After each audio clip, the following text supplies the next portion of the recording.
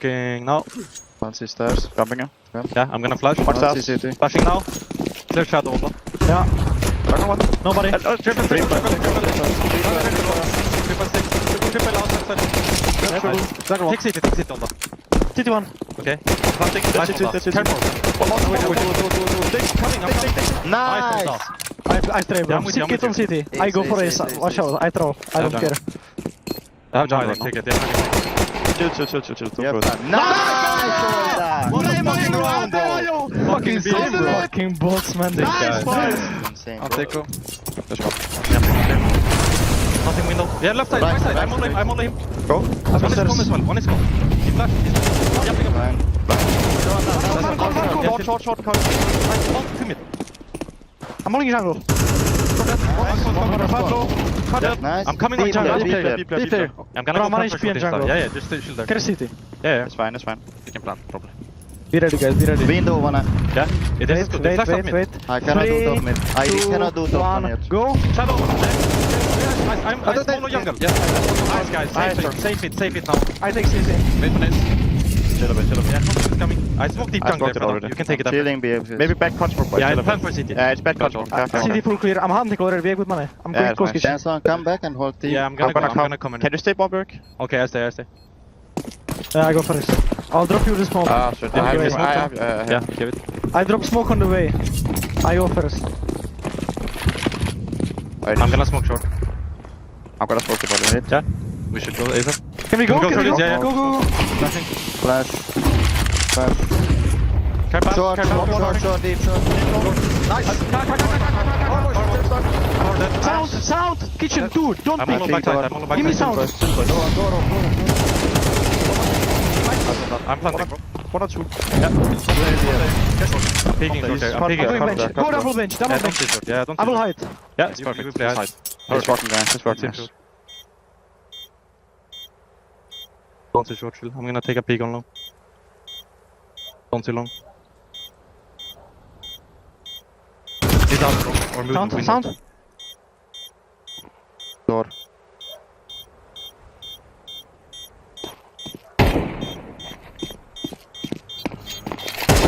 What happened, bro? You're fucking fucking insane. Oh my god! Sick round. Sick round on there. Fucking nice, bro. Yeah, don't take on. I'm gonna walk One up on man you. short. Hold jungle. I have it now.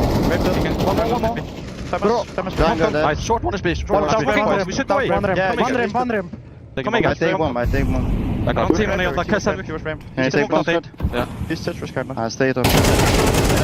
Nice, I'm with you. I'm only jungle. Yeah. One on side. Peeking. I think I saw him jungle. Not sure. Jungle. Nice! Big fucking round. Flash middle. I'm ready with Flashing. my... No, but get him. Yeah, I'm ready with H here. Midnight scare contest. Can you take Spacing. Berik? Can you take Berik? Wait, not yet. One A out, I cannot flash yet. One A out. Yeah, wait. He's gambling here. I'm really Flashing now. I'm gonna re-smoke on. Nice, 10 more. I'll go in It's face side. probably Solo. I went in Device. Yeah. No soap. One more was out. Cash short, bro. I'm walking through smoke You here. can go. now. Yeah, you do it. I will just come towards middle. Under clear. Yeah. I'm pushing behind B. Yeah, Can be ladder nice. and shit. Yeah. They went early. I'm playing around Play jungle. around jungle here. I smoke them down. It's good. Yeah. It's block size now if you can. Yeah, I blocked. Nice. I'm going ticket. Yeah, I have another smoke. It's good. I'm gonna clear B now. Better Yeah, than clear B soon, guys. Can be window. Clear. Yeah. Rotate. I'm gonna smoke Try and out. get side here. Play on the woods. Yeah. I'm hiding ninja. Yeah, I'm They gonna can. pick They will on. not go from it, right? If we come and Don't play take on. Come, Yeah, I could come. be. I'm walking. Can you come Sound. city? I'm gonna pick I sound will, for timing here. but I'm Sound, they walking. don't have up. One only B push. Oh, It's lurker. shit. I came in All though. good. Trust it still. There's still Yeah, a let's say story it. here. There's still a story. Stay. I'm staying jungle. I have window boost only. Don't see slope. I'm gonna welcome them in on A now. I pick on. I got Okay, the then default. takes info combo. Palace. Okay. Out. I'm peeking. I hold A out. Yes. Let's see. I'm blind. One A out. I'm killing out. Palace there. I flashed that. Palace. It's a fucking round! You're a fucking beast! I don't think they will come actually. One ramp. Flash green util. Okay, Top I'm killing a ladder. gun. There's killing a ladder. Looks like Yeah. I run right on One is probably lurking up con. Yeah, probably. I'm chilling. 2 out A. One set. Yeah. Be ready to flash Yeah, jungle. One is subcon. One is subcon probably. Be ready to One react. ladder. Dead. Nice. One is Come close, subcon come probably. close, guys. One is subcon probably. On Yes, side, coming up, city. 2 sides. Sound. Planting. I flash above you now. for sure. Flash. Let all the play, let all the play. Nice. Carry on. Nice. Just stay red con, Con, flank. con. Nice. Bro, that flash hammering, it almost fucked me up. Alda, bro, you are so insane right now. It's actually insane. Look at this. I'm with the most comfortable man in esports right here, Exertion. Brother, how you doing? It's good to see you. I like seeing you at events. You always have a nice vibe. Yeah, I try my best. It's more tough in games with this team, but yeah, usually I'm smiling. It's a bit tough with the jet lag, of course, but this day I feel like everyone is feeling a bit better already. Jet lag. Ooh, talk to me about that, bro. Jet lag. Where'd you fly from? How long it take you to get here? When'd you land? I need all the details. This is a border security check. So like most teams, we came a day early than usual you would in tournaments because we need time to adjust to the jet lag. I think traveling here to Australia is the most toughest jet lag to deal with as a professional. It's going forward, which is difficult. So yeah, I mean, we arrived here on the 18th. I arrived midday with the Sphinx. I traveled the Sphinx through Dubai. We had a connection there, so it was good. It was nice. We slept most of the flight, and yeah, I mean, we're feeling good today already. Were you balling on this flight? Did you fly in business class or did you fly in economy, bro? Are we trying to flex on them? Nah, no flexing, but yeah, I mean, of course, business class is a game changer for us. Yeah, look at him, bro. No, it is insane. I've never flown before. I did it for the first time coming here. Oh my God, bro. You can sleep on a plane? That's crazy. Yeah, I mean, it completely changes your travel, I would say. Yeah, bro. You show up actually feeling rested. I think for a pretty competitive sports team such as Mao's, it's probably important, bro. You want you guys in good shape. Okay, let's actually talk a little bit about the Counter-Strike because I love hearing about your journey to get here. How are you guys feeling? What's the vibe like within the Mao's team right now? Is this going to be a trophy lifting moment or? Well, I mean, we are always still working. I feel like practice has been really good for us, but practice is practice. It doesn't really matter too much when it comes to officials. I feel like we are all confident right now. We put in the right work when we were home now, so we are ready for this tournament. Of course, our hope is to win the trophy, but we will take it game by game. Everyone here is hungry to win. And yeah, I mean, I hope that we can get as further as we can, basically. All right, respect, man. I like this. How is it going from like you're playing on LAN, you're playing against all these like good high tier teams, and now you have to go and play online BO1s? That change, how's it feel? I mean, I think this is like the environment we are more comfortable in, obviously. We was kind of caught by surprise, I would say, in this major qualifier. Not fun at all. You can blame the system and whatever, but still, like, we weren't ready, obviously. But I think this is where we feel mostly at home and where we're most comfortable and where we play our best CS. So we're really happy to still be at these LANs, you know. Yeah, and I mean, speaking of the LANs, all the LANs these days are BO3s. I don't think we've seen many BO1s in MR12. Is that like a really big, drastic change for the BO1 system? For sure. I think anyone would agree as well that MR12 BO1s is probably the most random thing you can do right now with all the pistol and the money like economy issues it is in the game. So, I mean, I don't think it's like consistent with how Counter-Strike is working right now. Like, obviously they have to do something. Maybe it's something about the pistols because they're way overvalued right now in like best of ones and MR12. So, I mean, I think it should be a change. I'm not sure it will happen, but it is not great as it is right now. So what you're saying is, now that we're back on LAN, back to the BO3s, you guys are going to be that dominating for, well, I say dominating, but you know what I mean? Like you guys had some pretty decent results recently. Are you guys going to be back to that form? I mean, I don't want to jinx anything, but obviously I'm going to say again, like this is where we are the most comfortable in the BO3s. When we get your map you want and you can prep and all this, like you're for sure kind of sure what maps you're going to play, and it's just more comfortable in general, and that's where we shine. Play Like Torshi. You doing a season 2? Have you had any more offers for the Play Like Torshi course? People love it. Yeah, actually I got some offers from Hollywood as well, like my casting and like my acting skills were pretty good. Yeah. So I got some offers from Hollywood and yeah. Okay. Yo, the thing that people don't realize in that Play Like Torshi thing, that was like unscripted. You did everything just reacting. That was like authentically you. Everyone's like, oh, whoever scripted this is funny. It's like, no, bro, he scripted this in his head, live, on air. That was great, man. Dude, you're bringing a nice smiley vibe today. Are you enjoying Australia? Yeah, it's my favorite place, Melbourne. Let's go. My favorite place. Let's go, bro. Yeah. Yeah, back to the other topic. Actually, I was not acting that. It was it's a real me. Yeah. I'm a little bit toxic. Yeah. I don't like my teammates. They're always making mistakes. I'm the best. Yeah. Sertion is baiting me all the time. Play like Torji. Yeah. Play like Torji. Play like Torji. On a cave. Not Didn't peeking. smoke mid. I'm walking now cave already. I'm blind. I'm cutting chance. I think he's jiggling, bro. Yeah, I'm peeking cave now. One dark Blind, actually. I'm ready. Wait, I'm You ready come with now. me, Thompson? Blocked A. Yeah, wait, I'm coming. Flashing now. Nice, Red. Cave, cave. I'm coming with Was it off? I think it's there. We can keep pushing B and see if they push I will A. smoke left side. I will smoke left side. Do it. I think OP is dead, guys. Push B, Flash push me to A B. here. Flash me Mafia, to A I here. smoke, I smoke. Mafia. Okay. Be ready to react. On temple. Come B boys, come B I'm boys. blind. They flash B, no one pushed. On temple. Yeah, wait, Eric. I'm gonna smoke Stay left anti, side stay on B. anti, bro. Stay I'm anti. smoking left side on B. Yeah, stay anti after.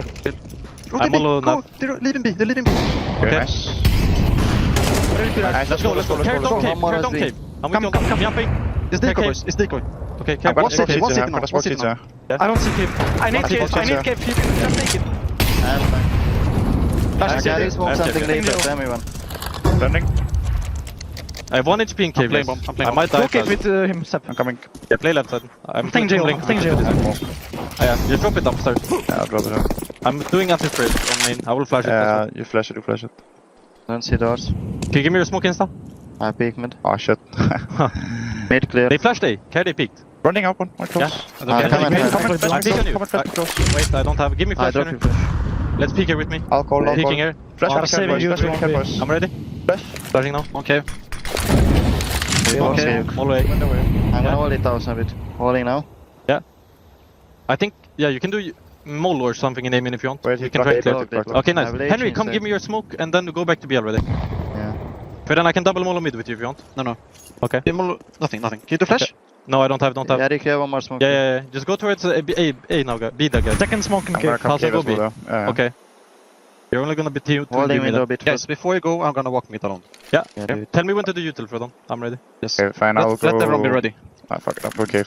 Yeah. I lock doors only Can now. I come cave with I you? blocked A Go again. B, go B. Yeah. B play 2. I help you. 12 B, 12 I'm B. smoking now. Left side stuck. I smoked again.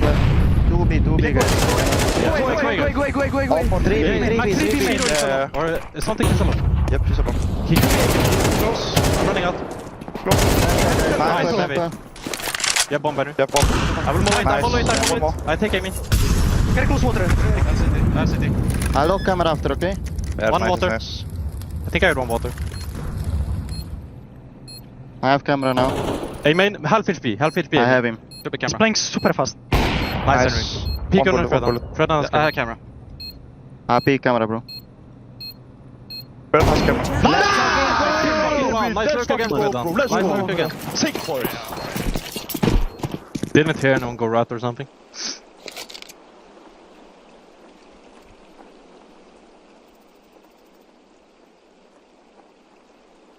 If they molly me, can we fight them together? I will smoke insta. Yeah, just move it. We don't need to. You can try and jump back, Henry. Yeah. Hey. Main say. Okay. Coming in. Nice. Okay, close. I'm with you. I'm with you. I'm blind. One more. Do not run through. Don't round. Kermit. I went Can out. they temple? I'm going to the city. No, I'm going to I'm the city. chilling Playing close, through okay? retake. I'm playing I'm through going pillar retake. Henry. Hold first. Yeah. Yeah, I will. Can you still go A? Yeah. Wait, I'm smoked off. Can I Can see be out now, watch out. I have camera, boys. Yeah, I'm them only stairs kinda smoked. with you here. They're gonna make a new I plan. have it now, Tosun. Yeah. They will never know you're there. I have kit laser, guys, if they go B. I have city spawn If they right now. camera friend, keep fighting. I'm pillar They with can you. be Okay? temple from B as well. Yeah, I have behind you, Alda. Nice. I let them plan fully. Yeah, do it.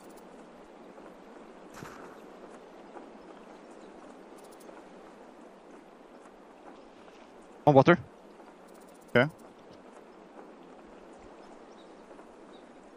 I think he failed step. Carry. Yeah, I have it kinda. If they're all aiming, just hide those and maybe peek on Fred after, okay? Yeah, play on Yeah. me then. Yeah, I play first, then Fred, I'm going then, towards then A, we Alda, peek so on him, we are okay? four. Out aim, one aiming. I'm rushing. I'm Two mid. Two mid and one A. Before. Aiming. Amen low, amen low. Nice, Ah, nice, one Amy. is I'm peek, picking with you, I have Henry. it. One is I peek. am. I'm with you, Henry. I have it. Okay. Nice! Sick fucking round on A, guys. Nice, Henry. Sick, Henry. Hungarian beast. Best now, Henry. Wait, flashing on your left. Hold it. One main. Yeah. We have main. Let's fall back here. We should water crunch soon. Yeah, We have one more. We have two more smokes. Okay, no, say 3. You can say No three. need, Yeah, no stay, need, stay, no stay. need. Let's stay. You should do I'm some checking smoke A on here, that. boys. I smoke now. Yeah. I'm Yeah, jiggling with another Mollo on flash? beam in. Yeah. No. Henry, Can you you play cannot fake nade Down. like flash. Close Okay? con, I think. It was. When I Yeah. come What? Okay, they want Watch it. to pop here. Nade, You can nade, leave nade, cave nade, maybe, like in leave front of cave me, here like maybe. flash. Okay, fight aim in, all of us. Let's come aim. Come in. I'm playing. Drop down. Can we play double K, bro, instead? 1B. Yeah, sure. You I don't smoke nade? beam in. I Windows, smoke beam in. yeah. Ola. Go back if you I'm can. on main. Yeah, go back if you can. I'm pushing. I'm playing enough, playing enough. Yeah. Take on, take on, I'm bro, running take here, on. boys. I'm running here, boys. One cave and one A B. We are pushing A now. I have guys. another Mollo for cave. That one. Nice, guys. Big. Nice, I have cave. Bomb is in cave. Two Pick big on me, main man. on Peek me. on me, man. Peek Yeah, on me, man. I'm with you. Time, I'm with you. Yeah, they don't have time. South. No, sorry. Okay. Pull it. I have only one for them. Smoke B. Sorry. Low smoke B. Flash. They smoke's gone. Flashing now. Can you drag that, Eric? Yeah, I have it now. Don't see me. I have low B main once. Hold it. I'm not holding. I'm staying inside cave now. CB. Don't see. I'm gonna hold please and then rotate. Yeah. One, both traps, ready. spamming con. Bounce it. I'm all okay. I'm all please now. I'm gonna leave you guys on B. Not We I can swap, I we can can kill. swap. I can Drop kill. that smoke. I don't I give don't me. feel so Give me for it that. though. I Yes. get drop that smoke on backside as well. Yes, I yes, have kill nice. now. Great. Both Working team. at retailing, Police yeah, is clear, boys. yeah? Leaving mid. Yeah. You can play 3 rifles, eh? Wanna fight mid? Yeah, I'm Close with cave. you. I smoke B, I smoke I'm B. mid cave. Ah, shut up. Yes, good. Not in. I have full cave, guys. Play mid, though. Yeah, I'm playing headset on A here. Yeah, they should come here. I have cave. Hold B main for me. Yeah, I have it. It's smoked. Already smoked. One guy after. rat. Flash time in. Cave in cave. Mike one. 10. Do you wanna peek mid? One let's repeat take on A. one. I let I you repeat peek it. it. I I let you repeat A, peek execute, boys, execute. it. Yeah, make clear. I'm holding cross. Coming A. No one up. Out A. that. Nice. One I A, have one one A. more. Out A. Two guys still. Still low, still low. Nice. Side, Can be side. On the team, do you feel like there's other players as well that bring up the hype? Do you guys do it together, or is it like one person starts and then everyone else is like, oh shit, yeah, we got a chance here? I mean, I think everyone is pretty, decently hyped at least, but probably me and Towson are the one that's hyping up the most, I'd say.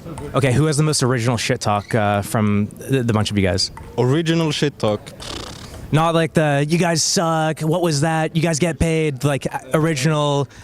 We're not that really creative, I would say. I hear Towson screaming in Danish mostly, and I like to tell people that they suck as well, so no real creativity from us. We just like to talk shit sometimes, you know? Well, talking shit's always fun. You don't get to do that in online CS. What's your most favorite environment to be in on LAN when it comes to the shit talk? Do you like to see their faces and be able to do it in the studio settings? And does that change when you're in different settings? Yeah, I mean, it's different, like because when you don't see each other, you know that they don't really hear it, or you don't have face to face, so it's not that it's not as personal, you can say. So I think I like it more when you can see each other and talk shit to their face, you know. I'll be a bit I greedy. will give you an extra. We give him Molly after.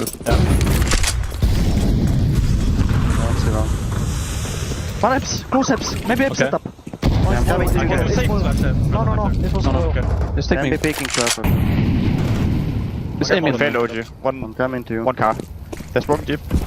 100 roof. Draw. Maybe 3B. They're gonna take B, I think, now. Yeah, catch 3B. Can you? I cannot help. Come Fuck. tight, bro. Yeah, don't be. We should reach. In locks.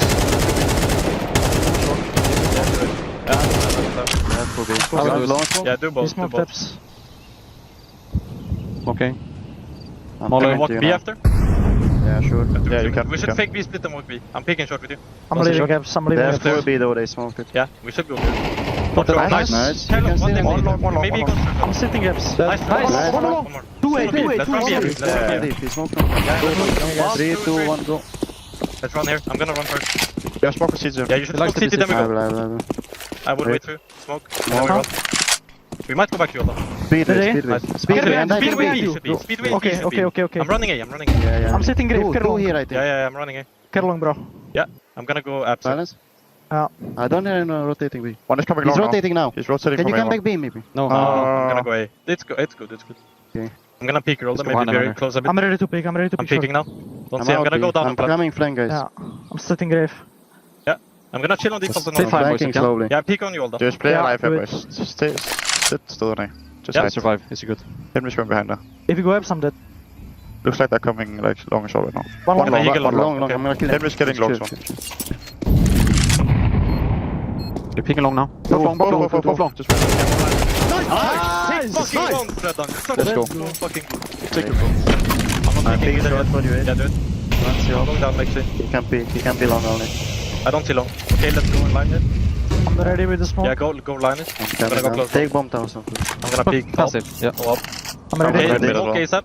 Smoking. One long. Smoke Yeah, I'm now. gonna smoke this. I'm gonna Wait. smoke flash. Flashing first. I clear. Yeah, take that. Flashing second now. Don't see short. Yeah, let's go long. One long, Down, one back. banana, All long. Demolition. Now banana behind guys. Back to it. One headshot torpedo. Headshot Headshot on torpedo. op was on I side. have G2 I did soon. put I have G2 flash. Come in FC2. Yeah, with. I think op is on side, guys. Flashing G2.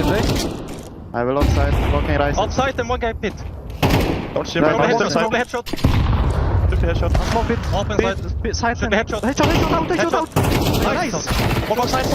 Nice. Can you Do it plan? behind. Can you plan? Two more. I'm chilling pit. Can be here cut with timing or short. I have short. I cannot. I have short and apps, okay? Nobody short. One was down. Apps. I think she's short. Okay, long after. Don't see apps. Peak short and Henry apps. has picks on long. Library, yeah. I Peek on- peek. Out. Peek on Freddan. Yeah. He smoked. Out. I'm gonna come out. Fucking goal, man. Sick, guys. They have no fucking money here. Good fucking job, guys. Nice job. One close. Be ready, Henry. I am. Flash. Flash. One mid. Close. Flash Good on more. close. Good close. I went back. I Yeah, smoke. I need I it. do smoke. it. Let's over-rotate for I A. leave. One peak. That's, I'm Molly, gonna leave it, Hassan. Let's go for A. They don't know how to do. I need help mid. Nice, Hassan. Yeah, let's coming, go yes, for I'm A. coming, We're yes. coming for A. We're coming for A. Wanna Need fight help for me together? Yes. We are coming. They smoke. I come I'm short ready first. to walk through long, yeah. Close steps. One steps. I One will mid, peek on one you, step mid. Fred. Flash I'll on peek one. on you, Fred. One up. Out. One. Okay, I'm ready to me. pick again. Yeah, I'm ready. I'm going out. One more mid. Mid, minus 30. I'm chilling. Yeah, chill, Henry. Mid should be here. He's mid right now, yeah. Mid. Going back. Wait. Mid still. Down for you, guys. Fucking I'm gonna flash and the ATV. Yeah, we can do it. I'm just holding the smoke here. I didn't want to go back. Can I hit you, Fred? One more? Yeah, I can. I'm just jiggling. You Yeah, can open whenever you feel like. Yeah, wait one. I run Do it away. now, do it now. Doing it Can up. you jump down? I'm on I'm peeking. Yeah, I'm 1, staying. 2, 3. Don't see. They smoked it, Come on, limit. Yeah, Can you go back, Tasson, maybe? I'm gonna go get nades. Yeah, do it. I'm I'm gonna go dark here. Yeah. Can you check up sometimes? Yeah, They could be searching right now on B. I'm holding Yeah. up. I'm fake stepping like I'm playing the dark third here. guy. Yeah, I'm playing dark right now. Mid clear still. Okay, I'm gonna use my smoke on B.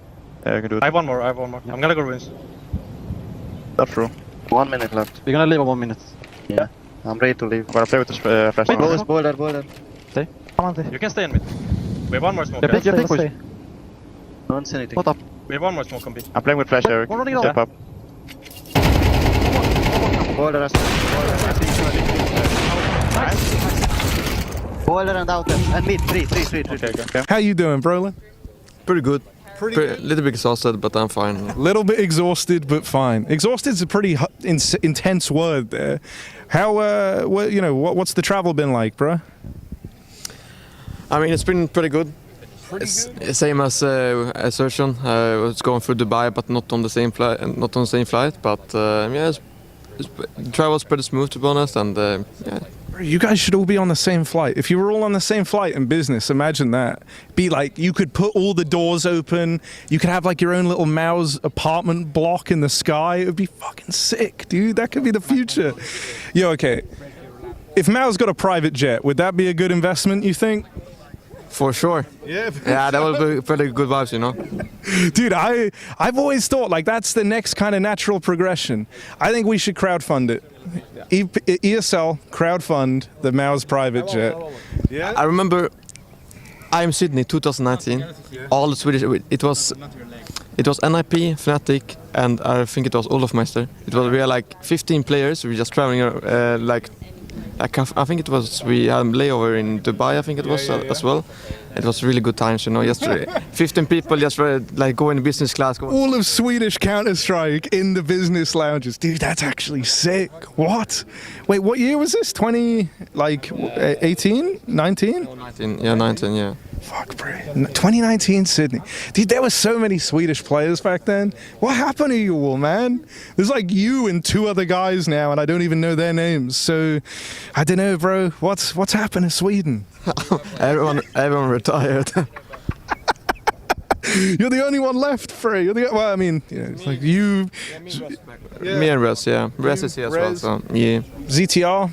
Yeah, but he was not there. I mean, obviously he's coming up for sure. But I mean, there's some players, of course, coming up, but maybe not at the same level as we were before. But yeah, you're gonna get Sweden back on the map, bro. I can feel it. This is the tournament where it all starts. I mean, my responsibility for doing it? I don't think so. But I don't know. There's some people coming up at least. I think Kervoy can have some players, of course. Spook from OG is coming up. And I mean, obviously, Rest and CTR are going. I think they're playing pretty good so far this year. So yeah. ESL presents the Intel Extreme Masters in partnership with Intel, Acer Predator, DHL, 1xBet, Face It, and Melbourne. Every bit different.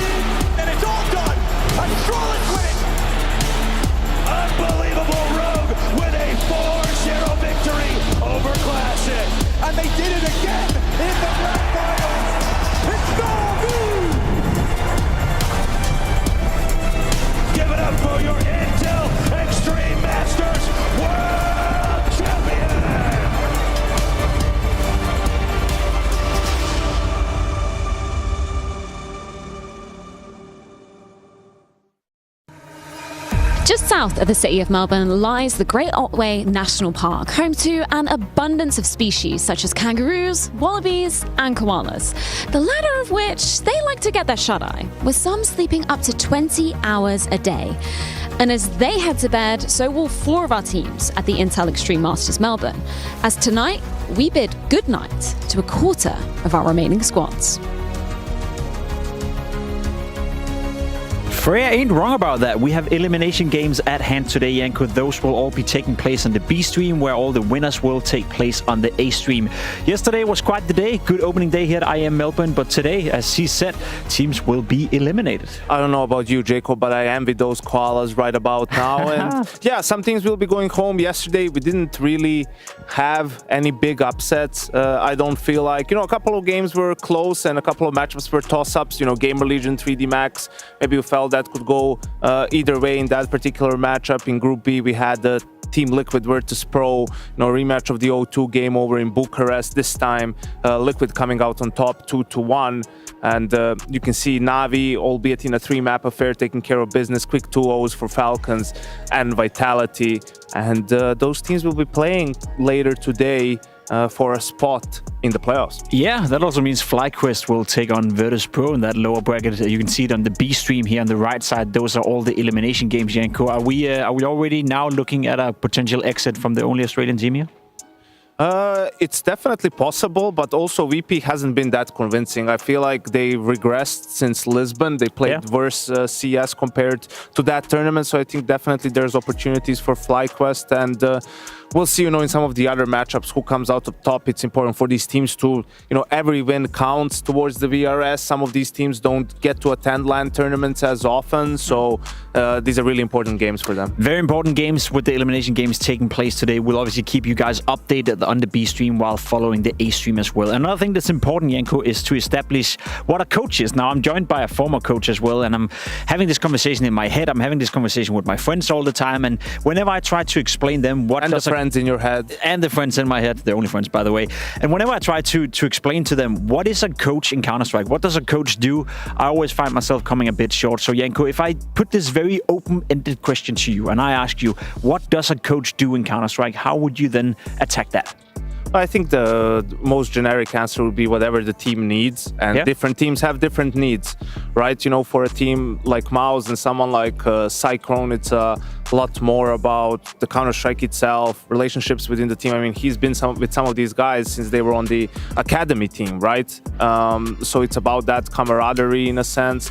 You go to a team like FaZe Clan, for example, that has a lot of big names and some star players. It's about managing all those personalities, managing people coming in from different cultures, and getting them all to peak at the right moment. That's why Robban, who isn't really regarded as super strategic coach, was a great coach for them, because he filled that need. And obviously you have also guys like Ash for GamerLegion that we'll see play here, that's very good with getting the most out of the players that he has without any really big names or superstar players, understanding sort of where the weaknesses lie for some of the teams, and being able to have different approaches, like we saw at the RMR / the Shanghai Major, where they played a lot more execute heavy or set calls on the T side, because they had a lot of young players, right? So you can't play too much default. They're going to struggle to take initiative in those high pressure games. So yeah, obviously Blade is a big name out there too, a guy that's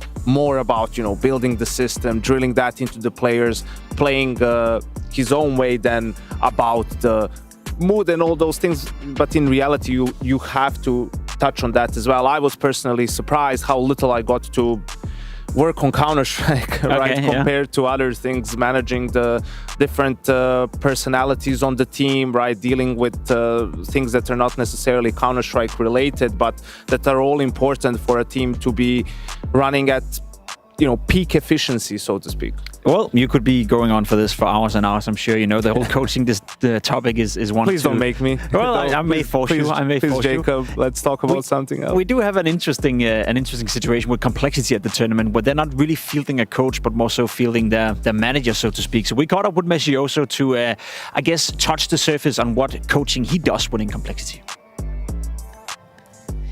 I've got the opportunity to catch up with Messioso ahead of their series. Now, we're going to be talking a lot about coaches to be starting off the day. Obviously, you're now standing in as a coach, I believe temporarily. How much choice did you initially get in terms of you being, demanded to be stepping up to be a coach? Well, I mean, ultimately, I made the decision to fire the previous coach. So choice was limited to, I could have chosen not to be the coach. I could have chose to have nobody there, but that doesn't really make much sense. So, yeah, mostly just stepping in because there's no point in having nobody there. And even if I can provide, one snippet of insight in 3 maps in a best of 3, then that's good enough for me, for now. Obviously, long term, would love to have a permanent coach in place, but I think it's more important to take the time to get the right coach than to rush it and just have somebody who maybe not working in the right direction. So. What's the process actually like of trying to get a new coach, trying to scout somebody, trying to find anybody who's obviously, got free agency or maybe looking to change organization? How does that all work? I'd say there's a lot of options out there. As soon as you make any coaching change, everyone starts DMing, and there's agencies and everyone wants to get involved. So there's lots of options out there. I think Right now, the biggest issue is we're just very busy. We've gone from Bucharest to play the MRQ and now in Melbourne, obviously. So lacking time to actually go out and interview these people and figure out like who is the best option for us. We've done a lot of first stage interviews. I've still got a lot of more interviews to do. And then once we've sort of sifted through that, we'll involve JT and other guys in the process and make sure we're picking someone who we think is going to work well for us. I think one thing that's been very interesting for us is that through the process of not having a coach, we're beginning to figure out more and more what we actually need from a coach and what we maybe thought we needed but don't actually feel like is that valuable. So it's not been an intentional experiment, but we've sort of begun to figure out more and more like, oh, it'll be really good to have a coach help us with this specific thing. But actually the other thing that we thought maybe, you get a coach for isn't actually that valuable. So yeah, it's becoming an interesting experiment, even though it's not an ideal situation to be in. Perfect segue into my final question. If you had to put it down to one thing, what is the number one, the most important attribute you look for when you're scouting a new coach? That's tough. I think for me, it's torn between two things. I think the biggest thing has to be like a complement between JT and that coach. I think that person needs to be on the same sort of wavelength in terms of what kind of strategies they want to call, so we're not putting too many thoughts in people's heads and pulling people in the wrong directions, which I think is something that we've struggled with in the past. We're having sort of too many cooks in the kitchen, and JT's felt very sort of torn in different directions about what he wants to call and what people want him to call and things like that. And I think other than that, I think it's more about the mental side. I think someone who's got like a calm head, and we obviously had that with Tion before, sort of known as the king of cool, the guy who smiles when you're 11-1 down or something. Tion was very good at that. So I think having someone like that is extremely valuable for us as well, because mental has always been something that people talk about a lot with us. And I think with this new team, we're a lot better than we used to be. And I think that's what's sort of allowing us to come back from these big deficits in the second halves of games that we're facing these days, especially like yesterday, for example. So I think more on the mental side, I think just being able to sort of keep everyone calm, make sure everyone's sort of reassured that what they're doing is good. And that's basically what I'm trying to do, at least this week. Excellent stuff. Thank you so much for your insight. And yeah, best of luck versus Pain. See, I find that very interesting that they're currently running a bit of an experiment where they're figuring out what they need from a coach and what they don't need from a coach. Would you kind of agree with the sentiment that being a coach in Counter-Strike these days is constantly evolving and certain teams have different needs? I think so, definitely. We talked about that, right? Maybe you have surpassed the phase where you need someone who's more strategic to sort of teach you about the higher levels of the game, and you need someone to manage the personalities and maybe instill some confidence in the new guys, right? Yeah. Like Sexy and Nix and so on. So recognizing what sort of a coach you need is a big part of finding the proper one. And I think also in this scenario where some teams don't have coaches, or Messi also is the guy standing behind complexity, I think it's important to note 95%, if not more, of a coach's job is before the game goes live, right? There's very little that you can do with the 3 timeouts and the halftime, right? It's all about making sure the team is prepared for the game. And in reality, not even the preparation for the game itself, it's all the things you do during practice at home. How do you approach practice, making sure that you know what you're working on every day, that you are attacking your weaknesses sort of by not losing your strengths, that you're building that culture where Graham was talking about it, man. The scene is brutal. Like, they've been at 3 different continents in 3 weeks. You spend more time with your teammates than you do with your friends and family at home. So if you don't have an environment where people are having fun and are not hating the fact that they've got practice coming up, I think that's crucial, and that's something that is definitely a little bit underrated coming into the role, but is very, very important with how the circuit is at the moment. It's very interesting to dive into this whole coaching conversation. I'm sure we'll talk about it more later as well. For now, though, we also caught up with Cyclone, who is, in fact, a real coach. Now, Cyclone, we're going to be having a conversation about coaches to be starting off the day, and organizations as well. So for you, I feel like during your tenure in MOUZ, it's been a conversation of you with the younger players, right? The more inexperienced guys coming up from the academy and kind of, teaching them how to play in the big leagues. Yeah. What's your experience been like with kind of teaching these younger players, and what's the biggest learning you've had from that? I think working with younger players is also a lot about growing up. It's a lot about outside the game factors. We did also have a few more experienced players, like NBK was there, Dexter, Frozen even though he's quite young, has also a lot of experience, but the growing up part. What's the biggest difference when you've got an experienced player on the server versus newer, fresher blood? I think for an experienced player, you can sometimes rely a little bit more on them mentally, that they'll be in the zone, and managing a younger player also after a loss or defeat, sometimes emotions are often in the picture, and you need to be good at managing that or distancing it. Yeah. In terms of the organization, I feel like, there was a period of time where we'd be looking at Mouse and looking at FaZe to maybe be poaching those players. But now I feel like you guys have built quite a loyalty within the team, right? We look at Exertion, Torzy, even Jimmy. They've been on the team for quite a long time. How do you build that kind of loyalty within an organization? What's kind of most appealing for players? It takes time. It takes time. Also for the setup we have now, Mouse have committed way more to being an organization of that level that supports, and I think also financially we're up there with those teams now. Cool, thank you so much for your time and best of luck in your game. Thank you. See, that opens a very interesting conversation for me, Janko, in terms of how well you're running your organization. Because I think we agree both that having a great coach and having great synergy between the players, the coach, the organization is a vital part of finding success. Now, Mouse have done it well. Cyclone has come in from the academy team. He's been promoted to the main team, and everything Mouse have been doing the past couple of years has been spot on. But there's also teams out there with significantly higher budgets, with significantly higher expectations that haven't been able to find that synergy.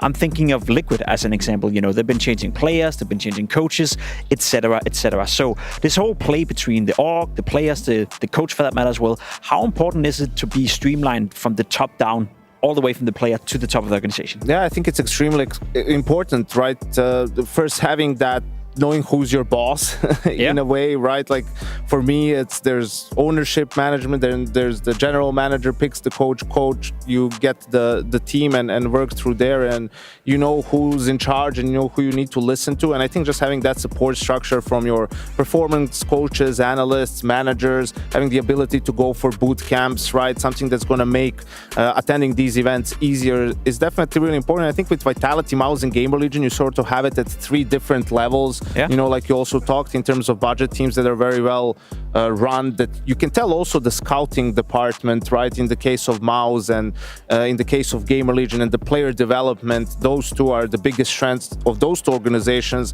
For Vitality, for example, is just, it is kind of ridiculous the amount of people they've signed on a free transfer. True. I don't think I was aware that Magisk, Zonic, and Dupree came on a free transfer. Then you have Flamesy, then you have Robs. It's like the only guy they paid for in the last 5 years seems to be Spinks, right?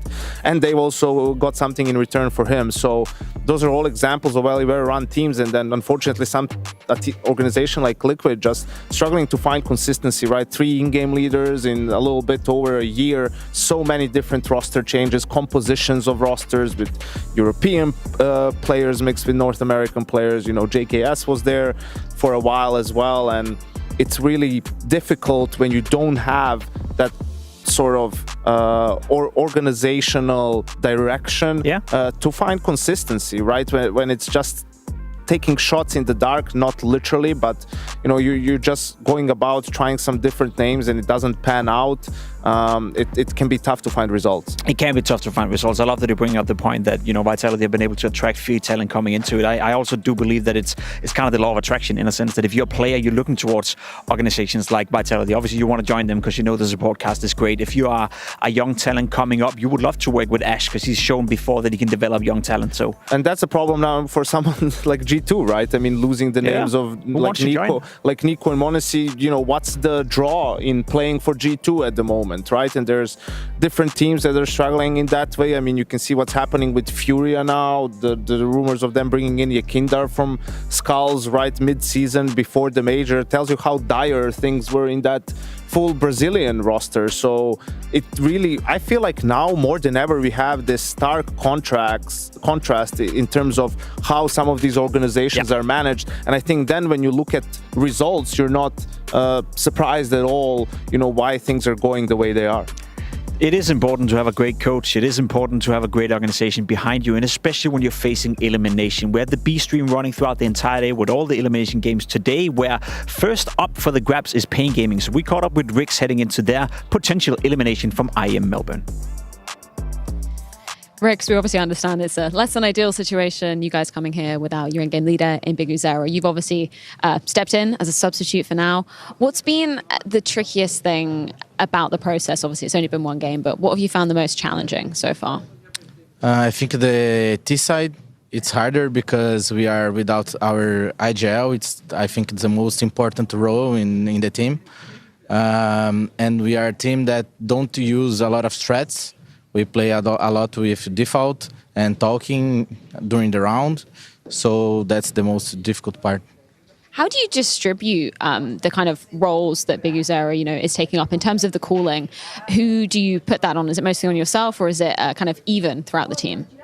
Are you asking about the roles that Big Uzera used to do and what I'm doing instead? Yeah, just kind of like the positioning and also the calling as well. Are you slotting in kind of one for one for the positions, and who's calling? Okay.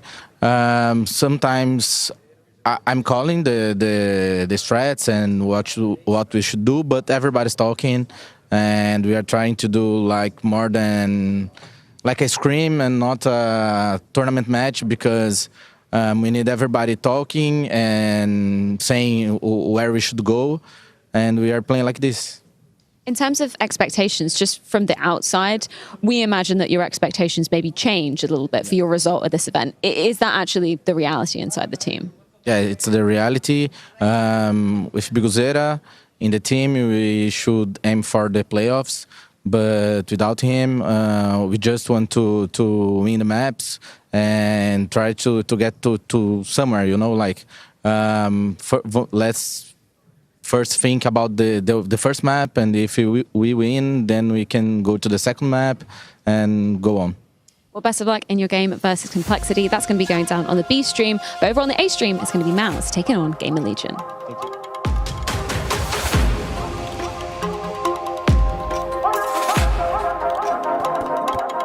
Hi, it's Bob with Face It. The official broadcast is better than ever on Face It Watch. Yep, that's right. Switch it up with the POV selector. 4 angles, your choice. From the main broadcast to your favourite player's view. And it's available on the Face It app and Chromecast. But wait, there's more. Keep watching, keep winning. That's how we roll. Watch IEM Melbourne while having the chance to get skins and Face It points. Look at this beauty. Change the channel and control how you watch.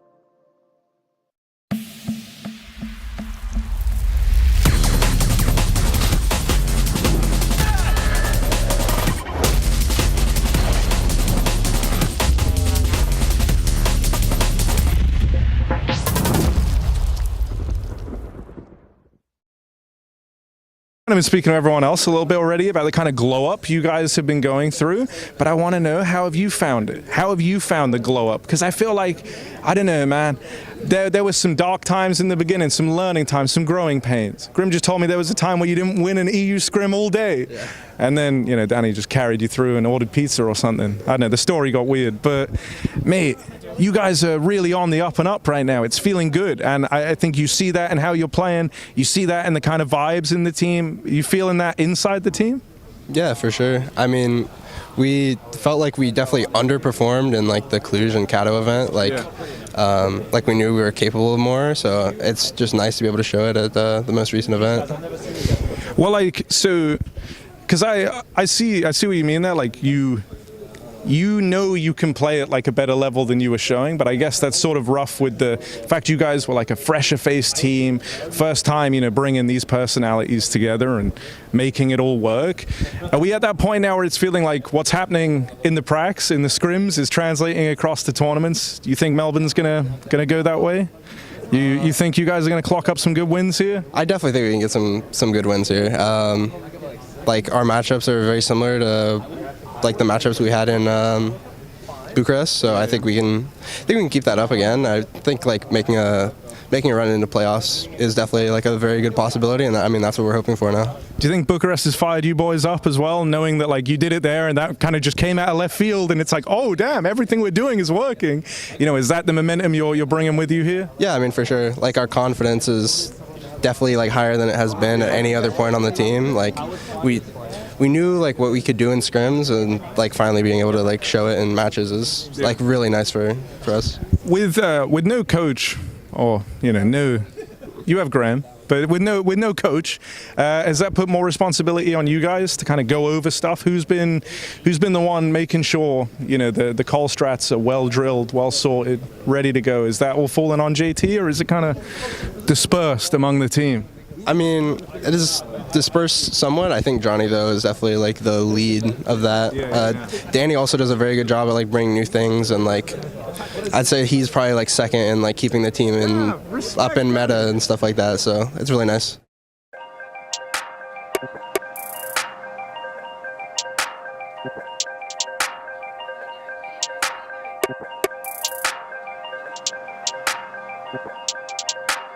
If all they've been saying is true, there's a wall before your eyes. Tell me, can you see right through? Right through, right through. Down through the wires and the pipelines. We go disconnecting from the city and the skyline.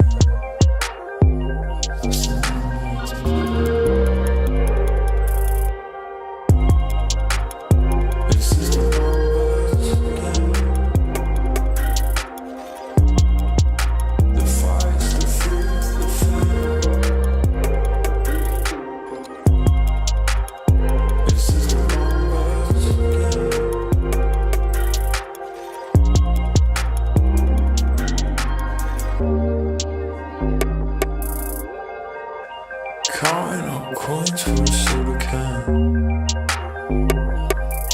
and there's nothing going on, no game plan, no plans. So I'm jumping out the fire, back into the frying pan. I'm trying to disconnect from the stats and the spray tan.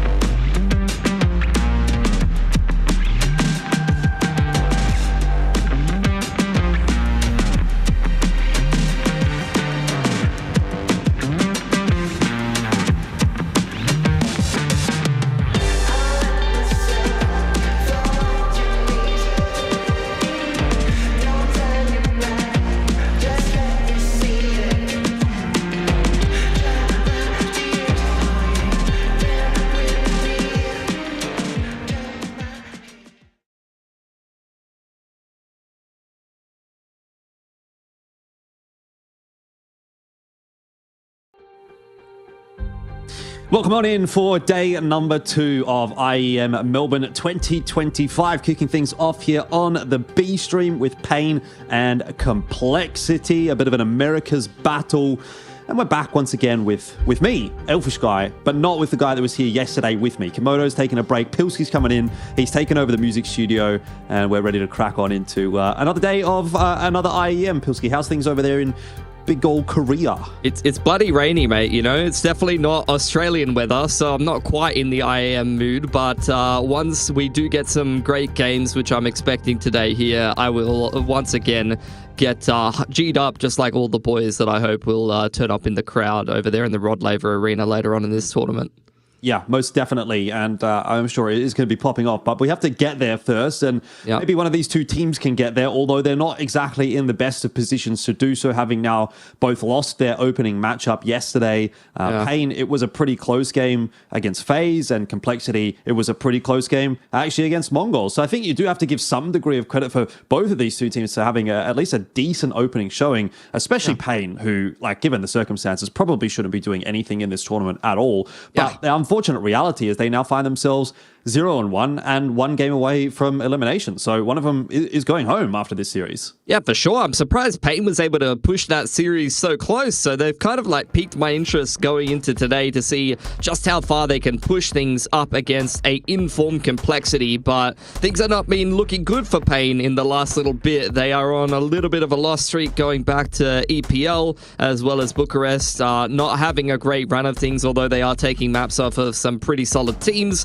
For the most part, they're not having a great time overall, and they have only won the 1 game over there in the EPL Swiss recently up against GamerLegion, and yesterday 0-2 against FaZe. But these results don't say it all for Pain. There have been some very close series, some very close maps against some pretty quality opposition, including the game yesterday against FaZe. So as we saw from Freya in the interview earlier on with Pain, you know, they have to reserve their expectations coming into this tournament. They're not playing with their IGL. They have their coach standing in, but I dare say that they're doing better than they would have expected against FaZe. Maybe a winnable series there yesterday. How did you feel about it?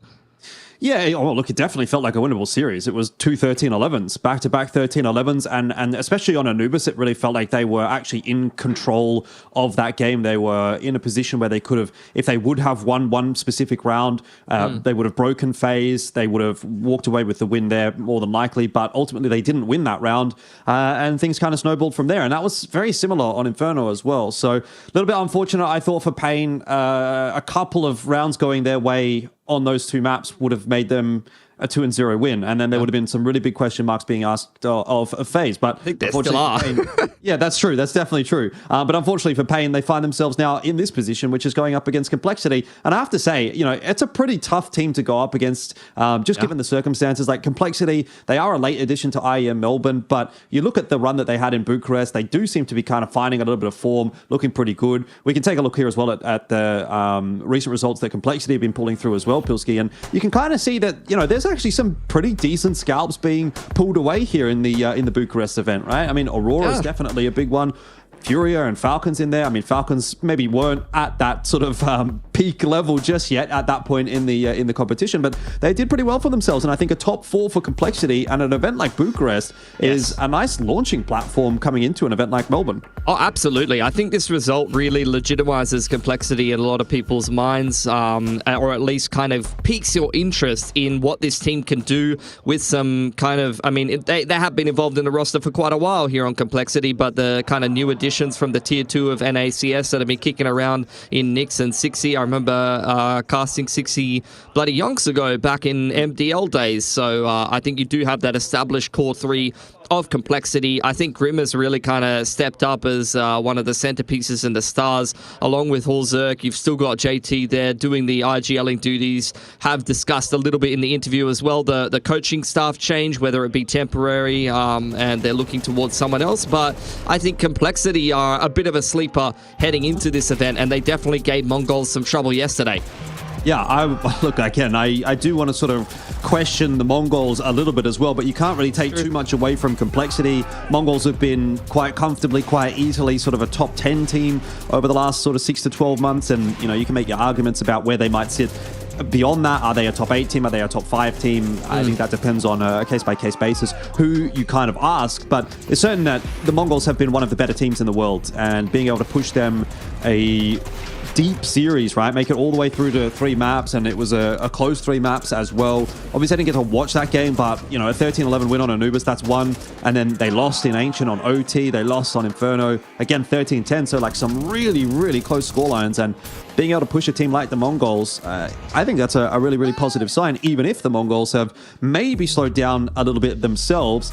Take a look at the head-to-head here as well of the players that performed well yesterday. I'll touch on Davideus specifically because I did get to watch that game, and it felt like he was really one of the key difference makers that made that game so close, right? We're not expecting a lot out of Pain in this tournament, but, you know, they've still got some good players, and if they do start to pop off, it was Davideus, NQZ, and Demo yesterday that I felt like did really, really well for themselves. You know, there is definitely enough firepower there for Pain to kind of get by, as long as Rix in particular is just going 1-for-1, you know, doing what he needs to do. So we'll definitely have that focal point kind of targeted towards some of those bigger name players on Pain, but I think also we kind of have to keep a bit of an eye on what Rix is going to be able to do in the server, and if he can keep himself even.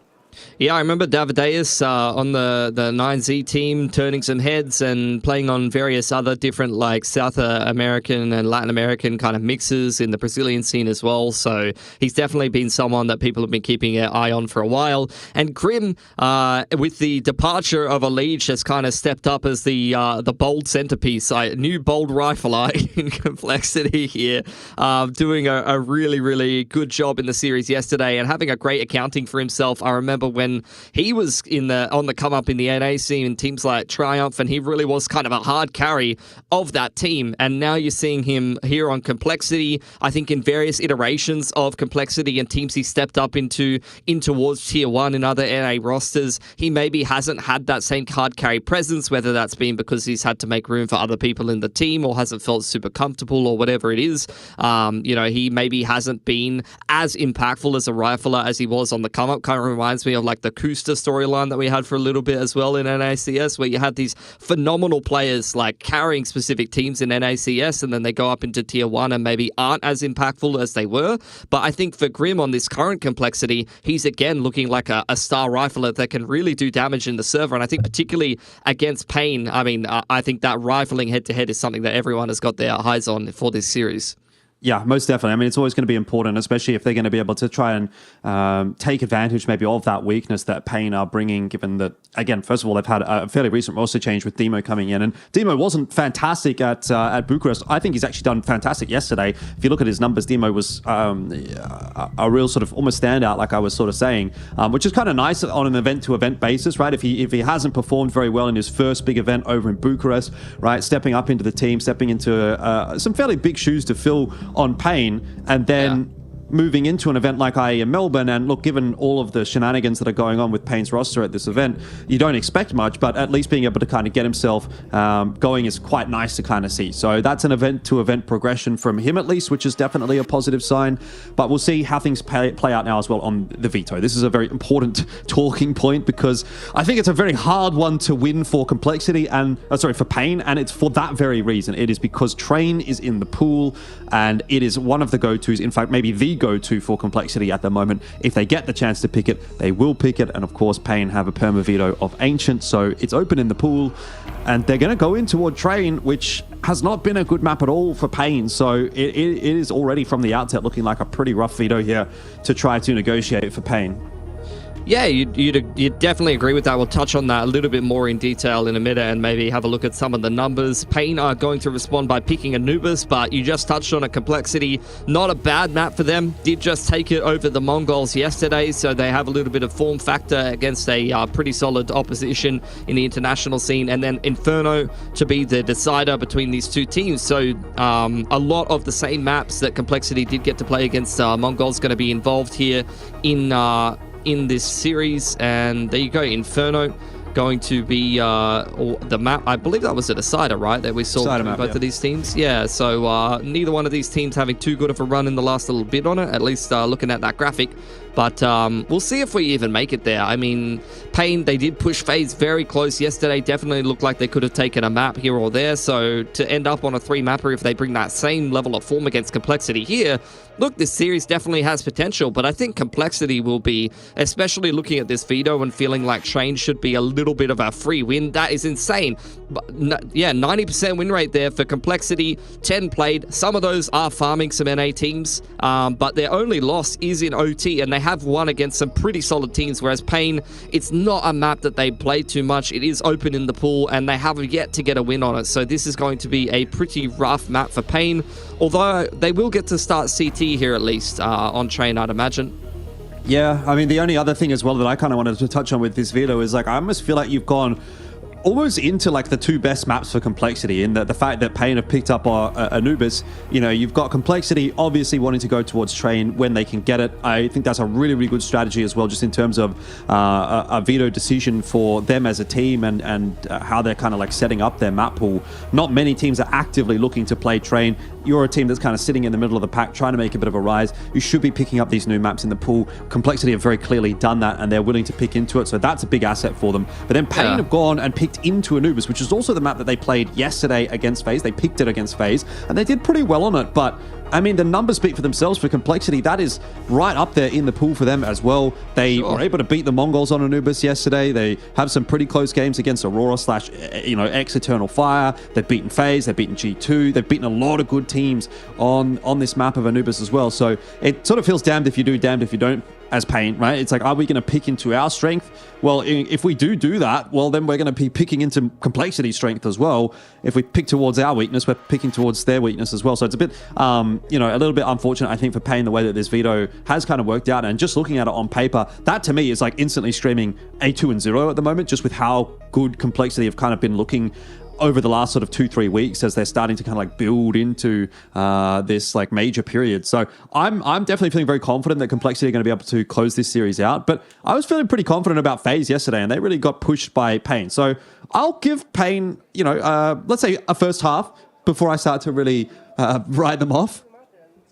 Yeah, for sure. We got to see what they're going to be bringing into this game. But I think Complexity, they are the form team. They've had a very, very good run over there in Bucharest. They're looking forward. In fact, both of these teams are looking forward to the Austin Major, and they get to play with their full roster here. So Payne versus Complexity, elimination game here in IEM Melbourne. Both of these teams would have flown a bloody long way, and it would be very bitter to go out after only 2 maps, or 2 series rather, for either of them.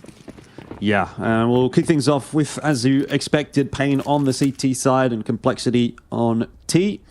Snow going to set himself up at the B halls and have a little bit of a look-see. He's going to have some kind of contact headed in his direction, and it's a slow contact. Davideus in the perfect spot, but Halser just knocks his head off, and that is not the start to the map or the pistol round that you want here if you are Pain. 60 on the late flank as well in through Ivy is going to catch up with NQZ, and already it's just falling to bits for Pain here as they try desperately to hold on to this A bomb site. But he's a coach.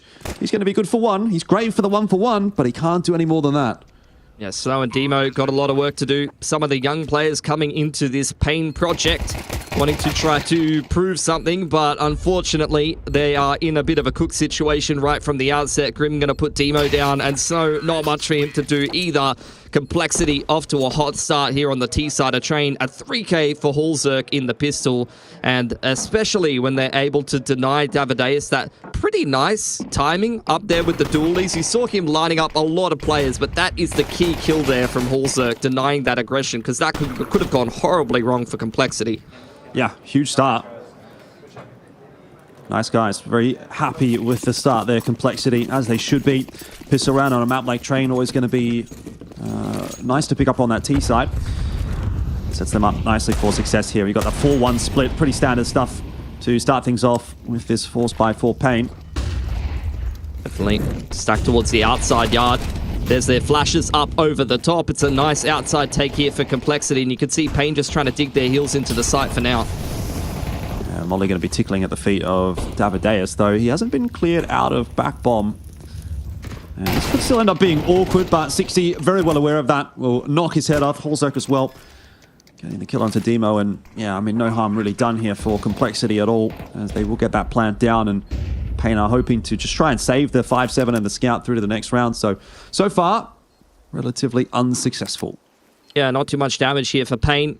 It's a hot start here for Complexity. 6 is already on the hunt. He was the man sent out with the MAC-10, and we'll go down to the scout of NQZ there, but I don't think he's really too troubled about that. His job is well and truly done. He's quite happy to just go ahead and upgrade into the next round, having cracked in a couple of entries on the MAC-10 this round. He's already pretty much made his money back, and Complexity with 4 rifles up here, this is exactly the start you'd want to the T-side of train. They really have a great opportunity to front run here. And Pain, we've touched on it already a couple of times. This is already an uncomfortable map for them. If you wanted to see them have some success, you'd really want to see them get their CT side economy rolling on nice and early and have a little bit of momentum into this game. But as it stands here, they're going to have to really have some consistency on this CT side to get back into this game and get cracking. Still a little bit of an investment into this one for Pain. They've decided to go for a few grenades. See where that ends up getting tossed. Could be just toward T-Con.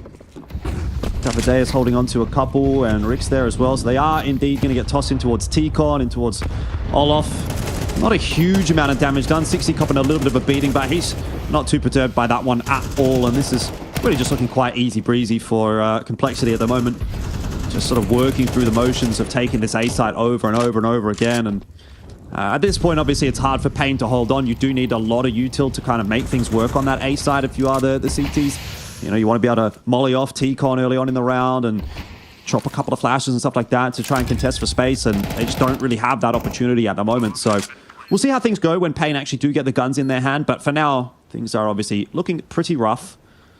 Yeah, they're still kind of sitting in some exit positions, you know, expecting Complexity to go ahead and push and feed them a little bit, but I don't know. I think you really want to try to take rifles out of the hands of the T's here, and you're definitely going to want to be upgrading into the next round. I guess Snow does have Kevlar and a fair few nades that he wants to maybe take into the next round. For NQZ, though, definitely looking for an upgrade on the scout.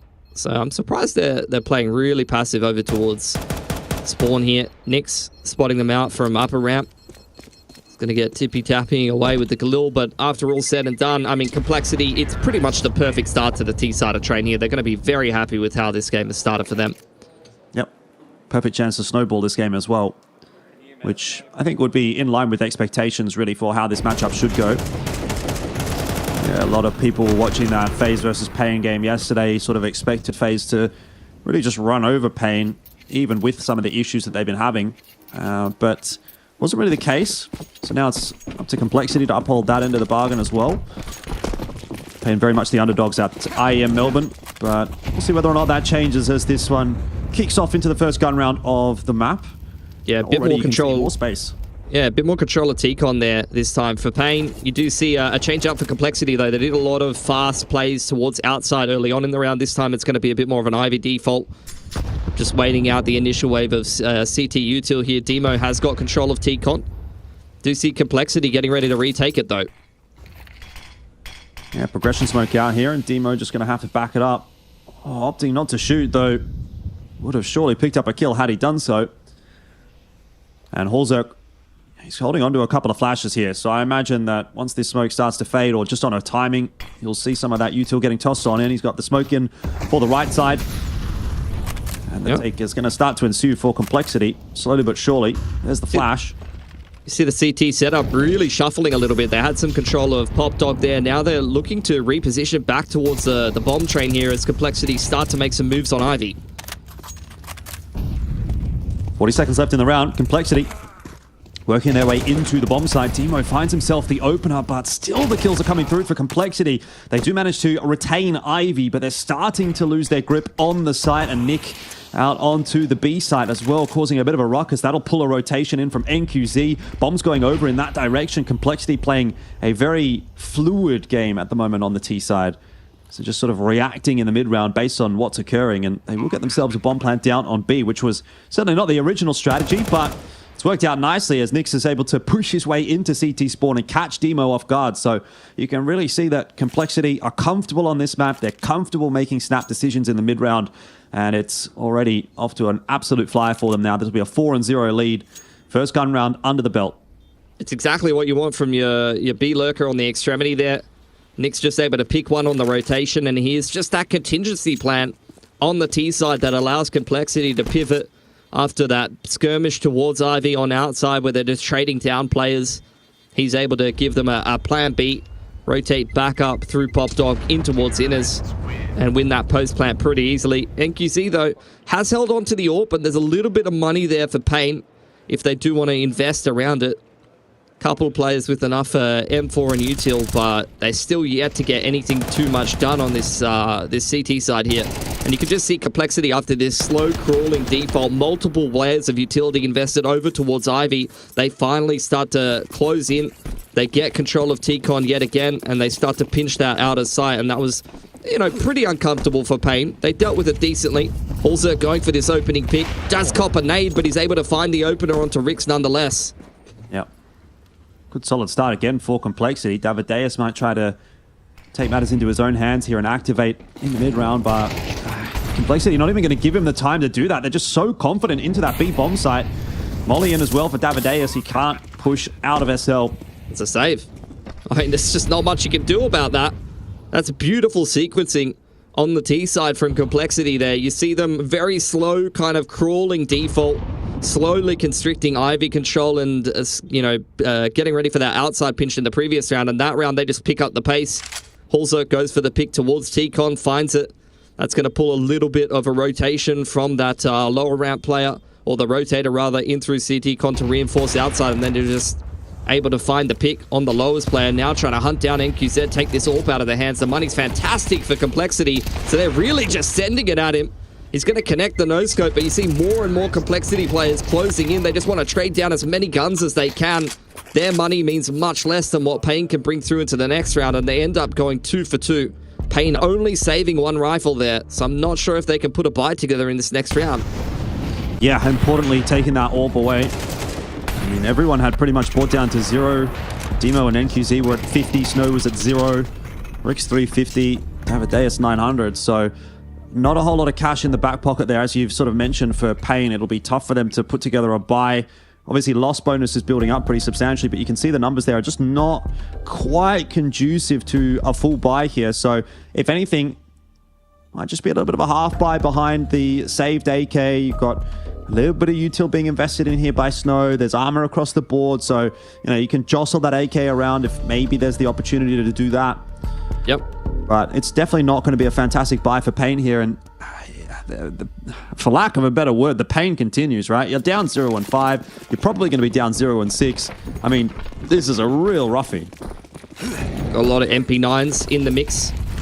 Big presence in towards T-Con here from the CTs. Demo going to lead the charge with the singular rifle saved over from the previous round, but Complexity not really in a rush. Mostly creeping their way in through halls towards inners. Little bit of pressure over towards Ivy here. I think JT's just whiffed his Ivy smoke a little bit there, but he's really just trying to keep the CTs interested on outside.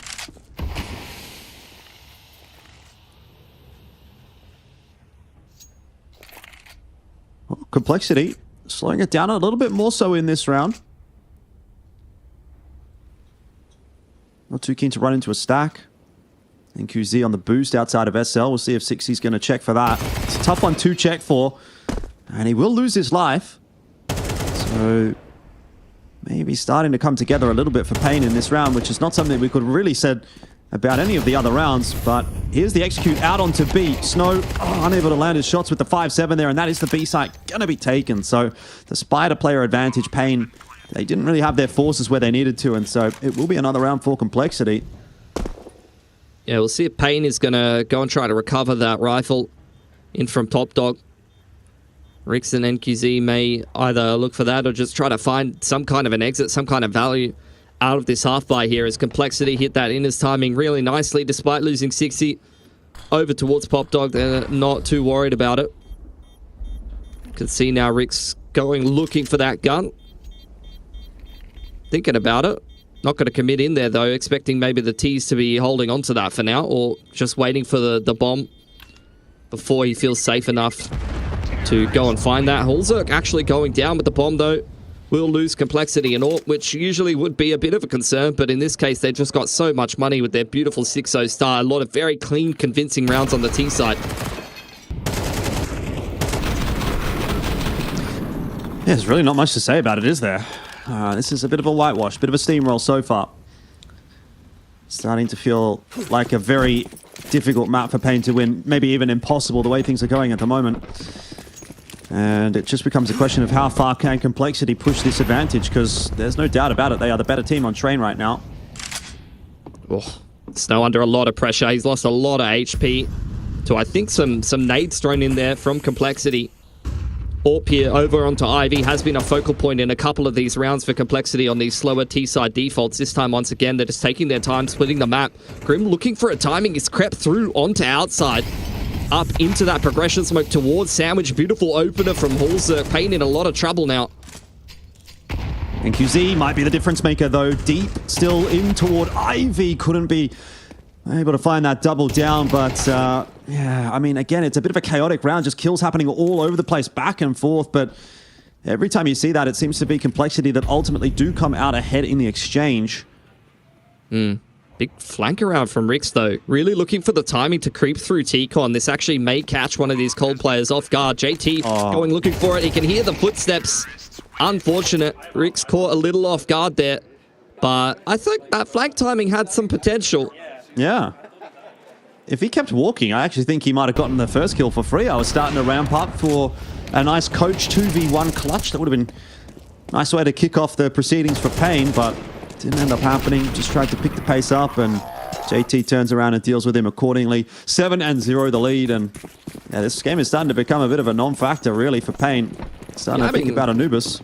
Complexity putting all of this work into, you know, adopting the new map in the pool is really reaping its rewards right now. There's a lot of teams that have been kind of slow adopters of Train, really starting to creep its way into the map pool over the last couple of months, and teams kind of more heavily playing it. Rick's going to go down. Another entry from Grim over towards T-Con this time, but NQZ aggression over on Ivy, really deep on the CT side, going to even up the numbers here. This is where JT's trying to activate. Along with the rest of Complexity, let's go for this contact approach straight in towards inners, but Snow going to further chip down the numbers for Complexity. Oh, deleted though by JT, but NQZ still kind of keeping himself in the mix here. Holzerk under a lot of pressure, trying to go forward, combat orb style. And he's got that Tech 9 now in hand as well. He's going to catch NQZ in the back. There's no way he's turning around. What? Hang on, he's gone all the way into CT spawn. Turn around, Chief. What's going on here? The GPS is the wrong directions. Oh no. It's an open plant for the other side, but that's a pretty nice... Oh no, it's a molly, not a smoke. Holzerk able to find Demo, but now position recognized, and there was actually a smoke on the bomb. He was looking for the rifle. There you He was go. looking for the rifle. I mean, that's just a really It was. awkward round for Complexity. Very winnable for Holzerk if he doesn't go into CT spawn there. All he needs to do is turn around. So, look, honestly, a little bit of fortune there for Pain. They lose the opening pick in towards Con. Nice peg back from NQZ with the aggression over on Ivy's side. Snow does a really good job just going 1-for-1, but NQZ is really kind of the star of this round. Over on the rotation, big 3K from him. So a little bit of good fortune, a little bit of an individual performance from Europa on the CT side. Makes for a nice first gun round here for Pain. Grim on the entry duty. And Complexity looking for a little bit of revenge after that last round, although 33 HP here for Grim, stuck behind E-Box. Doesn't look like a great spot to be in. Surviving for the moment, eventually will be brought down by Rix. That'll be a 1-for-1. Demo getting involved as well, and again, 1-for-1s, trades all over the place until NQZ comes into play and puts this one squarely on the shoulders of Pain. It should be their round, a 2v1, but JT working all the way through to Ivy. Was spotted, was aware. NQZ looking better and better on this CT side as we go deeper and deeper into the half. He's playing phenomenal. The dude's 10-3, multiple multi-frags in to be able to win Pain in both of these gun rounds. He is really the hard carry of the team right now. Really good positional play with the AWP. You can tell he's just very confident, being very fluid, moving around these angles. It's exactly the skill set you need from your AWPer on Train, especially in the kind of modern version of Train where things have been switched up. You have to play a little bit more around the trains. You can't just play those kind of patient AWP lines that you used to on old versions of Train all the time. Complexity changing things up now, back into the 1-4. They've left JT to throw a little bit of util pressure towards Ivy. I don't know if he's trying to throw that smoke or he's trying to throw the progression smoke towards the end. But I've seen him throw the smoke into that cubby multiple times now. Well, it might not come into play this round anyway because we're setting ourselves up for a B-pop here. Davideus having a little bit of a look in. Nice time on the grenade. This is a good flank timing as well. But again, Holzerk aware of that. 2-for-1. Holzerk did drop up in B halls, and that is the bomb on the floor, but it'll be somewhat retrieved by Nikex. 60 up close. You see his teammate fall, but instant trade coming out, and again, Complexity just kind of playing this Wolfpack style very nicely. Standing close to one another, trading for one another. NQZ grabbing the kill onto 60, but flank coming around into CT spawn will be more than enough. You're never expecting JT there, and Complexity will get themselves another round. See them very comfortable playing these kind of lurky styles or very skirmish heavy in a lot of these rounds. That round, just a simple 1-4. Another flank denial from Holzerk. We kind of outlined that Davidis was the player to watch for Pain heading into this series, and he has really been denied a lot of impact by Holzerk. There are multiple rounds here where he could have had a big multi-frag with the flank timing, but as such, he hasn't really got anything done yet. Money's been broken as well for Pain, so the half that's been very difficult is only going to get more and more difficult. Should be a 9-2 lead here for Complexity. And Nix just waiting to see if he's going to get his opportunity, but it is Grim that is on this entry duty and getting the lion's share of the job done. Bomb plant will be going down shortly. Unfortunately, not much to say about a round like this one for Pain. Nah, he gets swamped by Complexity, and I mean, the half, it's going to end up being a double digits half from Complexity on the T side of Train, which is just absolutely egregious. This has been a great game from Sixy. Of course, I've cursed him as soon as he peeks into Snow there. We will at least take one exit with him on the MP9, but well, I was going to say it shouldn't matter too much for Complexity. Look, it probably won't as we head into the last round of the half. They have plenty of money to be able to drop that AK over. They were finally starting to run out of cash a little bit due to multiple impact rounds on the AWP there from NQZ, but it's not really going to bother them. They have just been in free flow on this T side, and you can tell Sixy is just in bully mode. He's playing with full confidence. He's taking his own initiative, quite happy to just run on in and take duels self-sufficiently. So you can tell that Complexity is in a really good state of mind. They're feeling very confident right now. And they will head into the last gun round here. And once again, it's a 5-man commitment this time towards Inners. NQZ this time missing the shot. He's going to be overwhelmed. There's no way he's getting out of there alive. It's just a question of how good are the trades. Snow for one only. It will be the B side taken by Complexity. Quick smoke out is going to allow Payne out from Connector. But Grim sitting inside of the smoke needs to only pick a good timing, and he should get 2. Ends up only with the 1, but provides enough space for the bomb plant to go down. Wolzerk locked in. Did not see Davideus, which leaves it on to Sixi, who will take this upper position once again. May not be necessarily expected by Payne for a second player to come from here, so he'll get the freebie onto Davideus, the molly down onto the bomb as well. There is no smoke for Demo, and no defuse kit for him either, so this is going to be a pretty rough round for him, as unfortunately, he just has to see that one go by the wayside. Toss a couple of flashes in the sky. It's not a celebration, unfortunately, for Payne, and that is Complexity with a 10 and 2 half, double digits on the T side of Train.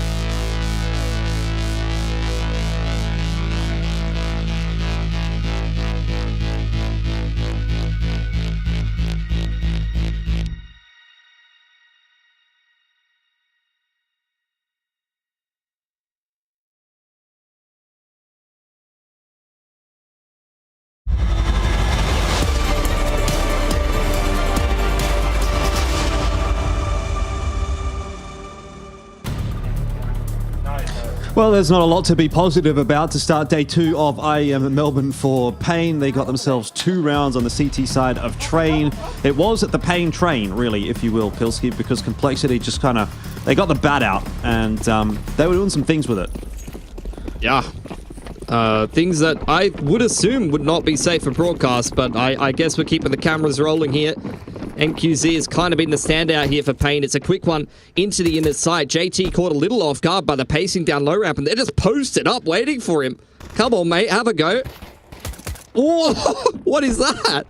How about that one? Grim as well, with the dualies all able to chime in on the rotate in behind. So it doesn't get any better for Pain. Unfortunately, now requiring a 2-on-4 retake. Or post plan, I should say. I mean, I can't even get my words out before the round is over. Like, I'm trying to start, something here, and then it's like, oh, by the way, there's like 5 guys dead already. You know what I mean? They're coming in for the retake. Oh, they're dead.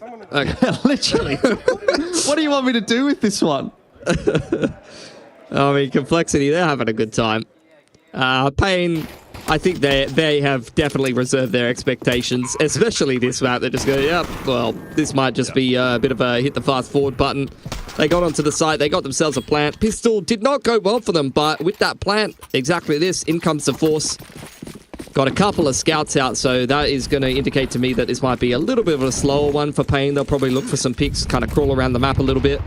Not much util in the mix for Pain in this round. Rick's going to cop himself a little bit of a tag up, a little bit of a nade early on in this round. There's some T-Con control secured by Complexity early on here.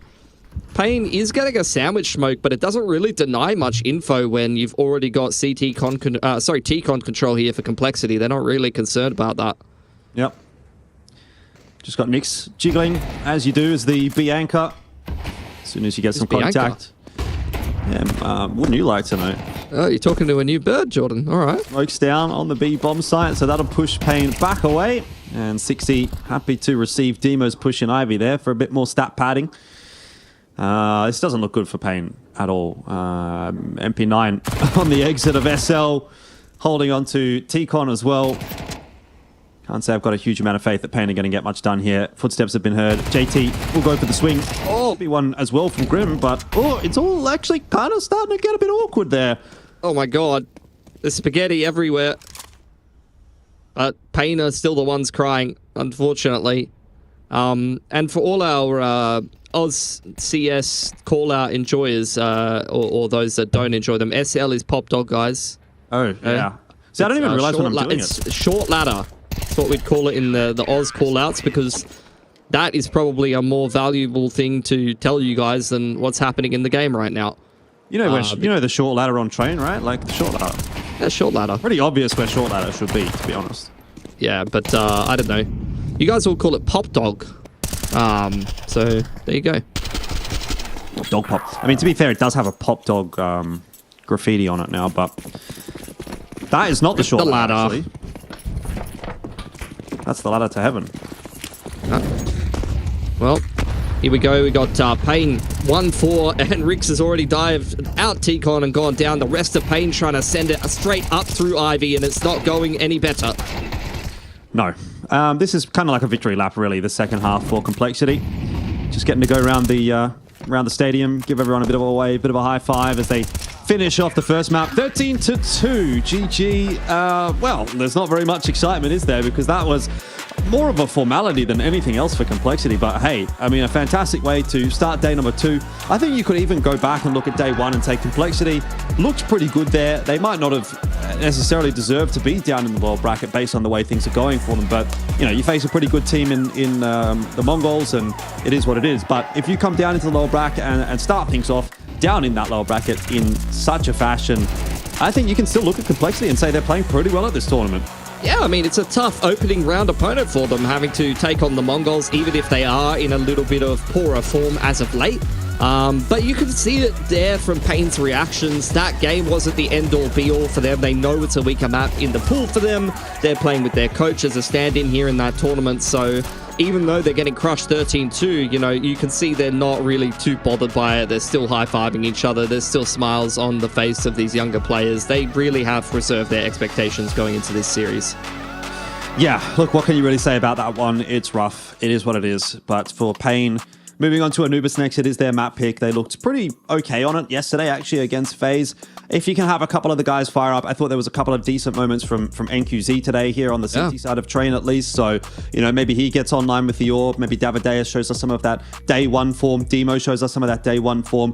We could potentially see a little bit more of a competitive map too. We should expect to see a bit more of a competitive one as well. It doesn't really feel like Pain had a great grasp there of what they wanted to be doing on train. Certainly not in the same way of as Complexity, who have clearly, as you can see, kind of invested a lot of time to get themselves ready for picking Train as a primary pick. So, okay, we can put that one by the wayside and say Pain, we're just not ready for it at all. Obviously, it is what it is when you're playing with a coach down in it as well. But let's see what they can bring for us on Anubis. I'm not expecting them to bring this one back to a map number 3, especially not with how that one went. But I'm hoping at least that we're going to get a little bit more of a competitive map. And I think there's a few things that will be required on the behalf of Pain to make that one happen. But if not, I mean, they just get eliminated here from IEM Melbourne, and it's in a 0-2 fashion. 0-2 in the first series, 0-2 in the second series, 0-2 overall. It's not really what you want. It's not what you want, but, you know, like I said, in the situation that they've been put in, you know, sometimes you just have to be realistic. And I have to say as well, looking at the tournaments that Pain's been participating in and their schedule as of late since the start of the year, going out in a tournament and having some time to unwind in Australia or maybe even chill for a little bit might not be the worst thing in the world for this team. Like, these guys look like they have been booked and busy, man. So it might be a little bit of a blessing in disguise to have a little bit of a break and maybe just have some fun in some of these games. You know, I know this is a serious esports tournament and everything, and, you know, it's going to be very sad if you do get eliminated, but I can't think of a better way to unwind, and this is from personal experience, than sitting in the crowd at IEM Melbourne and having a bloody great time. Actually, now that I think about it, we did have a few Brazilian rosters that did that. I recall might have been SK that got eliminated back in 2019 by even at the Challenger Melbournes and DreamHacks and stuff, man. There was some Brazilian teams over there, and you had some Brazilian boys come down and watch them. Like, there is a Brazilian community in Australia as well that loves to get around us. So, like, I'm sure they could have a great time, honestly. Well, look, the alternative, obviously, I think they'd prefer staying in the tournament, but we'll see if they can do that, though, when we do come back for map number 2, which, of course, will be Anubis. We're going to head to a short break here, so don't go too far away. Map 2 will be coming up in just a sec.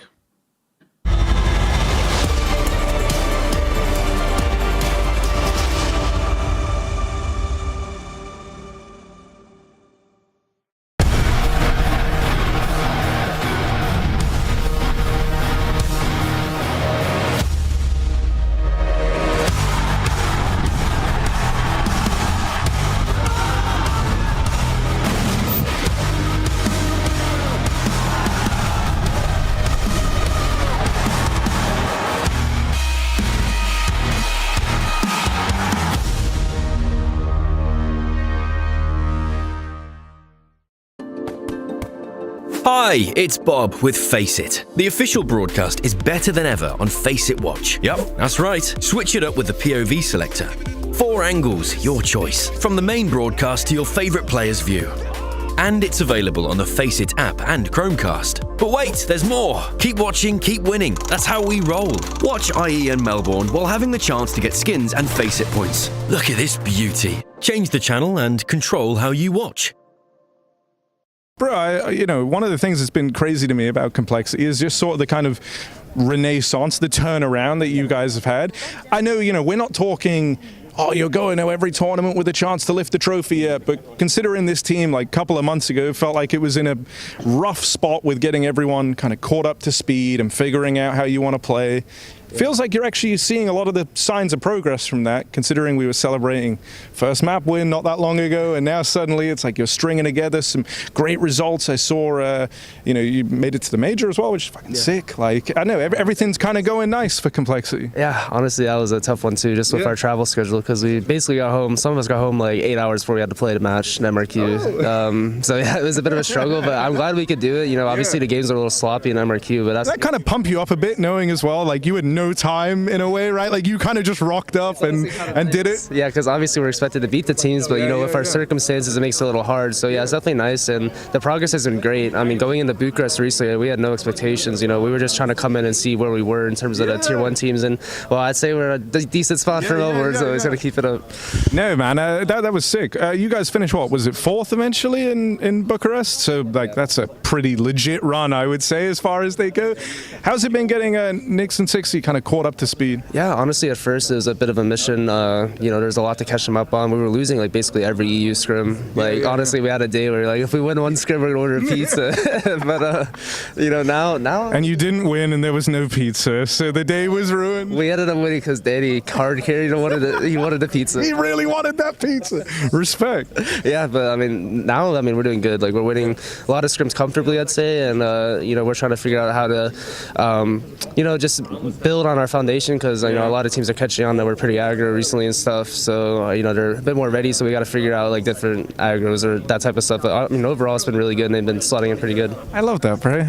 Last thing then. What's your where do you want to go in this tournament? You want to get some time in front of the crowd? I feel like that's kind of the vibe. Yeah, I mean, honestly, with how we're playing right now, I think we definitely can. And I'd love to play in front of the Aussie crowd again because Sydney last time was amazing. So, you know, I'd love to come back and, you know, have a good showing for him. Mike, are you back? All right, bro. Right, brother.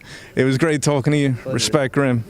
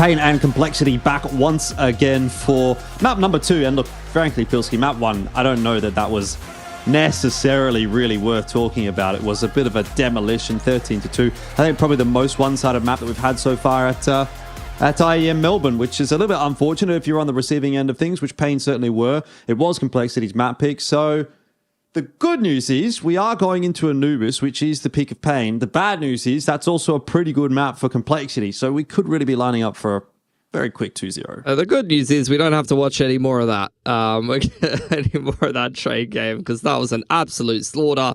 But here we go, Complexity picking this up. You can see great win rate for Complexity. Some of that, again, farming domestic opposition, but some pretty solid gains, particularly in their most recent tournament over in Bucharest, taking down some pretty decent names in that regard. And for Pain, look, not as many reps in general as Complexity in the last little bit, despite the fact that their tournament schedule has been packed since the start of the year.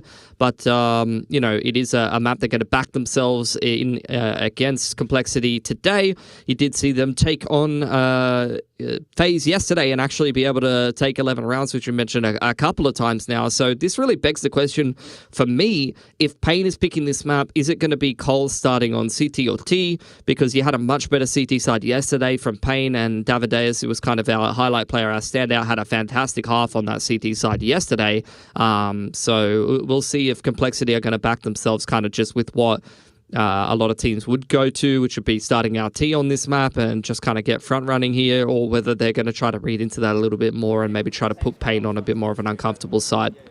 Yeah, I don't know that you necessarily do anything too outrageous here as Complexity. You've surely got to be feeling pretty good after having just played a really, really solid map of Train. So I think you just sort of play towards your own strengths here. Don't even worry about necessarily what it's going to do to benefit or whatever the other side of the coin. Because, look, it feels like today, regardless of what Pain bring to the table, Complexity, at least so far, and in moving into the next map, should also have enough to deal with it. And I think, it's very hard to just sort of look at this and say that there's really any positive to necessarily take away for Pain or anything that I'm trying to grasp at straws to make an argument that will be positive the way of Pain to give us the third map, but I can't find one. I don't think we need to grasp at straws too much. Like, they had a pretty solid game against FaZe yesterday. NQZ's in good form today. If they can get rolling on the CT side and get the AWP in his hands, I'm actually backing him to have a couple of big rounds. Like I said, you could go back and look at the CT stats from the game yesterday against FaZe. Davideus was kind of unreal on the CT side. So, look, I think Pain, if they can get going on CT nice and early here, this could be quite a competitive game of Anubis. I know that Complexity has played this map for quite a while. I do like that the structure they play with on the T side. They've always been very well organized on this map in the multiple different iterations of their roster. From my memory as well, this is a map that JT doesn't mind too much in terms of individual. I remember watching him be pretty impactful on this map and have some pretty good games on this map in the past. So, look, I agree with you. I think it should probably still be a 2-0 for Complexity. I think they're very happy with how this veto has gone, but I don't expect Pain to just get rolled over like they did on Train. You could even see it from them. I feel like that was just a little bit of a foregone conclusion, a bit of an oopsie in the veto with their permaban of Ancient. They haven't quite got their head around Train very much, and particularly when you're playing with the coach stand-in, you can only really prepare yourselves for so many maps in the pool. You have to kind of reserve your expectations and fill whatever the role is and just try to, have the best crack you can on the maps you're comfortable on. So I think, the big focus here is going to be on the Anubis for Pain. It goes without saying they picked it into this series, but I think all of the supporting factors on top of that do kind of lead to that same conclusion.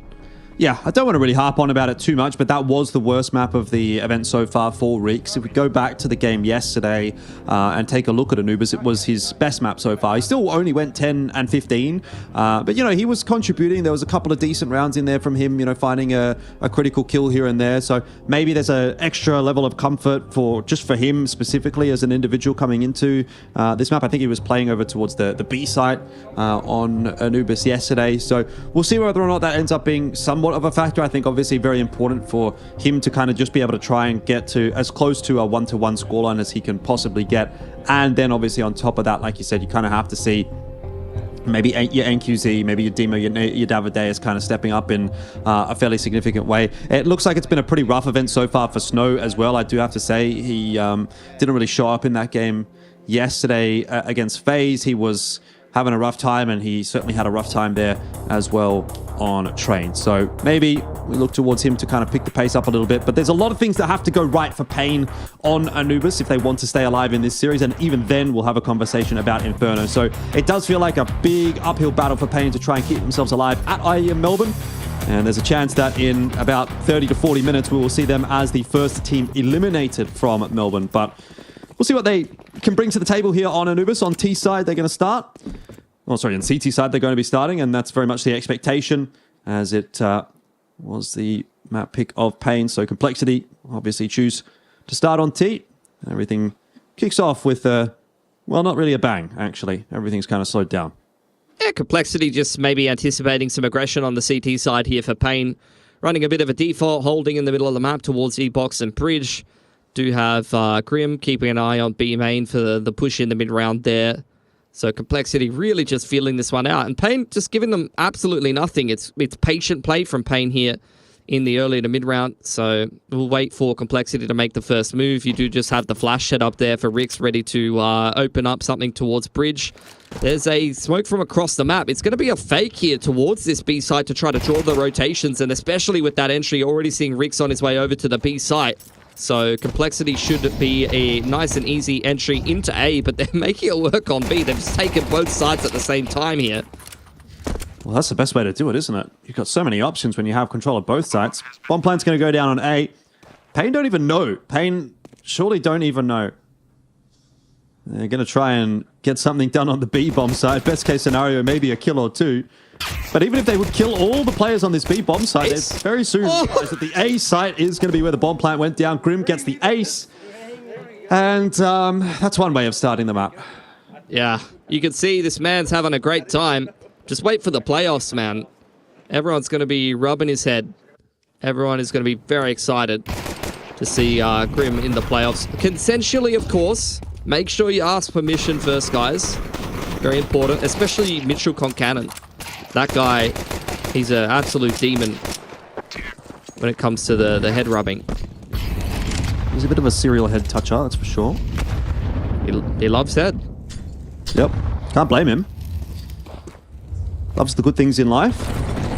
And Complexity also enjoying the things in life. Like anti-force by kills, anti-eco kills. It's more of an anti-eco, really, from Pain there. An eco from Pain, more of an anti-eco from Complexity. Yeah, this has so far just not been much of a contest at all. This is the same as Train, though, and it wasn't it. I mean, it wasn't an anti-eco. Those are all MP9s, Jordan. It's got absolutely rolled on the force when they've stacked mid and B. Complexity's run straight into the stack and the crossfire, and they've absolutely rolled them with the Mac 10s. That's just unbelievable. That was the easiest anti-force you've seen in your life. I mean, you said it. It felt like an anti-eco. But sure, it felt like they were just running into USPs. Oh, they did actually put some money into it, didn't they? Yeah, they forced the whole round, bro. They had all MP9s. All right. They got absolutely slaughtered. They did. It might as well have been an anti-eco. Not for Pain, man. Yeah, well, that's true, but the Pain continues. They are living up to their name. Well, this one is the eco. Yeah, taking their time. Mollies to clear out some of these closer angles, and they're just going to kick off the A split. There's a couple of members here for Pain, so we'll see if they can take some guns away. Not too much success so far, though. 60 will go down.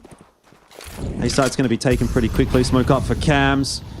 And NQZ will be watched like a hawk by Grim. As soon as he works his way out through that smoke, that's an easy kill.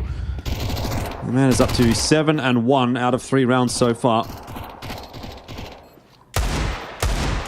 Snow seeing if he can take some guns away here from the T side, but not too much success. All just on Coach Rix. He's just been doing his best this event.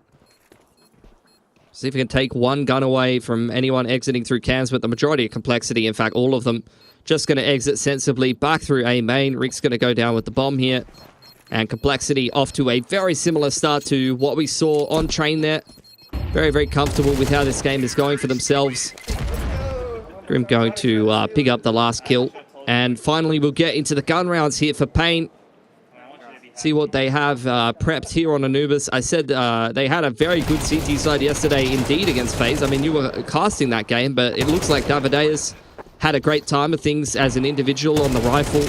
And I want to see, like we saw just then on Train, even though they only got the 2 rounds, I mean, both of them came off the back of some fantastic AWPing from NQZ. Yeah, I want to say, I think actually NQZ was probably the one for me that felt like he was having a little bit more impact in a sense. I felt like he was definitely getting involved a lot early on in the round, so he'll be a focal point for me. That's a nice duel to win for Rix, and by the way, there's NQZ getting a nice one on to Grim. So as soon as the guns get in hand for Pain, the situation changes up a little bit. Complexity now going to have to work a bit harder.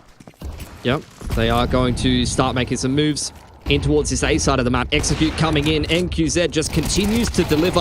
JT at least getting an entry there onto Demo, but punished on the cross by Davideus. 60 trading one back. Into a 1-on-3 now, going to stick the plant. He's going to get it as well. I mean, this is a winnable 1v3 with how low a couple of those players are. If he can get a clean kill onto Snow and maybe there's just a couple of whiffs coming out from those remaining Pain players, then yeah, 60 could get this one done. Oh, not if NQZ is going to land a shot like that. And exactly as I was saying, NQZ feels like he's one of those guys that can deliver quite a bit of impact on this CT side with Viorp, gets involved early in that round and then rotates his way back over to A, getting some work done over there as well. And so that is a positive sign for sure for Pain. Totally agree. I think, you highlighted the duel won here in E-Box by Rix, and we see it in the replay there. Very important for him to win duels like that, particularly when it comes to E-Box control. As a team that has just watched Pain play yesterday, there is some merit to thinking, where is the coach stand-in playing? At what position can I kind of isolate that player on the CT side and try to abuse the fact that he's just not a player with mechanics of a top-level player in CS? So I think that, seeing him win duels like that over towards E-Box is very positive signs, especially in an important part of the map like that. Some aggression out of A main here, just waiting for the initial molly to elapse, dodging the flash beautifully. It's another opening kill for Pain. Yeah, Nick's down early on in the piece, and Complexity on this T side starting to falter, starting to recognize that actually they are going to have to put in some work to win it. It's not going to be as easy as it was on Train. Oh, the spray.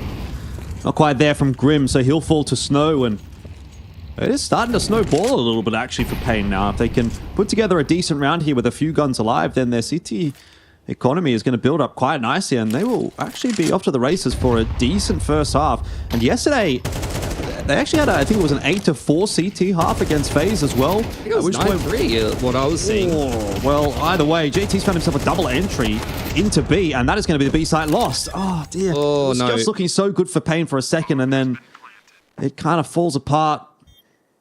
Yeah, still redeemable though.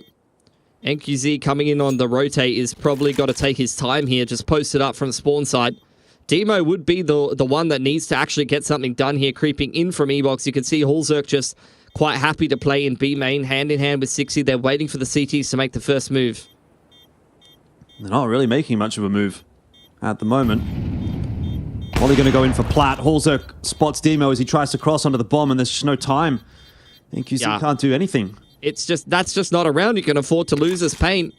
You just had a really good opening gun round, and you were up in numbers, and you just see some individual brilliance. Complexity just waltzing their way into the B site, which is a very promising sign for them. Not only structure-wise that they look phenomenal at the moment, but you can really tell these players are feeling confident and informed. 60's been having a great series so far. On Train, he was just running around everywhere, just dominating Pain.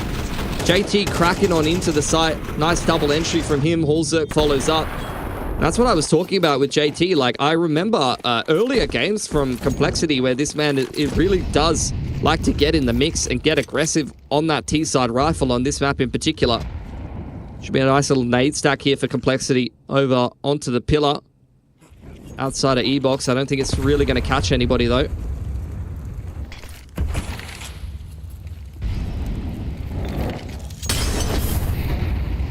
JT on his way in. Oh, once again, Rick's doing pretty well for himself, quite frankly, in E-Box, but I'm not sure it's going to be enough to hold on to the site itself.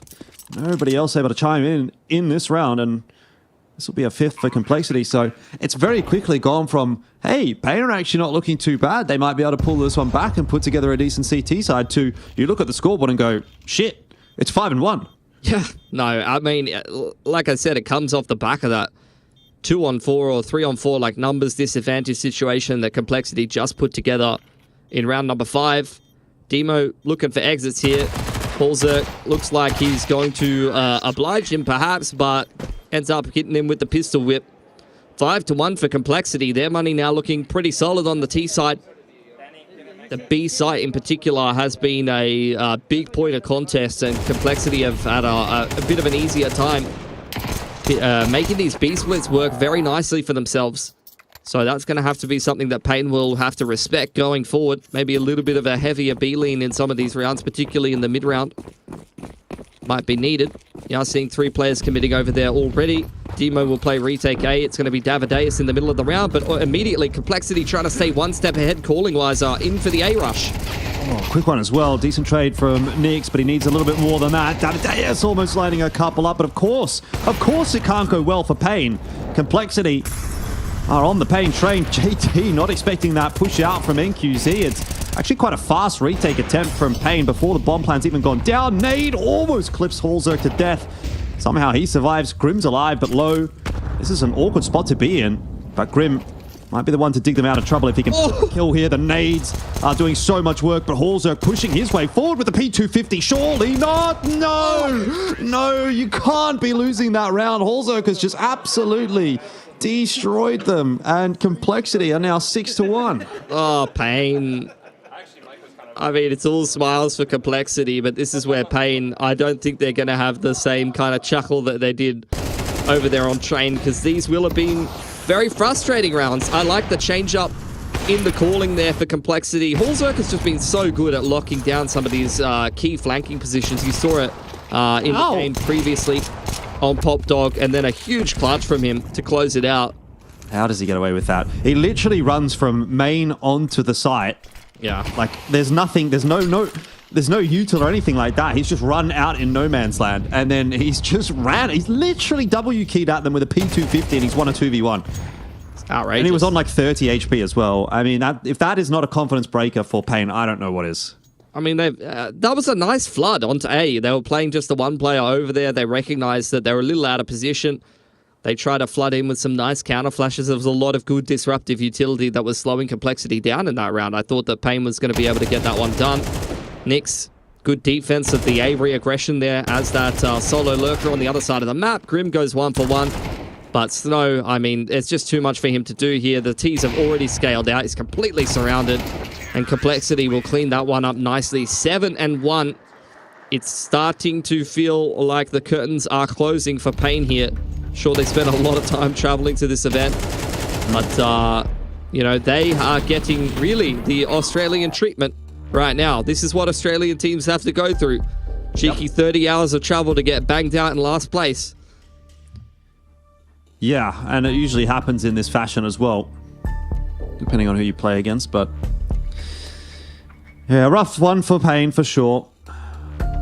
But like you said, bit of an opportunity to maybe explore Melbourne, which is a pretty nice city. There are worse places to get stuck. Take a bit of downtime, relax, go see some beaches. I don't know. What do you even want to do in Melbourne? There's probably a lot of things. You want to chill, go get some good coffee, some good food. Fantastic coffee and food in Melbourne. Like, unreal. What do you say? Coffee. Coffee? Coffee. Have I inherited an accent? Well, do see the lovely beach there. Not as good beaches in Melbourne. That's not really the beach city of Australia. NQZ in the middle of the map definitely had an opportunity to catch one there. Missed opener for Pain, of which they've had a couple of so far this game. Snow getting pushed out of E-box here. It's a double AWP on the CT side. Nyx has space here, and he's just going to take it. There is the opener they've been looking for, and Nyx doesn't get the job done. This is all going right in multiple different parts of the map for Pain. Yeah, I will just say, this is the second 7-1. He can't get away with this again! Hallzerk, what the hell, man? You've got Pilsky making some funny noises. I'm dying, bro. Like, what is this guy getting away with? It's the second 7-1 of the series. We saw a 7-1 as well on train, and I think Pain kind of taking that one personally. But we'll see if Hallzerk and Grim can put something together here. They've got a minute to play with. Smoke up outside of B main. If they would just walk through this smoke, which is exactly what they're going to do, this could be really bad for Pain. Grim's going to get a kill on the Snow. Could he knife him? If he knifes him as well... oh, dude, 2 knives in 1 round would have been so good. How have they found that gap? Like, Complexities, again, in a man disadvantaged situation, just walked on to B. Plant's going down now. Hallzerk and Grim, these are the 2 best players for Complexity right now. Hallzerk only going 1 for 1. Very doable 1-on-2 from E-box here for Grim. Yeah, he's going to have to get out past that incend. It's ticking, and it will do enough. Oh, lucky for Demo. I think he's probably breathing a sigh of relief that he doesn't actually have to take that 1v1. Bro, and so it will be a second. That's the 3rd round this series that Hallzerk has just walked past multiple CTs. Just got away with some absolute BS. But I'm just saying, I can't believe that Grim doesn't go for the knife there in E-box as well. Just to really like rub it in, you know. Come on, man. They've suffered enough. But Pain, I mean, that is just another round. Dude, They got 3 openers. They were 5-on-2 there, and that still comes down to a winnable 1-on-1 for Grim, which tells you everything you need to know about this game. Like, Pain have found so many opening kills. The double AWP was a good change-up, bro, but regardless of how well they start around, like, Complexity just continues to claw them back. Individual skill, timing, decision-making, readings, I don't know, but it's working out for Complexity, that's for sure. Nade's going to go straight over bridge and land right at the feet of David, who cops quite a beating from it. Again, a decent start to the round here for Complexity, but that is going to be short-lived as Grim will go strafing into NQZ's scope. And again, NQZ has been reasonably solid if you can sort of put a highlight on any of the players for Pain right now on the CT side. It has been NQZ that's been doing the majority of the work. Oh. Rolling in through this A-main smoke. Is another 1-for-1 for Pain, but this is where you start to get worried for them. Every time Complexity has started to make inroads in towards these sites, they're trading out decently enough. Another 1-for-1. Hallzerk and Nyx still alive. Bomb is dropped in the open here, though, so Complexity have got some moves to make. Hallzerk getting a chance to plant. Looks like he will be given it. And Nyx, in the meanwhile, is just going to get active, working his way into cams. That's going to give Hallzerk a little bit more space as well to sort of just work his way up behind that smoke, but someone's going to have to be aware of main, and the timing on this push from Hallzerk is no good at all, but Nyx can get 1 for free, 2 for free, and all of a sudden this round is on. Nyx on for the clutch, and it would be a nail in the coffin for Pain. Luckily, NQZ is there to clutch it out. Again, Pain really leaving it down to the wire, but they are getting a couple of rounds over the line. Just scraping them together. And again, it's another round with an opening kill. Like, Pain is finding these advantages time and time again, and it still comes down into a 1-on-1. Complexity doing a really good job keeping these rounds close, taking guns away from Pain. You can see the effects that's happening on the CT economy. Complexity have got a fantastic opportunity to just reset here and go for a really dominant T-side half if they can get across the line here in round number 11.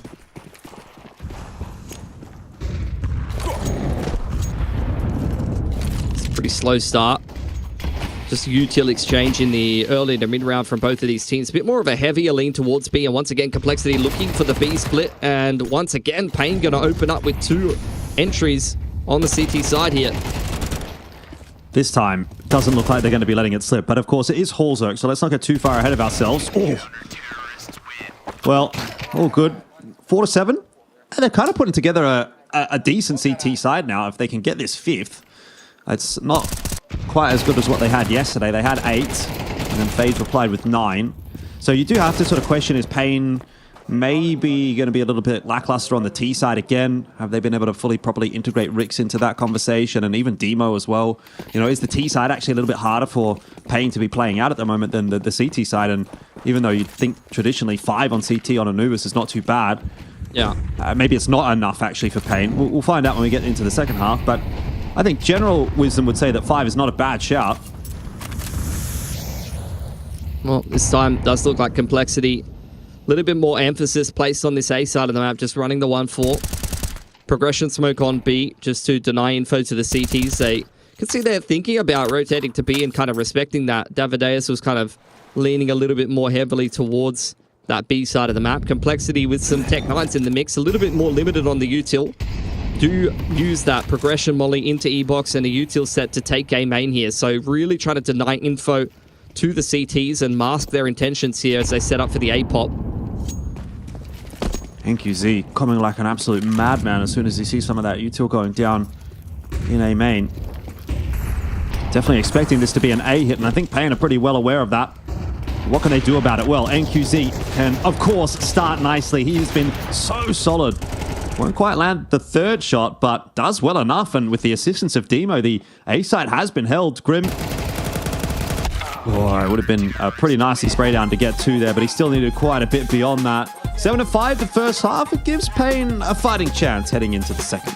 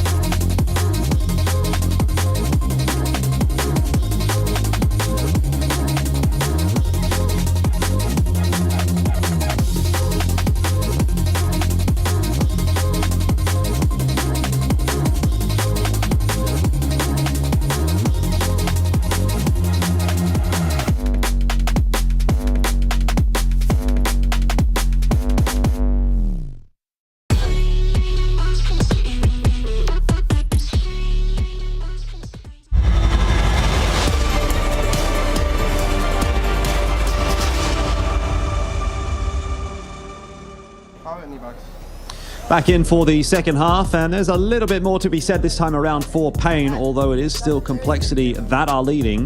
They are moving into the CT half of Anubis with 7-5, couple of rounds lead. You know, it's not enough to necessarily rest on your laurels here if you're Complexity, so quite interested to see how this one plays out and if Pain can find a way to push us through to 3.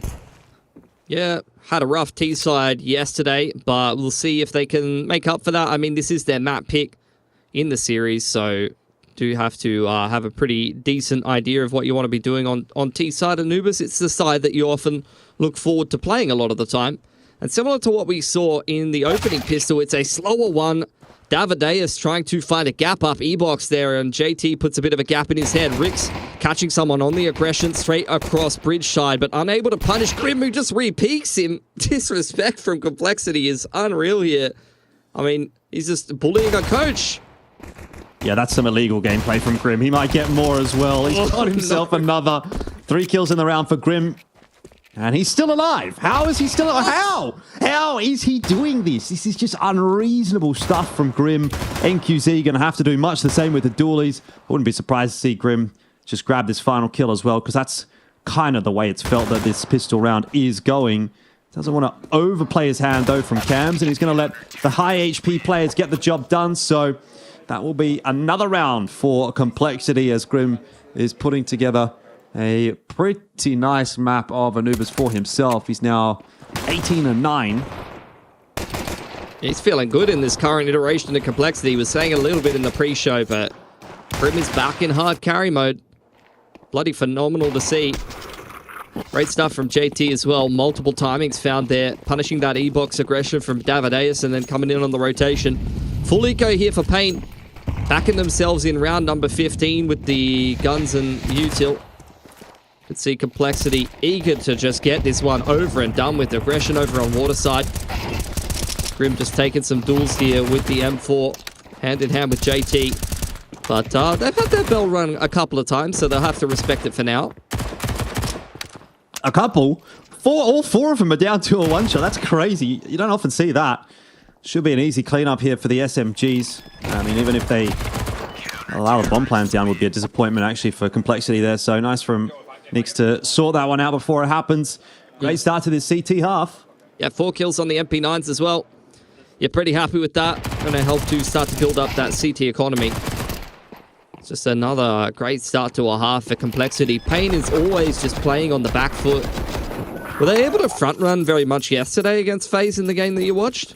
Or were they always just kind of scraping it in? No, they were front running pretty much the whole time. They won the first half, 8-4. And if I remember rightly, I think they even started with the pistol in the second.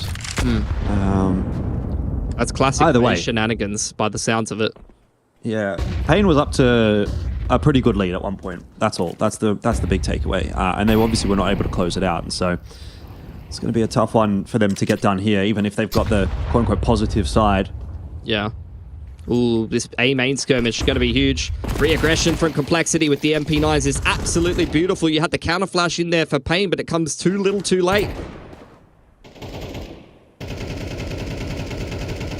Yeah, Rick's up to some funny business here on the bridge. I'll actually just drop down. So that should signal that this is going to end up being a B finish. That would have been heard by JT as well. So that's prompted the peek in from Grim, who is only able to go 1 for 1. Rotation still coming through from the rest of the Complexity players, but Halzerk's actually been able to get out onto the site. Not for very long, though, because Demo's waiting for him on plat there, and that'll be the end of him. JT, pretty important aim tool here, but doesn't win it. Davideus was low, but hits the headshot, and the AKs putting in some real work in this round. Got to be 60 to be a bit of a difference maker here. He's found a gap. Able to catch the bomb on the cross, but not quite punish it, and peeking out into Demo does not go well for him. Nix, 1-on-3 with an MP9. Some lower players make this a hell of a lot more doable, especially when you're feeding him a pick like that. Yeah, nice little pop flash. He's going to get this player on pizza as well and spots out the last guy in A main, B main even. Smoke down, draws out the push from Demo, and Nix is going to get it done for Complexity. To make matters worse for Pain now, 10-5. I mean, that's what is that? That's the 4th or 5th round that they've had a pretty big man advantage. Yeah. And they've thrown it in the trash. I mean, that's very unfortunate. Really nice usage of the MP9s in that round for Complexity, though, and not like a straightforward kind of thing that you'd be expecting. Like, you know, the played out approach these days is, or back in the day rather, would be you're bringing in a couple of SMGs, like you're either just going to play them on some of the close positions like E-Box, or you're going to do something a little bit more up-tempo, a bit faster. But I really like that approach from Complexity there, getting the MP9s in the mix in the mid-round over towards A main with a nice util set. Goes from bad to worse, really, for Pain, doesn't it? I mean, they've got a buy in this round, but it's not a fantastic one. Not a huge amount of util to play with. 3 smokes, 2 flashes. Yeah. Players down to Galils as well, so it doesn't give you a huge amount of options. I mean, they've invested a lot of that util in just the early round exchanges with the CT side, but the CTs have a lot more util left over in towards the mid to late round, so you're going to have to see a lot more dry contacting from Pain here. And that's where they're losing Snow already over towards A main. Demo at least able to find JT from B main, so a duel on both extremities goes either which way. That's going to pull the rotations apart a little bit, and Pain are trying to take advantage of that. It has created a bit of a hole in middle, which is attempting to be patched here by Nix and Sixy, though they're unable to do so effectively, and that'll be the A site now taken for Pain. Complexity can even think about just having a save here for these 2 remaining guns. But with Demo pushing in behind them on the B bomb site, it's going to be easier said than done. Yeah. They want to take all of these guns out of Complexity's hands. Try to make a bit of a comeback into this game. Grim not ready for this flank. Easy first kill for Demo. They know where Halzerk is. He's still applying pressure. OHP. Davideus is going to go down. Has absolutely no idea where NQZ is set up. He's going to get that insend over to main, but neglects to check heaven, and that will be a round for Pain. So it begins here on the T side. They lose all of their guns there, but they had a little bit of cash on the T side there. So Complexity, I think, will probably have to take a save here, and it will be an opportunity for Pain to try to get back into this game now. Really, really good stuff from them. I mean, they lost a duel on one extremity. They won a duel on the other extremity. They recognize that in the 4-on-4, the CTs are going to be spread apart a little bit more. There's going to be gaps on the map.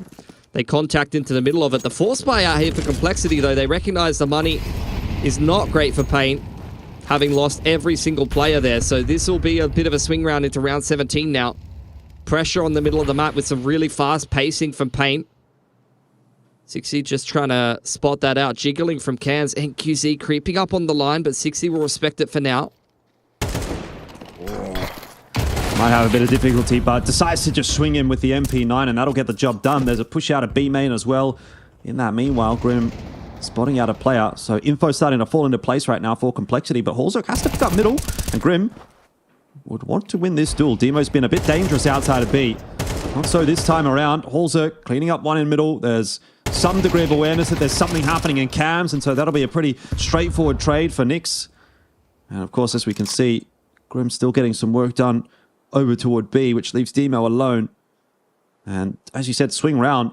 Well, it has definitely not swung the way that Pain wanted it to. Complexity with 4 guns alive, build their money back up, and Pain are in that awkward spot now where they have like 2.5k on all of their players, so the job gets pretty difficult from here. That's where you see Halzerk with that clutch attempt, taking every gun out of the hands of Pain, comes up pretty massive in a round like this. The subsequent force for Complexity that they get across the line gives them 11 rounds and resets Pain's economy.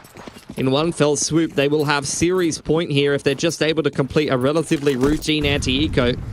You're seeing some good adaptations for Complexity as well, recognizing just how skirmishy Pain are playing. These players on the extremities of the T side of Anubis here for Pain, really trying to create openings, find entries that are going to put the CTs in uncomfortable situations that they can take advantage of, and Complexity are really starting to play around that a little bit more, just pushing in duos. JT wasn't spotted on that cross. He's actually doubled up in E-Box here as well alongside Grim, so this hit from Pain is just not going to work out. JT slaughtering them as they try to work their way forward. Not a single kill for Pain in that round. Sets Complexity up really, really nicely. 12 on the board now, and they are 1 round away from knocking Pain out of IEM Melbourne, and also, of course, keeping themselves alive, progressing a little bit further through that lower bracket. I think with their opening game and how solid they've looked in this series, as well as the performance recently over in Bucharest. Complexity are a team that a lot of people will be wanting to see go further. I mean, some rough circumstances for Pain in this tournament. We'll see what they're going to bring into round number 19 here. Last chance for them to avoid getting knocked out of a tournament that would have taken a lot of travel time to get here. Get NQC posting up outside of A main here early on. Util exchange in the mid-round, early to mid-round, as we often see. Big spam through onto JT. Losing a lot of HP over on E-Box there is going to limit what he can achieve in terms of aggression in the mid-round, or really try to take some of those fights if you do see Pain trying to take some space over there later on. But it's not really the point of contest here for Pain. Instead, they're going to take A main in the middle of the map at the same time. Great HE, though, chipping them down as they make their way through, and Hulzerk's on the aggression. Yeah, with success as well. Re-smoke in there from Nix as the T-smoke is going to start to fade a little nade into it. Oh, Nix, he spots out at least one player. I think he's aware that there's a couple there as well. Hulzerk still hanging around. And the mid-timing, not good either for Pain. It is starting to fall apart. 4 on 3, numbers advantage for Complexity. The only one benefit is Rix has got a little bit of space here, and we'll see if he can find a way to activate. Ends up just walking into J2, who was watching and waiting. Grim does go down in the meanwhile, but numbers are still preserved for Complexity here, and they've got the right call to send 2 players toward B. Yeah, they need to reinforce JT. He's very low, but playing a headshot line like that is good enough. And Nix as well.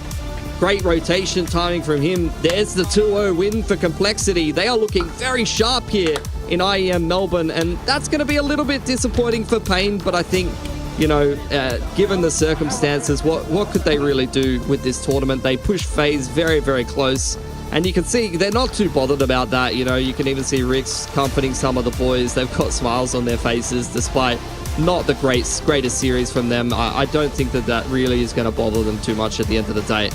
Yep, it is what it is. I think, again, you look at that and say, okay, it's good experience for a player like Demo, who's gone from Bucharest now to Melbourne. He's kind of getting a bit of a taste of that Tier 1 lifestyle.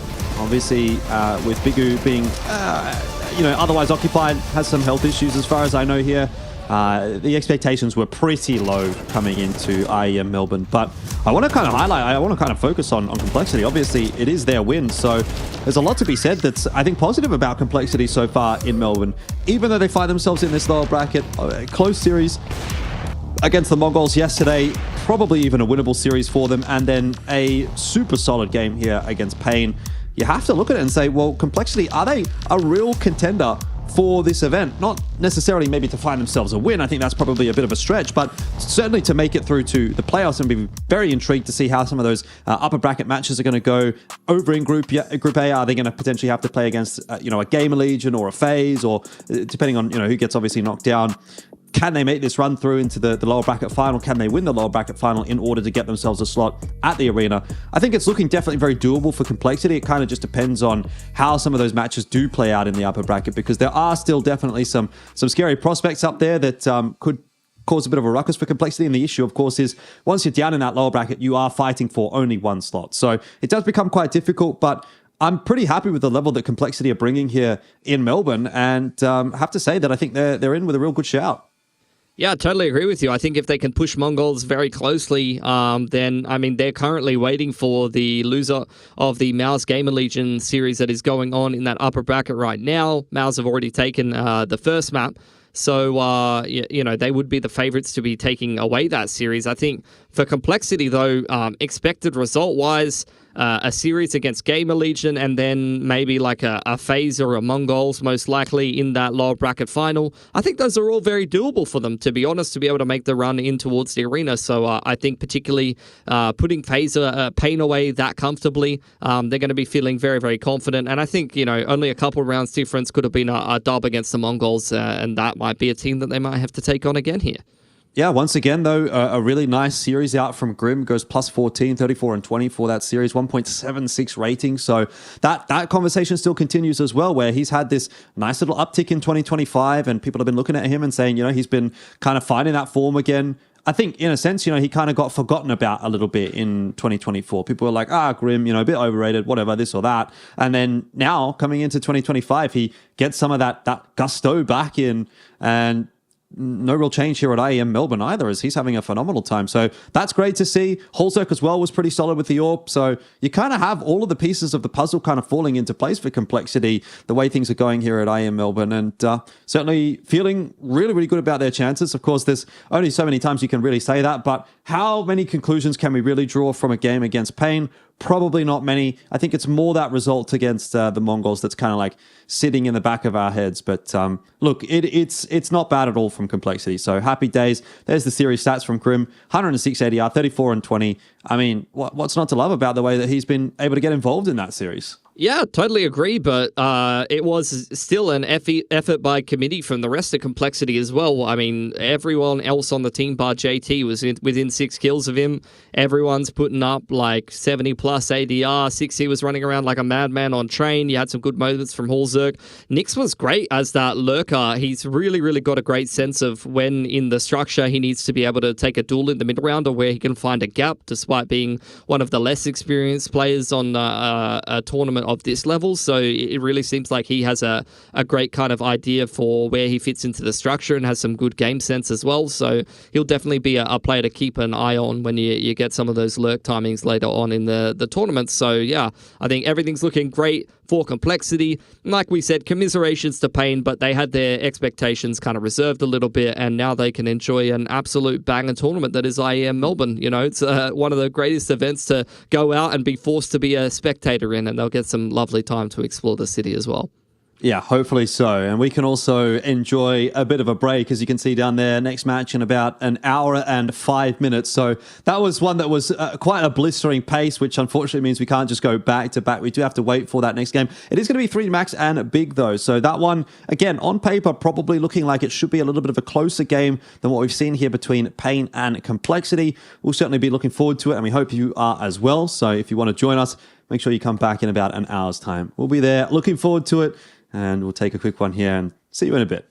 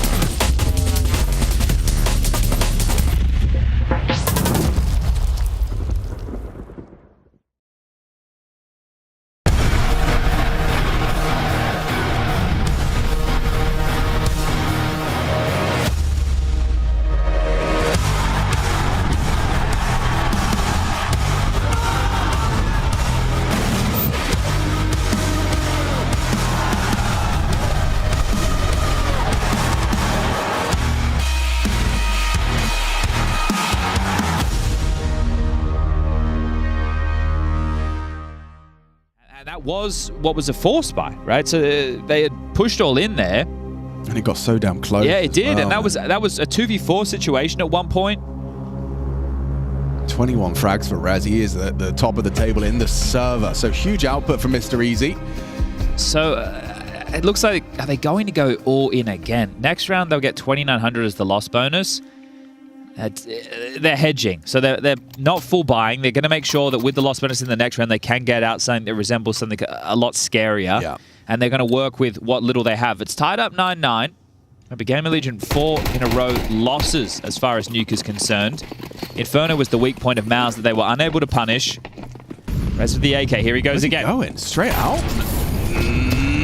That cost him greatly. And Lick of the Flame, a HE to follow. 60 HP for him to work with on this hero rifle. Doesn't want to overcommit because his teammates have Kev. Oh, maybe he does. Jeez. Whoa. He's walked in, he's gone, nah, not for me, actually. He's like Abe Simpson.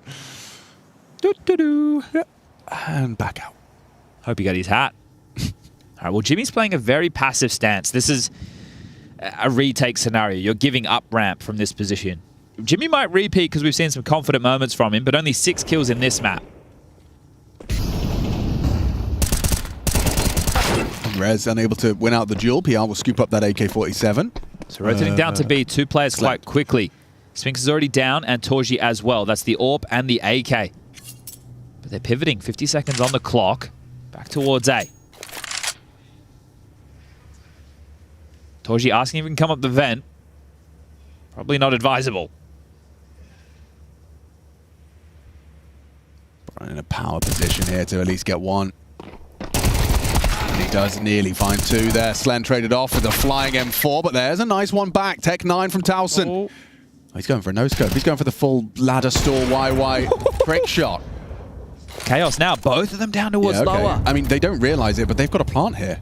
Well, Spinks can activate after Torji shows himself. So if Torji shoots now from main, I don't think they'll expect vent. Guys, you haven't even planted yet. What's going on? Where's the bomb? There it is, going down now. Flies up, wins it. Spinks gets it done. Gun out now. Torsen, what have you got? What have you got? Can't connect onto Spinks. And that's a Mouse, another cheeky one. Stealing away so close in some of these rounds. You see Torji showing frustrations to that position. It was the same position where Torji clutched against him in the first half. He's then on that angle. Like, his teammate is directly in front of him. Yeah. They can't pull the trigger. That's very well done indeed.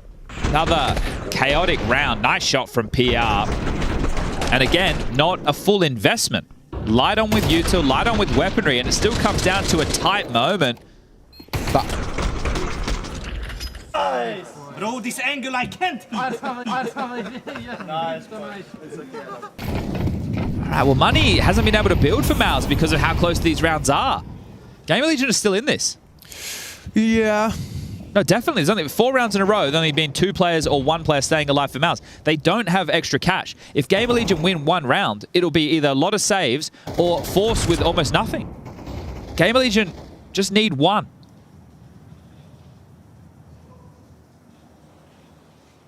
Who's going to be the deliverer of that one? Will it be Rez? Keeping this up. Locker's smoke. Torji staying active, ready to hold that main on a timing. Smoked off now. Flashed off as well. Gosh. So he's in a great spot for this, though. Yeah. Headshot found by Rez. Now Torji activates, removing ZTR on Unbreakable. Just for this is such a powerful spot. He might have one more. Oh, that's a huge miss. Slend had a golden opportunity to make this a 4v2, and this is the round you were just discussing. PR does well. Removing Spinks, Jimmy onto PR in back, and the missed shot now from Torji. It's his turn to miss some shots, and it costs him greatly. It's only Jimmy. GamerLegion to break Mouse. Late into regulation. All right, they've identified where he is, trying to work out where to go. Not going to do it noisily, just going to keep on creeping forward. Rez, he's playing for info. Spots him. Has spotted him. Oh. Now just run. Just loses his life for Jimmy's going to rotate vent. How quickly can he get there? Are they going to kind of double bluff and go back up? Torsen confirms the position. Down vent. Oh, missed the timing on that. Nail that. Whoops. White screen temporarily delays him. Towson and Slend must convert. They've doubled up, different elevations, one dark, one ramp. It really is going to be impossible for Jimmy to get back in here and isolate these duels, but they're actually bringing the fight to him. They want to take it all away. That's the finances, right? There's no loss bonus available for Mouse. It's going to be 1,400, so they need something to work with into the next. He needs to hold on to this. Can he find the AWP? He will be able to get there in time, so at least Torji will be equipped. Yeah, look, they are most likely going to Force. Actually, maybe not. They could... It's ugly, mate. This is where the problem is, eco. because if you don't have to double eco, you could eco now. It just means that Torji and Brolin will have very little going into the next, right? But if you Force now behind the AWP, you're going to have a weird-looking buy. My point being that if you don't Force behind the AWP, you won't have an AWP next round unless you save it again. Right. So how integral is that going to be to this CT side defense? And if you win this next round as GamerLegion, this is the biggest round of the game for them so far. If you win this round and you wipe the board, you are in the power position. You're up to 11 rounds. Mouse have to take an eco or they'll be forcing out the rest of the game. And Mouse know that. So having to piece this together with the saved AWP, Jimmy into an M4, right now, the GamerLegion boys are talking about what can they have? Okay, well, they could have gotten the AWP, probably has a rifle. What else can they buy around this, trying to identify? And then they now have to call the round. Okay, well, if they have an AWP, do we want to go into close range fights? Well, probably not. They have 5.7s, they have SMGs. That's going to be tough too. Do we want to do smoke walls outside, knowing that the AWP can be obscured from view? This is tough. This is not an easy round to call either for GamerLegion. They're taking their time out to think about it. Golden opportunity that you know there was a saved weapon, likely the AWP. Oh, Spinks goes down to ZTR on a smoke spam. That's a brilliant start. Couldn't ask for more. At least Brolin does make the best of it by retrieving that FAMAS and getting away. Well, AWP started ramp, not outside. Yeah, what does that enable the rest Well, at the moment, GamerLegion don't know if it's in play, and if it is in play, where it is. Yeah. It hasn't taken a shot outside. They haven't heard it just yet. It's allowed Jimmy to play down towards lower, up through secret early. The rest of them kind of a cluster, right? You got your Brolin, Spinks, and Exertion who are able to play off of each other towards top. Now, Spinks goes down, so Exertion needs to worry about Yard and help Brolin over towards the A side as well. GamerLegion have such superiority as far as utility is concerned. Time, a minute on the clock. It's just about the finish. Now, the key is if they have too many players on the roof throwing utility, their trade potential goes in the dirt. Jimmy's getting information Yard. Now they can hunker down on A. There'll be 3 players here. Not going to be easy to get through. Here comes the go. Red starts to activate. Townsend to trade. PR out squeak. Can he do anything? Not with the MP9. Zertion down. Site taken. Save it. Jobs are good in for 11. Now the question is, does ZTR tell his boys to hunt? Right, because you know Jimmy was the individual who stayed alive last round. Jimmy's walking back into PR right now. If they can wipe the board here, remember, loss bonus, 1900 into the next. Big kill. Boom! Now it's just Torji they have to find. How much more hunting is there to be done? Slen doesn't want to overcommit too much. He's got $0 in the bank account and an AWP in his hands. ZTR is getting active. It's just such a tough round, right? You think about CT side nuke, how you like to have all the utility, and you're in that 4 spot. You have to. It's late within the piece. You've split pistols on this map again. Torji's hearing all of this. He just needs to live. Just needs to live. He's trying to do some damage. Almost gets the collat. Yeah, I mean, whatever. Fair enough. An extra $100. Congrats. A little bit more in the rating department. Okay, so it has to be essentially a full eco besides the Torji AWP. He started shooting the second Spinks approach the Yang. Sorry, No, you're right. What did you say? It has to be a full eco other than this Torji AWP because it's 2400 lost next round. This is like if we had just had the pistol and then you'd forced, right? That's this kind of situation that you find yourself in late. So GamerLegion, this is for 12. This is to guarantee overtime on a map that you haven't won in the last 4 outings. Yeah, and you're taking on a team that are one of the more indomitable on Nuke. Electing to pick it here. Torji's in the right spot. Oh, he just gets the timing perfect. Jimmy telling him when to pull the trigger. PR dead. Jimmy's just got a USP. Oh, no, not like this, boys. Not the USPs. Not the single saved AWP and just the starter pistol. Slend and ZTR alone. Another headshot. Oh, look what it's done to him. ZTR's got his 21 HP remaining. These lucky socks on. Gets away with that one. If the bomb comes back, look where Torji. Yeah. Is Sorsen coming to lobby to help? I don't think so. He'd lose the bomb here as well. Slen, he doesn't realize just how important this kill will be. Quickscope misses. Oh, that's rare from Torji, but we're very timely to save them from red faces here. GamerLegion pulling out their nades. Another chance, but Townsend had help. Yeah, look, he clutches his chest immediately. Just such relief. Oh my God, they've got 2 opportunities. Map points. The 2 keys there, Torji gets an AWP kill, but he also saved a HE, which he dropped. So as they spurted out ramp, the HE that he dropped to a teammate got thrown, which did damage to 4 of the GamerLegion players, which then softened. Oh, Slend, wow. I know it's no armor, I know it's a USP, but well adjusted. Okay, overtime secure. Mouse, you need 2 on the trot. You're bored in, you've got no kit, no AWP. And Exertions, he's throwing caution to the wind. He's going to play aggressive on the yard smokes. Rez just going to walk straight past him, just like that, into the back. Can he get away as well? Can he maintain this man advantage in a must-win round for Mouse? Gets away. Through the smoke. Through the smoke, and it's a freebie. Exertion double to start. Slend already, wings clipped. Going to get boosted up to try and catch Torji on the relocation. He spotted him. Slend acknowledges that potential. Spinks cognizant that they can be across, and ZTR's got the bomb there towards the secret stairs. Mouse don't have to do anything right now. They can let the round come to them. Look like it's pretty well set up. 2 players down towards B. Brolin's still on top side. Jimmy's still ramp. Aware of the squeaky slip. That means that Brolin, he doesn't have to worry about Squeaky Door so much. Sure, if they walk and creep on him.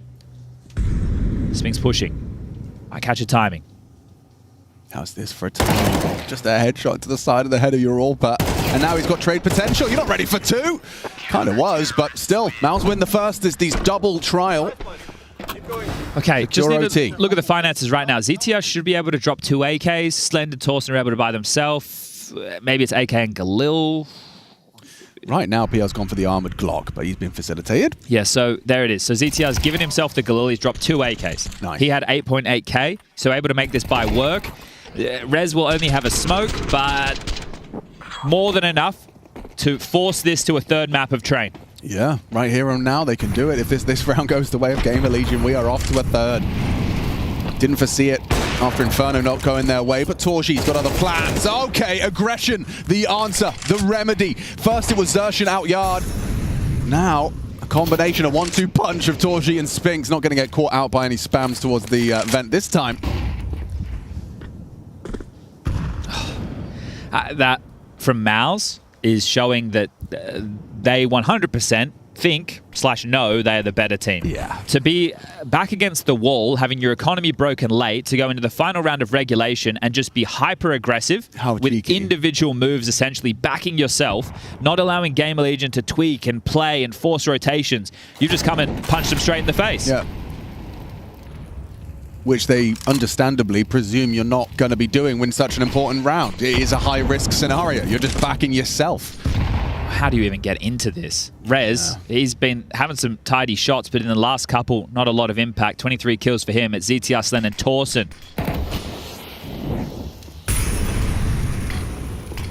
Oh, nails it as well. Spinks finishes off the job. Overtime secured. Just Slen to get past, and Torji, he'll ensure it.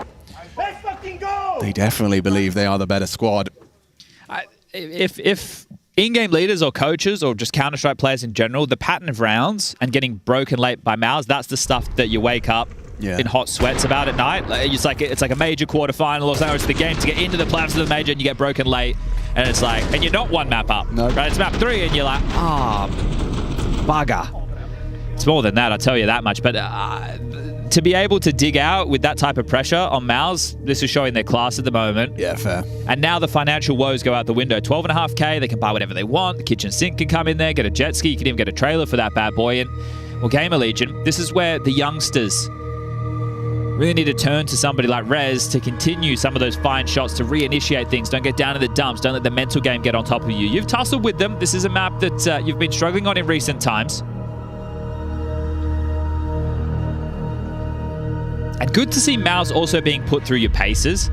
Right, one of the things when you come to these events and you're a higher seed, if you just blitz through your games like Vitality did yesterday against FlyQuest, you don't know, what the deficiencies are. Right now, it's like, okay, work on this. Let's keep the comms high. Let's keep this going. So it's a good test for them early, and it also puts them on their toes for later games in the tournament. But they're still going to get the job done. BR's going to try and jewel Jimmy. What a win. Big one for the individual. Taking ramp early, valuable asset. Now, no smoke he can throw on top of that. Would have been nice. Torji will have the line. PR will peek into him. Missed shot from the AWPer and a 50 damage. Oh, actually more than that. This from is PR. showing him being liberated from the pressure as well. So confident stuff. Right next to each other on the sugar cube. Did they hear? Surely they heard him. Yep, there you go. That's not something that Spinks was prepared for. The elevated angle of Towson claws us back into a 3 versus 3. Torji's AWP did connect onto Slend in the synchronized with that. PR just made some noise down towards B. So Brolin has... Oh, he's faked him out perfectly. Okay. Really nice maneuver. I don't think PR was expecting to be the man to have to take that fight. And he even gets an AWP for his low HP. I feel like Exertion's still in a really strong position. Understandable with Brolin as well. Torsten right now. Yeah. He's going to have a head-to-head, and ooh, you know what? Despite being late Still winnable. to it, winnable, especially if he gets those 2 and gets away, because Towson's low, and he's even got a HE. Catch this. Not like that, the bullets instead! And the pros are just standing up. Exertion, cool head on his shoulders, 4 kills in the round in a 1 versus 3. Chad, you're right. That was a comfortable position for Exertion to be in. It's just like he's between the wickets. Yeah. Right? He's able to go between those jewels. Who was the second player over towards Hell? Yeah, Whiffing PR, at range there. Maybe missed the AWP shot. Could have been Rez. Oh, PR the It first. was Rez. It was Rez. It was Rez, and he's been hitting some messy. steady shots throughout, so just couldn't track exertion when he needed to most. Back underway, double AWP on the CT side. Jimmy's not feeling it. He's had to bring out the emergency AWP. Didn't like the way PR handled him there last round. This time PR's been put in the dirt by Spinks. Comfortable in a head-to-head aim duel. Now an advantage for Mouse. Looking to end the CT side with the majority of the rounds. 2-1. Quick reroute. They're going to do yard smoke, so hopefully Torsen can use this to get across secret to buy them a bit of a buffer. Like how biffy this is getting early. Slend, you got to be ready for this fight, mate. Torchy's posted. Slend to peek in. Comfortably removed by his rival Orpa. Taus in a forward position that Torchy's ready to hold. Emerging from that smoke into the AWP. It's caught him off guard there. Torchy was a little bit jump scared, but he gets away. And a 2v4 doesn't feel functional. CTR might be able to find a gap out Squeaky here. Brolin's going between Hut and Squeaky. Might catch him on a timing. Now he goes back to Hut. Squeaky now blocks. ZTR has to come through. Has to come through. Caught him. He's been spotted. Oh, so an awkward axis for him to fight upon, but Brolin and Spinks secure it for a 14th. 2 rounds to the good. Bit of a laugh there from Brolin. Knows his teammates caught him whiffing that spray at the start, but he gets it done. Job done. He can't complain. I will say that I feel like just the 1T round keeps this conversation alive for GamerLegion. Coming into your CT side with the bar set at a perfect CT half against Mouse, it's just going to feel like too much. Can they make it work? Few extra bullets. PR head-to-head with Spinks again. Spinks is just so comfortable. You want to take these duels with me? Let's do it. Let's biff. Let's brawl. 28 frags for Spinks and counting. Careful. He's not scared at all. Towson's going to get bowled over if he doesn't relocate. No yard presence at all. Oh. Yeah, so Exertion went yard. Now he's gone down the vent, and he's going to pop his head up secret and call sector clear. Torgy's not finding anything either. We've seen GamerLegion go for late smoke walls. Might have to be another one of those. Oh, if they just go contact, Alex, this is going to be so bad for them. Yeah. Into an AWP. Torgy has the cross, and Exertion can peek off of the info. Well, they are setting something up.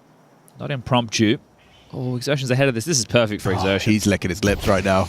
Oh, he knows just how good he's got it. Oh, jiggled out by Towson, gets the info at least. CTR needed that. Torgy's AWP. Covered by the smoke. Oh, CTR's got room. Wrap around. Yeah, there is room. Does he clear it? He could clear out Torgy here, and then we're talking about a really nice recovered round. Rez goes down. Torgy does get found. Almost flicked into it. Yeah, not far off. But this is winnable now. A 2 versus 4 for these two. Slend and ZT. Oh, get your nade away! Gets caught on a timing just as he pulls it out for Squeak. Brolin gets back up the vent. Good flash. Gets him in. Look at Spinks though. Round winner, round winner. No, look at ZT. He's ready. He knows Spinks was last seen topside. On for the ace.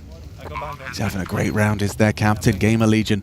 Oh, and it has to be the ace now from ZTR just to give him something to work with. He has got the smoke. He has got the kit. And ZTR can't clutch it. Jimmy, just 11 frags total, but those two have secured a perfect CT half on overtime. Yeah, Jimmy's been having a tough map. Only up to 11 kills now, but that's a clutch that keeps that half flawless. Now they just need to putt this one in.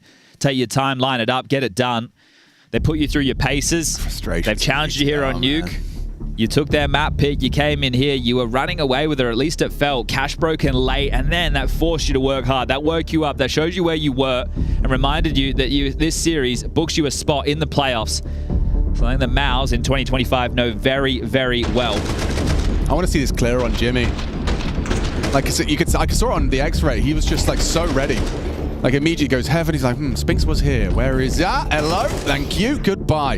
And still Jimmy makes it all redundant and pointless. Tough. Yeah, bro. You all know They've had a couple of big clutches, haven't they? Yeah. We definitely know how that one feels. Torgy's clutch as well stands out to me, even if it was just his decision-making as opposed to anything particularly outrageous in the aim. All right. Perfect CT half from Mouse. Can GamerLegion do the same? I think you're going to be very shaken at this point. Yeah. You know you're in it, but mentally, that's something that Ash has addressed before. Points. Yeah, Ash has addressed the mental before, and it is a young team. They still have, well, they're not knocked out if they lose this. There's plenty of opportunity to try and get through the lower bracket. They've still got Kazakhstan and Dallas. No major. But VRS continues next season. You want to get into the big events. Make sure that you're qualified for the likes of Cologne. Oh, Torji's getting a little cheeky with it. Up on the red. And yeah, just caught out by Rez. Good awareness and the timing from the jiggle. What we got here? PR. Gets one, gets out. Perfect from your ramp player. Slend summoned. He's going to try and brave the flames. It's costing him dearly. Costing him a lot of HP. And that's an important duel to win. PR's done more than he was worth. A double kill and the bomb down. Unfortunately, Slend misses. Which means that bomb can be retrieved. And this round could... spiral. Was he spotted? I don't know. Doesn't look like it. No, so ZTR wouldn't have caught him coming out deep from vent. So Exertion now up towards the windows. They don't have any utility to work with. 30 seconds, so Exertion's going to be moving soon. Hello? Oh, didn't get the headshot you wanted. Well, the nade's good. Oh, that would have been good. Not quite on the mark, and so 1 of 3. Ash holding his breath throughout these next 2. Feels like it's been a while since GamerLegion have won a round. Okay, so the single shoulder double bump. One of the Cyclone moves. All right, well, I still find it hard to see how they're going to be able to force this into a double OT. It started with just a couple of damp squibs with opening kills going in favor of GamerLegion and the round petering out. See if we get something a bit more team-based or coordinated from Mouse in this one. Yeah, I was wondering if we're going to be seeing like T-side equivalent of we're better than you. I don't know if they can do it as easily. Yeah, that's where you tend to think like a top rush, but if they do something a bit more yard-centric, still playing within the rhythm of the game. But it is just Exertion out here. He's had a mixed bag of success as far as getting space is concerned. He just waits out the HE breaks. There is another one available for Slend. I think they want a top. Do they want a top split? He's walking straight through. That's completely caught unawares. Oh, they are starting to accelerate. Ramp's free. Bomb's not there with them. ZTR's down. Needs a kill as minimum. He definitely does. Timing is everything here. Spinks will clear him, spots him out. Okay, awkward. Doesn't get his kill immediately. And Spinks is going to close that gap. He's counting bullets. Oh, forward! Okay! Oh no! ZTR, no bullets! And no head. Jimmy removes it. 3 versus 2. Goes 2v2. Slend and Towson low. He's going to be combat orping around the smoke, and Brolin's so ready for the walk. What can you do, Towson? Can you do anything to save your boys? A fake plant. It's open, they check it. Decon down, and that's Mouse with round. Mouse's game. 2 opportunities, 2 map points from GamerLegion to take us to train, take it the distance, make Mouse sweat, and win a map they haven't in some time. But Nuke slips through their fingers in overtime. Playoffs are secured. They'll be playing for seed up against the winner of FaZe versus Mongols. That's our next game, but 4th event for this Mouse with Spinks and 4th playoffs. They're looking for their 4th straight final. That's a lot of 4s.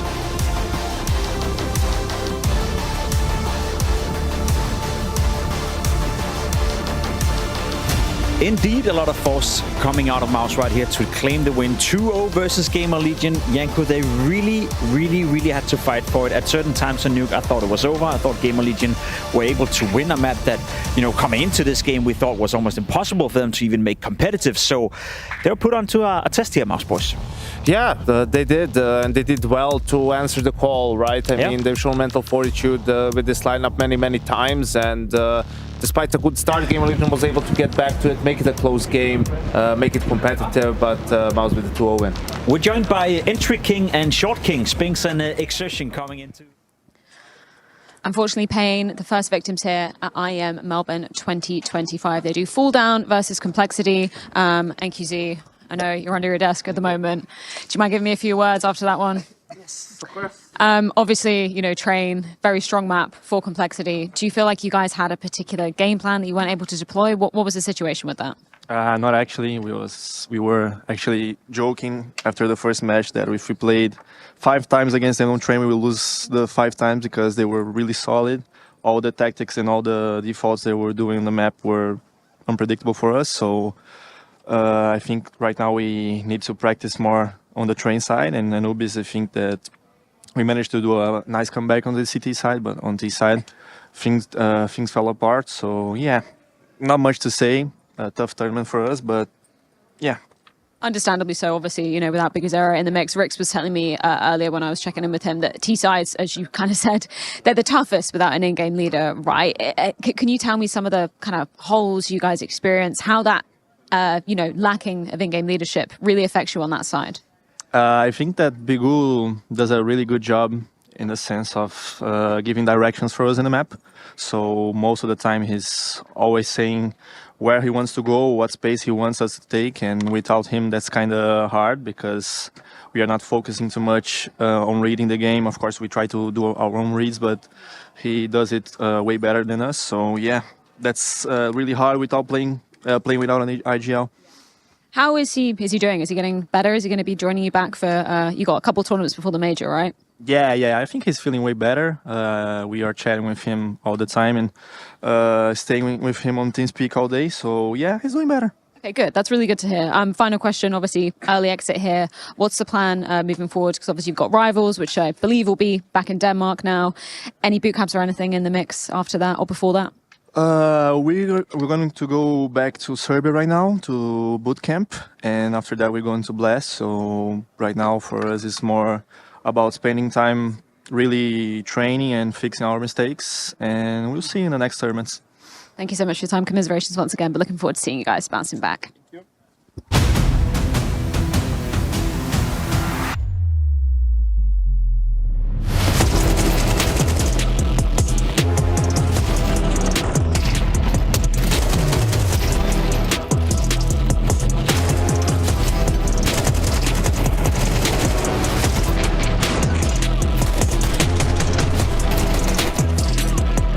The off now because teammates are all going down and icy. Oh, cold inside of his sight. It's an off shot to close it out.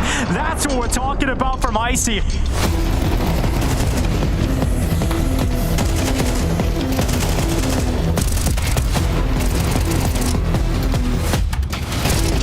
Not impossible, but the trade potential is there.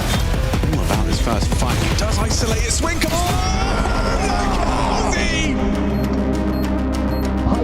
Into position.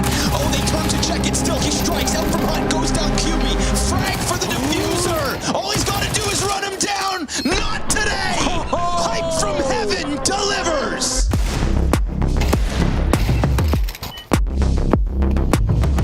They're going to try to flash. Their best bet to get out. Right into Hype they'll go. Third CT in sight. Destroyed. As Hyped just nails the triple kill.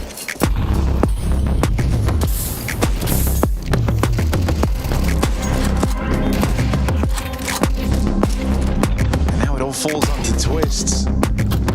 That's now an AK retrieve. The other two both clearing pit. You don't get to make these sorts of mistakes. Up against Twists.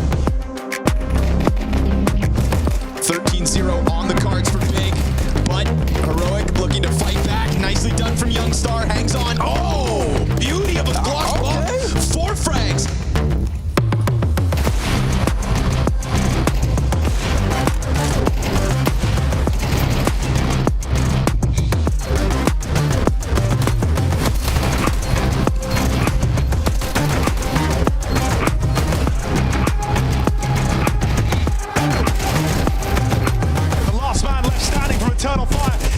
To be a predetermined outcome. They had all the info, but now it all hinges on Jota. Jota's gonna swing now. Oh my god! Jota was the right man for the job as he saves them from damnation with one hell of a clutch.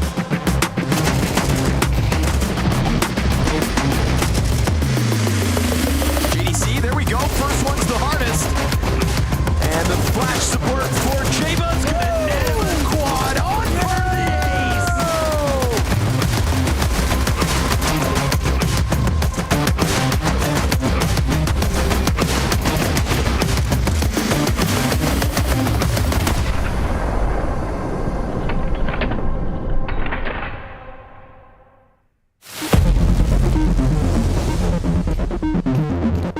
Magic's and Dog 2v5.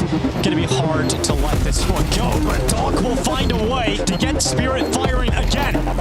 Another chance. Dog with 3, and you cannot stop him. Dog is so unbelievable in these situations, and down to a 1v1 is wonderful. Dances around with him.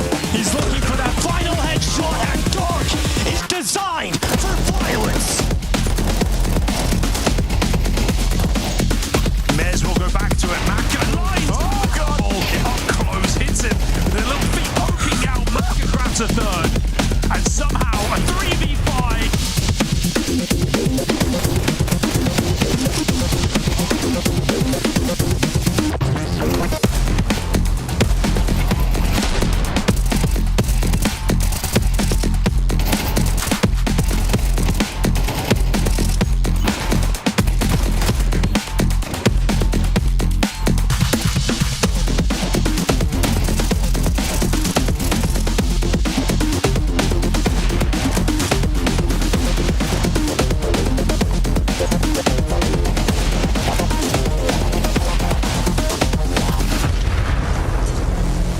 even a plant is a small success. Let's see if G2 can stop that from going down. Hunter's gonna wrap up on the ramp, and Magisk surrounded. Ooh, still a chance! Still a chance! Magisk, 4 health, 1v4, surrounded, and successful!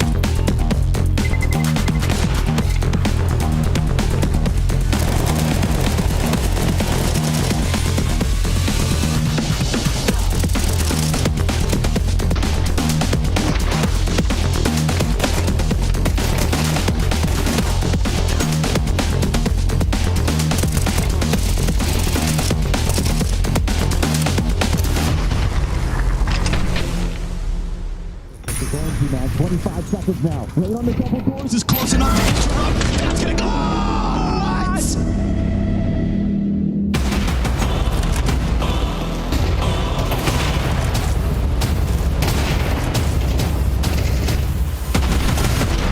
Ellic would be so tilted if they lose this. Hang on, door, guys, did you hear that?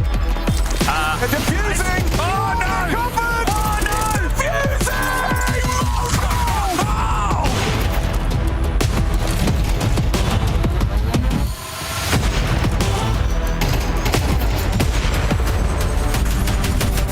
Good block on CT. They're going to go hunting for the kills. Exercise trying to force him ahead of time. Oh! He finds a third. Exercise going for the ace. Here in this B site, it's Exercise with all 5. My God!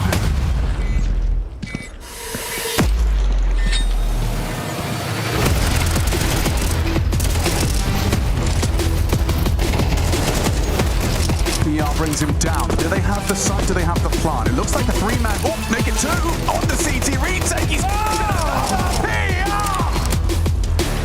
No, it's an ace from PR.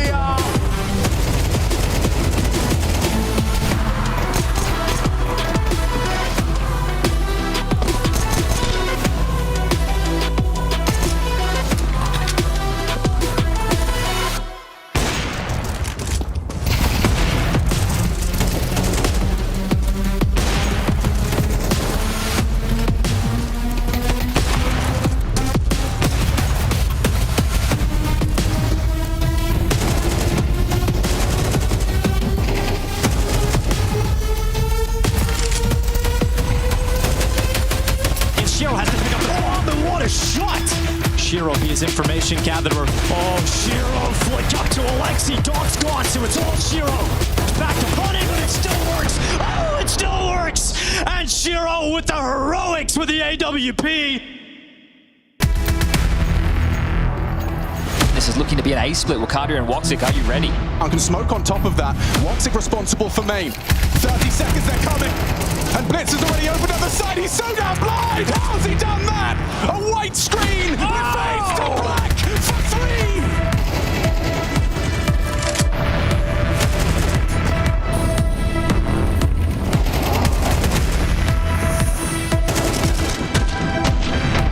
Just Mazinho and Techno. Starts looking, he knows where Mazinho is, but still they profit. No, it collapses for Eternal Fire. Hoping to be overlooked here, doesn't hit that instant headshot. Techno good for it. It's only Woxic to fall.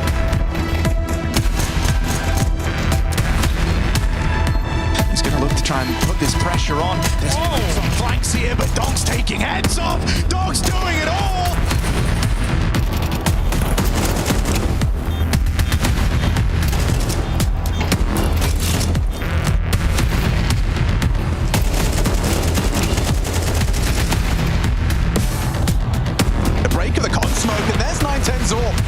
It's hectic in the zone, and Messi spins around a no-scope hit. Re-aggression from this AWP, perfectly timed on the Manta. In the server, shuts down Vitality.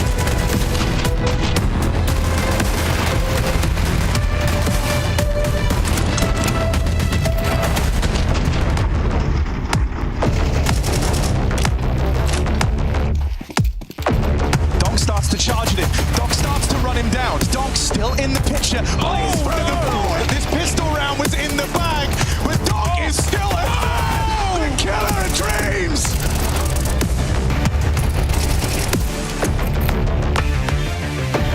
Two players coming out market side. If it wins the first, but there's another nade in this Na'Vi jersey. The one still holding on. Oh, it's back!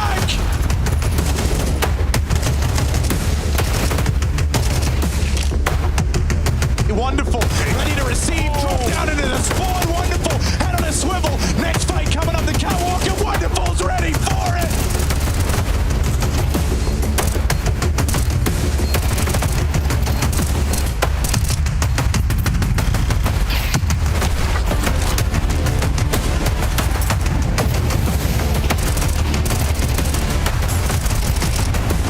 Wonderful's not looking. Donk's been delivered a free kill. Now he starts to close the distance. In the back line, it's all about Donk.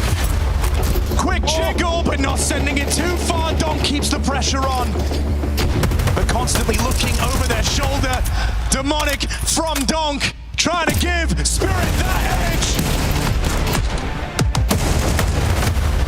More action on Robs in mid. Shiro looking to test him, challenge him. You can't get past that. Robs! Donk does deliver. There it is. Oh, it certainly should be now. Just as easy as that. These dragons lacking the bite. They ain't even fighting back. 13-5. Zywoo arrives in this grand final exactly when he needed to. Spirit on the ropes, battered and bloody. Will we even need a fourth map? And oh, they fumble. Spirit crumble. Piece by piece. Vitality is there for the taking. 5 alive. 5 souls. 1 common goal. They have Spirit. They have Katowice. They're full of life. To the victor. Go the spoils of the Spodek. Vitality.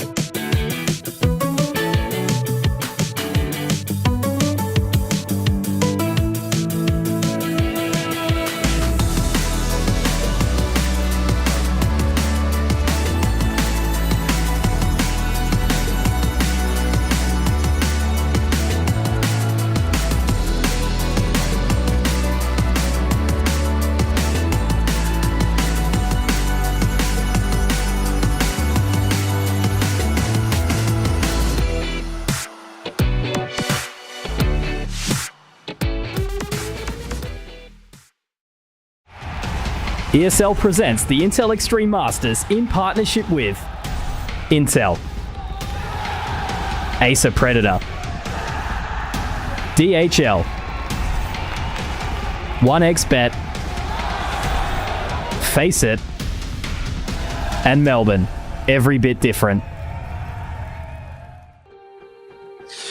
Welcome back on into the B stream. We've had a pretty big break, but now we get to watch Big and 3D Max. Yeah, it all devolves. Okay, so like, you know, when we start a show, I'm like really locked in. I'm good to go. First series, I'm just straight as an arrow, me, mate. And then 60-minute break, I'm out here and it just gets unhinged, you know. I get to that point where I'm like, whatever, let's throw it all out the window. But Big and 3D Max is where we're at here, Pilski. And I think both teams obviously wanting to bounce back off of their performance yesterday. One more than the other. Big looked actually kind of okay in the game against Mouse. 3D Max, though, got absolutely destroyed by GamerLegion. I had the pleasure of casting that one, and they did not even rock up in the server, it felt like. Yeah, rough state of affairs. So I think although 3D Max is probably the team that's doing a little bit better in a lot of the head-to-head events and in the rankings and things like that at the moment, Big, maybe the form team coming off a more promising series, and I think against a better opponent, although GamerLegion is kind of low-key crack right now. Like, they are having some insane maps. Some of those individuals right now are definitely not players that you can be underestimating, but pushing Mouse to a close series, I think, is a promising form factor for Big going into this series, for sure. Yeah, most definitely. Look, we'll have to see how things are going to go between these two. I think it's very hard to call again.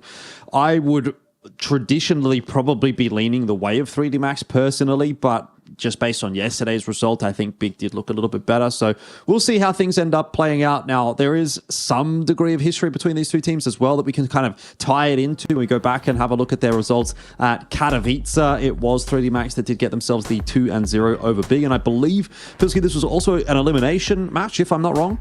Yeah, so they eliminated Big there from IEM Kato in very similar circumstances to what you're seeing in the stakes of this game. So this could be a two-timer here for 3D Max to knock Big out of an IEM main event, or it could be a chance for Big to get some revenge on 3D Max here. You can see the maps there, Ancient and Inferno were picked, and Dust 2 was left over. So we'll keep an eye, see if the veto's going to change up too much, if Big's going to throw something a little bit different in there. Their pick was Ancient last time around. So, look, that was at least a very, very close match between the two. So we'll see if we are going to get a little bit of a change up as we go into some highlights here. Yeah, most definitely. These are the highlights from that last match that they did get to play against one another, I believe. And like you said, yeah, close result there on Ancient, 13-11. But a little bit more of a maybe informed Big coming into the server today, or at least we can hope that will be the case. You can see as well that Maka had a pretty good performance in that series. We'll touch on that in a second, but he will obviously be quite a big factor, you know, as the AWPer for 3D Max, and hopefully he's going to be able to get the ball rolling today, because you go back to that series yesterday against GamerLegion, and while he was the best performer for 3D Max, it didn't really feel like he really got the ball going. You know, it's just not the level that we would have hoped to see from him. It's not the level that we expect to see from him. And when you're in such a pivotal role as well, you kind of need to be maybe putting in some bigger numbers. And something like this is kind of what we're expecting. Something like this is what we're hoping for. A 1.63 rating in that last matchup that they did play against Big, and he was certainly a big defining factor in how that series did play out and why that series went to a 2-0 favoring 3D Max. Yeah, I think Maka is someone that, you know, has been on the come up in the French team for a long time. And now I think this 3D Max team looking more and more promising at certain events. They are a little inconsistent at times and sometimes can be a little underwhelming, as you saw in the game yesterday. But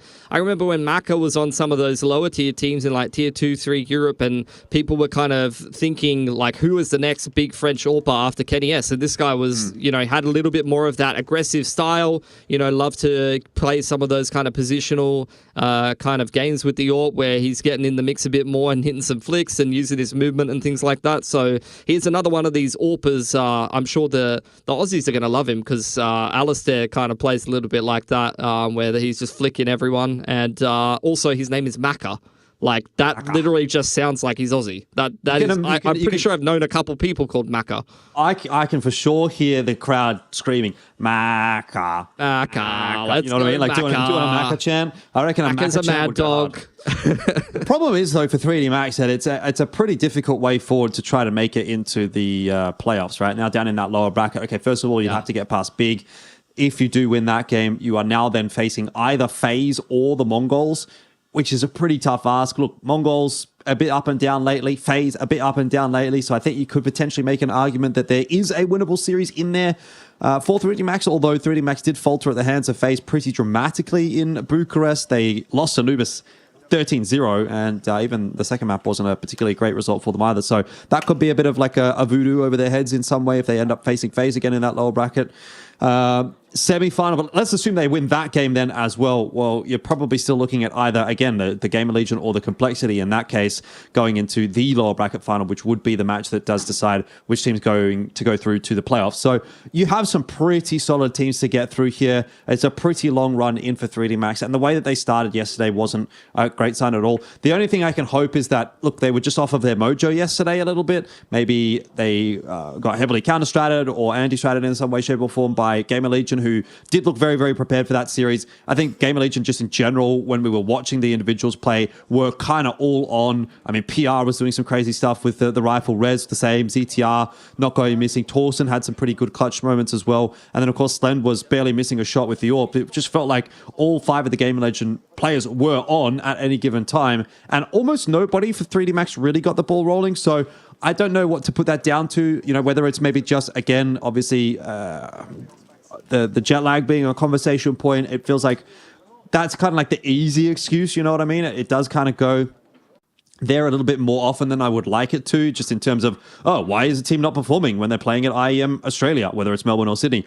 Jet lag. Well, it's like, okay, fair enough. But like everybody's probably getting jet lag, apart from maybe FlyQuest and I guess Mongols. They don't have like a massive time zone shift, although they do have quite a long flight. But, like there's these kinds of things which it's like, well, at the end of the day, excuses are excuses. You kind of just need to come into the server and perform. And 3D Max definitely did not perform yesterday. That was not the best 3D Max. So hopefully coming into today, we're going to get to see a little bit of a better look from them.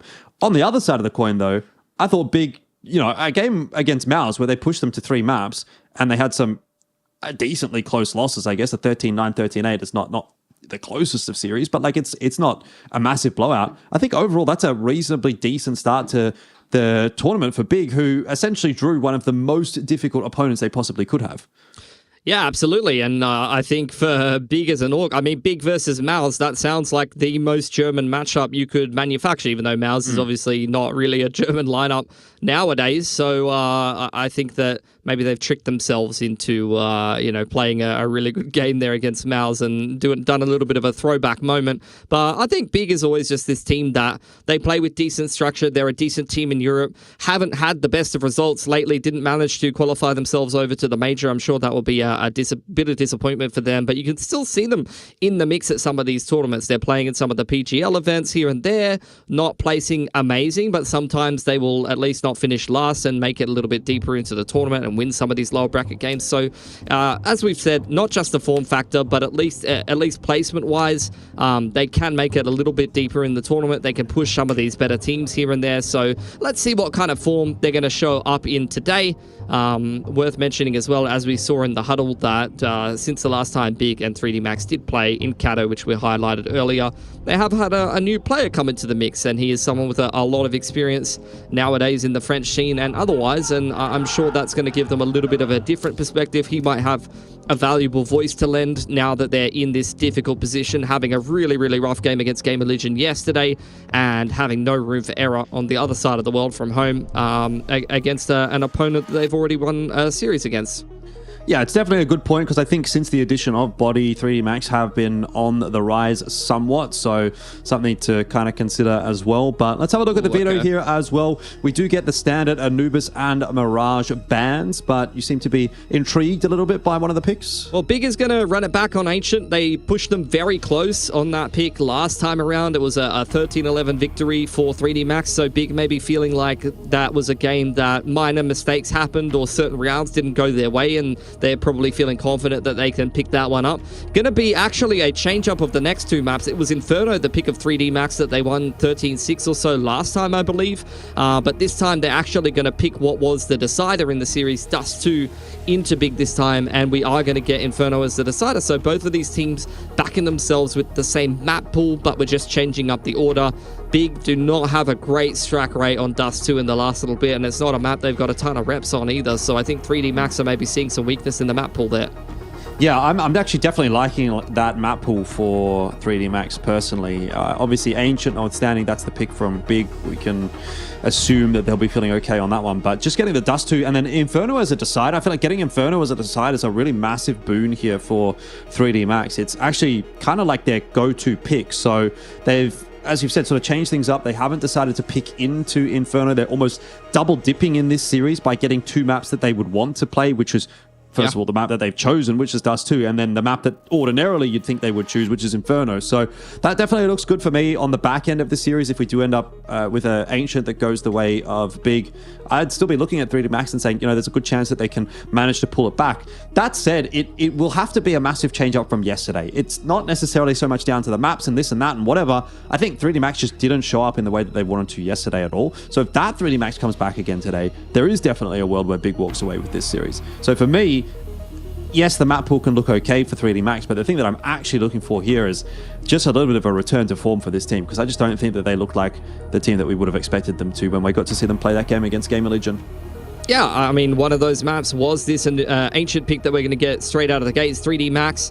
Last couple of games have not looked great on Ancient. I mean, they're playing a lot of quality teams on it. They played a lot at EPL, dropping to Tyloo, Falcons, Mongols over there. They did take a win over Liquid, but that was, I think, Liquid with a very recent change, or maybe a Liquid that hasn't really looked in form in the last little bit. So, honestly, the last, 6 out of 7 maps not looking great, and even the win for 3D Max on Ancient not really filling you with a lot of confidence. I think the best result they've had in the last little bit was over at Bucharest, where they play Mongols very close on this map. But outside of that, I think Big are feeling pretty confident that they can take this game of Ancient. At the same time, though, I'm even looking at Big playing in some of these Austin Major quals and going back to some of these other online events in Tier 2 Europe, although that is a bit of a difficult slope to make it through, and they're dropping Ancient despite picking it a lot. So, look, we'll see how this series is going to go. I think Ancient is a must-win for Big, though, given how Dust 2 and Inferno look stats-wise between these two teams.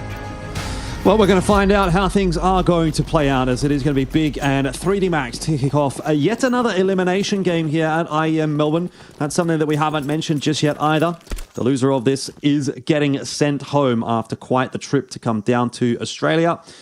Big starting things off on the T side, and this doesn't look like it's going to be anything too crazy. Just a slow progression in towards the B bomb site, but you do have QB there ready to line up a fair bit of util. There's going to be the flash over the top. Well, that's actually a smoke, so maybe the minimap a little bit awkward as things are starting to make their way forward, and 3D Max get themselves a 1-for-1. Just slowing things down. They have been disrupted by this smoke thrown out by 3D Max. You can see Lucky wants to welcome them into the side if they're going to run through that with the dualies. And here's the second pump from 3D Max's. They're really just taking their time here. Not going to be expecting Lucky this low on the ramp. He's going to kick things off nicely there onto Tabson as Gravity tries to hold up Hyped in Cheetah. He's unable to win himself that duel. So the C4 still in play here as Hyped can continue to walk his way toward B. He's just going to lock it in for the moment and try and take this fight against Exercise on Shelf. He'll have to get it done himself. Nice headshot, or 2 headshots. One onto Lucky, one onto Body, but unfortunately, he doesn't have a USP. The Glock doesn't have the stopping power, and 3D Max will win themselves the round. Yeah, very awkward kind of disrupted pistol there from 3D Max. Just holding things down in the B site. You can see Big, they really wanted to get rolling up onto that B site, but they didn't feel the confidence to push through the cave smoke thrown out there by Lucky. They would have run straight into the dualies and a crossfire, and despite some heroic efforts here from Hyped inside a Cheetah, you can see that he can't quite put it together. A lot of gooshes on the Glock. Looks like Big are just going to try to go for a plant here onto B, I'd imagine. Not a lot thrown into this round. Just a Glock train. As you see 3D Max taking the entire map and putting some pressure onto Shelf now. Well, that was one way to start for Crimbo. Maka as well going to go down as there's just a Glock train dominating. MP9 collected for Tabson, and that's going to work out nicely for him as well. Bit of a overextension, I guess, in the end for 3D Max. I don't hate the idea of a lane crunch, but going 1 by 1 into the Glock stack has not worked out at all, and now it's on to Lucky and Exercise to try to salvage. Yeah, you can see Big were very much ready for that lane crunch. I don't know if that is something that you have seen from 3D Max before, but Big is definitely one of these teams that they do like to get pretty in-depth with the preparation in the past and have as many little gimmicks as they can possibly find. So it seems like those 3 players just sitting up near the wood wall there, lying in wait, end up really punishing that aggression for 3D Max. And now they're just waiting for one of the CTs to get a bit of a push on, see if there's more aggression that they could potentially punish, but as nothing elapses for 30 seconds or so, Big are just going to group up and walk hand in hand up through middle. May meet Exercise here. Yeah, timing on this is going to be rough. They don't have any armor, so that'll be a bit of a problem. And it just makes it so easy for Exercise to kind of just dash back and forth and cause a bit of a ruckus. He's going to get the incent down a little late. Still going to slow things down, though, as they have to push their way through. And now the assistance coming through from Lucky. USP's out for Exercise. He's low. Shots aren't connecting on his behalf, but looks like the round will be locked in. And that is the problem with the round like that one for Big, is that, you know, it can start so well, and you have a 4v2, and you think this is going to be winnable. But without any body armor on anybody, it's really, really tough to be going up against the guns, and you just get shredded. You go down like a sack of bricks, and that's exactly what happened to those guys as they tried to work their way into B. Not to mention a bit of a rough timing for them getting spotted out on that mid-cross as well. I think they might have been a little bit better off just sort of walking up ramp or something into B. Well, woulda, shoulda, coulda. Damage was done to the economy nonetheless. Little bit of a mid-contest here. Flashes up over the top, trying to set up JDC for a timing that he's not able to find. QB now looking for one of the CTs to make a mistake as he prods and pokes towards B ramp. QB taking a lot of damage there. Spam returned back through the smoke. Hyped and Tabson also tagged up here. And it seems like 3D Max want to go for a cheeky little boost up over the top there. That's worked out beautifully. QB hitting the deck, and that's a man advantage for 3D Max now. Yeah, 3D Max looking pretty solid so far on the CT side. Obviously, that last round a bit of an awkward one, but you just get the sense that they have a pretty good idea of what they want to be doing in these couple of rounds that we've seen so far. Exercise as well now, dueling with JDC. He's trying to get some util out. Pops a flash to his right. JDC gets the headshot through, but will survive. And so JDC winning his duel over towards B. The issue is bomb is being held by 3D Max, and they've got the HP advantage as well. Body has an idea that Crimbo's coming through from T-spawn and sets himself up nicely on that line. So 2v1 here for JDC with 12 HP. Seems pretty unwinnable. Yeah, it doesn't really look like Big really responded to the bomb being dropped at any point in this round. JDC has kind of been the standout player for Big in the last couple of months. Needs to come up pretty huge in this 1-on-2. We got to get the cinnamons going, because Big is a crutch word for me, for sure. But that's not going to work for him. Body going to clean it up, and that's a third for 3D Max. Starts out beautifully with a little bit of a boost up over the smoke, dropping that bomb, which was never recovered by Big. They just kept focusing on running their default. Like, you could see them take cheetah and cave control. They put a lot of pressure on that A side of the map, but that's not really going to help you if you've forgotten the damn bomb. Don't know if it was so much forgotten as just taken away from them by 3D Max. That boost was so nice. It's not something that you see every day, and Big certainly weren't prepared for it. So a bit of an awkward one there for Big, but we'll go ahead and push their way through that smoke, disrespecting it. Does give them the lane control. All the util in from 3D Max, kind of slowing things down though. And so Big will have to work their way forward with this pistol armor buy, and just again see if they can put a bit of pressure back onto that 3D Max money, because they've been doing a good job of that, if not winning the rounds. Here comes the push. Straight into Cave, and Gravity almost making short work of 3. Will go down, and that opens up the B bomb site. There is a plant on offer here. Much as Lucky would like to deny it. Looks like JDC's got it down in a safe position. And Naka cleaning 1 or 2 up here alongside Lucky. That'll be an easy round for 3D Max, and it's the one that they're looking for as well, frankly. Keeping 4 guns alive and starting to build themselves up nicely on this CT side now. Yeah, didn't want to force things through the smoke and create a situation that they could no longer control. So despite conceding the plant to Big, it's good patience there for 3D Max. They're very happy with how this CT side is going thus far.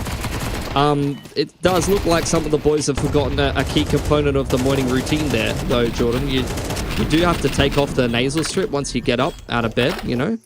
Very important. They've taken off the mouth strip, but some of them have left it on. You know, they definitely look woken up. So we've dipped our head in a bowl of ice. That's definitely happened. The skin's looking radiant, so the banana peel's on point. But definitely haven't gotten the nose strip off yet. I have seen a few players employing those nose strips, and yeah, I don't know. I guess whatever floats your boat. Lucky going down early in this round is a nice start for Big, something that they haven't had thus far, the player advantage. It won't last for long though, because Body's cleared out mid, and that is mid control established for 3D Max. So getting a pretty good idea that there's not a whole lot happening there. And obviously they've given up A, but presence over toward B is going to bring a third player across. Exercise, rather, I should say, rotating his way over toward B here for the B hold. Yeah, they've dropped a smoke towards A and they just stack B. And 3D Max does look like they're moving into some more aggressive positions. There's a player spotting towards backside. That might read as a bit of a retake setup into the high-low, but Tabson still comes away with one. There's an aggressive flash from 3D Max, and this is just getting very messy into the 2-on-2 now. 50 seconds still left. Bomb dropped once again. Has to be retrieved at some point by Big here.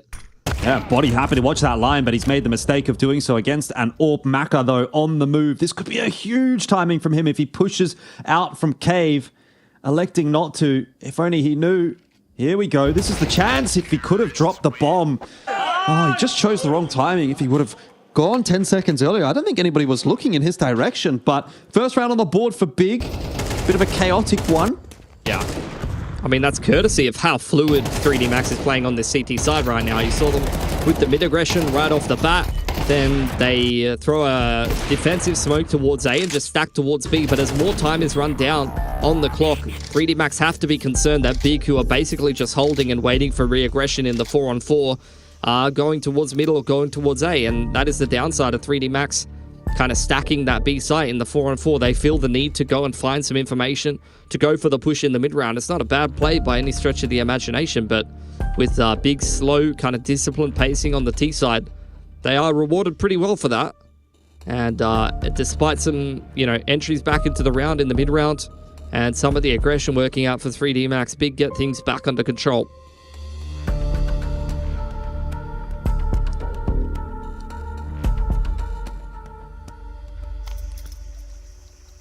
Yeah, a bit of a conversation to be had. Money in that awkward position for 3D Max, even though they were able to pick the 4 rounds up in a row. Some very, very close rounds. So just down to the pistols in this one, and so Exercise is going to get aggressive in A main. That is being watched for by Crimbo, but he'll slow things down, and this is one of those positions where if it remains unchecked and he gets a nice timing, it can be problems for Big. 5-7, can definitely do the damage there. Nice shot onto QB, and now Body hoping to help him out as well. If he would have remained locked in on A, he surely would have been able to get a trade there onto main, but instead decided to look back in toward the side, in towards Donut. Yeah. It's a bit awkward, a bit unfortunate there for 3D Max. Could have worked out to be a little bit more, but so far, so good. Still could go well for them. They've got a double flank in play here, Jordan, so they could kind of sandwich Big into the side. And there's the first for Lucky. He's picked up the AK, flank back around the side from Tabson, goes very well, and now it's a bit more of a one-dimensional approach from 3D Max. Does seem like they just want to turn tail and hold on to the AK that they picked up. Gravity seeing if he can get any more exits, and yeah, it was an unfortunate situation in terms of the timing. I think they pick Crimbo or QB there over towards A, and they just read that as like, that's the A side defaulter. So once that guy's dead, there's not really anything else to find there, and that's why Body kind of backs away. They drop the guy off on the info line, and unfortunately, they just had a little bit of a misread on what was happening. They didn't realize that Big were turning that initial mid-pressure into an A split in the mid-round. I believe there was that second AK picked up on the way out for Gravity. Such a nice, clean kill to start things off for Exercise, and that is what left that AK on the floor for Lucky to get himself another kill. You could see the pieces of the puzzle falling into place for 3D Max there, but not to be this time around. Indeed, 2 AKs taken through, so that will help the buy going forward for 3D Max to See if they can now push another round over the line and continue to maintain control of this map. We'll head into yet another gun round, and that's a great start from Body. Tabson forced away from Shelf. There's too many flashes for him to deal with, and now a push out from Cave as well. Gravity and Body and Exercise holding on to middle and making it look easy. Yeah, it feels like 3D Max are really dominating the early to mid round. Have got a very keen sense of what they want to be doing in terms of getting the CT aggression going for themselves. They've opted to start CT side of Ancient. Flash up over the top, dodged well by Hype. He's been really just a turret on the AWP on this T side. Great to see him bring a couple of Voxy stickers on his AWP as well here to IEM Melbourne. But I don't know if anybody is going to be getting eyes on those in the arena if this series keeps going the way that it's going.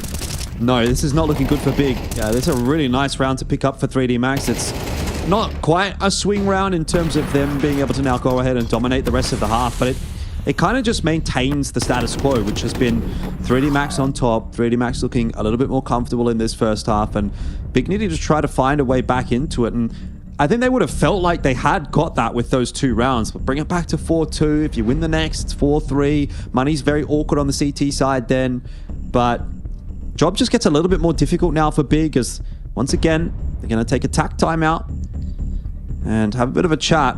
They have the money for a buy here, but 3D Max are doing a pretty good job of just keeping their noses in front on this CT side, and you have to wonder if that continues, does Big even get to have a chance in this map? Yeah, had a rough start of things. Has been a lot of early round aggression from 3D Max. They have got to have conditioned Big to respect that. AWP shot missed by Maka though. That's a chance that goes begging, but JDC peeking straight into the line gives him another that he won't miss.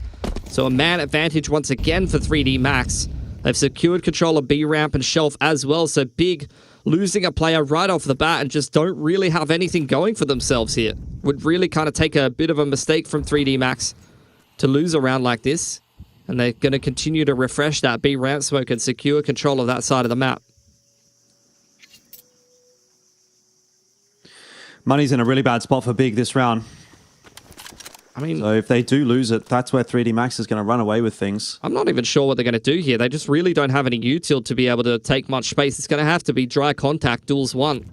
That's not going to be easy trying to push into a crossfire like this one on lane. I mean, Lucky can just pivot on the contact of Gravity, and unless Tabson's already up on the Shelf, he should be able to get a couple of nice trades. Gravity, nice shot onto Crimbo. Doesn't want to keep looking around this corner too hard because the AWP is waiting for him. That was a bit of an overstretch, but there's Lucky, who will double down. Makes it look even easier than it should have been. Man, 3D Max are looking so sharp. Dude, Lucky's 13-2 right now. He's absolutely owning. This is the 3D Max that we were missing yesterday. I mean, it's like the roles are reversed, right? It's almost like we're watching GamerLegion versus 3D Max again, except 3D Max are taking the role of GamerLegion and Big are taking the role of 3D Max. I honestly think that's masterful from 3D Max. They recognize that if you just shoot them really hard, like just happened to us yesterday, like that is just genius tactical adaptation. Just shoot them. Just play like GamerLegion, bro. Apparently it doesn't take much to be a coach in CS2 these days if Pilsky can do it here on the analyst desk all the way from Korea. For sure, man. You know, Korea, the premium TAC FPS region in Asia nowadays. So, like, I'm really at the Mecca now. I'm sure that'll make a lot of Mongolians mad. Bring back MVP PK, our Korean goats. But yeah, as we spoke about, Big, they didn't have a lot of cash in the back pocket for this round, so they haven't been able to put much together. The pistol and armor give themselves a little bit of a chance for a little bit of a pick here and there with the Deagles, but reality is that 3D Max now can just run away with this half, and at that point it becomes very difficult for Big to do anything because, look, again, the map, the game itself is a little T-sided at the moment, and if you're putting together a half that's 6-2, and from where that goes, potentially, 9-3, something like that, let's say, coming back on the CT side here for Big is going to be nigh impossible. The thing is, like, as well, if 3D Max are looking this sharp on the T side, they're going to be very difficult to deal with. Nice entry into the middle of the map from Tabson. He's the main man who looks switched on for Big right now. Hyped has basically got most of his kills just posting on angles with the AWP and not really having a lot of impact, but Tabson is the guy that's actually getting something done in this game for Big more often than not. Someone else needs to step up around him. Not expecting that to happen in this round with just the pistols in play. especially with JDC just running straight into body spray, and Maka's there, ready to back him up. 7-2 for 3D Max, a rock-solid CT side economy, showing no signs of slowing down anytime soon.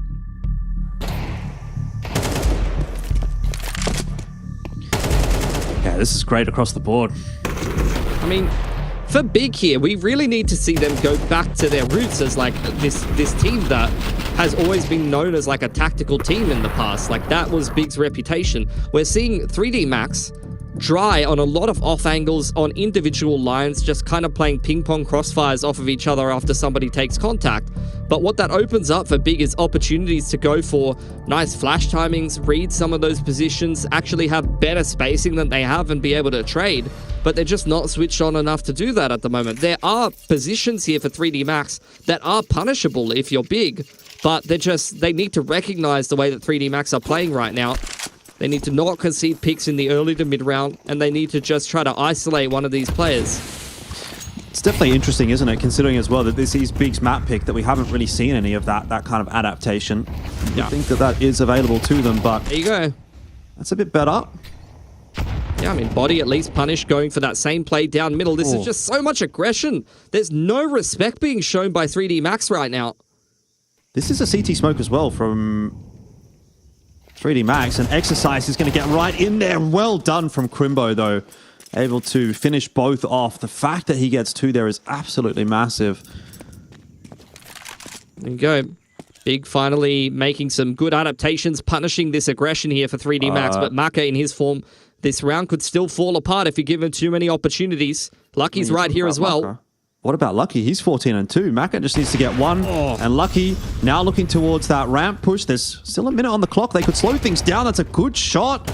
Lucky only able to get himself 1. Well done from Hyped. You talked about him being a bit of a turret on this T side, and that is exactly what was required from Big, because that could have gone very wrong very quickly. Yeah, it's great. You see the reads from 3D Max every time. Whenever Big is ending somewhere in the late round, and usually, to be honest, that is towards the B side, that might be a bit of a tendency that 3D Max is reading into. You always see them rotate towards this B side, stack, and when nothing happens, they start to get a little bit aggressive. They try to disrupt on the contact plays, and it does more often than not go well for them, but even in that round does go well for them, but they were just too far behind in terms of players. Mid taken once again here from 3D Max. Gravity under a little bit of pressure towards Cave, and he's just waiting for some of the lane players to get involved. Oh, yeah. Body unable to really do too much about that. So there is some degree of mid control here for 3D Max, but they've certainly lost lane. Yeah. You can see Big prepping to crunch middle here. There's the flash up over the top. Body, as well as who's here with him? Exercise, yeah, they're under a little bit of pressure here. But Big are still not in a rush. They don't crunch off the back of that flash, and finally we're punishing some of this aggression in the mid round. Yeah, Exercise just going to keep himself set up here in middle in case there'll be a rotation off from B. With Lucky and Maka over toward B, you could still see this one going the wrong way for Big. They don't have to commit to B, though. I mean, this has just been their go-to. Like, they're just waiting for 3D Max to push them. You can see they're really reading into 3D Max's style and how they've started this game. They've had multiple tack timeouts. It's a very clear adjustment for Big. Just waiting for mistakes, waiting for 3D Max to feed them some picks. Well, here goes Big into that B bomb site. Lucky playing a bit of an unorthodox angle. This is just an aim-dependent angle, really. He's just got to hit his shots, and probably didn't get a clean enough kill on that opener, but still damage being done by Exercise as well. Hyped is lucky that that instant hasn't gone deep enough, and Crimbo through the smoke has given up his life. Hyped now getting tagged up now as well and finished off. Oh dear. It's a 3-on-4 that 3D Max are able to pull back, and they will get themselves to 8 now on that CT side, with, again, Money being in a bit of an awkward spot for Big. I mean, this half has been a shambles. What Big are doing in the mid round is not bad. Like, I don't mind the fact that they're freezing. I think the B endings are getting a little bit played out at this point, though. They're hitting B in the mid to late round every single time, and that's just a little bit too readable for 3D Max. But what really is the bigger issue than that is just the firepower diff right now. Even though big are up in numbers and their spacing is decent, you're just not able to trade these kills. Like, we need the boys to step up and win some duels with these riflers because they're getting torn apart on an individual basis by Lucky, Body, and Maka. Der Jungs, the boys, they've gone missing. Oh, can't see him. Can definitely see Maka with the AWP though. That's a nice one to start off onto Tabson, and it looks like Big are just going to try and pick the pace up, but the response is immediate and clean from 3D Max. An incend down on the ramp. It cuts the team in two. And, whoa, okay, JDC's found himself two as well. I don't know where that's come from, but all of a sudden we're back into the 2-on-2 in what looked like it should be a pretty clean and easy round for 3D Max. So it ain't done yet, but Exercise still holding on to short and long control. The bomb plant not down either. Eventually, Big are going to have to make their move. Tap on from JDC. It still hasn't drawn out a peak. They're so desperate to find one. Exercise looking for it as well. Crimbo with his back turn. Back around the corner, though. Gets himself the kill and puts Maka into the 1-on-2.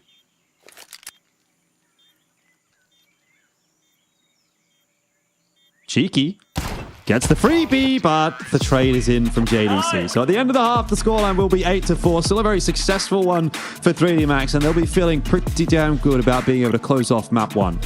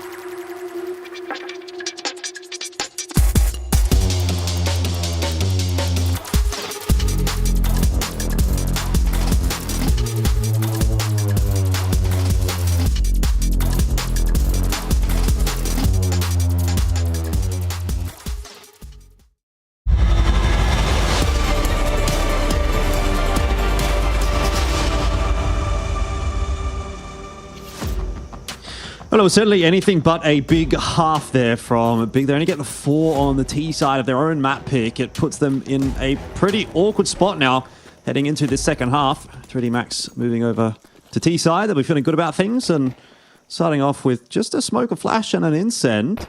So they do want to fight here, 3D Max. Yeah, they are the team that has wanted to fight much more in this game. But Big creeping down middle on some off angles, maybe looking for a bit of a bit for themselves as the contact into that mid setup. A little bit of a crunch as Crimbo finds himself in a pickle, getting ping-ponged between Body and the player on shelf. So that's a man advantage now for 3D Max and control of the A site.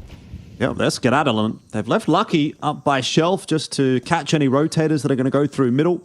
Doesn't look like we're going to be getting too many of those from Big, but Hyped is certainly locked in on this rotate, hoping he can pick one off before the bomb plant goes down. Bring it back to a 3-on-3 before the post plant. Unable to do so.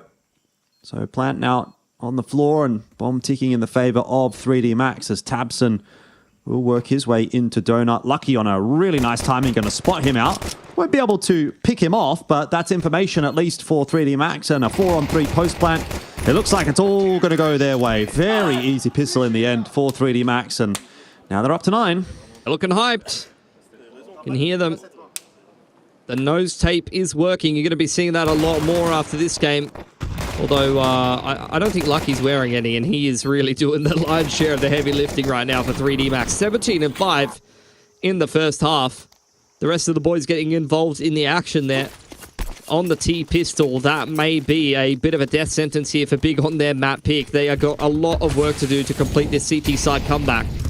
Bit of a mid-stack with the USPs, and they will find 3D Max with some flashes up over the top. Maka at that range can't do much with the Mac 10, but Lucky just continues to demolish everyone in his path.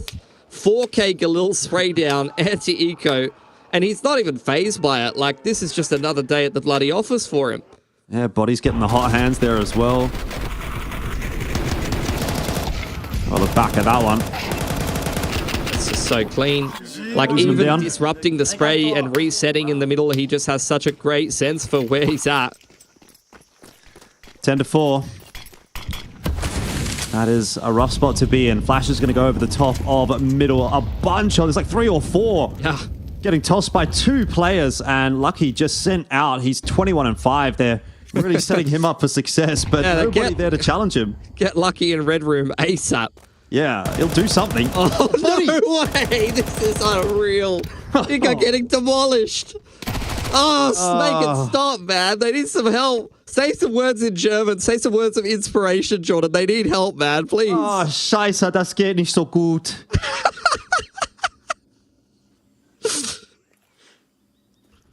Yeah, I don't know if there's any coming back from this one for Big. That was just a demolition, really. I don't speak any French, but it's looking pretty bloody magnifique, if you ask me, buddy. Magnifique. Oh, gravity. What a peak. Oh my god, I can't believe you've done them like That's how you pronounce his name. I'm saying gravity, but yeah, we all know. There you go, Crimbo. Not bad. Gets himself a Galil. Yeah, fantastic. Get your exits in this kind of game, you know? Yeah, I mean, that might be Big coming back into this round, actually, the way that's gone. Yeah. Oh, unfortunate. He just got a bit unlucky. I was feeling the 1-on-4, but he's gotten absolutely cooked here in Melbourne. 4 alive for 3D Max. Let's be real, guys. This game's over. They're down 11-4 on the CT side. They've done no damage to 3D Max's economy. This is GG. Go next, map. Go next. Well, they've got a buy, and I guess they have to show us what they can do with that on the CT side here. And if they can, and if they can win out, there might still be an argument in for Big, but things are not looking too crash hot. So once again, mid-control, name of the game here for 3D Max. They're looking for it, but the layering of the flash is not there this time around. So slow down for a second. Oh, we need those as hyped. Got to hit every bloody shot and take every opportunity we can get as Big right now, because they've had a rough run of things so far in this game. A lot of flashes invested to get the mid-control, so they really don't have many left over. But there you go, Exercise. Straight up the guts through the middle of the map, picking up Crimbo. That's going to mean some panic stations for Big right now. You can see Tabson trying to get himself something rolling over there on shelf side, and Hyped just very tentatively pressing towards Red Room. That's a freebie for Exercise. And 3D Max just keep turning everything into gold right now. JDC, close to half HP. Don't even know if I necessarily back him in a fight against that Mac 10. It feels like everything's connecting at the moment for 3D Max, and QB is able to re-aggress down ramp and get that kill. Here's Tabson. If he could have got something done on that rotation, maybe there was an argument for Big, but certainly not now that he's gone down. QB needs to grab himself 1v3, and they've given him the chance to do it there, frankly, but backing themselves, 3D Max. You don't oh my god, hate it. POV cameraman. Nice. I've always wondered what it would be like to be the cameraman, you know? They definitely put me to work at ESL Oz, but they never had me holding a camera. I don't have very steady hands, is probably why, which if you go and take a look at my HLTV stats, that definitely checks out. Well, not a lot of money.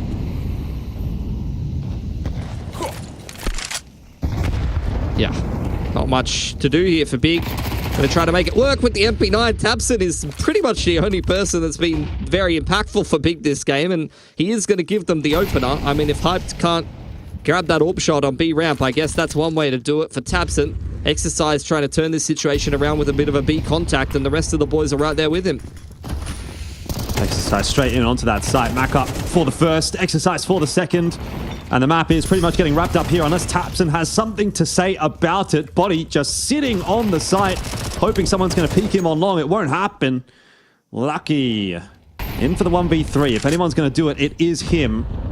Sitting at like 2,500 damage for the map so far. And looking for a little bit more. They're going to line up. Not quite. Well done by Crimbo. Big survive one more. Yep. Tabson and Crimbo combining for 5. Getting in the mix with the MP9s. Pick themselves up a couple of MP9s. Sorry, a couple of rifles, rather, after the success with those MP9s. But you're still not feeling too great about a 7-round consecutive comeback on the CT side here for Big, just to push into OT.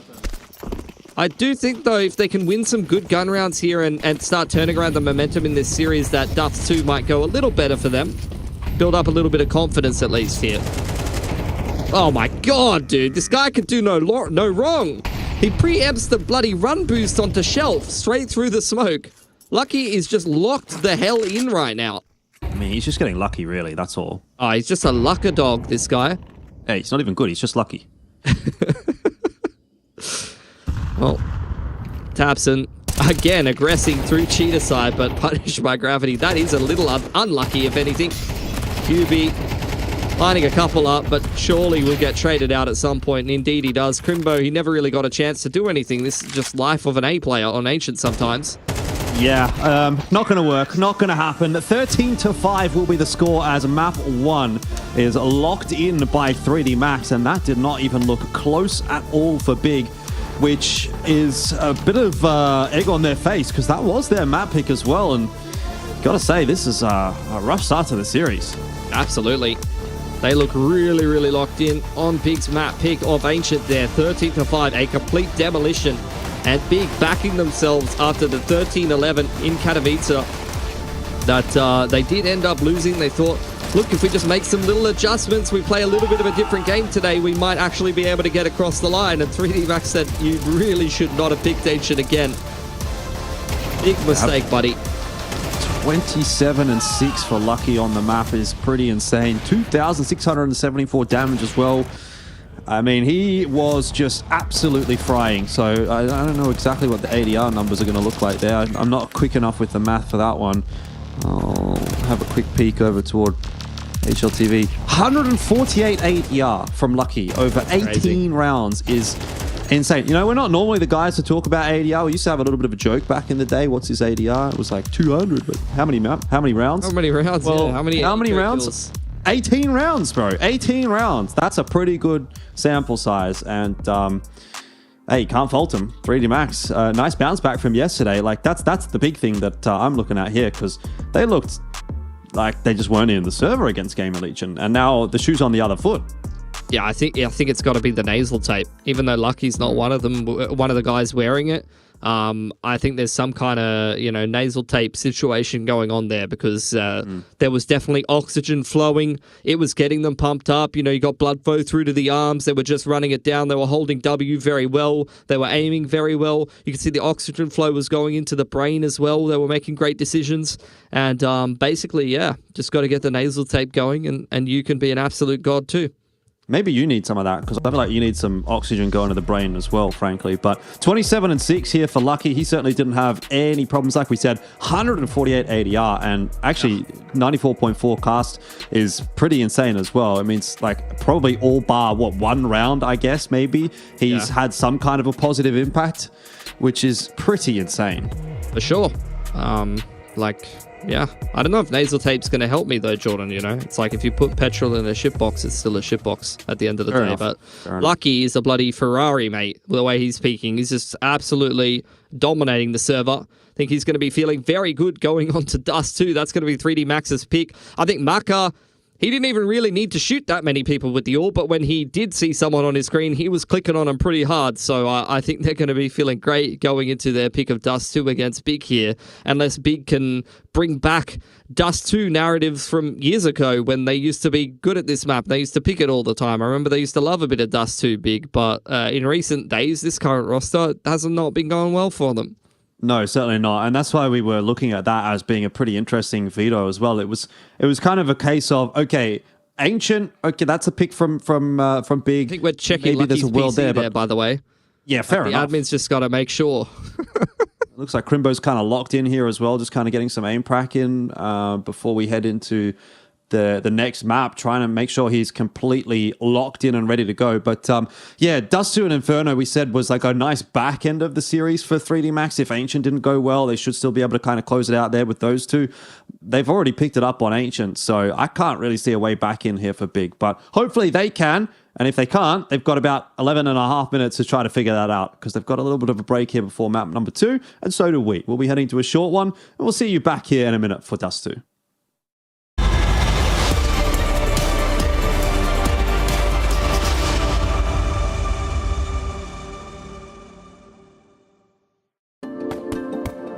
Hi, it's Bob with Face It. The official broadcast is better than ever on Face It Watch. Yep, that's right. Switch it up with the POV selector. 4 angles, your choice, from the main broadcast to your favourite player's view. And it's available on the Face It app and Chromecast. But wait, there's more. Keep watching, keep winning. That's how we roll. Watch IEM Melbourne while having the chance to get skins and Face It points. Look at this beauty. Change the channel and control how you watch.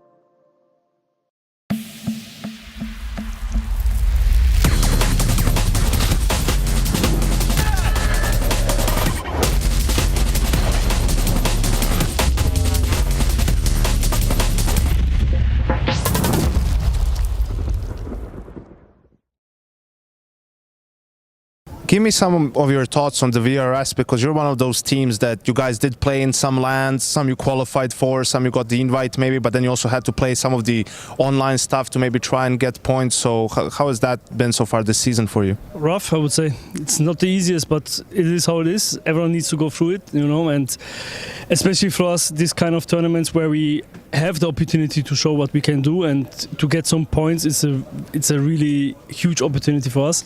Even though maybe we are not going to the playoffs or whatever, beating one of the top tier teams is getting a lot of points, and therefore we will look forward to manage to get a lot of points.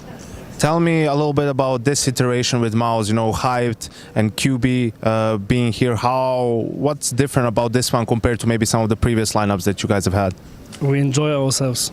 Like we really do, even though we're not showing the best Counter-Strike, but we do enjoy ourselves, we enjoy everyone here, and this is something we probably lack a little bit before, but also on top, the results needs to be there. Tell me, you mentioned, beating maybe some of the big teams. You're going up against the second best team in the world, but your old familiar organization, right? Big versus Mouse. So some thoughts about that matchup. We have nothing to lose. They need to prove themselves. We will play off our shoulders. As I said before, we enjoy ourselves to be here on the big stage. We have the opportunity to do something big, and we will hopefully do so. And after that, we will see what happens. You know, we have 2 games to play, guaranteed. Hopefully even more, but we will see game by game, and we will see. If you guys were to, maybe surprise people, maybe go all the way into the playoffs, what do you think would be the main reason for that? People playing individually good. I think our system, our structure is well enough to beat some of the teams, but we need to play individually really good to beat them.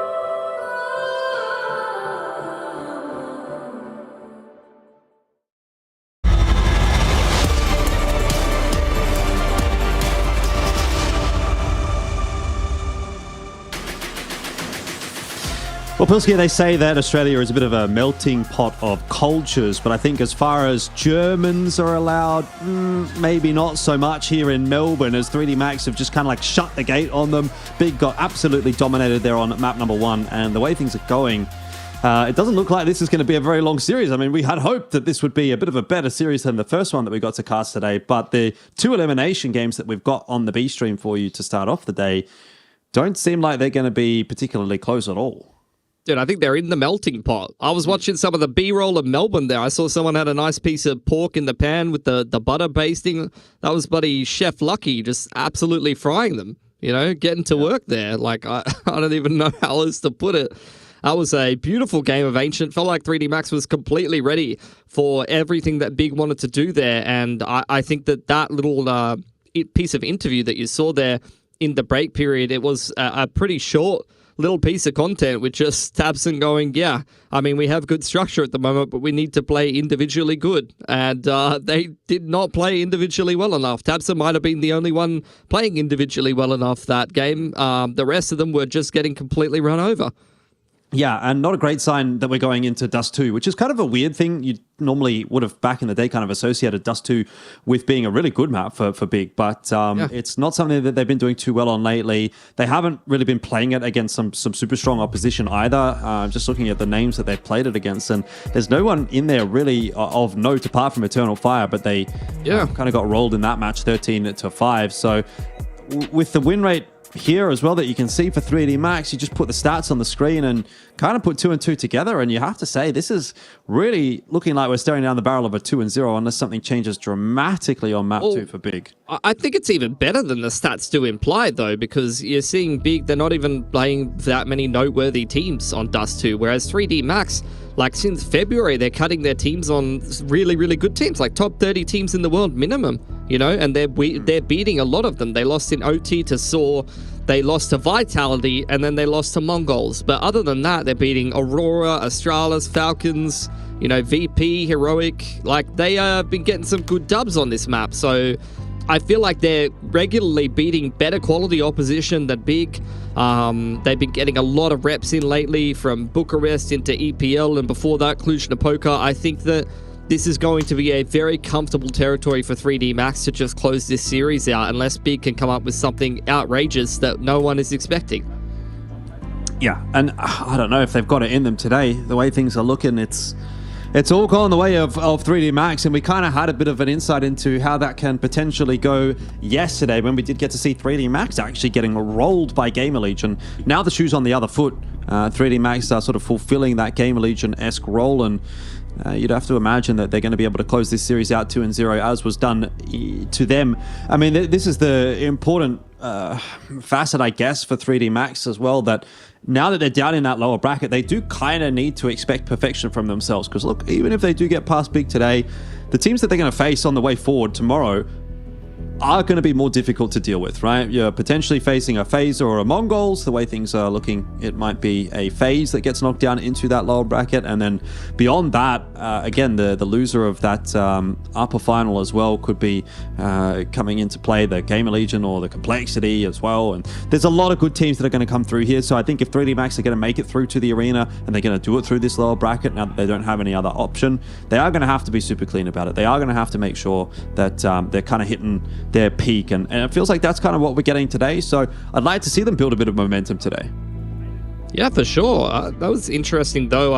I could have sworn that was Malik there, giving some massages to the boys on 3D Max. I don't see him like officially associated with the team or anything like that, but he's someone that, unless I've completely misseen there, he's someone that has a lot of experience and a lot of coaching experience. Except, you know, when he goes to Starbucks occasionally, that doesn't go as well for him. But seems like he might be helping out 3D Max in some regards. I know that they've had people like Ozstriker as well in the org. And so a lot of absolute vets of the French team getting behind this team, it seems like. And that can only be a very, very good thing for the future of this team that seems to just continue to climb higher. Yeah, well, I mean, I don't want to read into it too much, but I'm seeing on his Twitter that he's retweeted the 3D Max match tweet, I guess.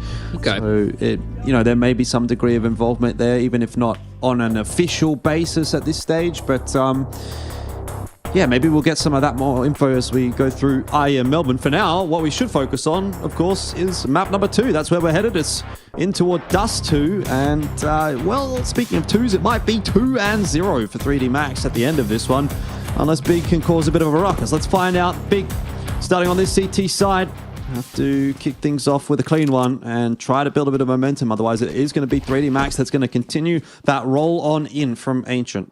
Yeah, going to need some vintage German Dust 2 performance here from Big if they're going to try to turn this series around. Slow start to the pistol here for 3D Max early on. Just split up around the map.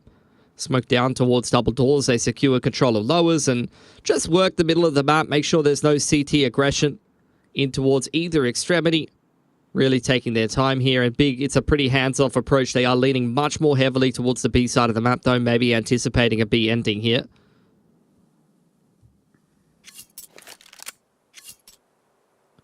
Slow and steady wins the race to start things off here for 3D Max. Not quite that same pace that we saw them being able to bring on the T side of Ancient. Yep. The majority of this util is on Gravity inside middle. Now we're getting the regroup towards the B side of the map. Smoke towards Catwalk here from Big. They're getting a little bit more active in towards middle. They find exercise at mid doors and they've seen one in upper tunnels. So it does seem like their B stack is warranted at this point. Well, mid's gone down, so that'll cause some problems, and see if this B stack indeed is going to be enough. There is 3 players here that 3D Max have to try to break open, but they're doing a good job of just isolating those duels. JDC, he gets 2, but a 2 is just not enough, and that's a really, really nicely played pistol from Big, from 3D Max, I should say. It almost feels like they had a bit of an idea of what Big was up to there. I don't know if you got that same vibe, but just by kind of like standing at the entrance to the B-bomb site and not pushing forward, they don't actually allow that crossfire to really come into play. They're kind of just like dueling 4v1 against the guy sitting at the back of the site. Yeah, they've done very well there.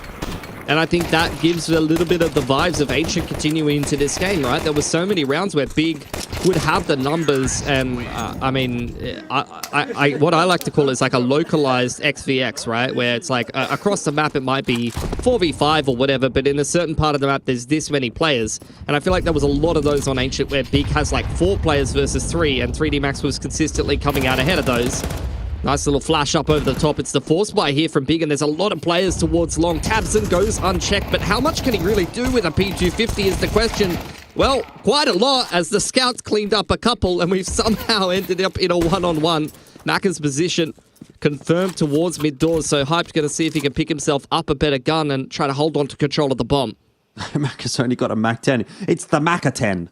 The Macca 10, the Mac attack. The Macca 10.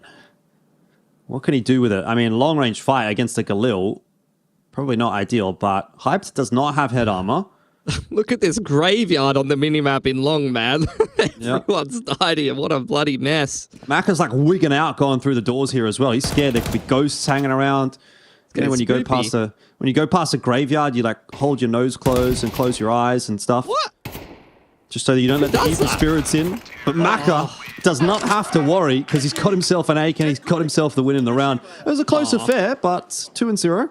I thought you were going to say he doesn't have to worry about closing his nose because he's got the nose tape on today, mate. Yeah, well. Didn't you ever do that as a kid? Never. What? I've never even heard of that. If you don't close your eyes and block your ears and block your nose, the evil ghost can get in. That sounds like some Queenslander stuff to me. Queenslander! Bloody Queenslander. I mean, 3D Max, they win another swing round. Big really needed that round win, and they're going to double down here. Force does come through. Tabson's got the M4 out. Long control secured for Big. And 3D Max, they were grouped up into long heart. I was wondering if they were considering a late long take, but they will just smoke towards double doors and, well, not rush anywhere. I thought they were just going to go ahead and take the middle of the map. Do see that as a protocol for a lot of teams. And there's the flash up over the top, but doesn't stop some tags coming through here from the scout. Yeah, JDC gonna look to see if he can find 1 or 2 more. A little bit of a tickle onto Macca as well, so Gravity and Macca both tagged up. It's not a bad start to this round for Big. You can see the sense in why they've decided to invest here. They really know that they've kind of got 3D Max on the ropes and they can do a lot with a little. Can see Big are very much anticipating that late long take. No one's even really invested towards short, but as the mid-smoke comes out, they are anticipating some moves towards Catwalk. Reposition from Tabson is a great one. He's the player with the rifle in the pole position to get some impact. Lots of damage already being done here to 3D Max, but the kills are not coming through just yet. Finally, Hyped is able to chime in. JDC as well. The double scout starting to work out, and Body will fall as well. Lucky and Gravity have a difficult round to negotiate, and it really needs to be off the back of Lucky, you'd think, because there's just no HP there for Gravity. These scouts are working out perfectly, but it's still workable for Lucky. He was fantastic on map 1. Wants to close out map 2 here as well. Unable to do it. QB gets it done with the MP9. He'll find an upgrade. Schöne Hits, John.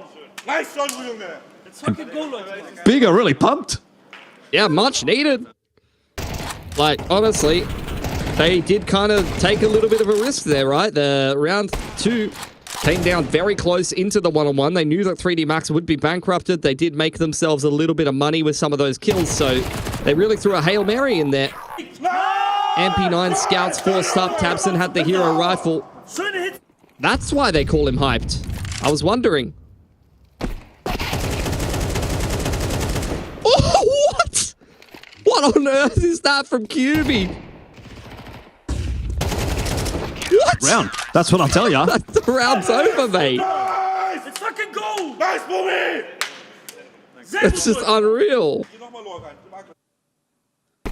It's just a replay highlights reel at this point. We came out of the bloody replays and we were straight into another replay. Great stuff. Maybe that gets Big fired up, gets them back into this game. Let's fucking go! Nice movie! Sehr gut, Leute, Mann. Sehr gut. Sehr gut. Very good. It was very good. I mean, that was a hell of a spray down. QB was pretty... someone got a bit too excited, guys. This is what happens. We pulled out a cable. Yeah. You get a little bit too hyped. Cause some problems. I'm sorry, man. Getting told off by the admin. He's like, come on, man. You're a professional. This is not sehr gut. This isn't acceptable. Okay? Not going to get away with that here. This is Australia, mate. You want to know what we do to prisoners down here? Send them to the penal colony. Oh my god. Better not be getting up to any funny business. I'm not gonna lie, the phrase penal colony sounds like you got some kind of infection. But look, I don't think it's the admin's job to really identify those kind of technical issues. At least for Big though, they are getting fired up. And they are getting themselves worked into this Dust 2 game. The individuals starting to come online. Like I said, QB was not really much of a factor in that first map there on Ancient. But that's a huge spray down from him here on Dust 2. On an individual basis, some of the big players started to get more involved in this game. That's 2 really good rounds in a row. It was a big risk to take that force in round 3. Round 4 was a complete demolition of a B set play from 3D Max that has bankrupted their economy. And all of a sudden, we've got the tight series that I think I was kind of expecting from this game. Yeah. Well, it's early days still. But it hasn't exactly gone to plan for 3D Max just yet here on Dust 2. So they're going to take the opportunity in this round to just have a bit of a chat. Got the Glocks in hand. Big, maybe aware of that as a possibility. I've started to get a little bit more aggressive on this CT side to have a little bit of a look down middle and ruin the 3D Max party. JDC clearing everything out. And that's the info now. So JDC might need a bit of assistance. Big old swing comes through. That's 1 down. Gun will be irretrievable, but Crimbo wants to have a crack himself. And you think 3D Max are just going to swing this one. Ultimately, they do get caught by the rest of the players through from middle, so it's not exactly the clean trade onto Crimbo that they were looking for, and it ends up being a pretty good round by Big in the end. 3-2, and for the first time in the entire series, Big have actually got the lead. Yeah. Money will not be that great on 3D Max either. They did not get themselves a bomb plant. They're going to have to take their time working up the money on the T side, so got to be down to some Galils here. Won't have a chance to get the AWP out on Marker, which is going to make things a little easier, honestly, on this T side, especially if we, can get exactly this. The AWP's out for hyped. He knows the money's not good on T side. This is where your CT AWPer needs to earn his paycheck, Jordan. Oh, that's one way to do it. But can he get out to safety? He's dropped himself a smoke.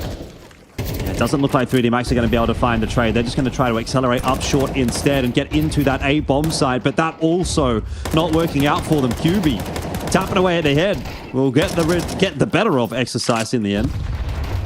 Some damage being done though. QB's low. You've got yourself a pick here as 3D Max, and if Maka can get some territory, that flash looks like it's completely caught QB off guard. Bomb plant's going down, and Maka's just not stopping. He's just keeping on going.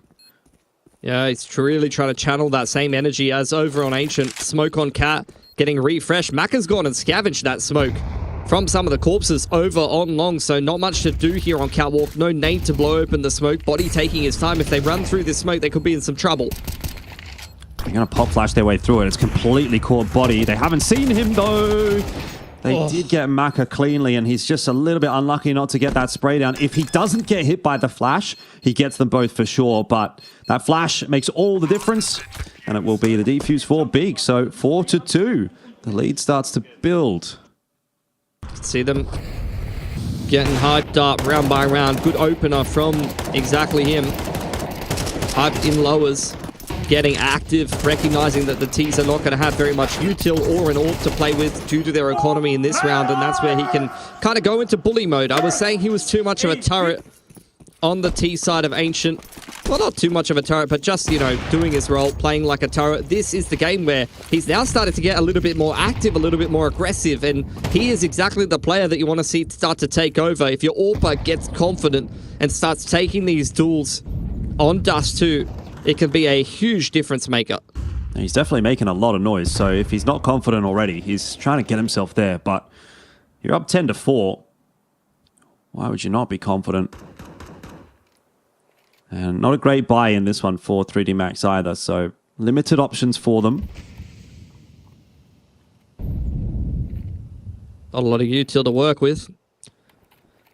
They've lost Gravity early on. He's had a little bit of a James Bond this game, as did QB in the first map. So, you know, we're taking turns. German-French Bond. Another one for Hyped. A little bit too easy for him. He's just getting fed these peaks in middle and clicking on some T's. Nice flank from Crimbo as well. Not even needed because Hyped is just taking over this round.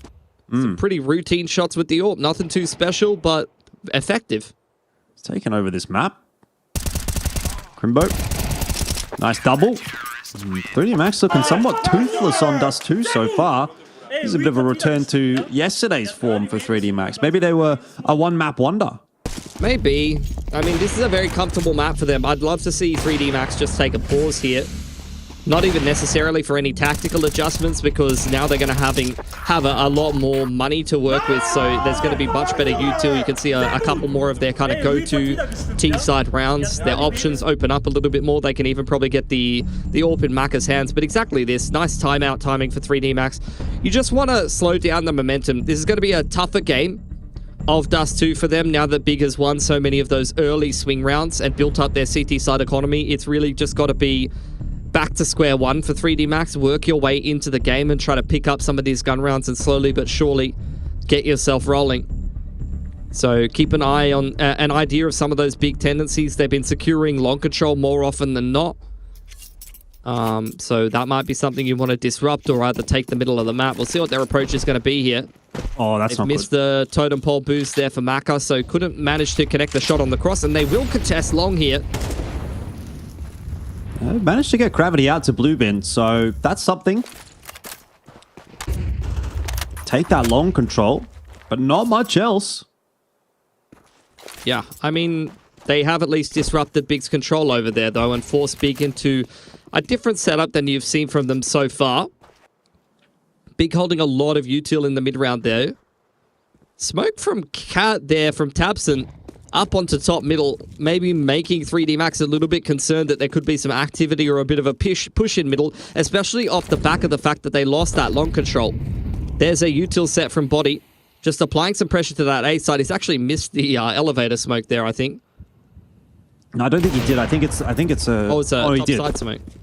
No, it might be either or, but I was going to say I think the minimap did have a little bit of a weird little misposition with some of those smokes, but that one looks at least like it was on point there. I've never seen that before, but I'm a little bit out of the meta. on Dust 2, so maybe that is a thing. I was don't just know. referring to the minimap not having the smokes in the right spot, but that one was fine. Tabson. Oh, that is... Where are you going? What? Why has he got all three? They have not even turned around. Tabson doesn't even know what's going on. He's playing like Super Mario or something, jumping on their heads, trying to Goomba stomp them. Oh my god. How has that happened? No one on 3D Max was even ready for him to just jump out. Tabson had absolutely no idea what was going on in that round. That is like a classic ignorance is bliss moment.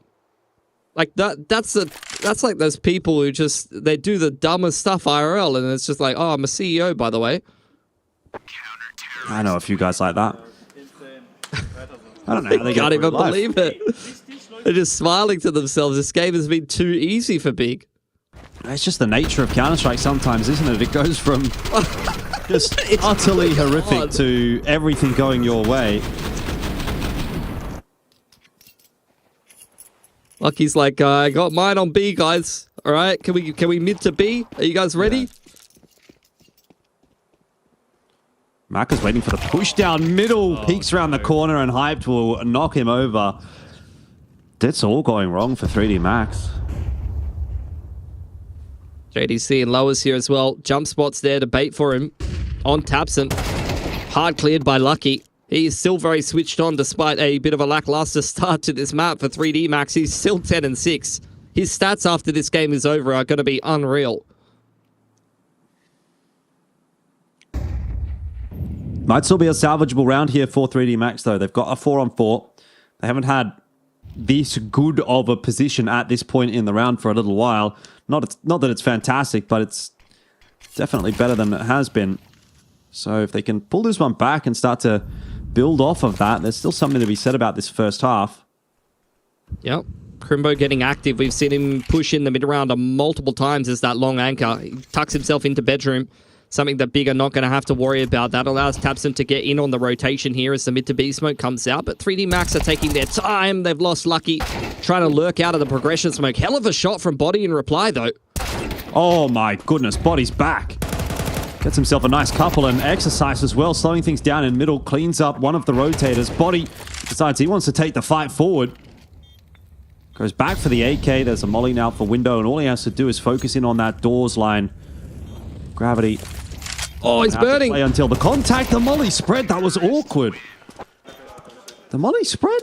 We might see if we can get a replay there on the back. And I don't know what was going on. I think the molly must have spread really late. The molly did spread. It spread and it pushed Body out of position, but they just played that setup very nicely there at the end of the round. Just the contact setup, swing from Heaton secures it. I think Lucky, I mean, I don't know. Lucky's going maybe a little early there, could be said.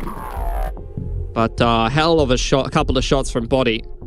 He's had some very sharp one-taps in this game. Into another tech pause here.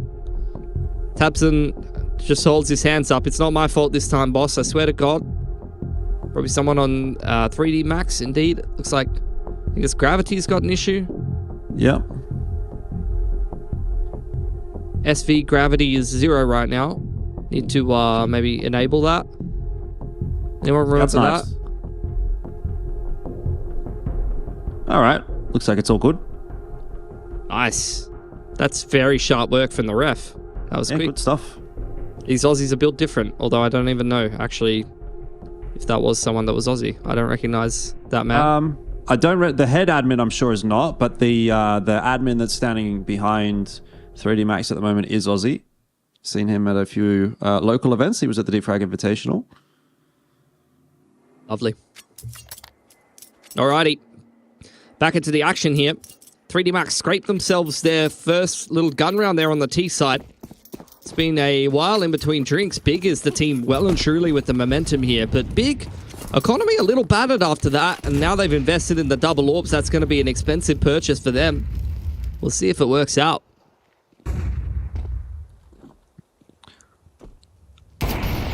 Oh, Hyped. Just going to back it up. There's a 3-player stack on short right now, but Maka's not afraid of it. He's missed that shot somehow. Hyped is going to re-aggress onto the line. They both know that one another are there, but Hyped is just so much better at the moment. He is hitting everything. 3D Max, they wanted to pick the pace up off of that kill. And we're unable to do so. Now Tabson comes through with a grenade, and just as it kind of started to get going for 3D Max, it's thrown right back in their face. Yeah. Exercise and Lucky are still active on the extremities. One of them needs to get something done here. Smoked off at long, though. Exercise will turn back to middle. Probably falls on Lucky to try to find a timing into B here, but he's volleyed off as well. Big Guy giving them absolutely no opportunities.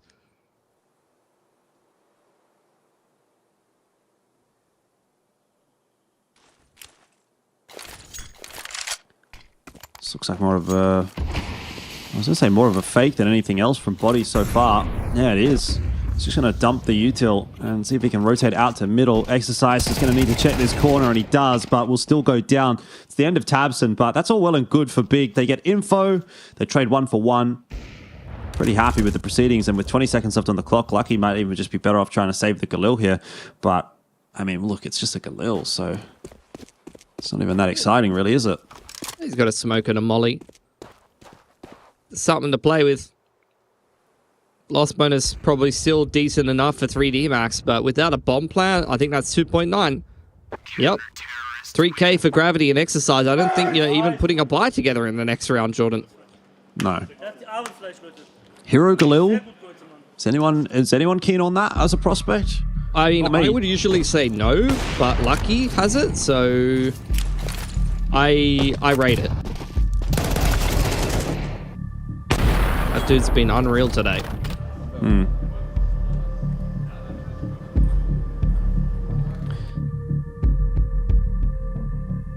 Looks like we're going to have a bit of a chat again on the 3D Max side. Is that all 3 timeouts used by 3D Max now? No, 2. Yeah, this is their second on the T side. They've had a really tough time getting going here. They just lost those initial couple of rounds.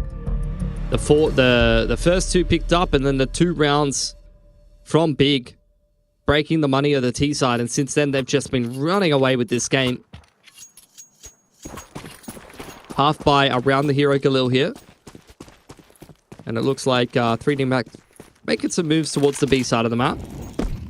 Off-angle top of Heaton here for JDC, looking to try to catch someone on the cross. Yep. No one's given him that opportunity, and 3D Max starting to make some moves towards lowers now. Yeah, the solid B hold. If it were to be something a little bit quicker out from 3D Max there. Obviously, as we can see, that has not been the case. JDC going to set himself up on that line once again and see what ends up happening. But this definitely is looking like it's going to be a B take, and it will have to just come down to JDC and QB. JDC might get caught in transition here up toward the window. The rotation's coming through, though, from the A defenders, but it's not going to be enough. Crimbo does manage to catch up with Lucky, and it ends up being a 2-on-2. Bomb plan's not down. They don't have the bomb. It's in middle. Oh, dear. That is a big issue. That was actually a pretty nice strat until we ended up in this situation. Gravity creeping out on the line. I think the AWPer on the other side, Hyped, is going to be, hiding behind the double stack. I don't think the barrel was exposed. But movement happening in mid now from Exercise as well.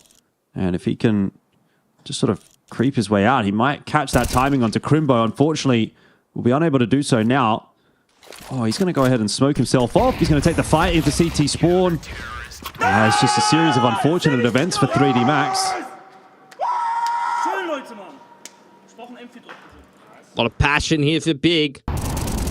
Another round picked up that was kind of touch and go. Dropping the bomb was absolutely key in that round. That was a really nice strat from 3D Max, though. They pump into B through uppers. That draws a lot of attention from Big towards the upper tunnels, which opens up opportunities for these Ts to scale through mid doors and up B ramp. They're kind of pushing and pulling the attention to different parts of B and exposing the timings. Hype now getting on another aggressive line. Catches one on the cross. The AWPs continue to deliver for Big. They're just swimming in opening kills this half. Yep. And if 3 is all you're going to get for 3D Max, then that is not going to be enough. If you could get a little more than that, you might give yourself something to play with in the second half. And, you look at your CT side and say, we're pretty strong on CT. We feel like we can bring it back, but I'm not really seeing it with only 3 on T. The way things are going, that is all that 3D Max are going to be able to manage. Which is crazy. The series going in a very different direction than I think anyone was expecting. Cat control secured for 3D Max. They put some pressure on the middle of the map. Lucky, again, is just kind of licking a wall in upper tunnels, waiting for his opportunity to get involved in the round. But 3D Max are not really putting enough pressure anywhere for him to have that chance. They just don't have any util left over here either. Just 2 smokes and a molly to try to get them through the rest of this round. I mean, they can throw a mid to B in here, but that is about it. You can see Maka is posted up, waiting for Crimbo to push through Long Hut towards top mid, but this round is on the patient side. It's not going to happen in a 5-on-4, surely. Tabson lurking around the edge of that smoke has given up the advantage, but JDC clearing out upper tunnels is going to allow these 2 B players to turn back towards the doors, and it'll be a tough entry for 3D Max as they just get destroyed on the way through. Maka in middle. He's got multiple fights happening on both sides, and that's a problem. 9-3 will be the first half score here as Big are forcing their way back into the series.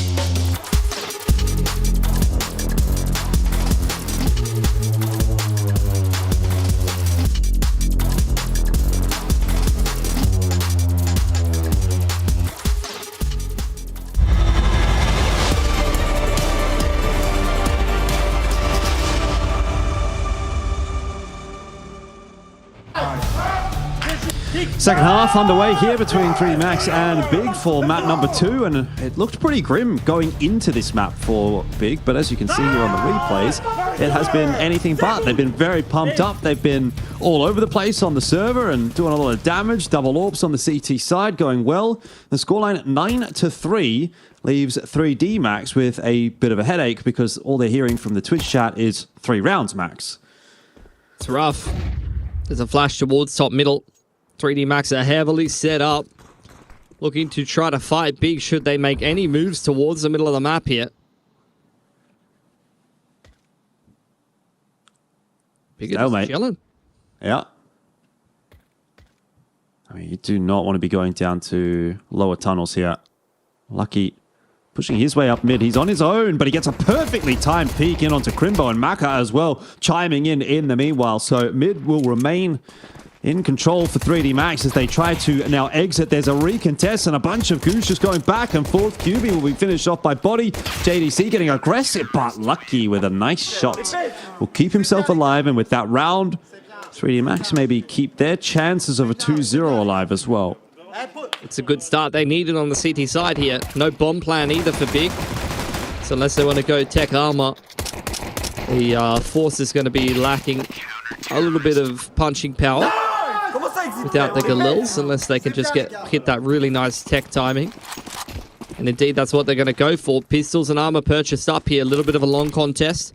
Going to give away the fact that they are already forced up into this round. Crimbo just trying to draw a lot of aggro and pull the rotations. That's exactly what he's done.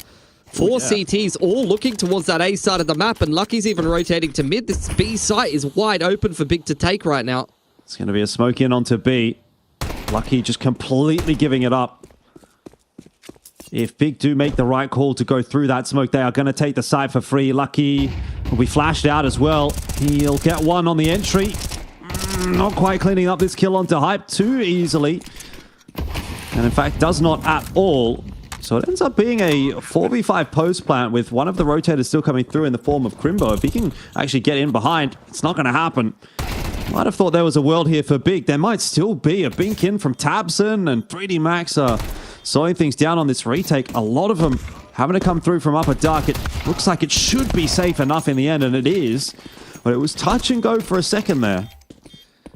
Yeah, I think Big, I mean, that's a strat that works actually a whole lot better if 3D Max are defending the B site. Like if they're playing like a close setup or someone actually in the site, because really what you want is a couple of entries into B to hold on to that upper dark control and maybe pick up a rifle or two. But the way that 3D Max played that, it was actually very difficult for Big, even though they got the rotations they were seeking, to actually have any impact there, because they were kind of trapped in the site with 3D Max having everything else and being able to complete a majority retake in through upper dark. It was just really nice movements in the mid round for 3D Max.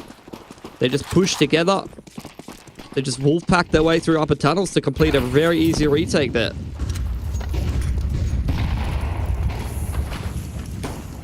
JDC, what a start onto Body. He'll be cleaned back up by Gravity, but look, if Gravity goes down here, still going to be problems for 3D Max. We're back into a 3-on-3, and, you know, a bit of damage being done right now by Big. Lucky, oh, he's going to get hyped for free, and that will be the round-winning kill. QB, though, with an M4 could still make this one pretty expensive. He wants to retrieve the C4 first. It'll be spotted out by Lucky in the end.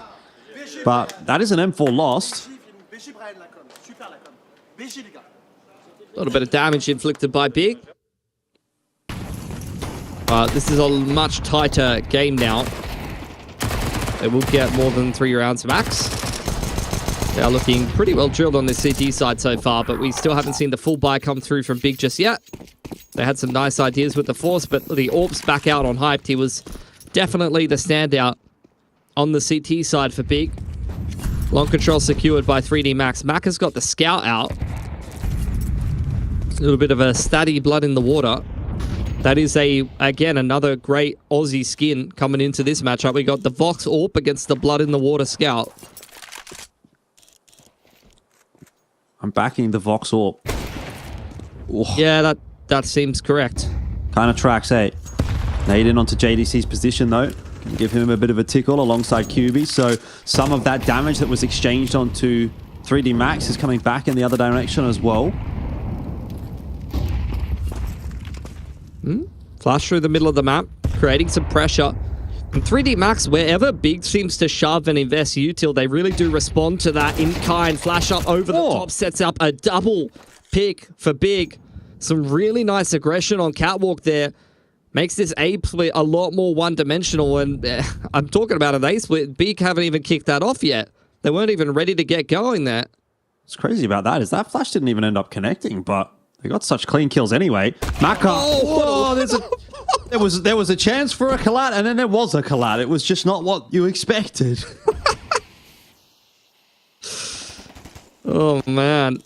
Ooh, noggin, spotted, hyped, dead. Body probably going to pick that one up with the assistance of Exercise in the end. It actually goes his way, 9-7. And 3D Max are on the warpath. They are coming back into this map with a vengeance. See, you talk about the flash not being effective, but it was a confidence flash for the CT side, you know? Yep. Sometimes you just, like, you guys can try this out at home. Just throw a flash at the wall in the wrong direction and tell old mate that you're flashing for him. He will swing like a madman. He will swing and he like a boss. will be so confident that he'll win that aim duel. Okay? It doesn't even matter if the flash is good, guys. Fair. I might try it. Here's where things might get a little tougher, though, for Big than they would have anticipated. It's a clean start to the half for 3D Max. The money's looking pretty good on their side. And again, Big don't have a lot of cash to play with. So 3D Max with a very good opportunity to close that gap to just 1. Yeah. They're keeping a pretty stable economy for themselves as well. They are not dropping that many guns along the way. Here's another chance for Big to do some economic damage with the pistols. So they can try to make closing this game a little easier, but the way that it's standing... I mean, now Maka's got the Vox Orb. So that's very concerning. He's got the Vox buff. He's channeling Luke Havoc himself.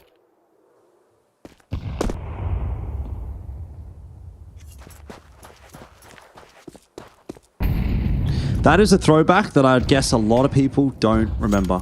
It's gone over everyone's head. Unfortunately. But it's Melbourne, so I'm allowed to go off on random tangents about Australian topics. Fair. Well, he goes into the smoke to open that one up. Maka with his second piece of util toss into mid, also going to be unsuccessful. That one's just fizzled inside of the smoke.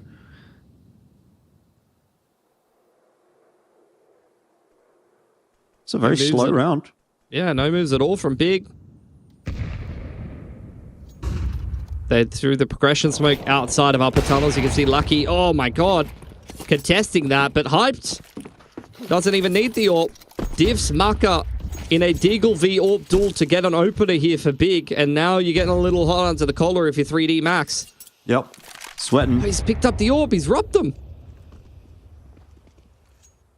This could be very dangerous. Very dangerous indeed. Hyped, waiting. Oh, aggression into middle, and Gravity's just going to walk straight into it. Exercise and Body, they have to hold on to this A bomb site, and they're fighting very hard for it. Eventually, Exercise is going to go down. Body, oh, that is a very hard spray, by the way, to maintain, but he gets it done. Now into the 1v1, the USP, it's not going to get it down. Oh, my word. Hyped with a 4K, the retrieved AWP, and he is popping off on Dust 2. What on earth is Hyped on right now? I really hope we see a replay of this first kill. Yep. AWP versus Dig. Just hits him with the cheeky one tap, sneaks inside of the progression smoke to pick up that AWP, and just goes on a bloody tear. Just runs up and no-scopes him.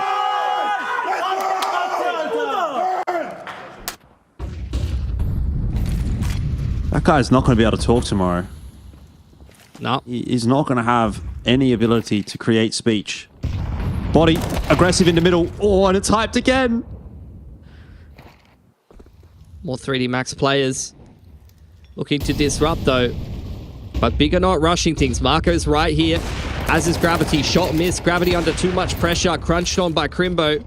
And things go bad to worse here for 3D Max. Maka under a lot of pressure, cops the nade and the jump up for JDC simultaneously. Hyped posted up on the cross. Lucky just trying to rotate, just trying to get involved in the round. He just wants to do something. He's having a phenomenal game, but his teammates are crumbling in middle.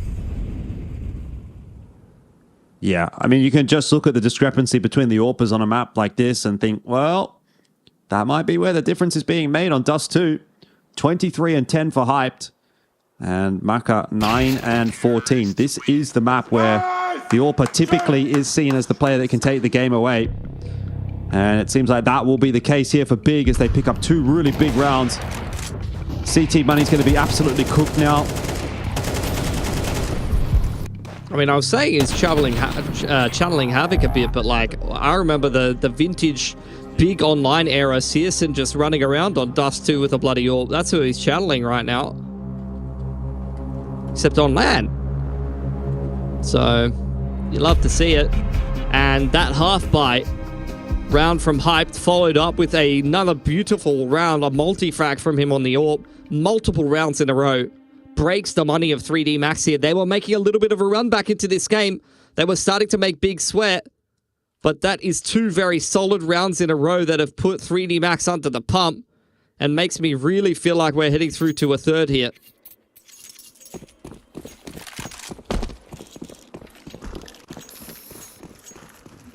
I would agree. It's going to be almost impossible for 3D Max to bring this one back unless they win this round in some kind of really cheeky way. But only 2 pieces of body armor for Lucky and Body. Nicely timed push down middle is going to gather a bit of info, but not seeing much. No kills, nothing yet. And no one defending the A-bomb side, a bit of a problem, but rotation has come through. Yeah. Boost up onto the side as 3D Max will try desperately to find anything in this round, but Big are really just making sure that they go slow and steady. Try not to make any mistakes. That's a nice duel won by Exercise. The Molly, though, going to pull them out of position. And even though there are some kills coming through for 3D Max in this round, they're not doing enough to push this one over the line. They're pretty battered and bruised. Some dinks have definitely been connected here with the 5-7s. In fact, they're getting more value out of them than you would really expect, but this is where... Oh my god, another shot at that range. Dropped forward. But they can't do anything about it. It's so sad. I mean, it's still winnable. Low-key. Just need to find some kind of positional advantage, really.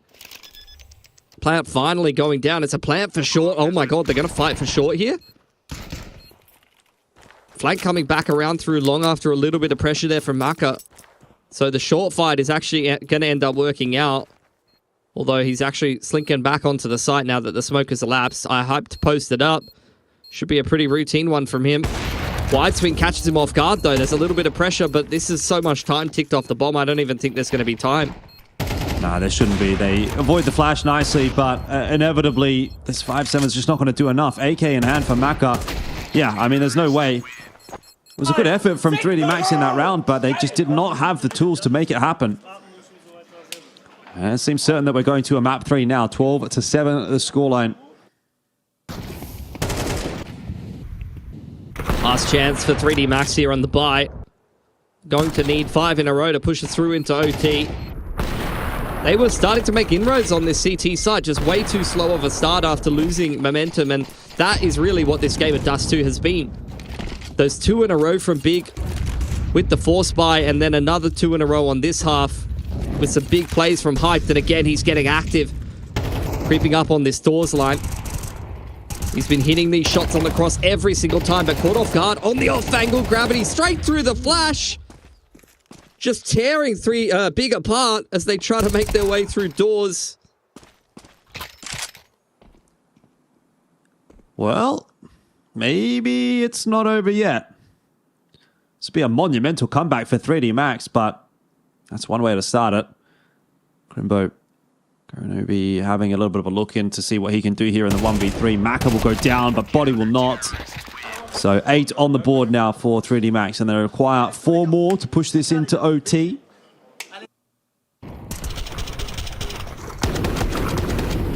It's great stuff from Gravity. Great sense for where he's positioned at, and some great crosshair placement. Like, he's completely blind there. And you can see he's like repositioning into the corner, but he just has such a good intuitive sense for where he needs to be aiming in that moment. Hype not able to pick one on the cross. Big still with money to keep reinvesting on this T side, but the coffers are starting to run dry. This could actually be a reset for 3D Max. They can pick up round 21 here. They've secured control of long. Double AWP is out now for 3D Max, and they've got one of them posted into upper tunnel, so I'd imagine as nothing happens towards this B side of the map, exactly this, you're going to get the slow creep into upper tunnel. That's a lot of space and information for 3D Max now. Definitely is an avenue back into this one for 3D Max. If they can find that reset round, get themselves a little bit of a freebie. Doesn't feel quite so untenable anymore. Molly gonna push Grimbo forward. The flash on the line. Almost set it up, but Exercise, gun in hand, gets it done. Body here. Nice nade out. Doesn't actually do as much damage as you would have thought, but C4 caught in transition is going to be another fox amongst the hen house here for Big. Tabson looking to try to clear it out here in middle, and he has been completely neglected. This is a double kill for Tabson every day of the week. We didn't spot the extra player going down middle, I don't think. I don't think they know about Body. Somehow, he has gotten past them like a ship in the night, and he's kept this round alive. Nice shot in from Lucky. 9 up now for 3D Max. They start to close the gap. Yeah, that's going to be a reset on Big's economy. Might be a hero rifle in this next buy or some pistols. Good stuff from Exercise. Playing anti-flash there. Both of the anchors on either side of the map getting some good impact in that round.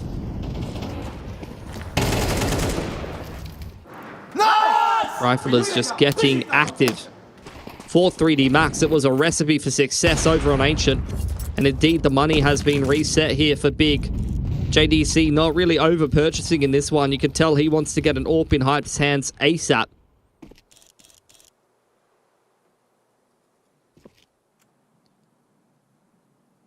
Yeah, another slower approach from Big to see if they can work some magic with these Deagles. It was a round such as this one that really threw this into a bit of chaos for 3D Max. If it were not for that, you'd actually think 3D Max wouldn't be in too bad of a position to win this map, but it has blown out so dramatically as a result. Yeah. I mean, it's like I said, Big just won some really big swing rounds. Gravity getting a bit of an eco farm on with the A4. Gonna get pushed off the line, but now he's just gonna let Maka get involved. And he's just hitting some pretty easy shots on the AWP. Not much for Hype to do here. We'll get crunched by the rest of 3D Max. See if we're going to get a timeout here for Big. They've only got 2 chances to close this map, but this next round is the best one possible. So they will get the AWP together. But if they lose this round and we go into round 24, the buy's not going to be as good as you will see in this round coming up here. So they need to make the most of this, and indeed they will take a timeout. Or was it 3D Max? No, Big's timeout. Have a little bit of a chat about how they can close the game here. Or gets thrown over to Hyped as expected.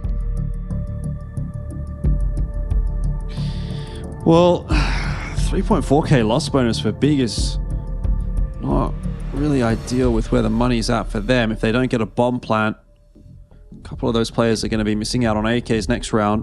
Yeah, they need a plant. I mean, it's like I said, if they lose this round, they won't get access to the AWP. They might be a little drier on util, especially without a plant. So this is their best chance to close because Hyped has been the center point of this Big team, you know? He has really been delivering this map, so their best chance to close is when he's got an AWP in his hands. Just gonna iron out a tech issue or two before we get back into the action here. Decide if we're gonna go through to map 3 or if 3D Max are gonna keep turning this around. Big have got a lot of momentum, a lot of confidence off the back of the reset round, the big swing rounds they won, round 3 and 4, but also in the second half off the back of Hyped. 2 rounds back-to-back from him on their T side as well have been the biggest difference makers for Big to stay alive in this series.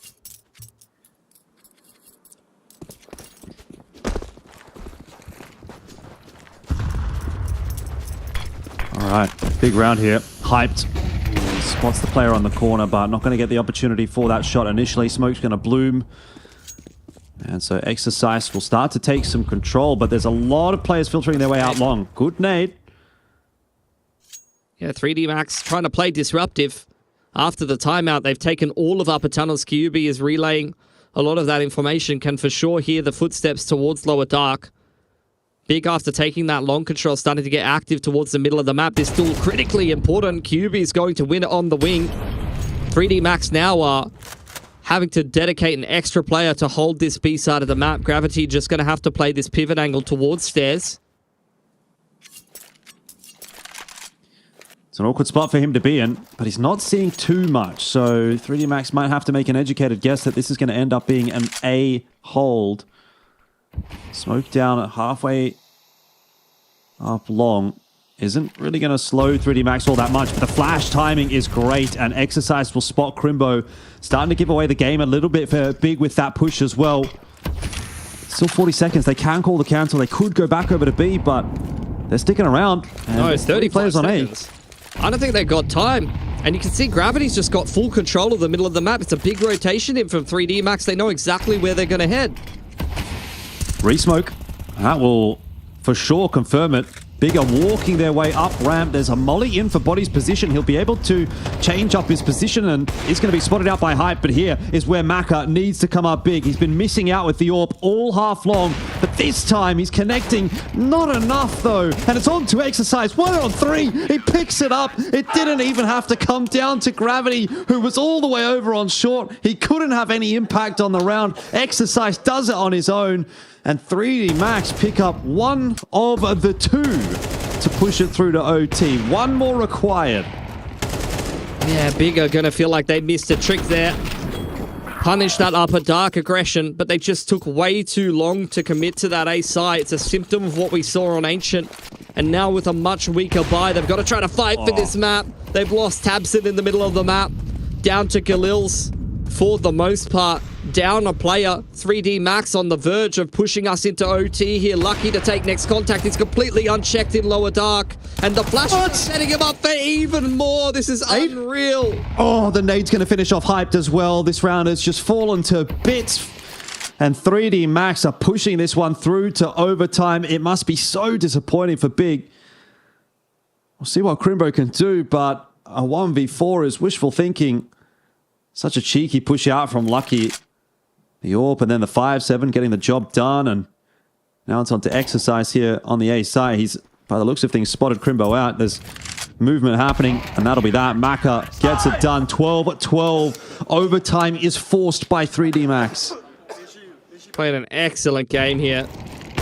Just a couple of important rounds that they lost that really broke their momentum on both halves. But once they got the guns together, things started to go a whole lot better. Excellent supportive flashes from 3D Max there.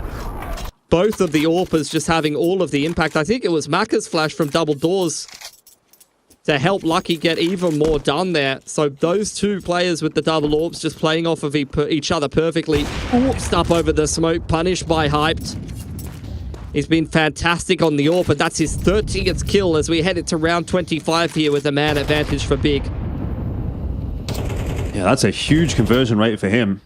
I mean, 30 bomb used to be the go-to in CSGO when we had MR15, but we're around 25. We don't even need all 30.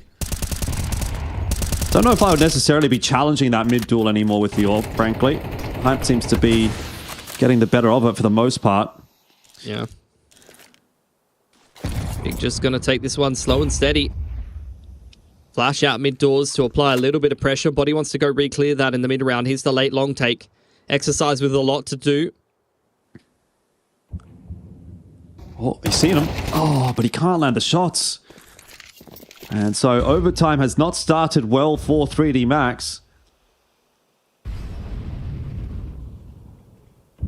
Yep, just slow crawling pace from Big. Playing things by the numbers. Creeping up into A.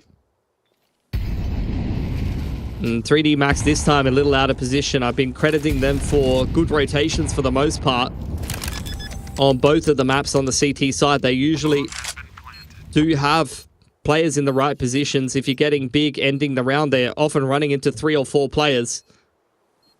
But in this case, they've won all of the duels that they needed. In the middle of the map, that AWP duel, and then deal with the long anchor and the rest of 3D Max. There's just really not much they could do to have any impact in that round. So Big, nice opening round for them. Going to release a little bit of pressure that's been applied for 3D Max by forcing this game into OT in the first place. Yeah, but in saying that, 3D Max will get to have another crack at a T side as well, and I think they probably feel they left a little bit on the table with that T side.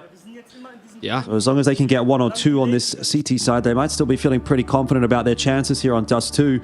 It's feeling as though we've got a bit more of a return to the expectations there in the second half, with 3D Max doing quite well on their map pick of Dust 2. They just really missed out in the first half. That was the big problem for them, having to overcome such a deficit. But now that it's a little bit more even, obviously pressure's still high. We get the early timeout called by 3D Max. They know that they've got to get at least a round here on CT. Had a lot of success getting active on the map, on both maps. CT side, Ancient, they were walking all over Big. Even here on Dust 2, if they're getting some pressure on upper tunnels or they're getting active in lower dark, it's been more often than not a pretty successful approach for 3D Max. So we'll see if they're going to go back to what's been working for them. Shot on the cross. That's a leg from Tabson, actually. It's a double AWP on the T side. And Crimbo going down on long there. Yeah, so this is the one for 3D Max that they need to now convert. Get themselves in pole position to close things out in this OT. Big on the back foot, that's for sure. They're going to toss a bit of util into middle. There's a progression smoke, which is going to allow Hype to set up on this line. Gravity got picked trying to edge around that smoke in regulation. He's not going to make the same mistake twice. Cat control secured for Big. And I was second guessing myself, but the OBS has let us know it was triple AWP actually for Big post timeout from 3D Max there. So they were going for the long pick there on Crimbo and had multiple AWPs posted up on other angles. Oh, you got the money to play with, I guess. You may as well. Yeah, it's cheeky. See what Big are going to do here, though. Bomb is still in the middle of the map. Considering a short execute, smokes are going to fly out. Could see Marker still trying to make something happen on the cross. Molly to try to disrupt the timing here. Big are going to go A, but they're just waiting out the counter utility for the CTs before they progress. Marker's in the perfect spot to make a difference. All he has to do here is really just hit one. If he can get one and back away and live, then it makes such a difference. But forced off by the util is going to allow Big in for a short plant. They aren't able to really take too much site control necessarily, but they can get the bomb plant down. They can get the time working in their favor. QB, his toes are getting singed a little bit. But all good in the end as the bomb plant does go down. And now the 5-on-4 will ensue. Again, it's hyped to contribute with the AWP. He sees one more player. Hasn't been able to get a shot across. Trades coming back and forth and Tabson in through mid. The flank that was maybe unexpected as 3D Max now struggling to try to close this round out. Gravity will fall to JDC, who comes into play quite late. Maka with a desperate attempt will go down. And it is 14 on the board for Big. They convert the 4-on-5. That was the last bullet in JDC's clip, by the way. I thought he was just going to hide away in Gandalf there and not peek and just wait for Tabson to get involved. But with the last bullet in the clip, he just runs out and one-taps him. And Big, yeah, see, look, one bullet. Just buffed him. Knew what he had to do. Here's the shot from Marker. I'll change up again from 3D Max. Lucky down low. Gravity pushing middle. 3D Max trying to get active in these CT rounds. And again, they know they need one. Lucky will get the pick this time onto Hyped. And that is a huge kill to get, as it's the key player out of the picture now for Big. Yeah. Lucky very low. Flash disrupting Marker, but he sticks around. This man's playing with so much confidence right now. Lucky getting the AWP pick in upper. That's going to push them into Marker. Body is ready to take next contact, but he's not even needed. The AWPs are picking Big apart. That's a good time to come online for Maka. 4-on-2 now, though, as Body will fall. There's a nade to greet QB entering lower tunnels.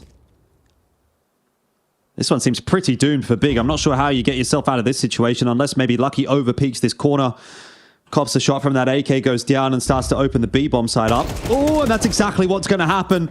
Crimbo, he's going to aggress. Molly into the window. Do they have a smoke for the cross on the doors? They do, but it's going to be tough to get that one out.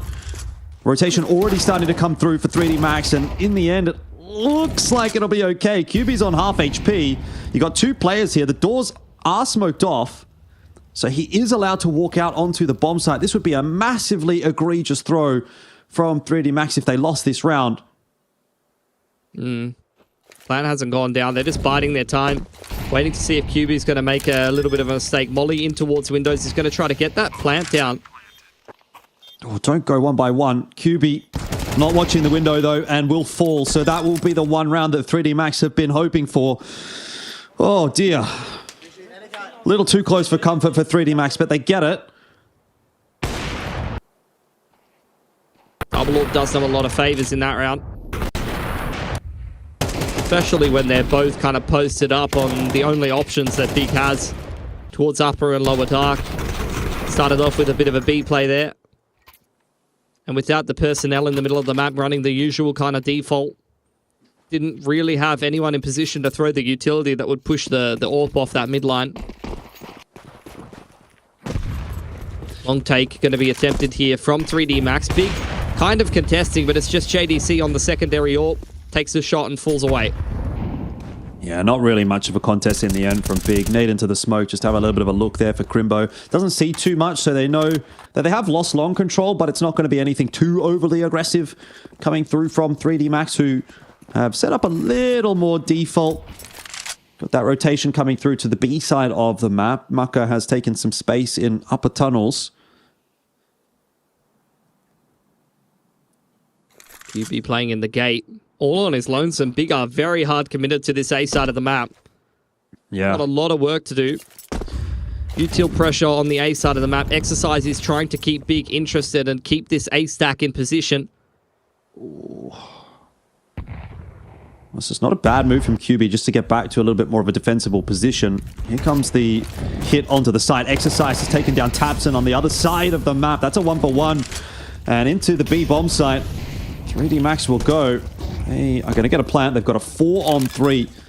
This should be an equalizing round to really put that pressure back onto Big's shoulders now. Man disadvantage for Big. You can see 3D Max itching for some aggression towards window here. Flashes flying up over the top, body in pole position to just keep them in that choke point. Decent trade from Crimbo, but Lucky is not someone you want to be peeking into if you're Big. Yeah. Lucky is locked in. 26 and 16 on this map. He was stellar on map 1 as well. It's just not going to happen for Big as Maka will line up a couple. 14-14 is the scoreline now. And 3D Max, they have been fighting from behind for the entire map. But the fact that they've been hanging in there for so long, Pilski, makes me think that inevitably, when push comes to shove, it is going to be 3D Max that get this over the line. 2 in a row needed for either one of these teams to get this game done in this OT. Double AWP on the T side here, this time from 3D Max. Looking for an opening kill, waiting for someone to make a mistake towards suicide. Lucky also posted up in upper tunnels, and they're going to keep this AWP into the later round. They're not swapping out for an AK, now making some moves through the middle of the map here. Some cat pressure utility. Oh, not coming into play here as Tabson watching middle, and that is a problem. JDC down, it's onto QB, who has to double down. He'll be able to grab a couple. He gives up the site, but he gets the player advantage for Big. Once again, though, going to be tasked with a retake on the B bomb site, which is notoriously difficult. One of the most difficult sites to retake in the game. Not too much delaying util, though, for 3D Max. They've got a couple of grenades, which could do some real damage, but they just have to keep gun in the hand, and Lucky's forced away by that Molotov. This could be the perfect timing for Big to work their way back into the site, but they are really waiting that timer down. Shots not connecting, though, on the side of the T's, and Big will be the first team to get to 15. That's a masterclass from QB. Just dancing on that windowsill. Steps towards the other side on the perfect timing. He was about to get crunched from upper dark. You can see the pacings in the replay from the T's. Just as they take the B site, he's able to actually get out of window and maintain that man advantage for Big. That's really, really nice work from him. And with that man advantage, they complete a beautiful retake of the B site. Map point for Big. Let's not forget that Big are fighting for their lives right now on the map. They are fighting to stay here in IEM Melbourne. They've come a long way. They've traveled all the way to Australia. And they don't want to get knocked out 0 and 2. So there's a little bit more pressure on their shoulders. 3D Max at least have a map to fall back on. They picked up Ancient so cleanly, 13-5, but that feels like it was such a long time ago. Long control secure for Big. Util pressure over towards B from Lucky, trying to keep Big interested with the 2 stack towards that side of the map. Tabson is floated through towards CT spawn, and in comes the short execute for 3D Max. Flash over the top from Hyped. He wants to set himself back up on the line, but it's going to be Lucky that's the big problem right now for Big. Are we headed towards an overtime number 2? If he gets another one, oh, he's going to get all 3. Of course he'll get all 3. 30 kills for Lucky, and I think we're going to all 30 rounds. This is going to be OT number 2, you'd think, but Crimbo and Hype, they have another idea. The shots are coming through. Is it enough, though, with low HP? You can't imagine a retake happening right here, except Hype just hitting everything. Timer ticking away. But there is still some available for Hyped and Crimbo to try to get themselves a defuse. Trouble is, they just can't find these Ts, and Lucky is looking for the ace. It would be fitting if it would go his way. He gets the 5, and he gets OT2 for 3D Max. It's not even a celebration from Lucky. He hasn't even reacted. He's having such an unbelievable series here today. I've seen so many outrageous rounds from this man, from Ancient into Dust 2. He's delivered on both maps so far, but in the player cam, this man is ice cold. He's just sitting on the wing, right on the end of the team. His whole team is just popping the hell off, and he's just like, he's honestly looking a little tired. He's looking frustrated, man. He's like, man, can I get some help here? I'm already, bro. Yeah. I'm having the game of my life. What do I got to do?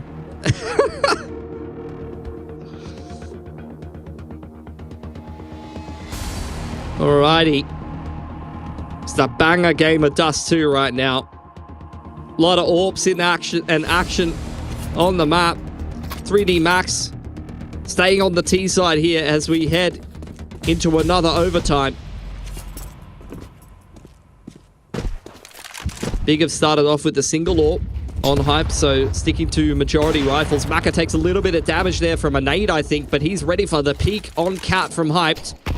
Man advantage for 3D Max. Another player spotted out. The jiggle not punished.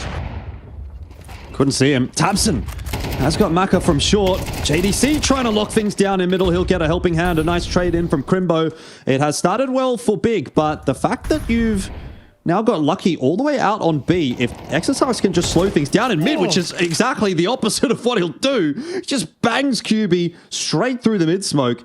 Lucky's got the B site control. They can get the plant down here. Smoke in for the doors. The cross is secured. Or is it? Because Crimbo is hanging around pretty close. Molly's going to go in for window. Tabson around the back. Lucky seems to sort of be aware of that possibility. He's going to have a look, and of course he's going to connect the shot. You can back Lucky at the moment to hit everything. It leaves Crimbo solo, and with not a whole lot of tools to get himself back into this B bomb site. He's got a nade. For all the good that's going to do, it certainly won't be killing anybody. Gets a little bit of a tag in onto Lucky and changes up his position toward the window. Making a bit of noise on the way through, and Lucky gets it done. This guy is just doing everything right now for 3D Max. I'll strike the first blow in OT here. Maka has had a tough time in the AWP duel versus Hype for the most part this game, but that's an important one to win. Sets up 3D Max for success, and once again, Lucky activating on the wing. This man has been on the lurk towards tunnels every round. Knows exactly when to pick his timing, particularly after a messy exchange in middle. Pulls the rotation from QB away from the B site. Aggression into lower dark from JDC. Long control secured here for Big, but there's the late long take from 3D Max. Crimbo doing his best to lock it down, but Trey from Gravity, an even better flick from Hyped. Timing here on the mid push, though, from Lucky is not quite going to get the better of JDC in the end. That could have again been a swing moment in the round. If JDC goes down, rotation is opened up for 3D Max, but now a 2v4 that Maka and Gravity have to try to find a way to negotiate, and we should be finding ourselves back at 16-16. Well, you say that, but 3D Max turn around these 2-on-4s pretty routinely. It's a nice shot from Maka. He's got a lot of work to do here in the 1-on-3, and he's donated his AWP. You know, he's going to make it harder for himself. He feels like a Tech 9 clutch might be on the cards today, maybe. Found himself an AK finally. Doesn't seem to be aware of JDC around behind him. So in the end, it'll be a pretty routine round cleaned up for Big. But a lot of work to do to still win this map. Very back and forth. Very exciting map of CS between these two teams. Ancient was an exercise of 3D Max just running it down and winning every aim duel, but Big have woken up in that little break between maps. Long control going to be secured for them again. Exercise is given the opening. Double AWP on the T side. Once again, aggression into lower dark from JDC. Goes 1 for 1. But it's still a man advantage for 3D Max. And Big are so spread apart on the map right now. And to be fair, 3D Max aren't in a position to really hit anything fast. Exercise, he's still holding on to the AWP. And he's still making it work. Hyped has not been able to get himself into many of these overtime rounds, which has been really unfortunate for Big because he was the driving force behind their success in regulation. And I think it's safe to say that Lucky has probably had a little bit more impact. Exercise in this round, definitely. Yeah. So it's going to put them in a rough position, Big, with their backs against the wall now. 2 for 3D Max. Exercise takes that long spawn and he runs with it, and then he just posts up in the middle of the map and clicks on people that walk into his crosshair. Confidence from Maka there.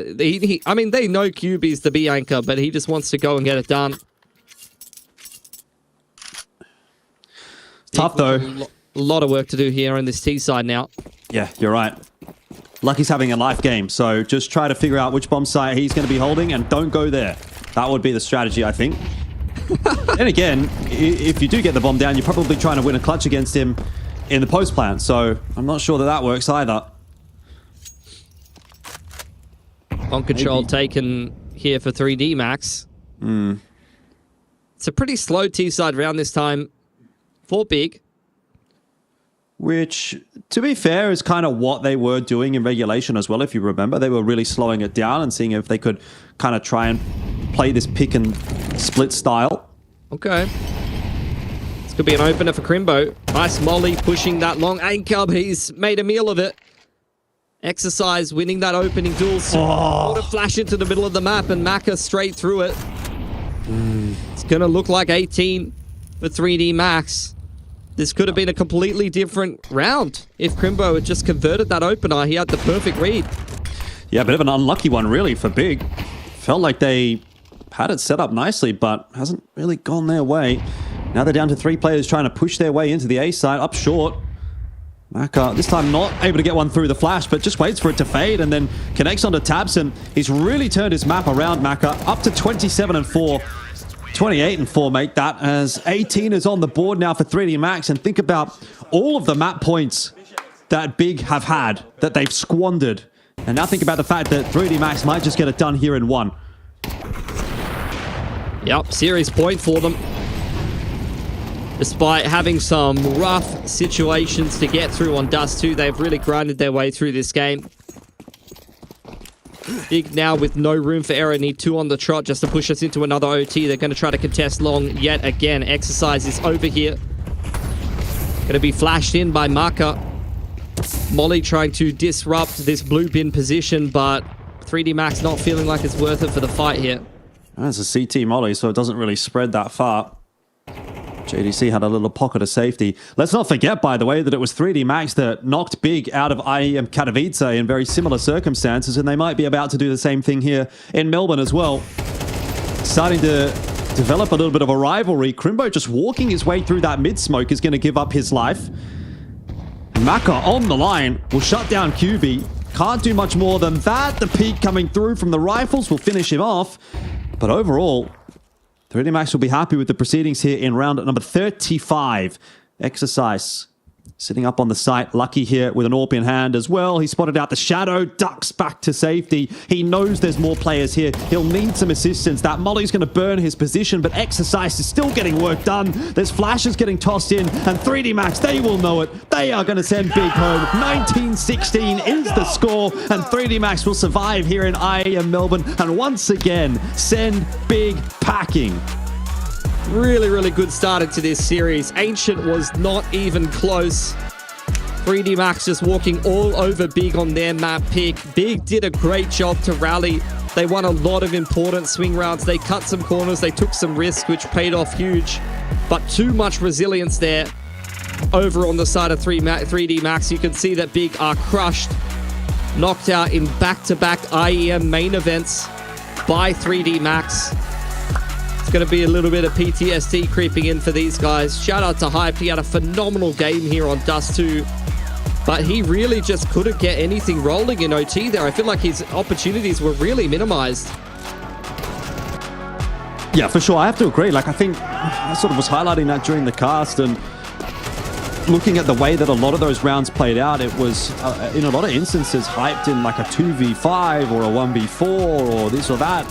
And you're thinking, okay, look, he's been having a great time, but if he's constantly put in these numbers disadvantages and egregious numbers disadvantages as well, he's just not going to be able to have the impact in the round that he had been having in regulation time. So whether that was a conscious thing maybe from 3D Max to try to avoid him in any way, or if it just so happened to play out that way, he definitely, didn't, look, I don't want to say he fell off in terms of impact, because he was still hitting his shots, he was still doing really well, but if he would have maintained that same trajectory that he had in regulation, it might have been a different story.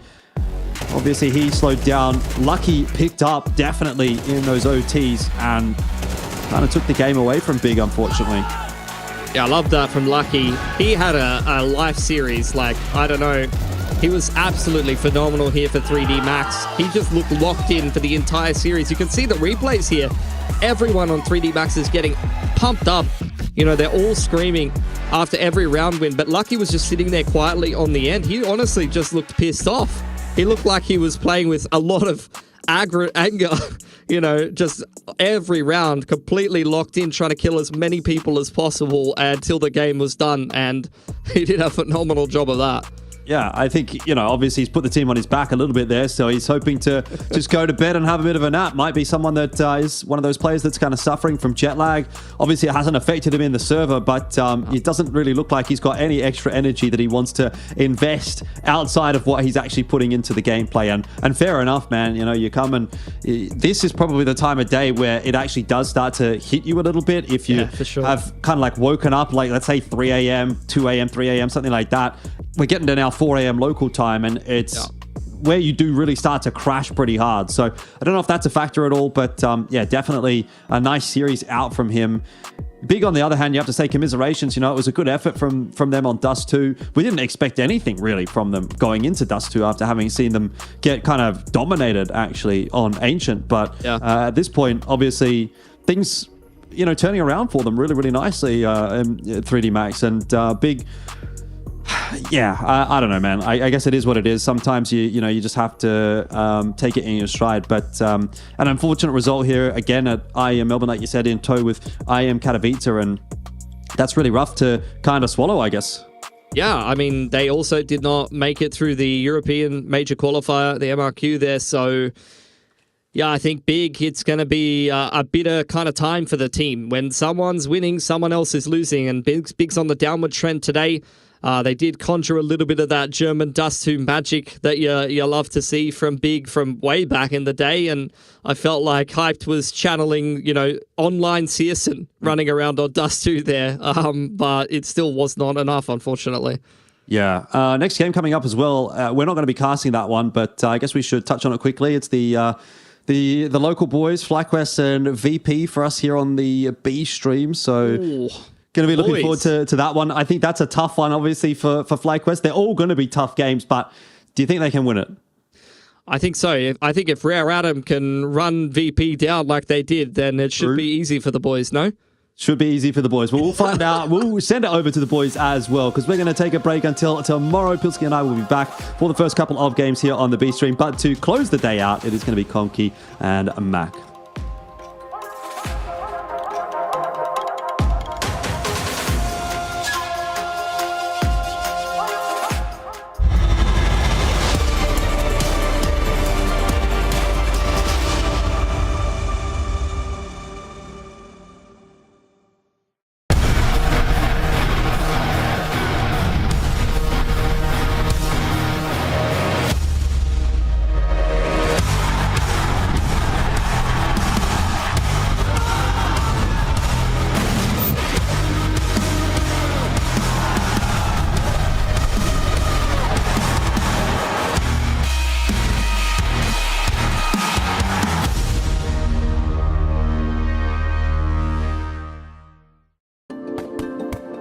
Hi, it's Bob with Face It. The official broadcast is better than ever on Face It Watch. Yep, that's right. Switch it up with the POV selector.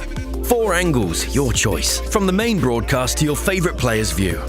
And it's available on the Face It app and Chromecast. But wait, there's more. Keep watching, keep winning. That's how we roll. Watch IEM Melbourne while having the chance to get skins and Face It points. Look at this beauty. Change the channel and control how you watch.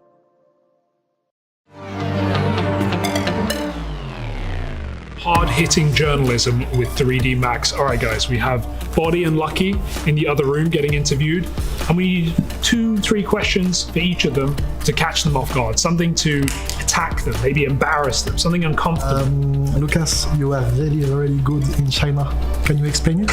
Is there any reason to be that good in China? And for Body, Alex, is there a big difference between Fnatic and 3D Max? Now you could press W with all your friends. It was a big difference. Maybe a change with different player. Body, you kicked Lucky in double pony. Now he carries you as. And how does it feel now that he carries you? Yeah. Okay, that's good. That's good. That's a good one. Nice, Mac. Nice one. But Lucky, have you ever smiled? Have you ever smiled in your life? He's like a robot when he plays like no expression. No emotion. You are Lucky. You are a robot. Have you ever smiled in your life? Okay. You too. All right, guys, let's go. Let's go. Yes, I used to go there every year on holiday with my parents. They loved it there, yeah. Oh, it's so beautiful there. We've also got some family fortunes question. Oh, unless... Hello. Hello, Freya. Hi. Why are you here? We've got a couple of questions, actually. 3D Max were wondering some stuff about Body and Lucky. Right. These are the guys, right? These are the gentlemen in question. Let me just, good luck with the handwriting, but I'm sure you can manage. Yes. Body. Yep. You are no longer in Fnatic, obviously. Is it nice not getting baited? No, it's not. Who wrote that one? Oh, one of them, right? Should I answer that? I was not getting baited, I was just...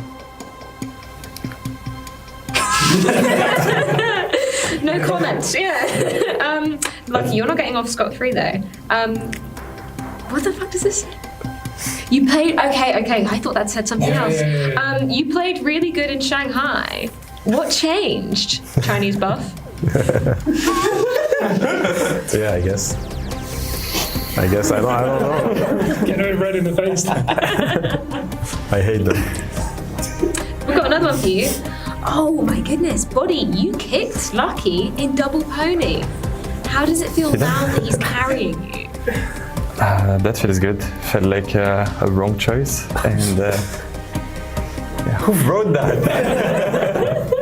Do you forgive, Body? Yeah, of course. I did. Oh my goodness. Lucky, you are a robot. Have you ever smiled once in your life? Yeah, I'm just doing it right now. I guess this was hard-hitting journalism. Thanks, Hugo. You're welcome. That's everything. Cut that there. Thanks, guys. You guys went in. My God. Jesus. Unfortunately, the end of the line for Big here at IEM Melbourne 2025. They do indeed fall to 3D Max. Obviously, some questions about that Dust 2, considering it was such a strong start for you guys. Where do you feel like things unraveled when you moved into that second half? I, to be honest, don't know yet. I think we knew exactly how they're going to play, which is a shame because even though we knew we couldn't just beat them, I think it was more of a mental aspect, maybe. Me personally, I didn't recover yet completely from not making it to the major. So I didn't show up this tournament at all, the way I should. But overall, yeah, I mean, we just didn't hit our shots. I didn't hit my shots, and they just played better, I guess. I was going to ask about that kind of, the effect mentally of missing out on the major, because it happened, so soon before coming to this tournament. And I think sometimes we do underestimate that and the impact it can have on a player.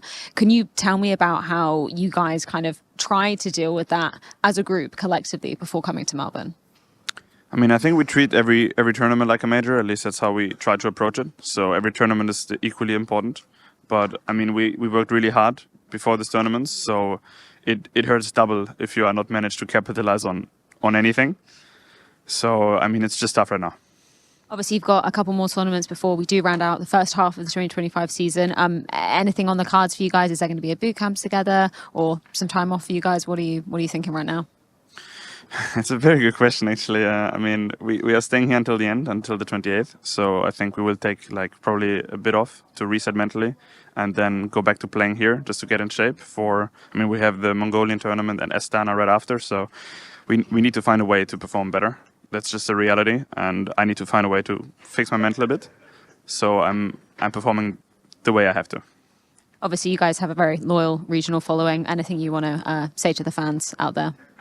I mean, first of all, it's tough times, like I said. I'm very sorry that we're not showing up the way we should, and I feel horrible, to be honest. But it is how it is. We need our support more than ever, and better times are 100% ahead.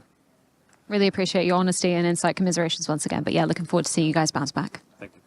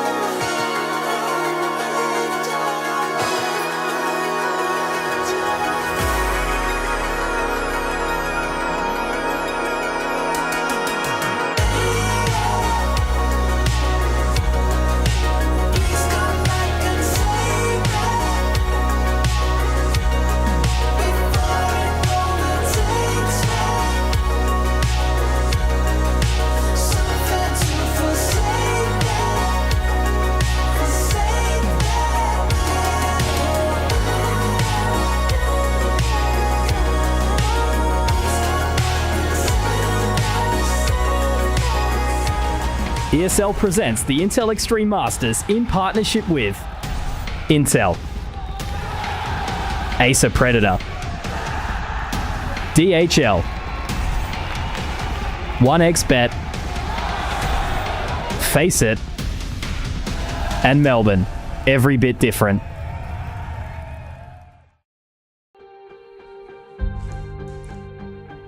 Hello, hello, hello, hello. How are we doing? We have a scorcher of a match to take you into the second half of the day and to bring you all the fun, the good times, and the action. I'm Mac, and I'm joined by my wonderful friend, Mitch Conky Chili con carne.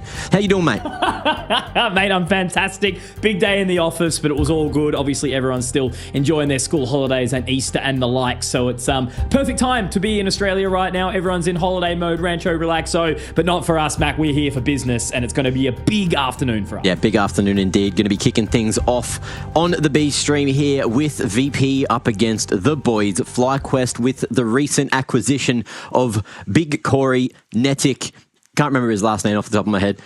Brown. Oh, very hard name to forget as well. But look, I've gone and done it. And look, these are the two new recent acquisitions. Talking on that topic, we've got Alistair out, Regali in. That was towards, the later ends of the year. And so far, so good. Regali is good at some things. And so far, leading FlyQuest to some wins here and there. But FlyQuest, unfortunately, just haven't been able to find as much success as maybe they would have liked. So they've even gone for ins to IGL, got rid of Dexter for the moment, and tried to bring in a bit more firepower on paper with Netic.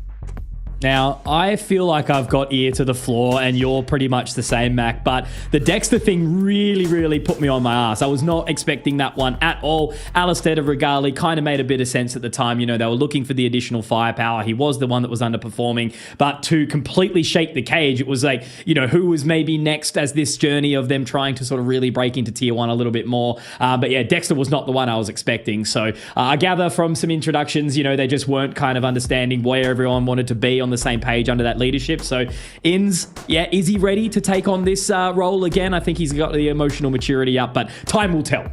Time will certainly tell. And look, these are the games both the teams played yesterday over in the upper bracket. It was a bit rough for FlyQuest, although I did watch back Nuke for them. And there were some rounds where they were playing, pretty damn good considering they're playing against the best team in the world at the moment. And then we also covered that Team Liquid and VP match, which went all the way to 3, and VP had to almost reverse sweep to a dub. But unfortunately for them, Liquid got their ducks in order.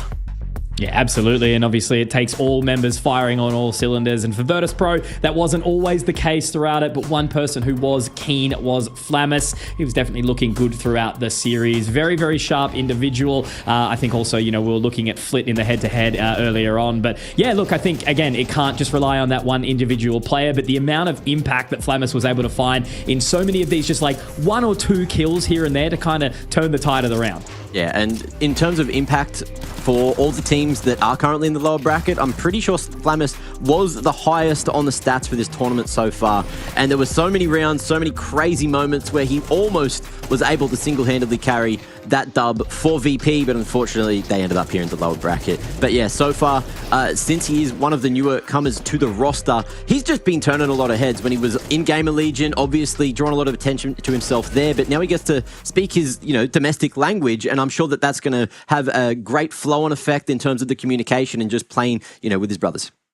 Yeah, no, absolutely. I think it's a key member, but again, for Virtus.Pro, it needs to be that effort by committee. It's going to be the thing that carries them across the line in some of these because, they have faded to obscurity a little bit, right? They're still kind of there. They're still putting up some decent results on the occasion, but it's not that sort of glory of what we used to see when, Jane was at the helm. So hoping to see some good things come back for them. But again, this is I almost think like a winnable game. The only thing that sort of scares me in the sense for FlyQuest is Virtus.Pro are very, very good against teams like FlyQuest, right? They might suffer against the top 8, but when we're talking a little bit lower, they do know how to kind of shut teams with less experience. Yeah, VP, very good at punching down, and FlyQuest at the moment are trying to figure out if they're down or if they're up. But they've also, you're talking about the leadership, you talked about Electronic being at the helm, but we also got Inns, who's back at the helm of FlyQuest. And head-to-head, both these individuals, they aren't those IGLs that, don't put up the stats. These are their results as of late, which don't look necessarily great. But here at this tournament,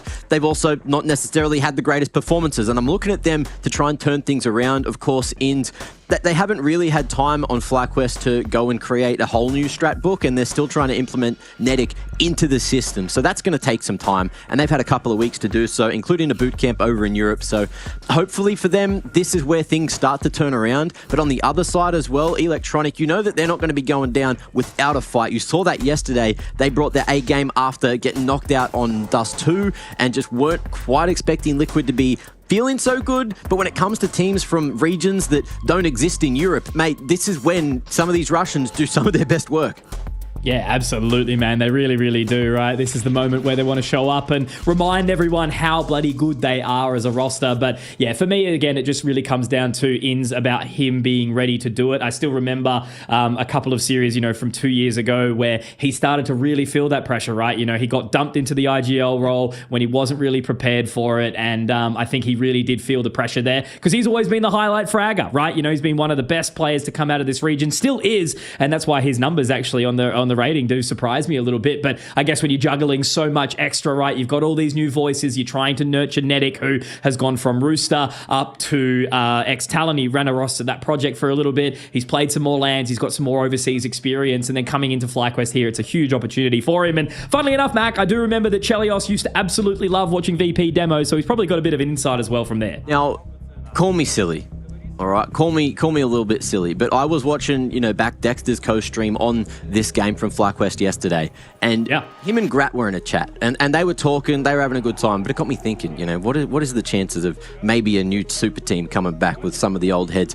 But that's a conversation that you guys can all stew on because we've got the Veto in, and Inferno is where we're going to be kicking off this series. Looking pretty good for FlyQuest so far. You know that they love a bit of Inferno, and then VP going back to D2, even though it didn't necessarily work for them yesterday, they probably looked at FlyQuest and thought, you know what, it should be a sure thing, which means there might be a chance we're going to 3 here for the series, and Ancient will be a great place to end it.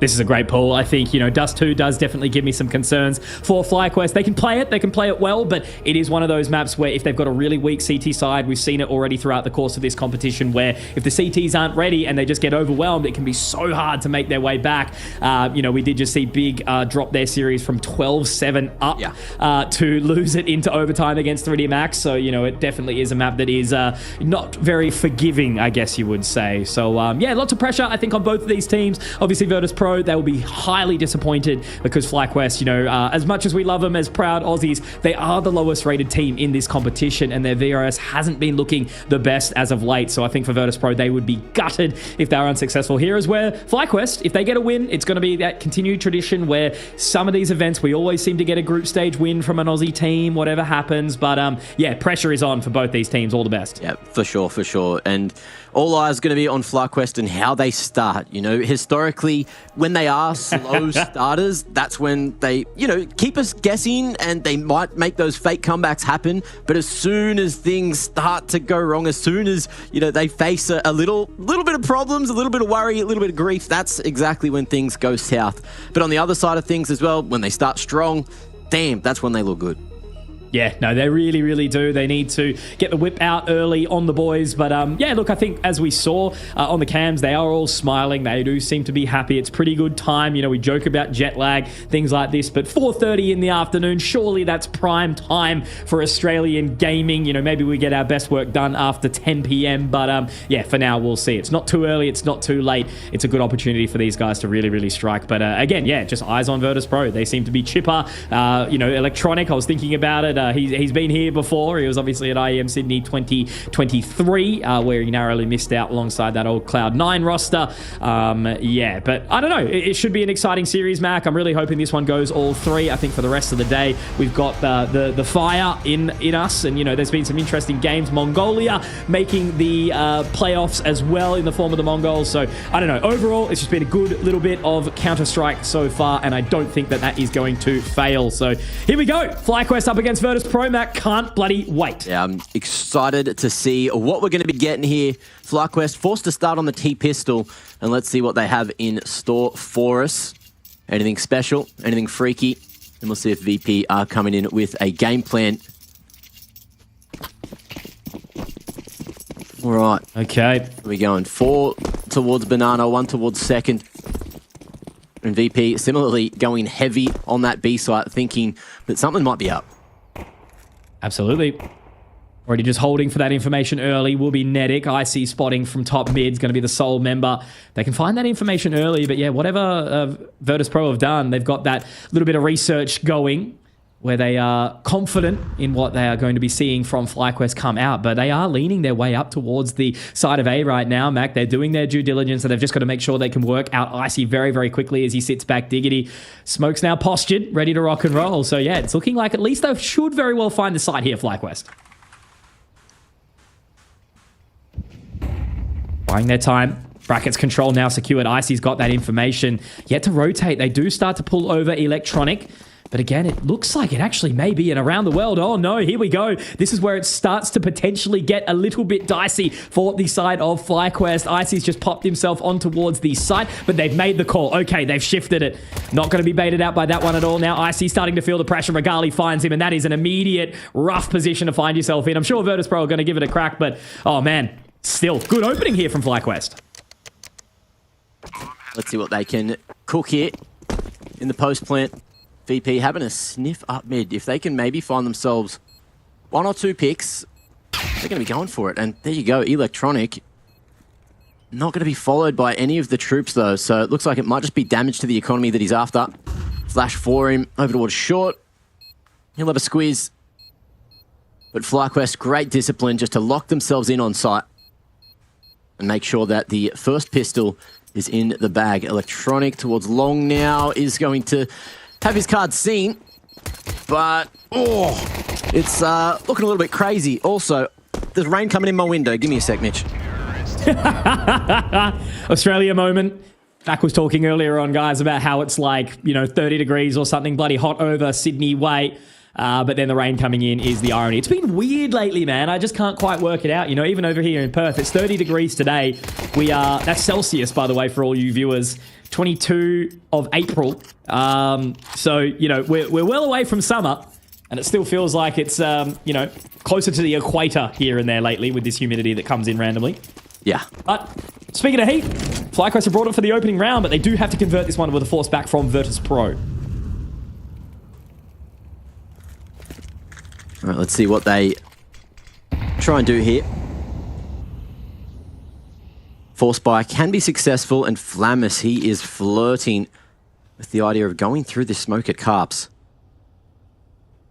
Sitting it out for the moment, won't catch a timing.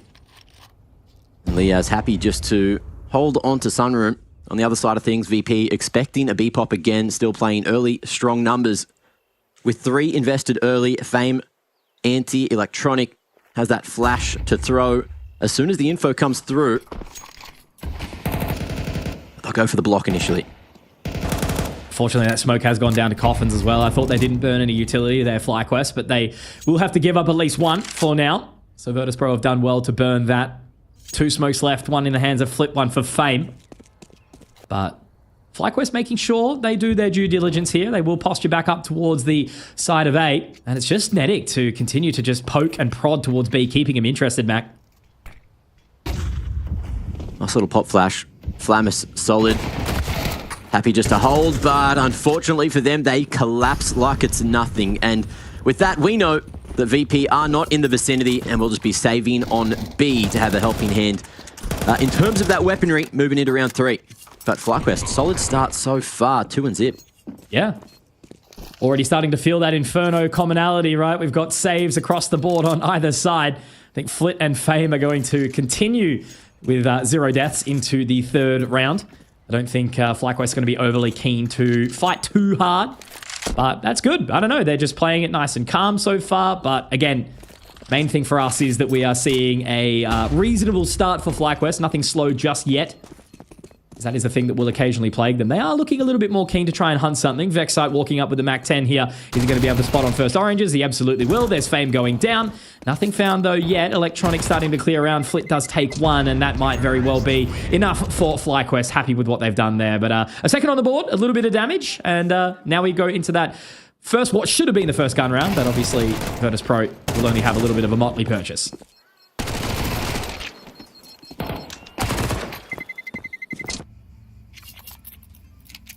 Solid damage to kick off the afternoon.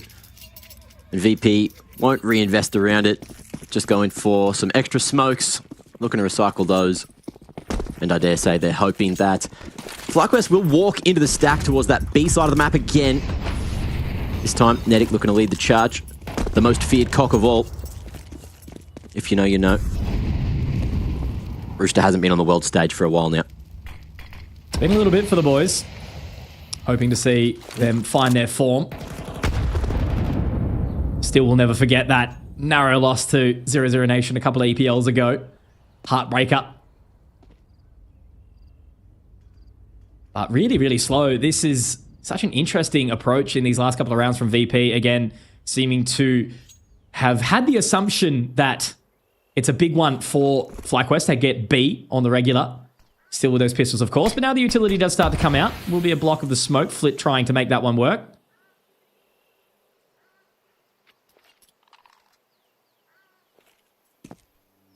Will the stack pay off this time?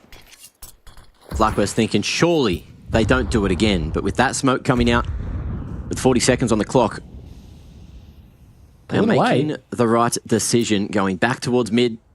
Flamus clearing bracket in the meanwhile, going in and out of that smoke on arch side. And with Ins now trying to sell the ruse, sell the fake, it does keep VP put on the B site. And with that, there's no one here on A. So gambling, sometimes pretty good, sometimes can be not pretty good. And at the moment, FlyQuest, their stonks are rising. Yeah, they really are, you know, keeping many alive. There's only 3 deaths on the board so far across the roster.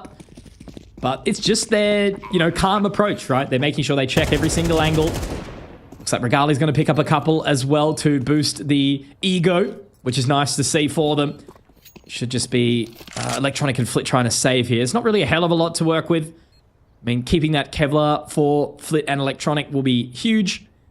But it's just going to be eyes, I suppose, on how they approach this 4th round now. First real opportunity for them to have a crack back at it. But it's been very passive on the start so far. Again, 3 saves in the first 3 rounds is kind of, not I'm going to say typical Inferno behavior, but not really. It's not often we see this happen at all.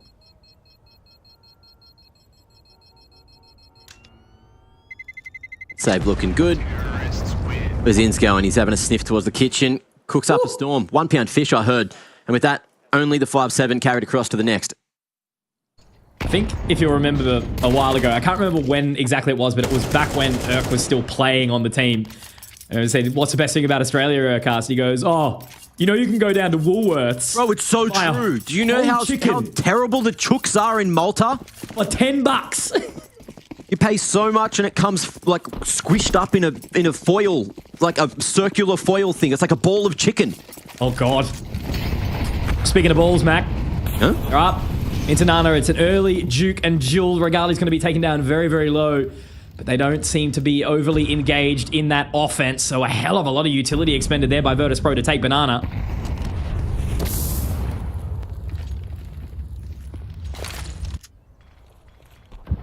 Okay, disrespecting the smokes.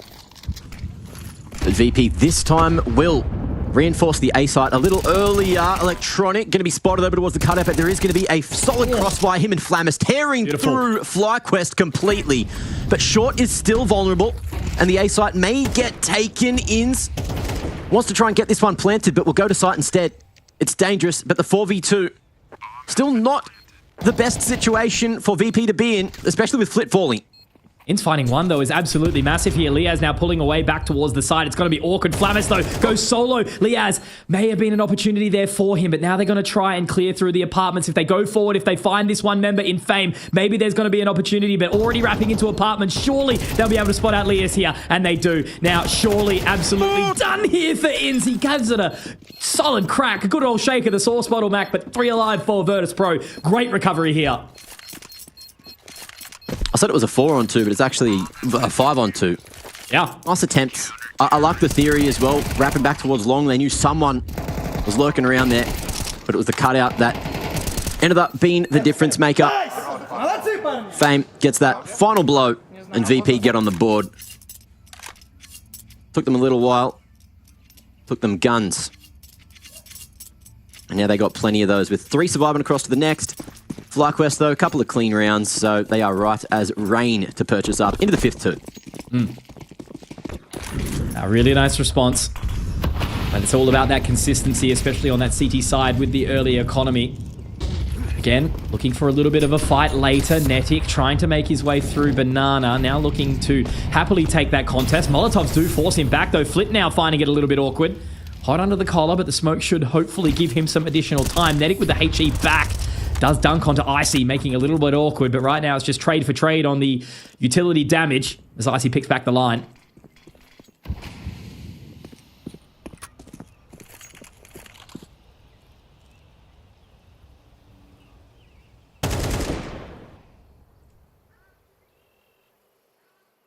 mid-control in the midst of the Aussie boys. Can't even say that anymore. The majority Aussie boys. A Kiwi and a Romanian. And speaking of the Romanian, he's cracked open the B site. It is open for the taking. Flit scurrying to try and hold on to something that might have already gone right. Flash through and a spam too, but he won't be able to hit the mark.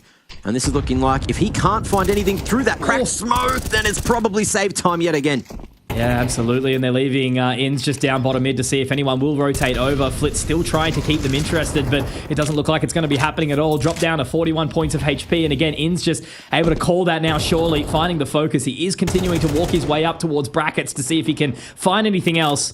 But yeah, they've already hightailed it out of there. So there you go. FlyQuest are going to be picking up a 4th round here. A nice resurgence in towards this map. As I said, they had a very, very challenging opening. And with love and respect, nobody expected them to beat Vitality yesterday, right? You know, I think the one-sided affair on Anubis was maybe a little bit far-fetched, maybe expecting them to get a couple more rounds. But the Nuke game was reasonable, right? It shows that they are working hard and able to do this. But Vitality are just such a titan at the moment that it can be so hard for even the best teams in the world to consider a win against them. So this is their opportunity to shine and do something back.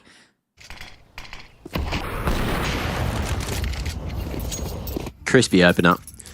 Icy just not quite respecting that smoke. Having a peek at the wrong moment.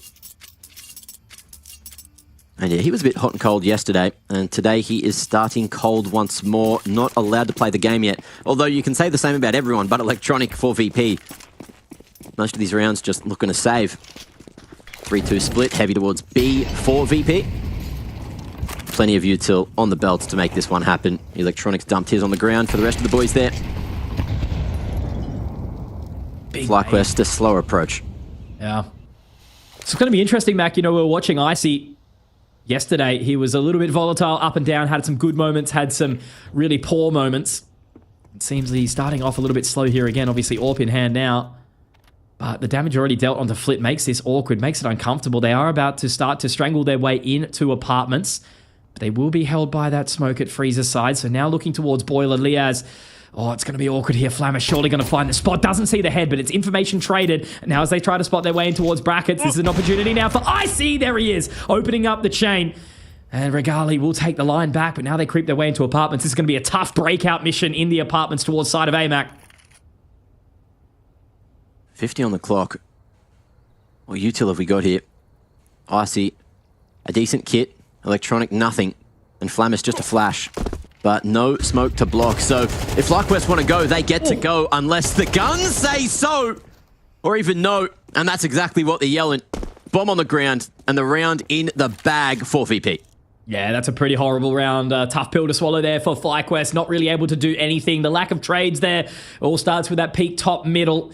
And then not being able to find anything further as well. Definitely a bitter way to end this round with Regali saving that AWP. Money's still good, so they're not going to be too sad just yet. But again, that's not exactly showing good signs of what we can expect in the later parts of this half. So definitely need to see something a little bit more coordinated going forward. All members, look at that, just decimation on apps.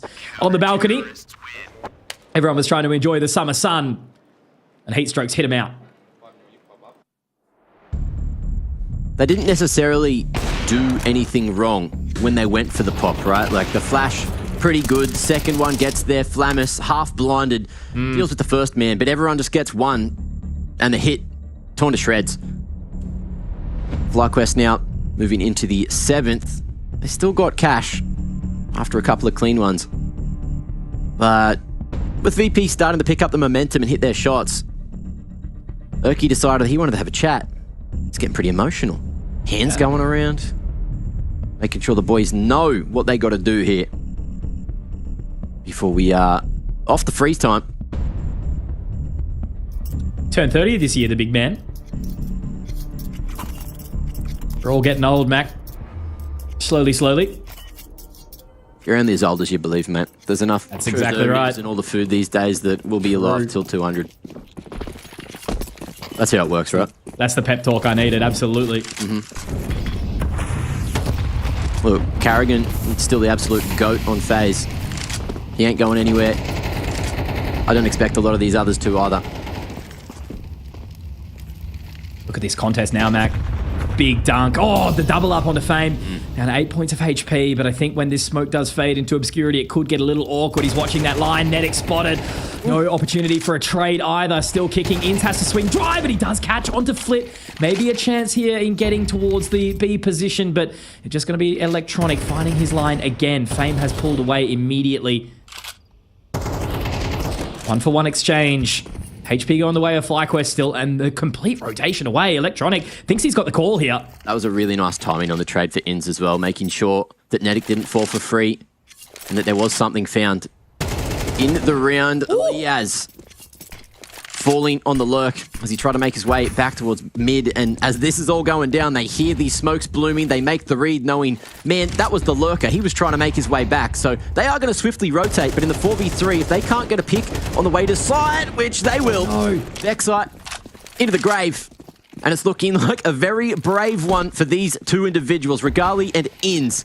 There's a long way to go to win the round. Yeah, absolutely. And with 3 members coming through, Regali is going to be able to find the opener. Fame trained on towards the line. They did manage to get that bomb planted now, but with that utility going up and over, Regali on an island. Inns does find one. It's all going to be on to the Romanian man to see if he can hold on. Narrowly missing the shot there. Flammus, great push in, great aggression. Nice and methodical from Virtus.Pro, shutting out FlyQuest. But I can't help but feel they maybe were a little bit too regimented there, FlyQuest. They took way too long to get in the site. Should have been a call. The second Liaz was taken down in mid.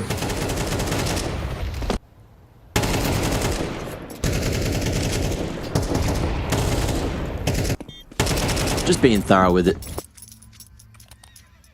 And making sure that they aren't walking into a trap. VP have, in many of the rounds so far, gone heavy towards B. So FlyQuest, they don't necessarily want to be falling into any of those said traps. 4 towards second, though. FlyQuest changing it up, a different approach. Looking to target the A site earlier as VP put way more pressure on Banana, plopping Flit halfway down. Is this buy going to be able to do it? Smoke down towards the end of apartments. Again, taking their time. As you know, with the information down Banana, they should be able to set themselves up nicely towards A. But they continue to fight down, really going deep here in towards this position as FlyQuest do kind of congregate back towards the side of B. Surely they'll have that information that Flip will be down towards the log side. Nedic now just waiting bottom mid, giving it time, giving it a little bit of patience. So FlyQuest going to be able to capitalize on this.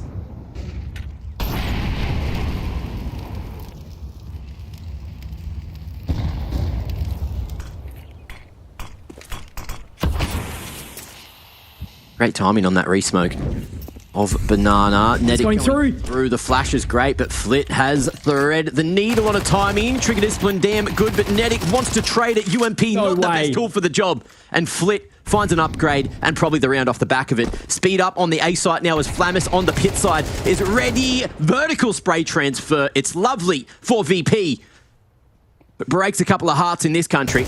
Oh man, Regali 1v5 ain't gonna happen. Yeah, that's rough. I don't know, man. You know, finding that opening pick and then allowing 2 to just get a crazy bit of control down bottom of Banana. Yeah, Flit just diving into that one, pops over the flash and able to strike. Not really a reaction able to come out at all from Nedic. And icy to close, so there's some frustrations being felt on the FlyQuest side, and you don't blame them. You know, they had quite a warm start here, 4-1. And now it's back to a tied position. They've had to battle the economy woes. Just back onto techies now. A couple of pistols, not exactly what you want. Now it's going to be quick, and Flit is just going to be able to open up the bank account nicely. Nothing to be done. Fame is there as well. This is going to be a bit of a throwaway round from FlyQuest, meaning the Virtus.Pro are well and truly expected to take the lead here, Mac. Yeah. But it's a miracle for FQ to get back into this one.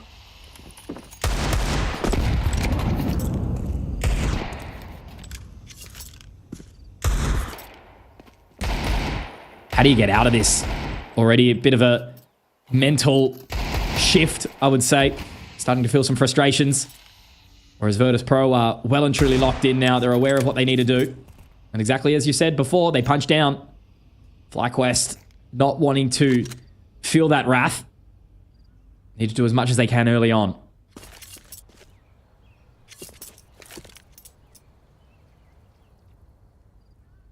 All right, 40 on the clock, 2v2 towards that B side of the map. Maybe a well, but they get a plan. Best case, you bring it to the 2v3. With that molly going down. And a front sight smoke coming in. VP. Strengthening that B site. Flit, how's the movement?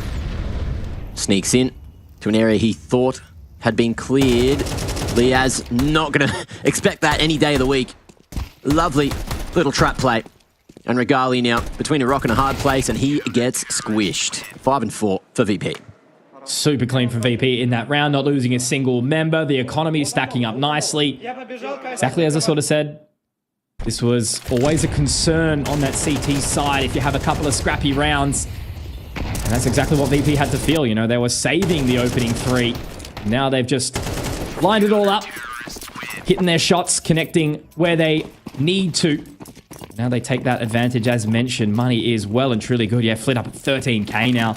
Pressure's on for FlyQuest. Desperate round for them to try and win, but they move straight down mid. Are they going to be ready for this here? I don't think Inns is actually looking down towards bottom mid. Icy onto that line. Narrowly misses the shot. Surely they've got a bit of a better call here. Smoked off Icy, trying to sort of slip the net now. Really, really awkward though, as Inns again will be just taken back by that smoke. They pick up the pace, so looking to try and get onto this site nice and quickly. Icy drops Liaz, but Regali will find that opener Mac. Icy forced back from the site.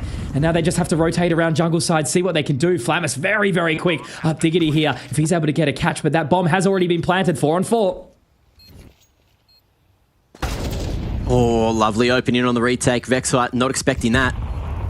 Just peeking a little too deep. Flamus revealing his hand as well. Molly nade towards the broken wall. Nedic in an odd position out in the corner, but he still has enough cover to survive. Regali finds his. Nedic strikes, and this is looking pretty good for FlyQuest. Few more bullets need to land, and Icy running for the hills. Looking to keep the AWP alive to the next. Or maybe even suffocate the economy some more for FlyQuest there, knowing that that could have been great. But the thought came a little bit too late.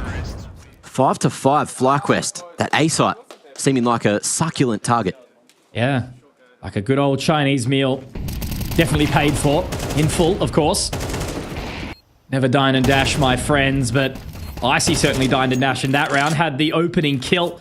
Ends up being the only one living for Virtus.Pro. Desperately needed round there from FlyQuest to tie up the scoreline. And giving their economy some sort of stability, steadying the ship.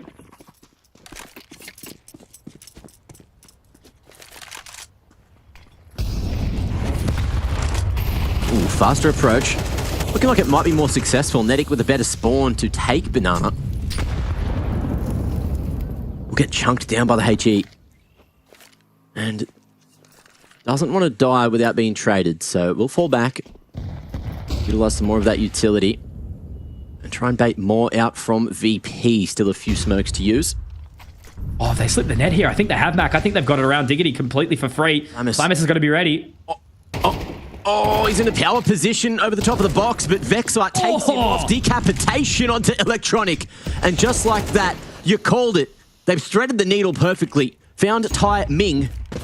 Located it perfectly. And Regali's saying, mate, I got a plant. Can you move your caboose?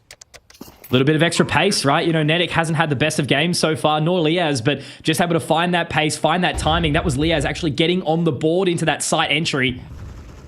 So a change of the call. Again, you know, this is a big question mark. Inns, is he ready to take the mantle again, lead this team that is trying so hard to make something happen with so many sets of eyes on him? And a nice shot there from Icy, but exit frags aren't going to win your rounds in this moment. FlyQuest taking the lead back, 6 to 5, but it could have been such a deeper scoreline. However, recovery is good so far, but looking like it could very well potentially be an even playing field. 6 to 6.5 might be on the cards. You can throw 2 more rifles at this before things could get awkward, maybe even 3. But to the sound of it, everyone survived, tucked away in those final seconds. But here's that entry. Lovely shot out of Vexite. Liaz to follow. And Flamus, it was just such a tall ask for him to try and hold that A site all on his own. Potential for it to slam onto 7 on this T site. And I did hear typing towards the later parts of that round. So it looks like that was the tactical they were looking for. And Must have been FlyQuest calling this one. Yeah. VP still have 3 remaining. Looking through those notes, ins, deep into the playbook. Good time to do it now. 7-5 will give them that extra boost, right? You know, gives them a bit of a coffer if they aren't successful. The old Australian CT pistol isn't exactly famed, I guess you could say. There must be something that they feel like they need, because arguably that could be unnecessary, especially if VP come back. You kind of want those timeouts for the second half if things start going wrong. So that's just my take on it. Each team You has have their good own takes, theory. Mac. Thanks, mate.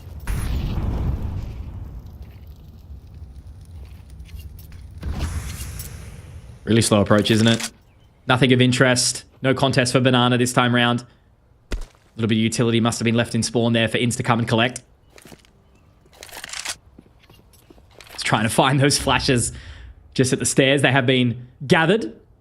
Now just Vexite and Leo's waiting in apartments to see what they can do.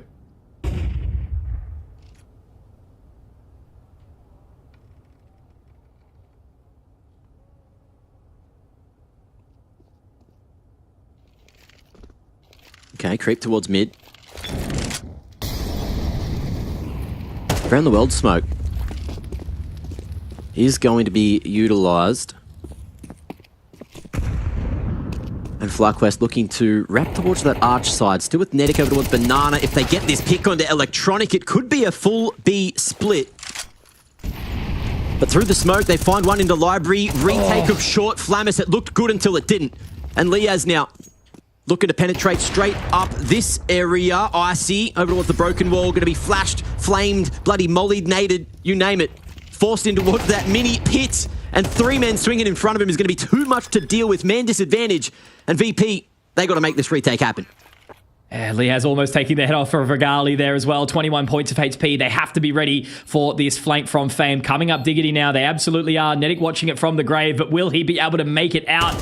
Or will he be the Undertaker? Absolutely. Nedic finally getting back on towards the board here. Molotov is going to make it very, very hot for Vigali, but it's the exact same trade, and Leaz finds the fight too. Much better response. FlyQuest bounce back, and they take the lead here, Mac. 7-5, but still a hell of a lot of work to do in towards the CT half.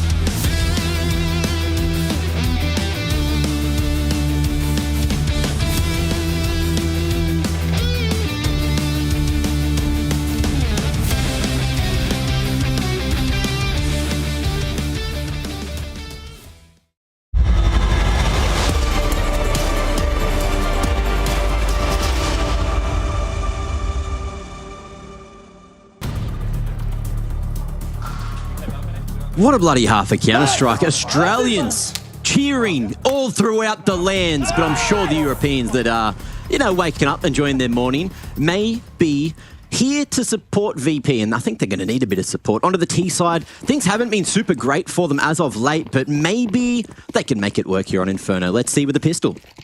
I'm absolutely biased towards Australian Counter-Strike back, but one thing we suck at is a CT pistol, so they're taking some activity here. Liaz looking down mid, will find the opening onto Flamas. They swing wide, nice and low, but it's a great anti-flash. Somehow, though, Regali and Vexite are getting it done. I am not seeing, but I am certainly believing. As Electronic is left all alone here, he's got a full belt of utility. Only one member that he would need to overwhelm towards Banana. How's he go for this fight? He's not even found it. Vexite will collect the bag, and FlyQuest have done the unexpected and unthinkable. Great opening here for the boys. Yeah, you'll take it. Every day of the week, especially on what day are we at? Tuesday? It's been a long week so far. One whole day of IEM and I'm gone. But you gotta love that. Aggression down mid, showing that the boys are coming in confident. They've been hit with this before in the past. I remember many rounds on Inferno. was that a Bliat? I think it was Liaz, but it could be. I think we that go was with a whatever Bliat. we go with. Lovely. Did you hear Holzerk's remarks on the player cams? I may have. Mate, he's a local. He is. He really. He's been back here a couple times now. Yeah, the Americans have tried to claim him in some content, but because was he here? With a mouth like that, poof, make him Aussie. He's been here for Challenger as well as IEM Sydney, right? Yes, both Challengers. Actually, so he's a bit of a resident at this point. Same with JT. Yeah, I can't remember if he was on Complexity the first time they came. No, not sure, but definitely Sydney. I remember that much. Yeah. Chad and Alex were having a blast this morning. It was nice to have them in my ears as I was tapping away on some emails. They were, as I said, it's always crazy when they let the casters have fun, and they were certainly having fun this morning. Fun havers unite. And Regali, going to eat up some little eco frags if he didn't slightly whiff that spray. Insane. Yummy. Only gets one, though. The MP9 with that kill reward is looking good, but timing yet another factor. Nedic not quite aware that Flit has thread the needle. No bomb, though. But he could be able to go the whole way around, and by the time he gets down short, surely 20 seconds. The CTs realise. They're worried about CT, though. Where does he clear? Oh, did Leo spot him? No. Still just setting that focus. As I said, not stressed. Flit actually kind of wants to go down. Oh, and he's got an M4. He's got an M4. He doesn't want to reload it. I think it's out of bullets. Yeah. Just saving it on to the next round. Okay. That's not optimal, but it'll do. It'll certainly be good enough. Virtus.Pro about to fashion their full buy coming in, and I suppose FlyQuest haven't lost too much in the process.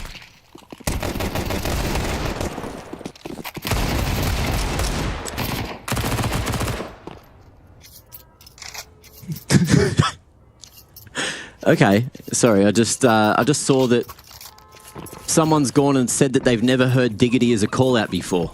Ah, well. I guess they've never watched AUCS. Yeah, disappointing. Crazy. It is where all the fun occurs.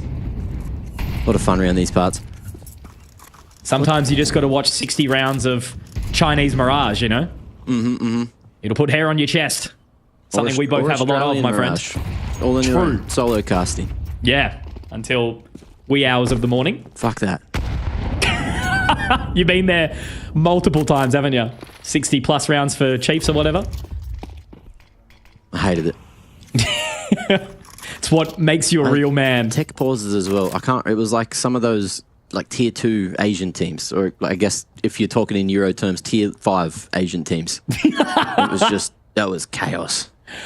VPN issues, you name it, it was a problem. But look, at the minute mark, we've got to turn the conversation back towards serious business, because having a look here, VP need to start to bait out this B-site utility, and they've been quiet, silent the whole round so far, and they're going to be pretty much forced out if they don't get a wriggle on. Yeah. 40 seconds now, as you mentioned. Smoke towards Carp's going to give it some additional time, but the speedway does come down from the side of VP. So both Regali and Liaz are going to be forced into a bit of contention, but Regali has been having a banger so far, 16-7.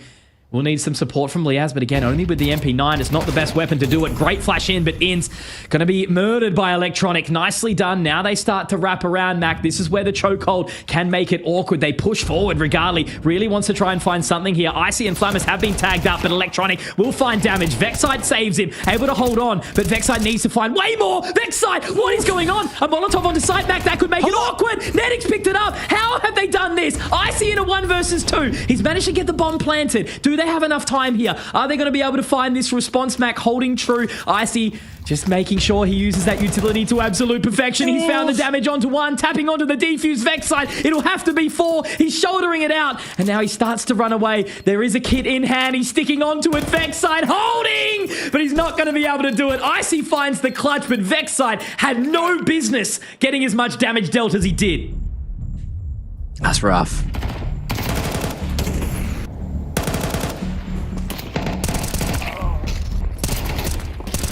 So much work done by the young Portelli Prince.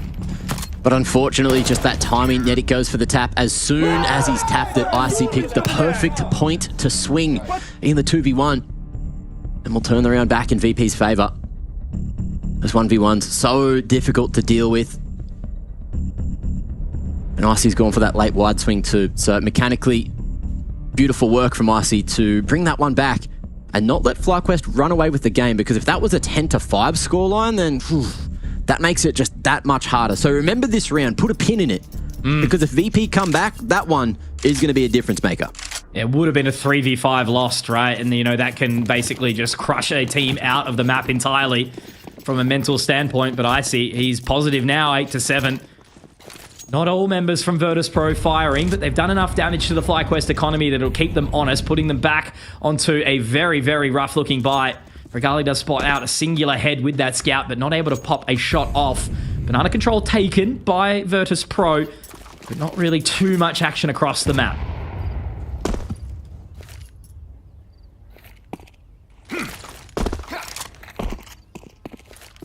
B-Smoke's coming through. Just a ruse. Just a cheeky fake to try and bait out FlyQuest's little utility that they've brought into the round. Smoke's the priority, though.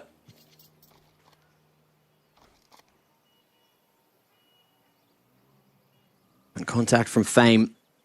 Looking for some apartments control. Only Liaz and Regali here to try and hold the A site. Second wave starting to come through from VP. And Flit even taking contact. Inns wants to go with a banger, but just will wait. Picks his fights wisely, but he won't connect when he needs to. But the bomb, look at it, still about to force its way through bracket here. Yeah, pulled the rotate entirely though. Inns has got an inkling here. Nedic able to find Flit. That could be huge. They've got the info now. How much damage? Vexite finds Electronic. Okay, they have to pick up the pace here. I think this is a massive blunder coming out from Virtus.Pro now, Mac. They've got 3 players here. If they're able to find the damage, Liaz just keeping them at bay. Now moving up Diggity. Flammus has been tagged up by that nade. 1 shot away from Regali. Able to connect with a shot. Even another Molotov trying to go back towards the site, but it doesn't happen. Flanking from Nedic. This is awkward. It already looks like Virtus.Pro have called for the save. 1 peek in from Liaz, but that's just enough to keep them interested. And yeah, they're pulling away completely. Nedic might get the info, might hear the audible, but enough is in the rough, and the round is done for FlyQuest. Oh man, Virtus.Pro, what the hell is going on there? Yeah, some crazy scenes there. Lovely read from FlyQuest though. You saw Inns go for that earlier rotation. He didn't need to be on the A site in the end because the hold was too strong from both Liaz and Regali. Those scout shots just shredding through VP. And FlyQuest in a round where they didn't have the best weaponry. They didn't even have the best positioning for the most part. They got it across the line. So just like that, economy potentially going to swing right back here with the save. VP thinking we kind of got a force, but then if this goes wrong, you've only got 1 more round to save up before trying to stop FlyQuest from taking Inferno. So we were just talking about the last round potentially being the worst thing that could have happened for FlyQuest, but then they've just gone and done it on pistols, on a terrible buy. Oh, that's crazy. What a resurgence moment for Nedic as well. He's been having a relatively quiet one. Yeah, because he was the pit player, if I remember correctly, from Rooster, or? Nedic, yeah, he was. Yeah, so swapping his role, playing B. Definitely feeling the pressures, but that's a big moment for him to turn the tides there. But Regali, man, he's just having such a big map, isn't he? 17 and 8 right now. This could be the one that sort of starts to close the door on Inferno. Gets us thinking about Dust too, as now they're trying to move into Nana very, very quickly. Inns does have that control, but they are worse off for it. They've taken a hell of a lot of damage through that Molotov. But they'll park themselves down bottom of Banana for now. We have a viewer question. Yeah. Genesis has asked, does Vexite wash his hair? And I know he's, got that Italian background, so he's probably just making sure it is very olive oiled up daily. And that's why he's got those beautiful looks.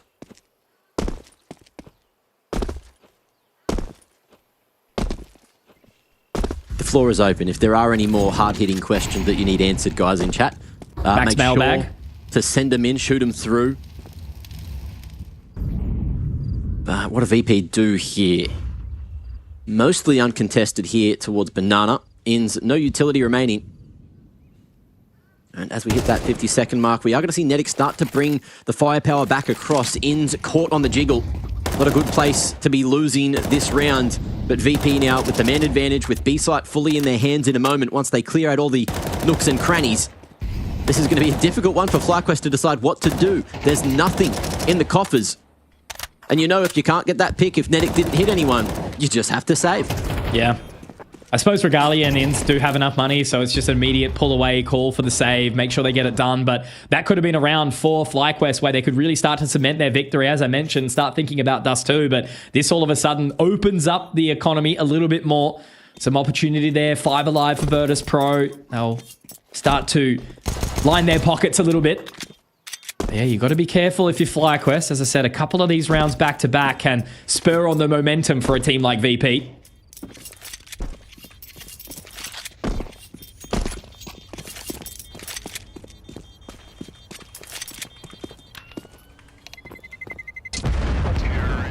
Detonation. So secured there for VP. Headset off, though. So that should very well say a tech pause is coming. Yeah. What do we got here? Technical situation. Well, look, while headsets are off, that usually means it may be a longer one. Fortunately, we did just ask for viewer questions, so expected this one. Preloaded.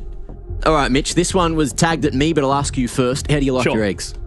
Eggs? Yep. I don't, and you know this, and you definitely dislike me for it. And I dislike myself for it, to be honest, as well. It is free protein, cheap, reasonably low cal. And if I have to have it, it's fried, dipping the toast into the yolk because I am a child. How about you? Fried and dipping toast in the yolk. Yeah. Rather than sunny side up. Sorry, rather than like the soldiers with a boiled no. egg. Soldiers is fine. Yeah, that's what I go for. Oh, but you said fried. Yeah, but fried sunny side up, right? I don't have to have it in the little cup. No, it's you fine. need it in the cup if you dip in the soldiers. Okay, all right. I'll change my game. What the hell? Anyway, mine are boiled, and I just eat the whites. I crack the shell off. Mitch has watched me do it many times at events. I'll just sit there with 10 eggs. Every breakfast. Neanderthal, bloody ripping the shell off, getting the yolk out, putting it on the plate, and just eating the whites. So is that my favorite way to have them, or is that just how I have them? That's the real question. I do love scrambled and omelets. Actually, no, I love a banger omelet, honestly. Good omelet. Good omelet. But then it's not just eggs, so... No, it starts to... That's cheating, because you're adding in all these extra textures and flavors. What else has the chat got for us, mate? How do you like those eggs? There was one about me training with Razar. Mate, I'd drive millions of miles to come and have a gym sesh with you. Mr. 2-Tap Tonerino has asked, what's the moustache routine? Mate, just when you're out of the shower, pores are open, make sure you get some coconut oil on that bad boy. Ah, I see. I go coconut just because it smells better, but there's many other oils you could choose depending on your preference. But just make sure it's nice and moisturized, all right? That's been a little bit of my downfall at times, getting lazy. And when the beard starts to get a bit longer, it does itch on the top lip. Yeah, you really just want to rub a bit of oil on that bad boy. Yeah. Mate, Inz is trying to do his best Gratisfaction impersonation, I suppose. His is a bit more thick, though. Grat's got long and curly. Oh, the moustache, right. I was confused because he was like looking at something weird on the screen. I'm on fire. Road Jogan, big fan of the podcast, mate. I suppose what's everyone most excited for? at IEM Melbourne into the crowd. Obviously, we've already got the Mongols coming through, which we know there's always going to be hometown heroes, right? You know, G2 was loved. FaZe, really, really supported. Yeah, definitely lots of those jerseys coming in. Who's your favourite for it? Because mine, I'm fully sold that Vitality are going to make the Grand Slam happen. Yeah, I also have a feeling of that. I'd love to see a deeper run from... I'd love to see Cole do well. I'd love to see Mongols do well. But yeah, it's just hard to sort of beat. I reckon it's probably a Vitality Mouse final. But time will tell. Mouse got pushed a little bit earlier today. Glebe or Glorp? Mate, Glorp for life. But if I had to choose, I do love the training emote. If you know, you know. Exclamation that G word in the chat. Skirmy, you know what I'm talking about, baby. But we are back on the good stuff. Back on the Counter-Strike. Live. No more technical issues. We're back. Slower approach here from VP. Trying to prod their way in towards Banana now. Nedic's already done, or taken a hell of a lot of damage. And that was the awkward thing in the previous round, right? We lost ins.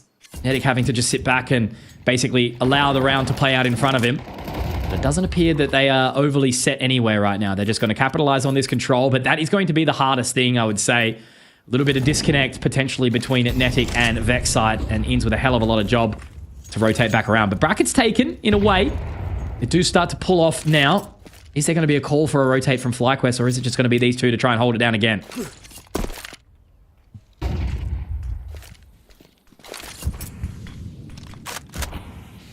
Okay, lovely timing on the block there. And still a molly in the back pocket for Netic to drop if he needs to. And he probably will. Next going to be throwing his down at a good time from the back of sight. The pillar looking damn good, but no one able to see a thing. Everybody blind, but running, Flit gets away with murder. Mac 10, the right tool for the movement buff. But now with the three-man retake from CT, a fresh smoke on that CT choke, you got to think about saving given the situation.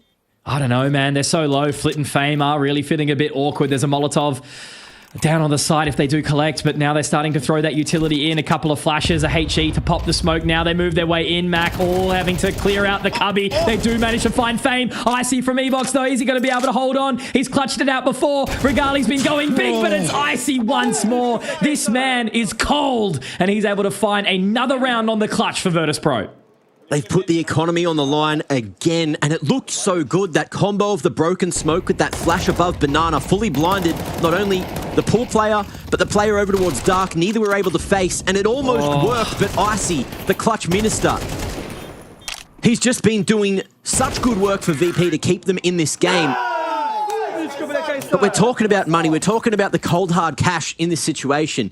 And FlyQuest go for a save. VP, not necessarily in the best of positions themselves, but they're aware that FlyQuest shouldn't be good. So picking up 2 Mac 10s to try and fling that economy back in your favor is a pretty bold strat and a pretty solid one too.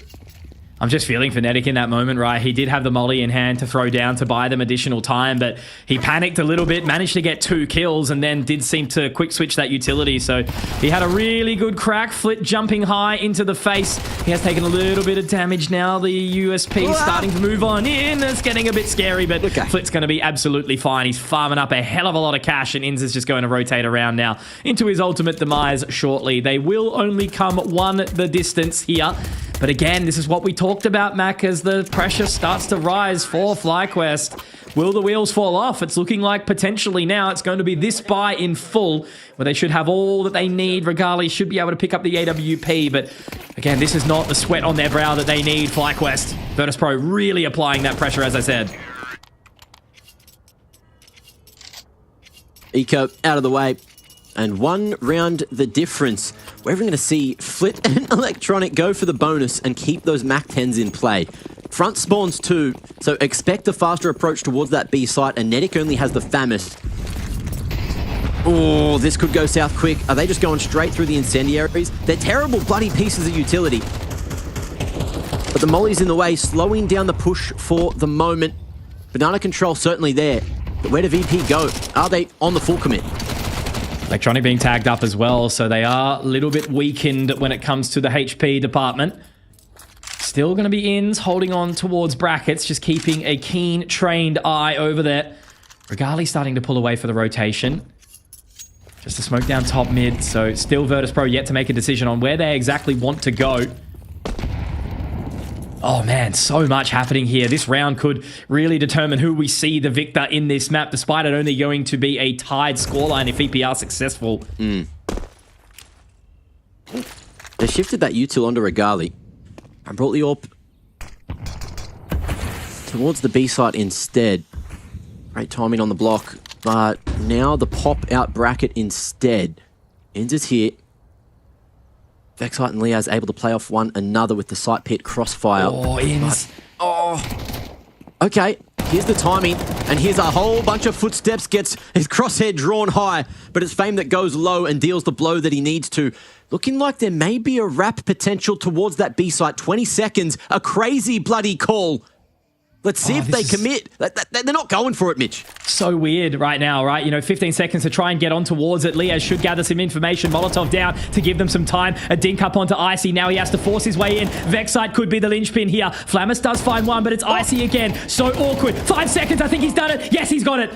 No time for Virtus.Pro to find that plant. And the hero is Vexite. Nicely done. A great round secured there for FlyQuest, but man, it definitely does, you know, sort of fall back onto VP, making those micro mistakes, right? The calling not clear from Electronic.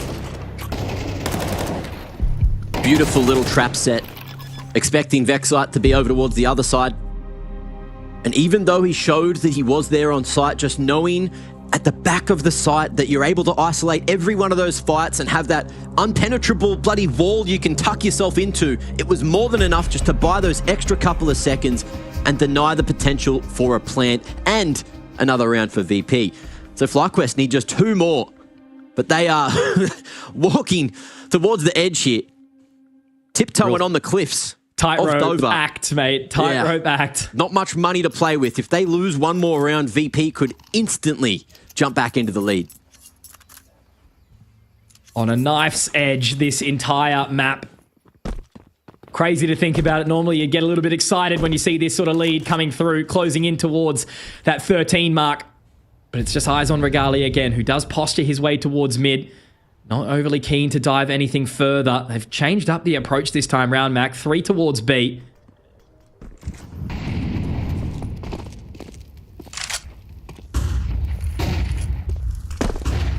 VP feeling like they wanted to hold their economy, but the utility was perfect.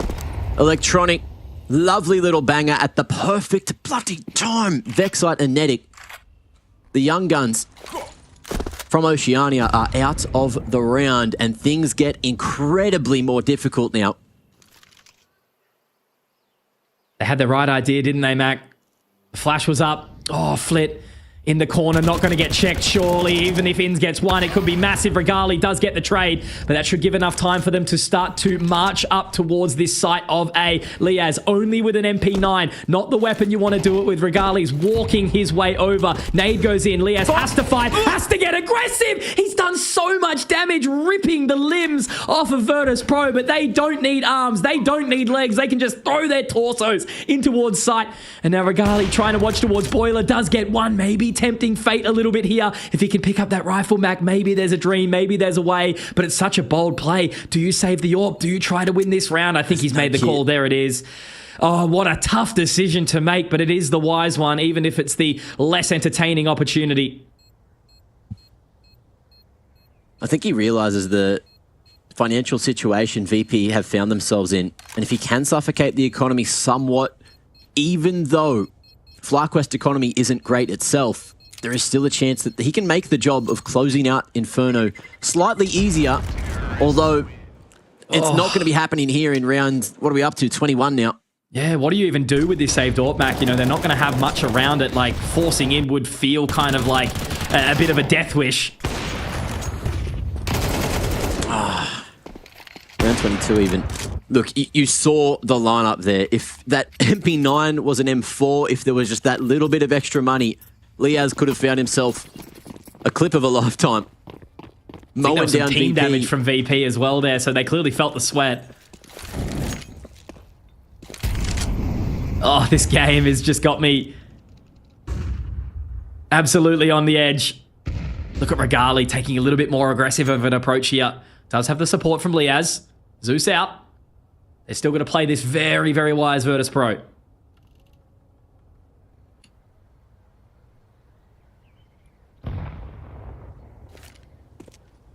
Both teams just looking to gather that info.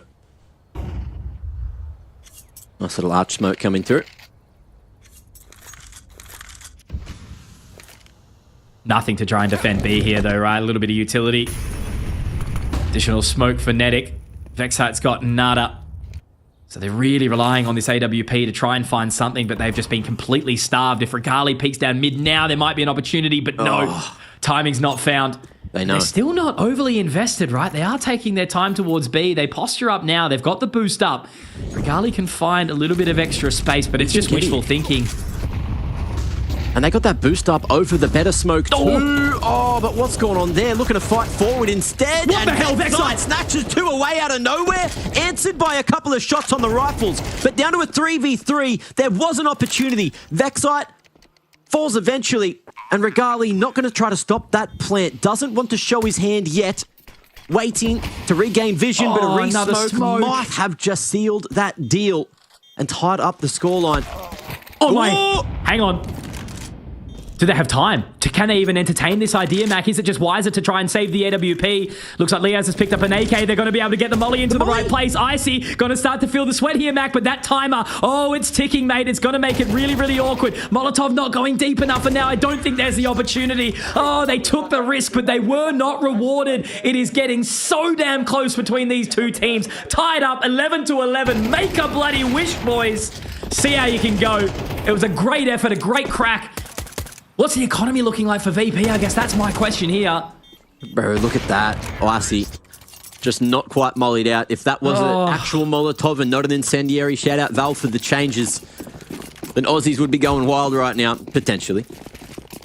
Oh, that being said, it's another gun round. FlyQuest should have more in the kit to try and make this work, but it's a faster approach towards the top of Banana, and Netic's going to be stuck at the sandbags. Flashed forward. Him and Inns teaming up to find the first blow.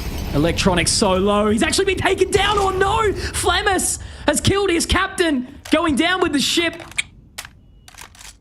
You were going to say, it's not often you hear not deep enough, Mac, but this time they've said, well, too deep.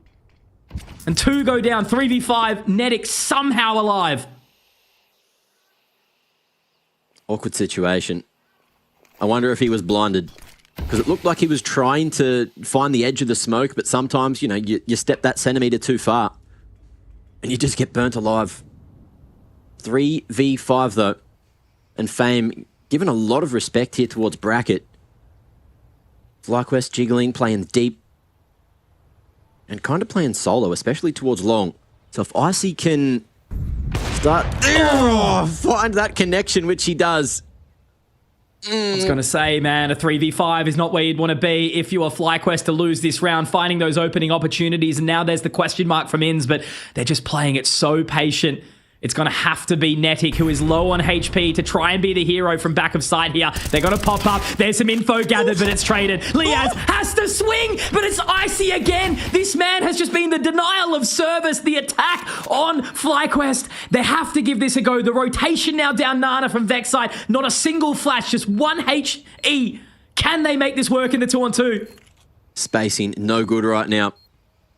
And you want to be in tradable positions. Icy finally missing, flashing to give himself another go. Oh, and go he shall, but it's Inns to do the striking. And Fame, only 4 kills so far, looking to make it 6 and get another on the board, but the trade too good. And the time is there with a kit for Vexite to come through with the 12th. Are you not entertained, ladies and gentlemen? This is why the Counter-Strike Down Under brings the bloody thunder. Vexite somehow clutching that one out for the team, but Netic was the true hero at the very beginning. But all I can say, Mac, as exciting as that was to witness, almost a 3-on-5 on the L, right? You know, Icy has just been a demon, a thorn in the side for FlyQuest, finding a moment after moment. And the economy is not in an abysmal situation. Flit does have 8k. It doesn't look like they're actually opting for the AWP here. A Mac 10 from Electronic. What's the call going to be? They need to take this one to overtime now. Yeah, how are they divvying up the money? Electronic thinking about that Mac 10. It is where the money kind of suggests Flip with 8k could potentially drop one and suffer the utility. And that's exactly what we will see. Actually, he's all right in the end. Yeah. So they've got everything they need. Full rifles. Who's got front spawn? Electronic. Note going towards that B site straight away. And FlyQuest will be sending 3 players across. Inns again with that counter flash lined up from the coffins. Could even send the boys to stay aggressive. Nedic, he is thinking about it. He is hungry. In comes the first flash as well as the second. Good timing on the pop, and there's info, there's damage, but there's not quite a kill just yet. The fact that he even gets out there, Mac, is absolutely ridiculous. Already putting the pressure on Icy so low. He is the one, again, that has been just so upsetting for FlyQuest to try and deal with. But not done yet. Vexite looking to get activated again. This is going to be a really, really cold test here. They've actually called for the rotation too. In's going to be joining the boys over towards the site of A, but there is still no answer as to where VP is going to be sending this all-out assault to try and take us to OT. Good info gained out of the early util from FlyQuest, but VP now throwing that wrap smoke just to deny vision from Regali, who now has to go on a bit of a mission to at least pick up Arch. But that allows a faster rotation to CT as soon as Nedic gets this information. One smoke to try and block, and Vexite a flash to fight. There it is.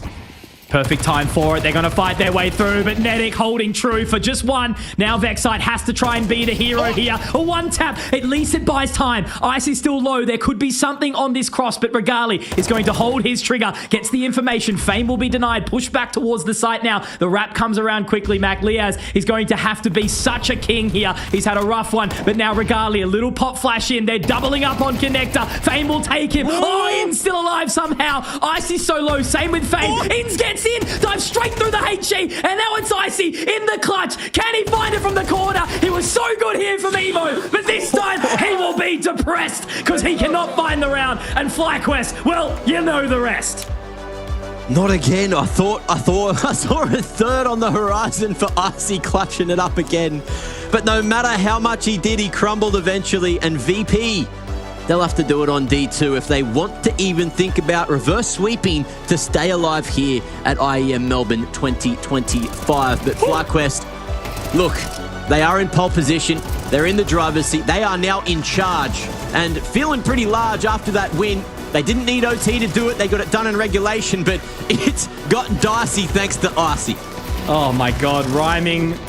Good timing. It's been a beautiful game here. But look back, I will settle, right? Because the bias can't always come out in full droves. Dust 2 is a very, very scary map to be playing against, right? They were certainly tested there, FlyQuest. Virtus.Pro were able to put the pressure on time and time again. As you mentioned, Icy was just so regularly making it uncomfortable for the side of FlyQuest. And the fact that they were able to pull that off, it came down to a couple of moments of individual heroics. There was a couple of members that had a really rough one. Nedic with a slow start. Liaz almost vacant, but he was able to be the bait there for long enough to find the closure of this map for FlyQuest. But as you said, right, you know, it is a close one. It's an exciting affair. Both these teams on the balance of elimination, but FlyQuest do manage to just narrowly get this one across the line. No need for overtime today. Such good work being done by every single one in the server. Mind you, look, Electronic and Fame, at least they got that warm-up in. Liaz as well didn't really get a chance to shine. Had some moments where he could have, but didn't end up needing to be super necessary. Always was there to bounce off everyone he was playing with, especially over towards the A site in that second half. But yeah, it's just, yeah, the fact we got to see at least 24 rounds there, I think it deserved it, especially with how VP were playing. Some rounds, some moments, definitely I feel like the calling letting them down, just, you know, letting that clock tick down slightly too far time after time, that can get to you, and you can't let those mistakes happen again because we should be in OT. If they got that plant, if they managed to take out Vexite on the backside, whatever round that was, like round 20 or whatever, we're in OT right now. Yeah, for sure. Well, we might have even not got there, right? We might have felt the sweat and FlyQuest could have fallen over. But Regali, he was a pivotal member of this roster, right? He was the hero that they desperately needed. There's been a lot of talk about this addition of the Romanian to come into the team. And 20 and 13, hitting shots. And it was not just with the AWP either. I think most of those were actually found with the rifle there. So I think that's a huge play from Regali to cement himself here. He wants to be the Australian hero, or down, if he got an opportunity to join the team on the stage, it would be such a big thing for him. But realistically, again, this is just one step forward. There's still many more that they need to make here, of course. But again, Regali really cementing himself in this roster nicely. Yeah, very mobile as well, not just playing A, rotating over to B when he was needed, and also, solid towards that long side on the A site. Just many moments as well where he was able to put up a bunch of multi-frags. I think he got 6 for the map in total, and then only really needed to be involved in 3 of the openings. And I think that's the difference, right? Sometimes an AWPer, especially on a map like Inferno, you'd be looking for openings more on the CT side, but especially on the T side now with Nedic joining, he has been so confident in going for these openings with everything we've seen from him so far. So the new combination of the individuals going well so far. Decent performance, at least on Nuke against Vitality yesterday, and today, potential for a win. There's a chance they're one map away from 2-0ing. Dust 2 going to be a curious case, though. I don't know if they're going to be able to do it there, but if they do, it's probably going to take another performance just like that from Regali.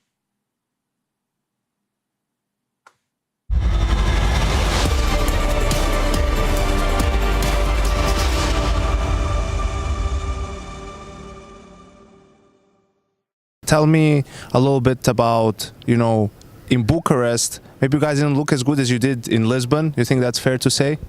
It happens. What would be the reason for that, in your opinion? I don't know, to be honest.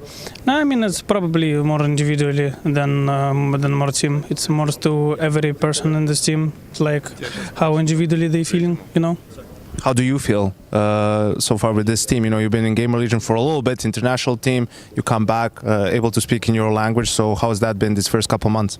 I mean, great. A little bit hard because it's another level of teams, of CS overall. And I needed some time to get comfortable. And I think I'm getting better and better. How has Electronic been as an IGL? He left now, so you can be honest. Super good. Just messing with you. I mean, a player that's been around for a long time, obviously his time in Navi and everything. Does it help? Do you have a lot to learn from him? Yes, I mean, not only from him, from other players in this team. A lot of players in this team are actually experienced, like major winners. And a lot that I have to study from them. What are your personal expectations for this tournament? I don't like giving predictions, but I hope we will do good. All right, thanks a lot, man. There was still like a minute left on the clock. I love that Twist just laughed that off like, yeah, that's Robs. He's T-Roof holding T-Spawn. 10-4, and again, it just comes down to this. If Liquid don't get this gun round, it's essentially GG. It's a formality. Shui's laid out a spawn doing nades right now, doing a late cross.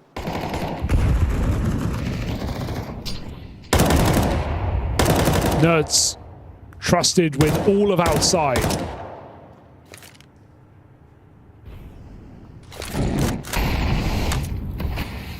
Liquid look interested at that ramp room.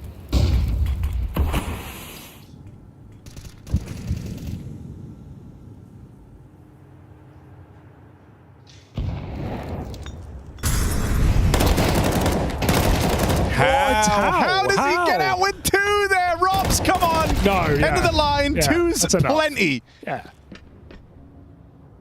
Yeah, you had one big plate, went back for seconds, everyone was stunned. Then he tried going up a 3rd time. Buffet's closed. It's not all you can eat. Bomb's made it down lower. It's still entrusted on this lurk. Trying to play into the round a little later by cutting down rotates, but they've still got bodies down the vents here. Oh, big. But they're still planting B. Now Nertz is known about. I wonder if these players down at lower try to speed up, right? Take advantage. It's 2 players down here on this lower site. 14 Liquid. They start to crunch them and apply that pressure. Nertz now rotating. Ultimate's very low on health in at the ramp. He can't find it. Now it's just Nertz. They know he's arriving later. Bomb is being held. Nertz is going to make his play now. He can't win this. Vitality robbed that round away from Team Liquid. Oh no, oh no.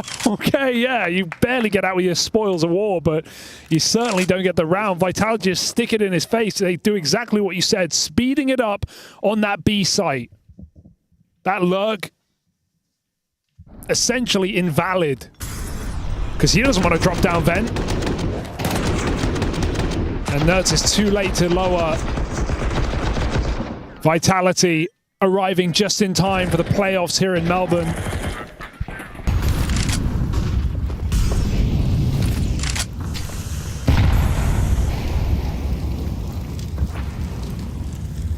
Oh no, this is the bomb. Flames is being cheeky in the smoke.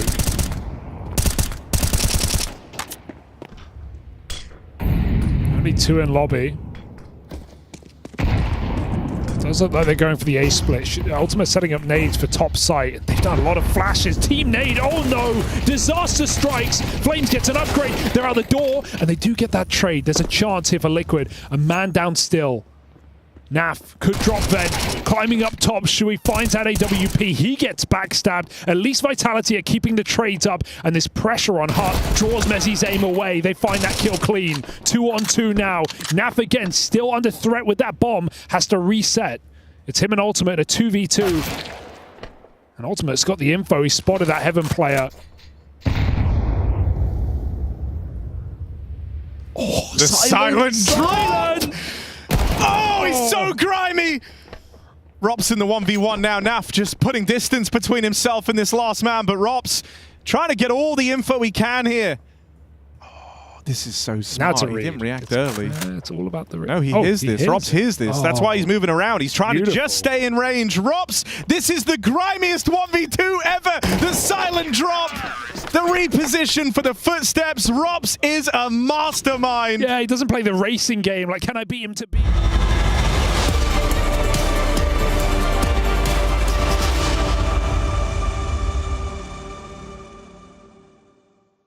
Tell me a little bit about it. It felt like you guys looked better in Lisbon than you did in Bucharest. Do you think that's a fair thing to say? I don't know. Maybe because in Lisbon we played a lot against, I don't know, top 1, top 2 teams, and we did, I think, a good job. In Bucharest it maybe was, how to say, worse team, but I don't want to say worse, you know, in rating.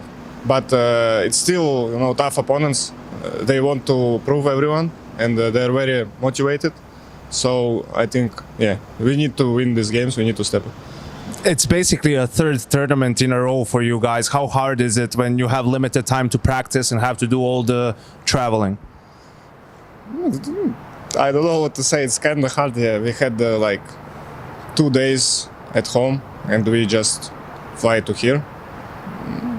I don't know. It's always not easy, but that's life. We need to play our game. All right, Liquid first game. Thoughts? Tough opponents, I think. Really? Yeah, we won against them in Bucharest, but I think they just took a Suhi, and I think they had some time to practice because they're new lineup, new IGL. So I think on this event they're gonna be new team and they're gonna play better. So it's gonna be a tough game for us. All right, man. Thanks. Good luck with your game.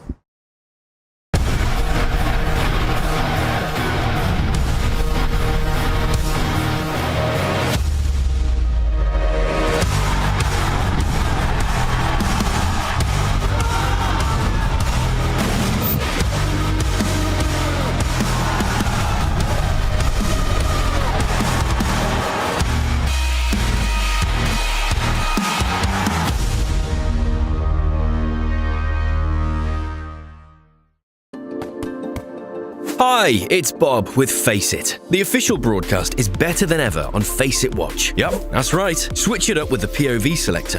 4 angles, your choice. From the main broadcast to your favourite player's view.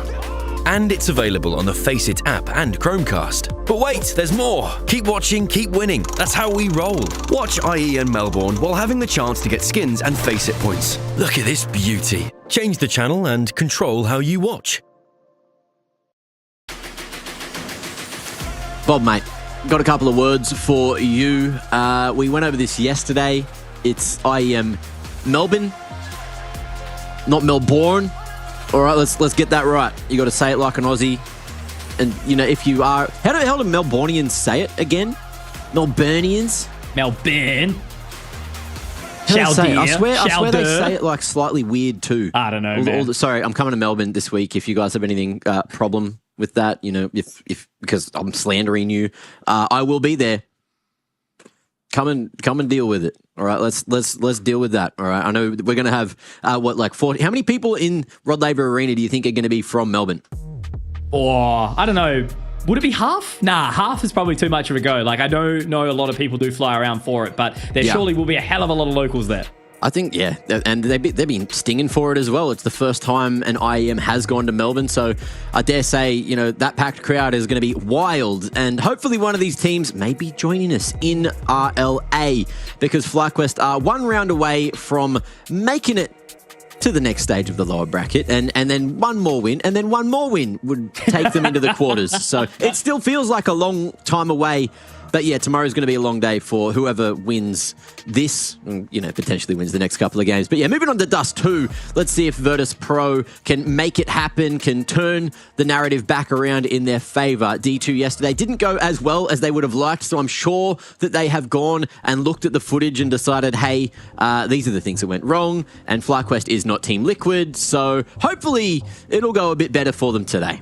Yeah, look, I think for FlyQuest at this point in time, you know, obviously they'd love to get to the arena, Mac, but for them, I think it's just about getting runs on the board, right? You know, a pass mark would be a win, a single series win. They've got a chance to do it here. Then obviously they can continue to try and extend their run, but obviously it's been a very, very tough competition that we know so far. We've already seen the Mongols and Maus make their way into the arena, and I think we should surely be expecting Vitality to do the exact same. Looks like it's nice and close, but as I learned from Chad Sponge Birchall this morning, don't give away the spoilers. Go check bloody Reddit or HLTV, whatever you need to do.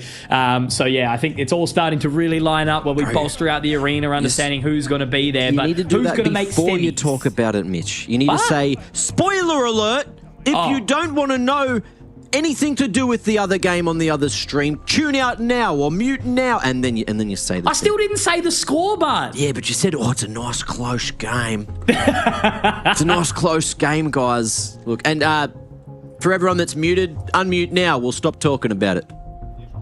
Time for gaming. Figure that one out. Hey, let's see what we can figure out with Dust 2, though. You know, I remember, all right, an order that had Vexite and Ins on it, and they were pretty sharp. You know, they were doing all right on the D2. I think Liaz was there as well. And that was a while ago, and I was really happy with how they used to play on the D2. It was the insta ban for a while, I think, when the map pool went for that little shift, but they brought it back eventually, and I'm hoping that we can see some S-tier FlyQuest quality Counter-Strike here.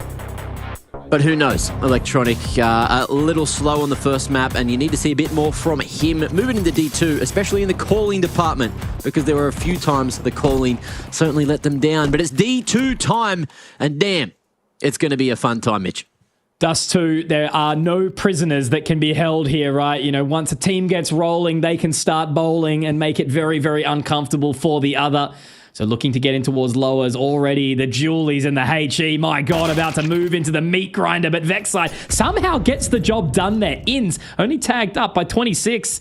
So it's a good start here for FlyQuest. They were certainly ready for that lower dark member.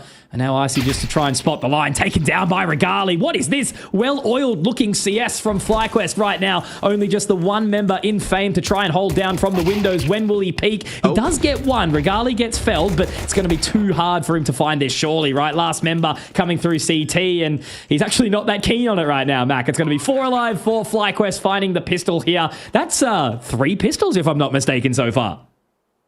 Yeah, love that. The layered flashes as well, coming up the B ramp, just not allowing Fame to do anything else from the back of sight.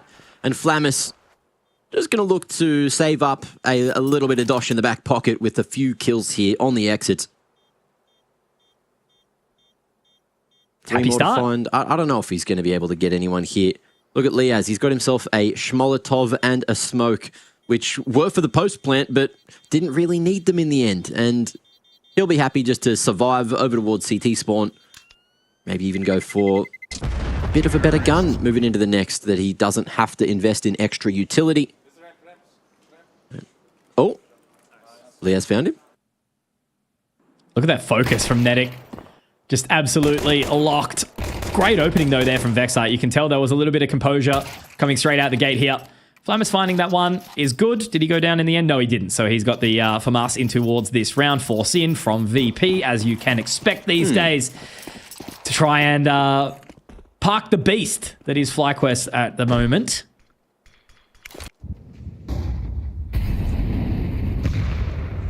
This man with the scoped gun. Very dangerous so far. You saw him do a lot of the groundwork for VP over on Inferno. And a chance for him to do some scouting here at mid. Jumping across. Oh, look at the body tag. Oh, and even the bag. Yeah, it goes in for the repeat. Dangerous there. Trying to make his way up to short. And now we're going to see a nice flash enabling the short members forward. Electronic with a big whiff. But the follow through is true. Oh, and Liaz 2 going to be hitting the ground. Nedic 1v3 tested. The newcomer to the team. Untouched so far. Spots the shoulder. And we'll see Flit at close range. Molotov defend them away. And a flash to maybe keep on fighting here, but a scout shot through the wall. Icy just keeps on doing more and more work. And we'll finish it with a nice one straight to the dome. Man, how does he even have the confidence to repeat that angle? It's a 2v1, play the advantage, but he just swings high and dry and rips his head off straight through the door. Closed down. A little bit awkward there. In's getting caught immediately. And yeah, you know, we're just getting, singing the high praises of FlyQuest for that opening round, looking nice and clean. But that is just a domination back. To get dipped in the second is always a bit of a rough pill to swallow down. So FlyQuest are going to have to refocus. It's only down to the techies here.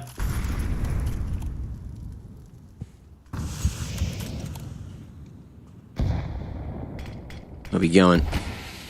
Hinge smoke. And 4 through lower. Good timing on the break. T's not exposed, but will go through on the second attempt. And with an AK looking straight at you. Those crosshairs, dangerous to run into. So cancel the plan, make a new plan. And that's with sight set on A for FlyQuest.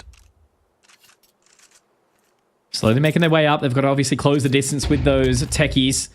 And Electronic does have the Molotov, so it would have to be a pretty quick run out. They do find the timing, slipping away from the molly. As we do see a rotation to come in from Icy again. He just seems to be everywhere at this point in time, keeping them at bay. B would be the right choice with those techies, but as I said, it's always a challenge to try and make this decision. They've got the singular smoke in the hands of Regali. Is he going to use it to clear out mid? He very well may. Yes, it is. Getting that one down. Now, it will be a 4-on-2 towards this site of B. But very, very retakeable here. Flit's going to be in for a potential rude awakening here. But no, he will find the opening. Vexite gets one. Flit with 2. But it's back to this 2-on-3. How are they going to be able to find it? Liaz narrowly manages to slip the net, get the bomb back on towards the side. They can pick up some weapons here, Mac. If they've got the time, they can slow down this offense. But Liaz will only be holding on to that one. Has a molly, has a flash. Yeah, picked the incendiary up when he went back towards the top of window. Over towards Big Box, there's a solid position to play off one another, but he might not get a shot to. Underarm flash to maybe make this happen. Blinds himself more than the CTs. I say that, but the shot is huge. Icy again, though, able to come through with the refrag and keep VP on a nice little streak. 2 in a row now. Oh, but you saw a world. You saw a world, bitch. And I think it's sort of obvious at this point, but Icy is bloody cold. Just a confidence to re-peak, right? You know, he holds down that W key, swings and gets the job done for the team. All reliable at this point in time. Great stuff from Icy again. Consistency is going to be key here. He's got the AWP up and already Flit getting into lowers. This could be a little bit dangerous for old FlyQuest, but Flit and Flamus going to be partnered up, holding hands. Hop, skip, and a jump in towards the spawn of FlyQuest. Nedic has a really tough job there. They do love a run and gun with these MP9s. Regali all alone. And it's a dark night as the round will close. Pretty quick smart.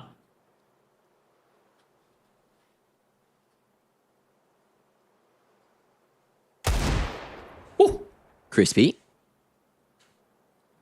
And Regali, he's going to be made to work for this one. Spotted. Electronic wants none of that heat. They'll find him eventually. Fame. One through the brain. And that is going to be another. 3-1 now. VP. After punishing FlyQuest for not being ready for the force buy on that second round, things are just continually going right for them.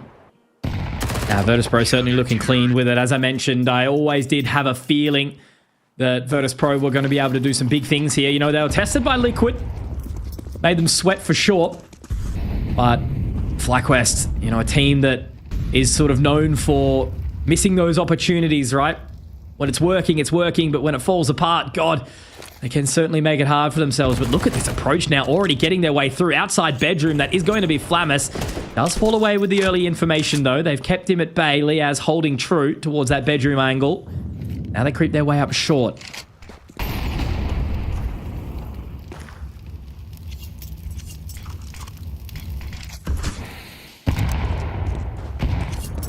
Oh, great value out of that HE. The double from both Flit and Electronic. Softening up the Oceanic crew. Excite still in a solid position to activate on a B split, and in comes that smoke to allow it. Up on the box, no one can peer across the top, and no one there to boost Flit either. But all totaled up on the B site makes things harder to get in, although it's just that MP9 and Fame continually showing himself. Flash across the top, goes a little awry. Yeah, hits that little knob instead. And Fame close range, that's a great place to be given the tools. Icy continuing to fight, but worried about an upper bust. Oh, can't get that one. Inns takes his head off, and a 3v3, they'll get this bomb down. Yeah, if he hit that, all of a sudden it might have made it really, really rough for FlyQuest. Regali's position, very, very powerful. Inns with the confidence, but maybe he doesn't want to overstay his welcome. Regali holding on to this position, should catch Flamus, and that is the round done. Electronic wants no opportunity back into this one. Wants no bar of it at all.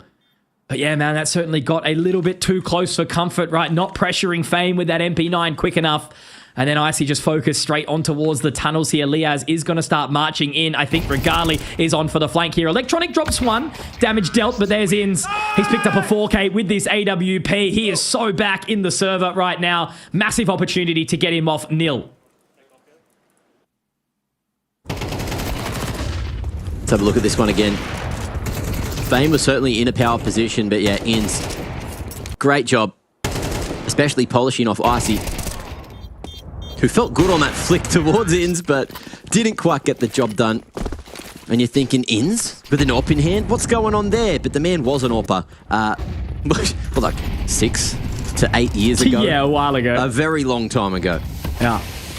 Oh, they're going out long here, Mac. This is going to be an all-out barrage right now. Flamus forced off the line. Flash is there, but it's going to be Icy again. Looking poised, but they're happy with that long control. Not going to overstay their welcome. Just slotting into that position. Already looking for Fame as well here. Will Inns find the timing? Oh, it's a little bit awkward. But he does get one, and that's the advantage going their way. But look at this dive immediately back in from Flit. He's going to be able to respond immediately.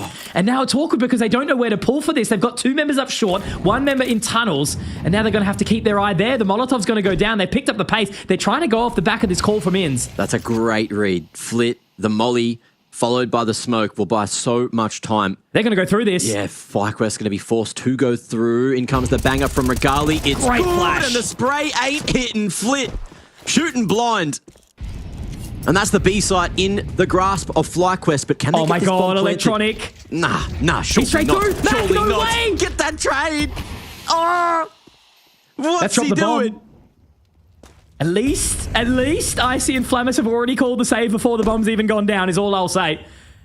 That's the only kind of saving grace in this round for FlyQuest. But look at how nervous they are. Vexite not looking keen at all, having a feel like they're still in the site. They're both So nervous. Both these teams not giving an opportunity at all to slip up any further. Electronic takes a risk, but there was only a minor reward for it. Also, I understand the risks of looking at chat whilst live on the cast, and all I can say is I found out good news. JW isn't pregnant. Thank you, chatter, for that information. What? You heard. But the tabloids. They told me that JW was having a baby.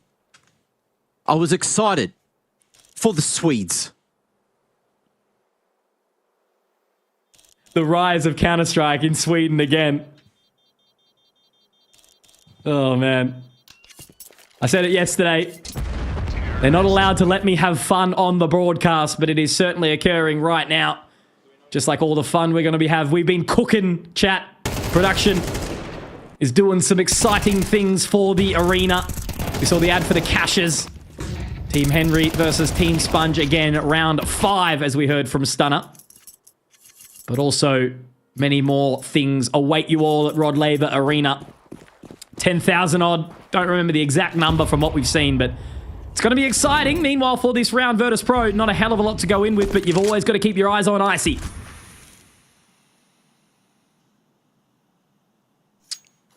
You're looking for a clean round here from FlyQuest. VP certainly in a position where they could upset the economy again. FlyQuest going much slower. Vexite about to be joined by Liaz. I need that extra util just to try and help that peak from lowers. Showing a lot of respect, aren't they, this round, FlyQuest? Knowing the risks as to where that AWP could possibly be.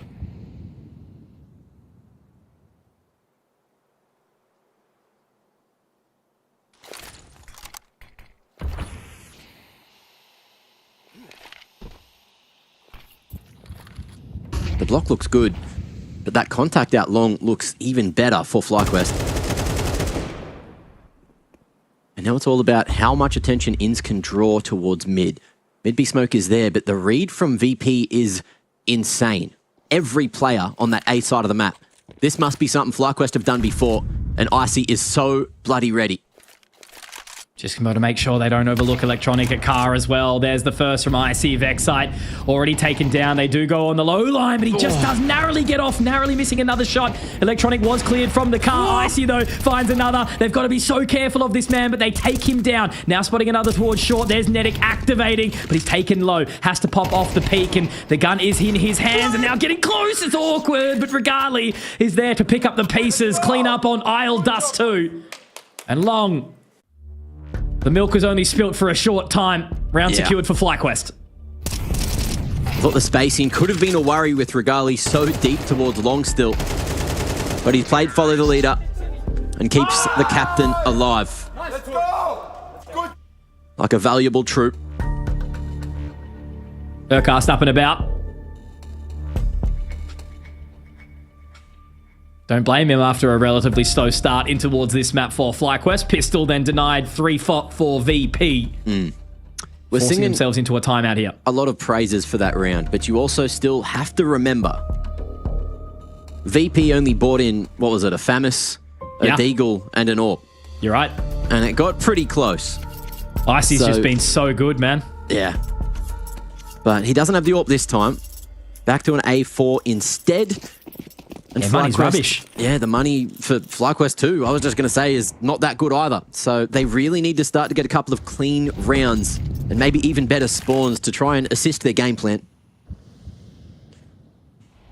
Yeah, both teams pretty close to that economic break. Could really string together a few. FlyQuest win this, it should be 5, 6, 7 potentially.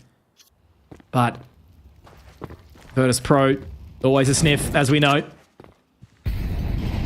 They haven't put the pressure on that I was expecting. It's looked a little disjointed. Looking to avoid obscurity. Back to short for FlyQuest.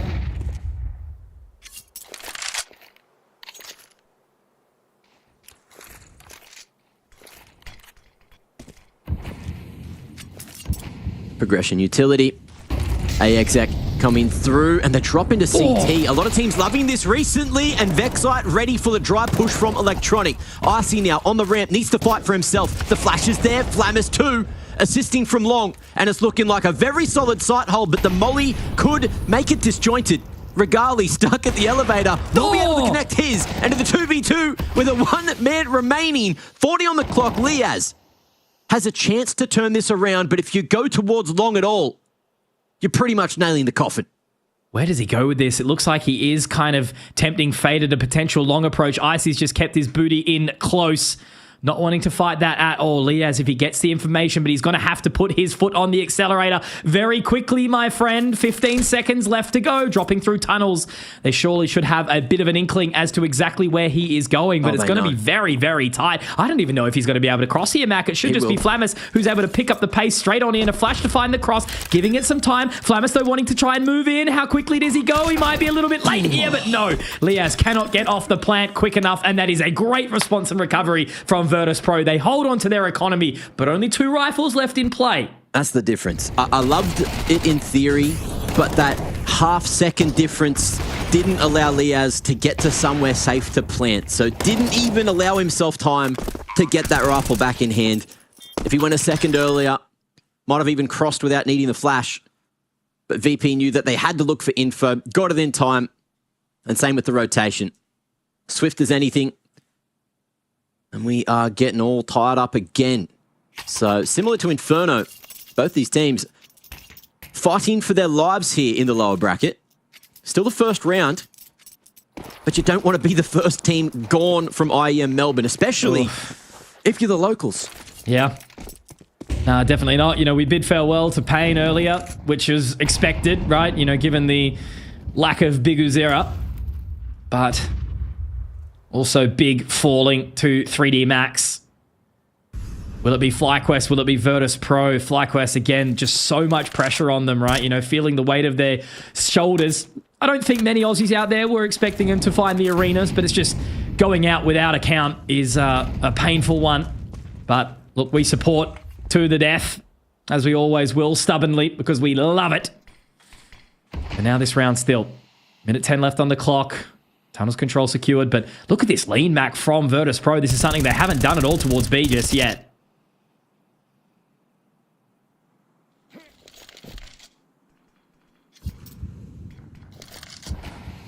FlyQuest must have some tells for them to go for this. Reading the mid-B split. And over towards window, Flit just waiting for the flash to go for the perfect timing. Catches a man with util out, but it's Fame to do the striking. And now from underneath the window, Flit, lovely crosshair placement to find himself the double. Good flick, but Electronic on the back of sight needs to be dealt with, and Regali is a solo mission right now. Molly towards the window to buy the space, but the time now flipping, and it's VP that got to go forward. Solo mission typically found on Gillinor, not today. This time he is in the form of Regali. What kind of conjuring is he cooking up right now? Actually looking to go out the doors, but Flamus finds the right timing. Man, I want to tip my cap to Flit in that round. The amount of frags that he was able to find. Was it Flit or Fame? Either way, Triple F. They're looking really, really good here. Virtus.Pro, denial of offense for FlyQuest, an economic break, 5 rounds taking the lead. And this is where I think they can really start to run away with it here. Virtus.Pro, Ancient looks like it could potentially be on the cards if they continue this momentum. Beautiful timing from Flamus to lock it in. A fantasy world where Regali wins that 1v3. But yes, it was Flit. Two guys with F in their name and 4 letters. I know it gets complicated, Mitch. I have that issue all the time. Us little peanut brains. Sometimes things just don't go as well as expected. In life at all. But things that don't go well, let's talk about numbers. Let's talk about FlyQuest economy. We were saying it could go wrong if they lose around here and they didn't win one with a significant man advantage. And now we're down to this situation. Just a couple of Tech 9s, bit of util, hopefully a plant, so they can at least get some money for the next round and look to have a solid end to the T side. Most players going towards upper tunnels. And this time, VP rather, not sending 3 towards that side of the map.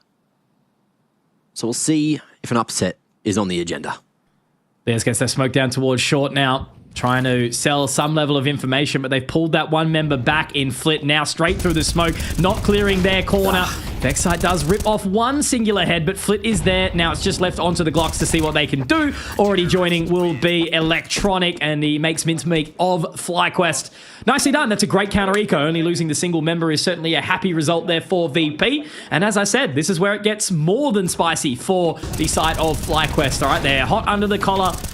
They've dealt with their Sichuan, but, you know, not everyone's got the stomach to take it. Nice. Bliat. Couldn't have said it better myself. Virtus.Pro on top right now.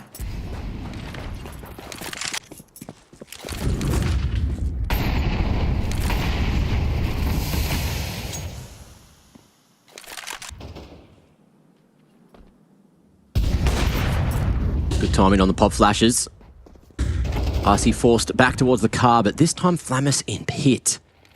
He's going to do some soul searching. HE towards blue should get some free damage, but off the back of that, he needs a helping hand, and then comes the bangers from his teammates, but he won't be able to strike true.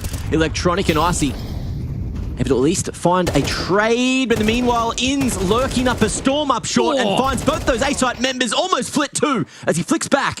And a man advantage is there for the Oceanic boys, but they still need to cross, and there's no smoke to do so. Regali on the wide line, and Liaz close, but that furious smoke denying the help. It's Fame to get the trade. And Regali in another clutch situation and gets it done with a Glock of all things. What are you doing, Liaz? It's 5 on the board. And a chance for a tied game at the half. Blink and you'll miss it, mate. What a Tarah down long. Crazy chaos. They open up trying to find these couple of members in pit. Inns was there with the lurk up short. Didn't think it was going to be going that way, though. You know, Flit and Fame, they were looking excellent, but great spot from Liaz to try and find it up there. I do appreciate the approach there from Fame, not wanting to try and fight the AWP, knowing he's got low HP. He just wanted to get in there, all up in his grill, and instead they will deny. It looks like the refs are having a little bit of a look in. Maybe it's okay. Just calling for the pause now. No, we're all good. Back to it. Mate, you're reading into things too much. I do, definitely. Just need to calm down. You're just anxious, mate. I wonder why. No reason. I don't like any of these teams. Not a fan at all. Just here for some good Counter-Strike. Do some breath work, mate. Come on. Sorry. That would have been horrible. But they're out. On towards beat. Inside the fire. Netic will fight Flit quick on the flank, but he's ready, Regali. Able to find that one. Nicely done. He's certainly breathing right now, but Electronica goes quick. Doesn't go through, though. Still holding on. The old B site very, very hard to take, but look how close they are already, Mac. Not looking to get that plant. Regali will deny another from the man from Romania. Holding on. This is the final opportunity. They have to get in there. Icy and Flamus. It's a miss of yin and yang, but Icy, unfortunately, he is too concerned for the flank. I love that out of FlyQuest as well. In amidst all the chaos, just not opting to try and force the plant, tapping it multiple times and forcing VP to go for those sneaky smoke pushes. We saw a lot of that yesterday up against Liquid, but this time FlyQuest are much more ready. And it's going to be 6-6 at the half, but who takes D2 and will we need Ancient? All those answers and more going to be answered after the break.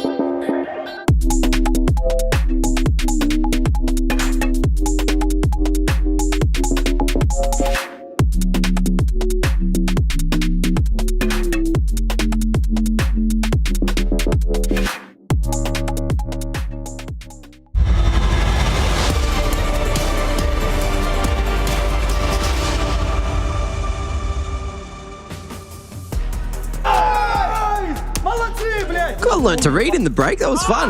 Yeah, I learned the word catastrophic. Oh, catastrophic. Sorry. I wasn't going to correct you there for a second, mate. You literally date a bookworm, mate. Come on, what's going on, Lee, mate?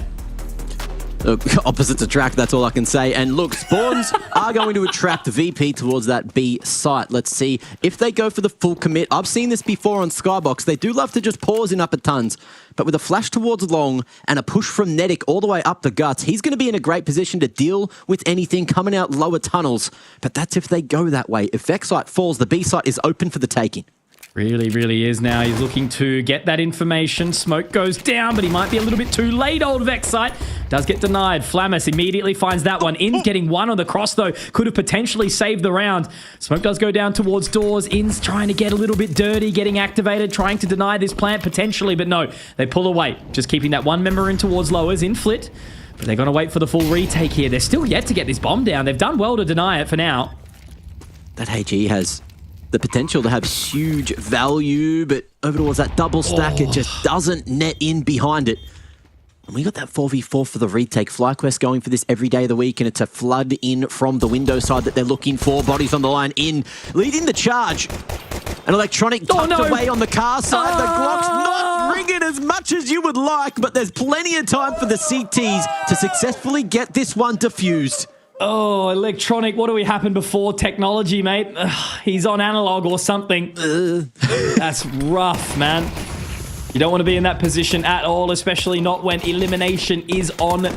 Electronic was there as one of the sharpest players in the world for a little while, so that does suck, but that's okay. It happens to the best of us, and they've allowed FlyQuest back in the door. I don't think you can blame Electronic. Did you see those shots? Regali popping off at the right moment. Shout out to the replay for catching that one. We love our observers. The prod team, bunch of beasts.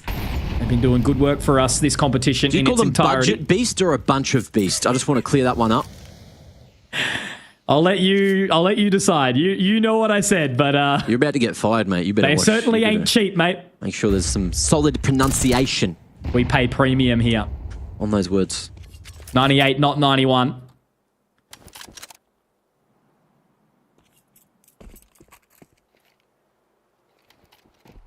Vexite looking to drop the smoke at the right timing. 3 men swinging though, and that's good info, but the bomb has not been spotted. And Liaz is still looking to lock down long doors. We call that bedroom around these parts, but people keep on yelling at me in Europe for saying that. What's this bedroom, bro? It's where we cast from.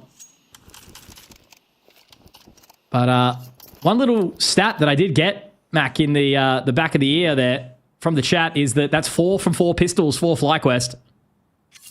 Not exactly something you see common on this side of the world, at least. The old Southern Hemisphere. Now as they move in, Vexite just getting further information, still continuing to force the side of VP back, making him sweat a little bit. Fame and Flit taken low, but now Netic has a big task, holds the spray. Icy, great shot to respond. Now the pressure is going to start to fall onto Vexite. He's keen to try and move through the smoke here, Inns, but it's going to be Vexite holding on, dropping Electronic. Icy and Flit low. Should be a bit of a freebie here, unless Inns overextends, but he does the right amount of extending there. Flit left alone in a 1v4. No HP, little bit of utility. But I think he's just going to try and save out this Galil, which is a rough position to be in. Nothing to do into this next round, Mac. They've got bugger all. Just making sure that that Galil gets saved across. So there is some form of firepower.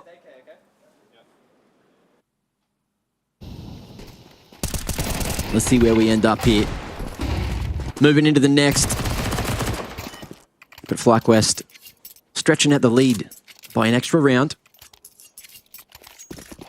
And look, there are a lot of people that enjoy hate watching, and I believe there's one doing a nice little co-stream at the moment. He goes by the name of Fight. Shout out to him one time. The Hate Watch captain. Alongside Maui.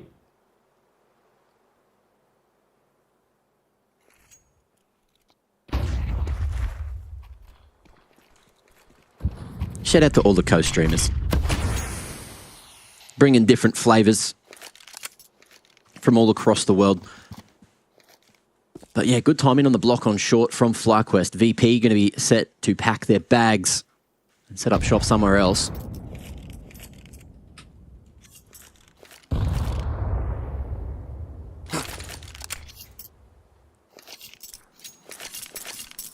Nothing really to be gained out of this round at this point in time. I suppose if they do overwhelm, maybe they can just do some further economic damage. Well, FlyQuest certainly did invest into this round, upgrading from the MP9s or Vex site. I mean, look, he's managing to stare them down, but if he was to push, could got a little bit dicey for the boy. Still alive, though, for now. 30 seconds left. Virtus.Pro got to get a wriggle on. Yeah, got to make a choice at some point. Electronic. Surely not a Raptor. Push and maybe get spotted. Are they going to commit, though? They are. Yeah, so the call is with 10 seconds, run up short, guys. Make sure you die before the timer goes down, because otherwise you're going to have not much money to go into a gun round.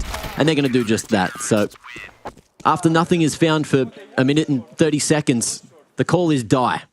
I mean, they had nothing to work with, so I'm not going to get too critical, but that was a clear call from Electronic with 20 seconds left saying, come out of tunnels and wander up short. Then he dies, and then everyone will just sort of follow suit. So yeah, that's that one was falling apart a little bit. Bit iffy. I have enjoyed some of the calls I've seen VP make over the last couple of days, but that is definitely one I would throw in the bin. Yeah.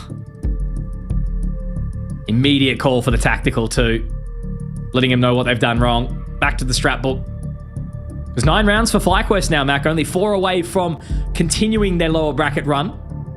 And as I said, something, They're not going to be expecting to make the arena. It would be an awesome moment for them.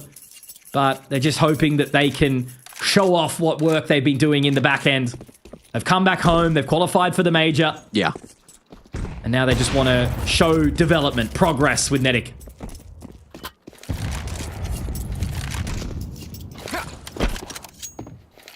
Hinge smoke coming out. And VP, a slower approach again. Haven't been gifted the god spawns from Gaben. So opting just to go for the mid control instead. Ins firing blanks through the smoke. And repositioning into a 3-man B setup. So we'll see if this is a good read. 1-3-1 setup, although Flit has left the wing and joined the pack. And there's just going to be Fame at uppers. They've certainly been versatile on their CT side, FlyQuest, so far, showing that they've got a little bit of a deeper strat book on how they want to approach this. In's playing just outside the window, hanging out from the scaff, making sure nothing comes their way, because it does definitely look like it may very well be a mid-to-B angle, but again, just leaving Electronic up short, seeing what he can find. Already dropping in towards CT will be Regali. Another heater game from him, 18 and 7. He gets away with so many of these big kills. Now starting to march their way through, Mac. This is where the test is going to start to come through, but they're so ready for it, FlyQuest. Everyone, but 20 seconds. They've just got barely enough time. What's Electronic doing? It's a weird variation of what they did on the pistols just before, but again, it's just so late. It's too late to make it work. So late, in fact, that smoke has faded at CT, and it allows Regali from range to take out everyone on the B ramp. You're just squeezing out way too many seconds here, VP. And you're making it look so easy for FlyQuest. They're just standing on sites. They're not pushing. They're not the ones making these mistakes. They are just sitting there, setting up crossfires because the smokes fade and then hitting their shots. Hey, this is where I can just say Virtus.Pro is lucky that Yanko isn't there to just absolutely rip them limb from limb on the analyst desk, right? Those last 2 rounds were abysmal, and I say that as a awful Counter-Strike player. But you never know what's happening in the comms, right? And whatever's working means that FlyQuest is on top right now. Virtus.Pro are just falling into disarray. Clearly, they've felt the pressure. And they're only a couple of rounds away now from elimination. And with a weakened sort of moment, they try to pop their way out through B. Icy's been taken down. Nedic on the line. Gets 2 already. A 3rd to boot as well. Electronic falls. Ins takes Flit. 5 alive. And the bomb wasn't even with them. Thank you very much for that, Chev and JNZ. My God. Oh, what is happening?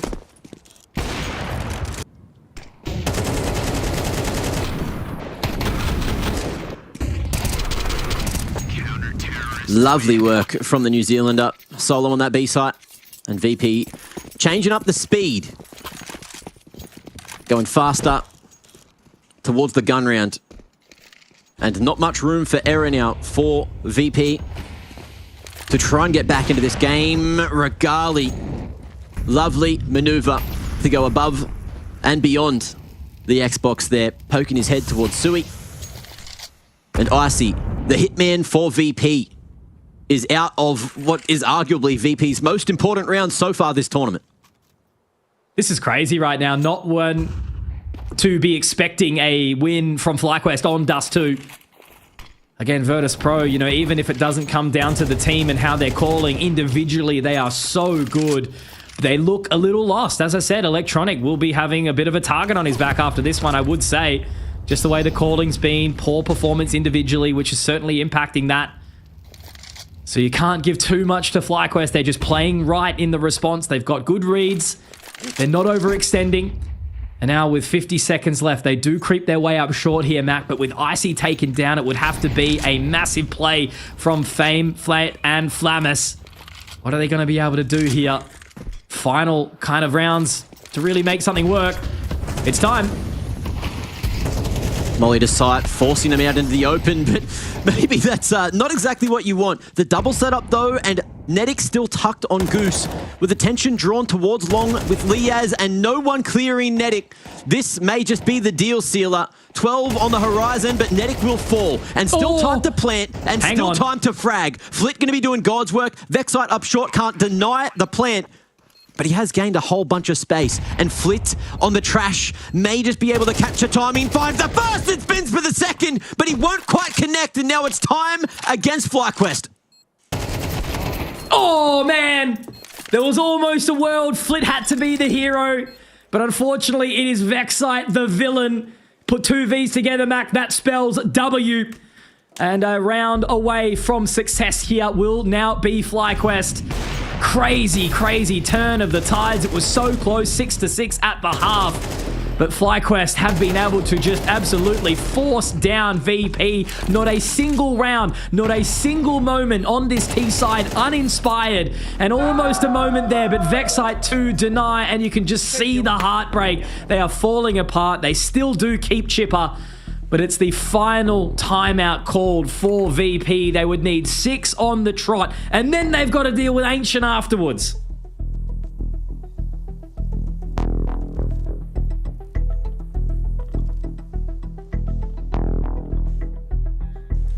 A tense timeout taken for VP. And the spawn's not the greatest for them. But we'll see what they opt to do.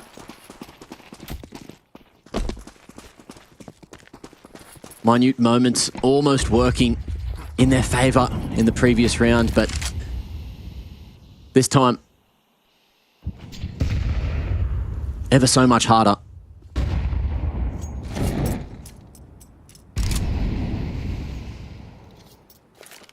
Frozen in time, aren't they? Virtus.Pro cannot make a single mistake from here. We need to see a complete and utter change to what has been happening. But stonewalled they look. And now as they make their way up mid, trying to reposture. Short did not work out for them, but they certainly got close in the previous round. A very passive approach again towards B from FlyQuest. Oh, Netic. He was boosted up on that double stack in CT earlier on, and with this smoke coming through, he's going to be able to get every single bit of info needed. Double set up towards short, bomb going late long. And Netic will let them know no one has gone towards that B ramp. Vexite may start to make a move down back towards that A site to just bolster the defenses. Again, Mac. Yeah, I don't know what the hell VP are doing. They want to go so late at long. Icy setting up some late utility, but they can just go dry. They're still going to commit to the flash. in spotted now on the short side. Vexite going to start to put a bit of a wrongdoing on this round, and it's going so well for FlyQuest. All 3 remaining VP members over towards the long side. High-low setup for the CTs, and this one should be done. 10 seconds to plant, and Icy needs to get a wriggle on, needs to hold that W key, and needs to have full faith in Flit to have his back, but the spray is here, and the time is gone. Job done. 13-6, 2-0. FlyQuest, the boys, are one step closer to the playoffs. They have got a win on the board at IEM Melbourne. They've got to be stoked with that one. They look happy, the newest edition of Netic. And man, all I can say is it just was not over the cleanest looking Virtus.Pro, was it? Inferno certainly had its moments. It was super close. We almost needed overtime there with the 13-11, but look at them. Just dejected. Do feel Virtus.Pro. I feel awful for them, right? You know, you can see the frustration in Electronic. He didn't quite make it to playoffs with Cloud9 in IEM Sydney 2023. They made a really good run of it, but unfortunately they did drop to a very hot-looking Col, and yeah, you can just see again, it's a long way to come for these guys to be going home early, but they are joining the list of the first few teams getting eliminated from this event, Mac, and yeah, I did not expect a 2-0 to come out from FlyQuest, but I'm chuffed for the boys. Oh, just a solid performance. But when we really ask the questions, did FlyQuest play good? Or did VP not play so good? I feel like a lot of people already know the answer, but it is going to taste sweet, and that is still going to boost the confidence for the Oceanic side. Right out the wazoo, especially moving into the next match, and confidence is what they need, because now through the lower bracket, with this win, they will play the loser of that next game on the A stream, which is going to be Falcons and Na'Vi. And those are 2 names that you just don't want to have on the other side of the server, so they will have to do it the hard way if they want to make it all the way to Rod Laver Arena, down in Melbourne, in front of a live crowd. So job is certainly not done, and it will be a tough hill to climb, but they'll get there if they get there. And look, we saw glimpses of what they're capable of here in this series. We really did, Mac. And look, they've taken down Na'Vi in a best of 1 before, but it would be so much work to do. And Falcons looking reinvigorated with Monacy joining Nico, his partner in crime. It is just such a big question mark. But really, again, for FlyQuest, you can't do much except put one foot in front of the other, get those runs on the board, you know, use that momentum, qualification for the major, albeit not the most challenging run for them. You know, Semper gave them a bit of a test, but domestically, they still look strong. It's internationally where they have been struggling. So a win there has got to be a massive boost up for them. And yeah, proof in the pudding that it was more the mid-round calling that I think we were starting to see from Inns, more on Dust 2, if anything. It seemed to be relatively clean. They seemed composed, and the attitude, the moment, the vibes from the boys seemed to be pretty decent throughout that series as well. Yeah, they started to get loud, started to just do everything they needed to do and work incredibly well together. Another stat as well that's quite interesting is they ended up losing a lot of those opening duels, but winning 3 4v5s to get themselves back in. So that's a huge one for them to put in the back pocket. Knowing that you're a man down and still being able to win rounds like that is kind of incredible at sometimes, especially at this level of CS. But look, I'm kind of sad we didn't get to see Ancient. I feel like the series almost deserved it, but VP, did they deserve it? I think we got the answer to that one. Oh, it's great though, you know, so far over towards the other side, you know, those earlier B-Stream games, 2-0s, you know, you're usually Mitch Halfday Concarnon, but we got Pilsky and Elfish Guy having the quick shift so far, and we get a taste of that here. But someone that will enjoy the quick shift was Regali, who, you know, gets to go home early with such a solid performance statistically and on the AWP, on the rifle, doing so much work. Look at that, rocking more than a 2 KD, almost 3, 23 and 8, and influential on Dust 2. Yeah, no, absolutely. He was just there moment after moment. The highlight package that we've already seen for the entire map is basically the highlight package that we're going to have for Regali again. It was hitting some sharp shots from the beginning. Even when we did see FlyQuest with their backs up against the wall, it was just multi-frag after multi-frag for Regali. You know, we're not seeing big 4Ks, aces or anything like that, but it's just that 2 or 3 on the occasion to convert the round. I think at one point I saw him like 18 and 7, and I knew he got some kills, but it wasn't just all there there up in your face, finding these highlight moments. He was just consistent. This round specifically was sharp, able to shift off, hit one, and then the third too. But yeah, he was just looking really, really good for the team. He's been the rock, I think, happy to carry along. Obviously, again, there was conversation a little while ago when Alistair did exit the roster. We were wondering what the vibe check was going to be looking like, and then we got the answer very shortly after with the removal of Dexter, and then Inns has changed it up. They looked confident, they looked pumped up, and all we can hope for is that for Oceania-wide, they continue this momentum going forward, even outside of IEM Melbourne. Yeah, it's one of those things that is incredibly good to see, especially, because we have that inherent bias. Maybe that crept out a little bit during the cast, but maybe it was needed because the boys got the job done. And look, we did fortunately have Freya down on the sidelines, who was able to have a chat with the winner, the leader, the newer leader, and the caller Inns. And after that, of course, we are going to be going to a quick break. So let's hear what he had to say. FlyQuest get their first win here at IEM Melbourne. I've got Inns for a few winning words after that series. First of all, I know you've still got 2 more series to be qualifying for the playoffs, but edging ever closer to that prospect. What would that mean to you to make it through to the arena? I think it would mean a lot, especially to play in front of the home crowd. Obviously, it's a dream of everyone's, so it'd be nice to play in front of the Melbourne crowd, but we have a lot of games to go now, so we just have to focus on the next one. Obviously, Nedek, new addition to the team. Tell me how you would rate his integration so far into FlyQuest. I would say it's pretty good, very high up there. Probably still getting comfortable, and especially on LAN. Hasn't played too many LANs, so just still adapting to the new environment. But he's been great so far, individually and just personality-wise as well. Now, the casters were complimenting some of your mid-round calls on Inferno. They were saying, you were doing a really great job of reading the situation. How well would you rate your calling during that series? I don't know. It was pretty good, I guess, but I think there's a lot to work on still. A bit panicky in some scenarios.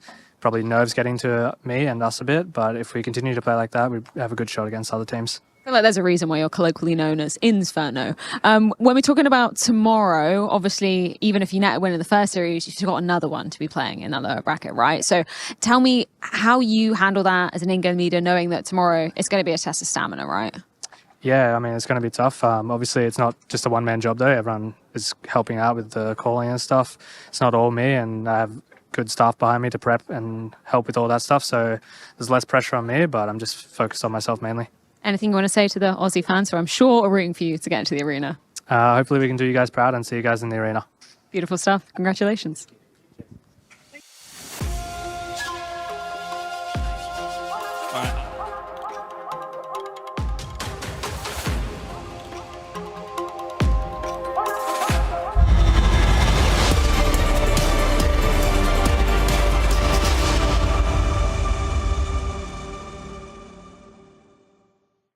Listen, obviously I felt we could have nailed that cast, to be fair.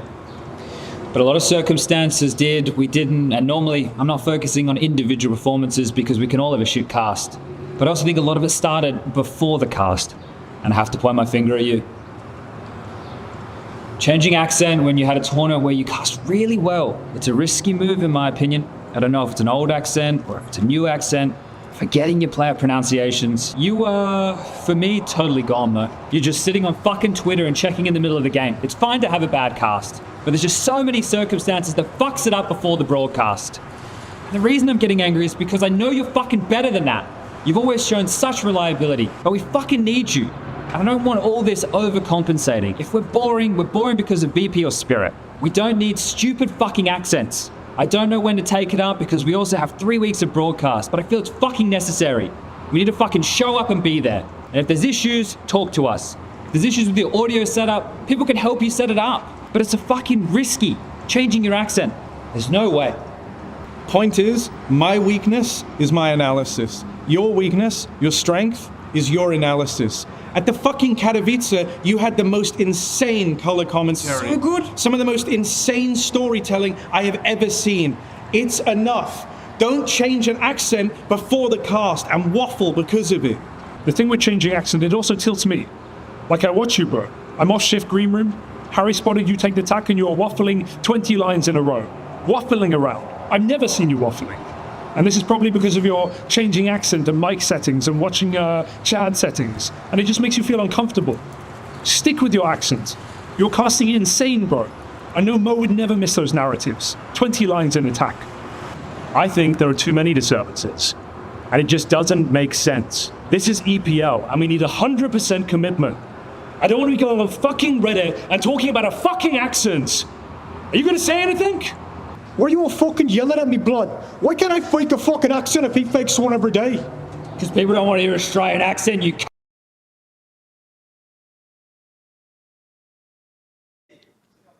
Down on the show floor with exit from MIBR. And I guess we could class you guys as the reigning Melbourne champions, because obviously you won ESL Challenger back in 2024. First of all, what are the emotions like? What's the feeling coming back to Australia? I feel great here. I really like Melbourne. I think it's, in some ways, it's same as Brazil. The weather, this kind of stuff. So I always felt great. Last year we played here and it was amazing. The people from here they are amazing as well. So we are feeling great. I was going to say, I think the crowd is equally as loud as the crowd we get in Brazil as well. Speaking about your team in particular, you had a little bit of time off after EPL. Can you tell me exactly what the team got up to and any specifics that you were looking at working on? We spent like more than a month in Brazil. We spent this time working on our team. We practiced a lot. I think we practiced more than 100 maps this month. It was hard, but I think we worked in the things that we wanted to work. I think we have like our chemistry inside the game is good now. We are playing the way we want to play.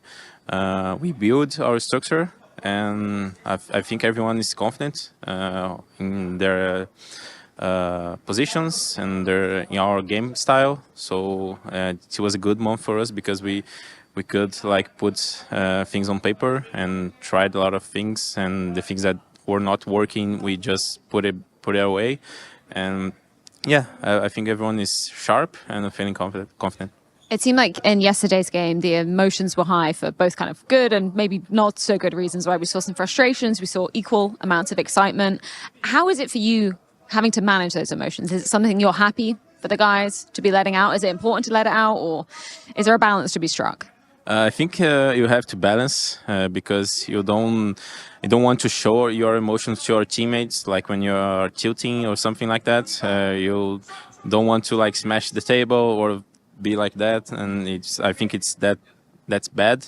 And me as an IGL, I think I never can do that, even when everything's going not good. And we just need to focus in the next round and just need to take a breath and focus on the next round. That's the most important thing. Speaking of focus, obviously for you guys at the tail end of the season, you are one of the teams that have made it to the major. In terms of how happy you are with your current form moving into one of the most important tournaments, if not the most important tournament of the year, how happy are you? How much more work do you think needs to be done? I think we need to play more tournaments to be as sharp as we want, because of course, when you are practicing, it's not the same thing as playing a lot of officials, because you can see in officials the things are not working. And I think we need to step up a little bit. We need to play against those big teams. We played against Navi. It was a good match for us. We are playing against Saw today. So we need to play tournaments, and we need to practice against European teams because they are the best teams in the world. And I think we need some time here in Europe, of course, because we are in Australia, to practice, to be more sharp. And I think we need to... And I think on the major, we'll be in the level that we want. Excellent stuff, Exit. I'm really looking forward to seeing this matchup go down. Good luck. Thank you. He just doesn't get the insta-kill, and then the smoke ruins his round. If anything, if he was a second later and never saw that player, I think he wins it. Both backs were turned. But he took the shot, and he missed. Oh, otherwise, I think that was really reserved for Na'Vi in a good way. They didn't overplay it. They didn't run into the Julies. It's a shame Ima can't hit the back of the head.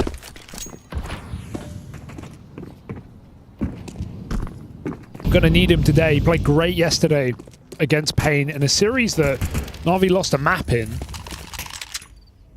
On the flip side, Falcons made pretty quick work of Saw, And Kixon was the top-rated player in that series as well. He was an absolute monster on Dust 2. A lot of multi-kills, a lot of entries.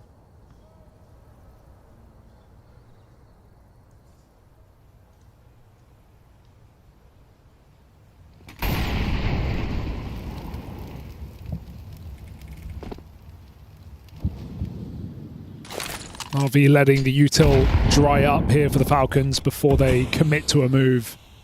And it is out middle, the Deagles look. Box jumping corners.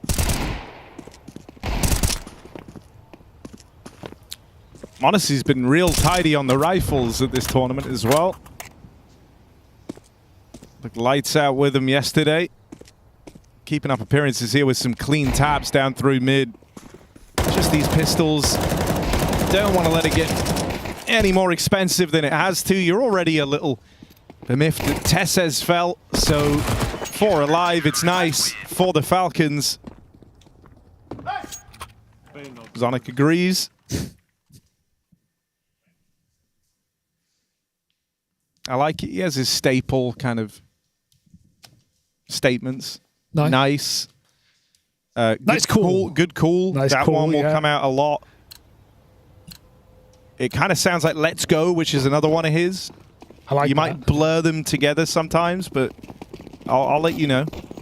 Na'Vi. ESL presents the Intel Extreme Masters in partnership with Intel, Acer Predator, DHL, 1xBet, Face It, and Melbourne. Every bit different.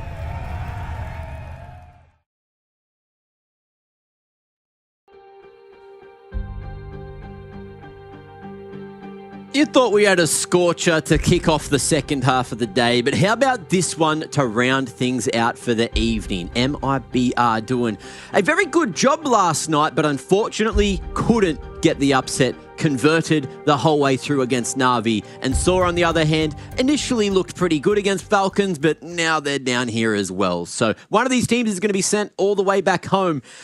And who's it going to be? That's what we're here to find out, Mitch. Absolutely, man. And as you said, right, you know, Saw had a really sort of close one up against Falcons yesterday. They're dealing with that honeymoon of Nico and Manassi right now. They certainly showed some good moments there. I was hoping for a third map, but it didn't quite come through. Whereas MIBR, they got tested, right? You know, we got all 3 maps. It was looking really, really good. And Freya actually had a chance to catch up with Exit before that game and pick into the brains of him. And he's just been saying they want more games on LAN, more experience, more time in these officials, right? Because we know how good they've been kind of in that challenger realm, and they are starting to test in tier 1, but you know, with the strength of the Brazilian teams individually, you know, you sort of look to MIBR for consistency, right? The rest of the rosters have been swapping. We've seen Yakindar now go to Furia. I don't know what the hell's happening over there. So we need some more Brazilian representation consistently at tier 1 to continue, and I think MIBR's got the potential. Well, let's have a look at the both teams' roads to this point and all the recent games that they have had to play. You know, we know that Saw unfortunately didn't make it to the major. Their run through the MRQ was a little bit rough. And then there's also the more recent games coming through here at IEM Melbourne. They're the ones right at the top there. But yeah, it's very red. It's very red for MIBR. Yeah, they took a map off Vitality. That's something that a lot of teams can't say. And I believe that was on LAN over at EPL. So yeah, that's something that can go a long way for the confidence, but a win is going to be so much better than just winning the map here and there. Absolutely. But also, I suppose, like, you know, testing a pretty hot looking Eternal Fire, now Aurora. So at least for these maps, like MIBR are facing some really, really strong opponents on lands like EPL and that, where Saw, you know, they have had some brilliant star moments, but obviously from the Saw that we knew towards the tail end of 2024, the roster has been ripped apart, right? It's been completely changed. You know, Arazdos and all that, who are looking fantastic, that shifted. So for me, I actually haven't had a chance to see a heap of Saw under this new banner. So I'm excited to see what happens in the server tonight, because we know, you know, Portuguese CS has certainly got some fire in them, and we're very, very keen to see what they've got on offer tonight. But yeah, this one really, to me, again, it's relatively straight down the middle, should go either way. I mean, I guess for MIBR, they look strong against Na'Vi. Both have given some light into each of their respective series. So yeah, I don't expect anyone's going to be holding back in this one at all. Yeah, you'd bloody hope not. And look, you said you haven't seen a lot of them, and there's a reading you haven't seen a lot of them because they haven't really played that many games since adding the new duo to the roster, which will, of course, shift up the English to English, which makes sense. But let's have a quick look at the head-to-head between both these AWPers because I feel like they need to bring the thunder to the table today. Safe yesterday doing a stellar job to almost get MIBR across the line. And Story, you've known his name for a while because he's bloody damn good on the thing. And I dare say the map pool that we're going to be looking at for both these teams is going to lean into us potentially getting into some more AWP-centric maps. And that's why we're having a look at them head-to-head here. Absolutely, Mac. You do like to read, as you proved to us all earlier on. So tell me a bloody story. That's what we're hoping to see in the server tonight. But yeah, they do line up very, very nicely. A hell of a lot of impact from these players, of course. But I think Safe has been, you know, again, one of those relatively consistent names for a while now, hitting shots and doing exactly what MIBR sort of needs them to. So yeah, again, it's got to be an effort by committee. I think the Storm has to be weathered by all of these players because, you know, they are that one sort of step away from elimination. But the next one up, you know, even running further through that lower bracket, it's tough, man. Yeah, it certainly is tough. But look, to get eliminated, you've got to lose 2 maps here. And let's see which maps we want to kind of be going towards here for both the teams. We are looking at their CT and T round win percentages on the map pool. And as you can see, you know, both teams have played every single map in the pool recently. So there's a chance for that to be played around with. But if you're looking at, you know, T-side win rates, which a lot of teams have very good win rates on, saw 39% T-side win rate on Mirage. That's not a very good stat to be looking at, and especially with the CT side not being above 50%, you'd think that Saw want to be getting rid of that one. But then you look at Train, it's not looking super good there. Could be a little bit of a pain point. And for MIBR, I think we're kind of wanting to avoid... what do you think? A D2? I feel like maybe a D2. Everything else, it's not actually looking that bad for them. You're above 50% for the most part, and you're still not winning your series. So arguably, you're hoping for MIBR that statistically they're going to be looking like the better team here. Yeah, no, definitely. As I said, like going up against them, Na'Vi rather, they did look pretty good, but it's just about finding that control and consistency to carry it across. So the pool should certainly tell us a little bit of a story there as to what we can expect coming out from it. That'll be not too far away, but I don't know, Mac, like, do you think that, you know, any of these teams kind of stands out more than one on each other? Like, I think, you know, for Saw, again, question marks then, because they haven't been playing a hell of a lot, where MIBR was one of those other teams that did have quite a break since EPL rather. So it's been a bit of time from both these teams. What was the question? How long, like, you know, has the time off or extra work kind of, you know, skewed your opinion to where anyone might be going in this series from teams? I don't think it's skewed much. I know what Saw are capable of because they have, like at EPL, they came out and they impressed everyone and they've had a lot of time to work on that. And for MIBR, like, you know how much pure firepower they have in this roster. And everyone, all the pros are saying that CS2 is a game that generally leans heavier towards that, to having people that are very good micro players and that make sure that they get those kills. The crucial ones, you need to not miss as much as possible to get every single advantage possible. And MIBR can do that. It just comes back to the macro aspect. Of course, the leadership changed a little while ago, and that has still, you know, taken a little bit of working for Exit to get there. But it's working occasionally. It's just a matter of how strong are the opponents on the other side of the field. And this one, when you look at the stats, when you look at the raw stats and you look at both the individual teams, it's world number 18 against world number 20 in the VRS system, both playing in slightly different regions for the most part. But MIBR, I feel like they can hit harder. Saw losing some big names over the last 6 months or so. They even managed to still win a challenger after going for those roster swaps, being a, you know, quote-unquote dead team. That was over in Cato. And MIBR, the last challenger, the last thing that they won, I'd say, was probably Melbourne. So you've also got 2 challenger champs here that didn't really ever get a chance to play against each other. Yeah. But who's going to be the champion of Melbourne? At least in this whole bracket round 1 game. One will be a champion of not getting eliminated, which you absolutely love to see. But I'm just looking further down the line, Mac, as obviously the player cams are up. We are not too far away from our match. On the A stream, there's another one going on where Falcons are starting to lead, but we'll talk about the veto actually first of all. Don't you worry about that. I'll get on to my little ramble shortly. But Dust to a Mirage, they're out immediately, so we're not going to go straight down the middle of the map pool. What's accessible to us first? Anubis.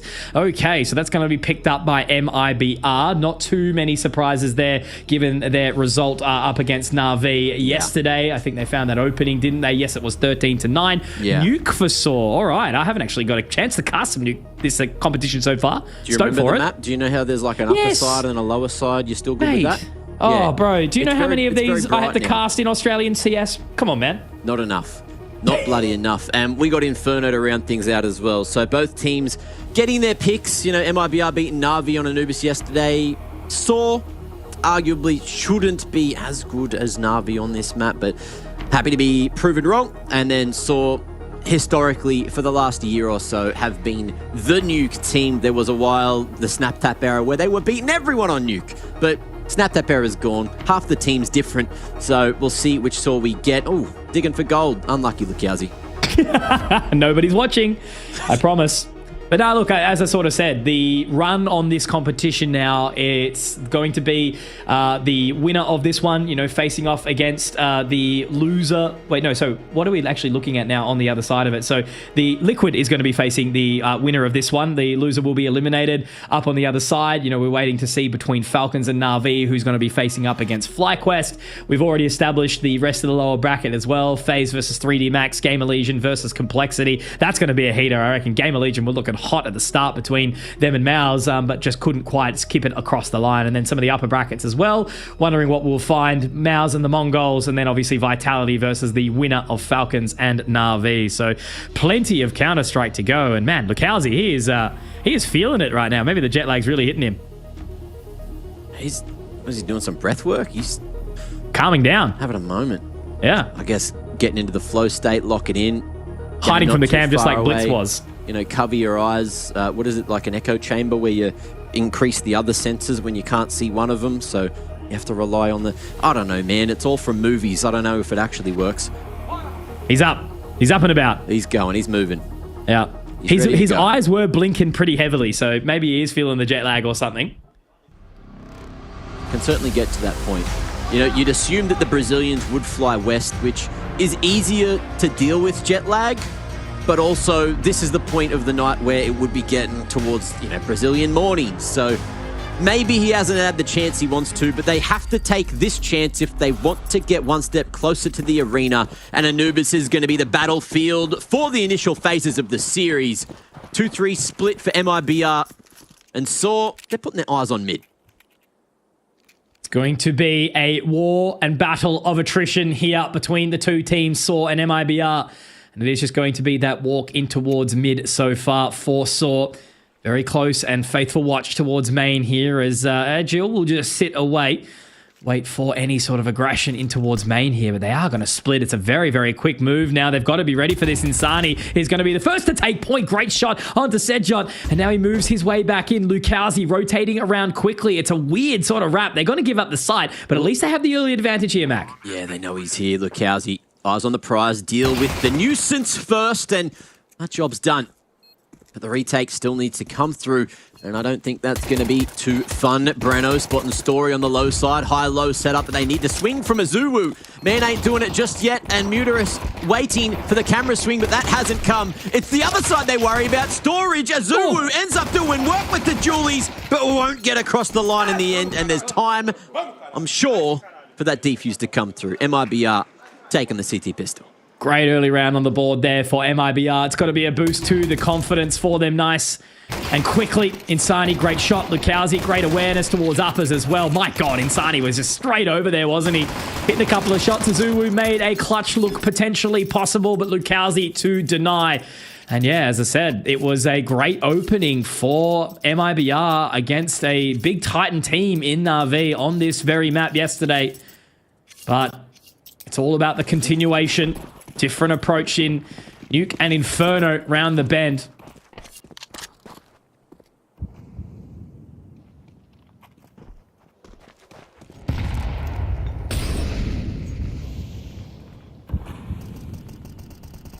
MIBR just looking for the early A main control. Insani playing deep, playing range with that A1S. There's no real tell being given by Saw just yet. But the full contact in from mid is only going to be spotted by Insani as that first point of contact. Safe not looking this direction, no one hearing it from the backside of B, but the off angle works pretty damn well. Story falling, and the man advantage is there, but Insani does not want to be giving up the M4 for free. Not at all. 6 points of HP, so you have to get out of there for now. Let the rest of the team pick up the pieces. Look at this walk back. They completely connect up. Little shot from Agil. Nicely done. Breno does get the trade out, and Insani has to go walkabout here. Mutera surely should be able to connect with the shot. Hits him in the head too. Deletion. Narrowly missing the second. Trying to make it all work. It's gone back to a 3-on-3, which is going to make it a little bit of a sweat for MIBR. They haven't found a bunch of space, though, with this. 30 seconds left, Mac. Saw have set themselves up for a roughie. Oh, I like this. It'll boil down to the timing of the bomb here. Azuwu has seen Lukowski, but he's going for the kill instead of taking the bomb to 20 a site seconds. to plant it. Mate, if you fall, you've just thrown the round. He doesn't tend to plant, but where's it going? Breno had a main control. He's worried about a drop towards water, but I don't think he'll be able to deny the plant. His position known. Eyes on the prize. There's a dink coming through, but it's on the wrong man. Oh, man, that is a rough one. Got to be so upset with that. MIBR, they had it all right. The amount of control that they were able to find through canals, but Saw stand loud and proud. 3 alive for them. Sedjot might go down, but it's a great conversion in towards the second here, and Exit unfortunately just has to sit and let it unfold in front of him. So we'll be straight back to action. As we all know, it's a very challenging map to play on that CT side. Anubis, there are so many gaps that the T's can exploit, and we've seen exactly that here as Exit, again, it's just going to have to hightail it out of there. Will Sedjot live? I think he actually might be able to find the time and the space. Yeah, he's going to be A-okay. Mate, you haven't been playing, have you? Hey, Bomb radius on Anubis is teeny tiny. All right. It ain't ancient. Ancient Inferno. Big man with a big job, huh? No time to play with the boys anymore. Oh, I miss it so. I honestly think my last Face It match was like April last year. I've had a couple of MM games in there, here and there, but unfortunately, Fortnite shooter requires my attention at times, just to remember those pesky little ability names. Traitor. Yeah. CS will always be my true love, Mac. You know that. Azuwu's little balaclava getting spotted across the top. Just cops that chip damage from the HE instead. MIBR. They need to be proactive. Get info just like that. On the CT slide with the low bite.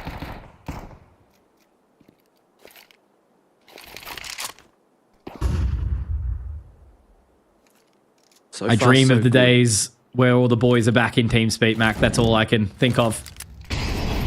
We're getting too old. Yeah, Discord's, funnily enough, ruined the community. Everyone gets their own one.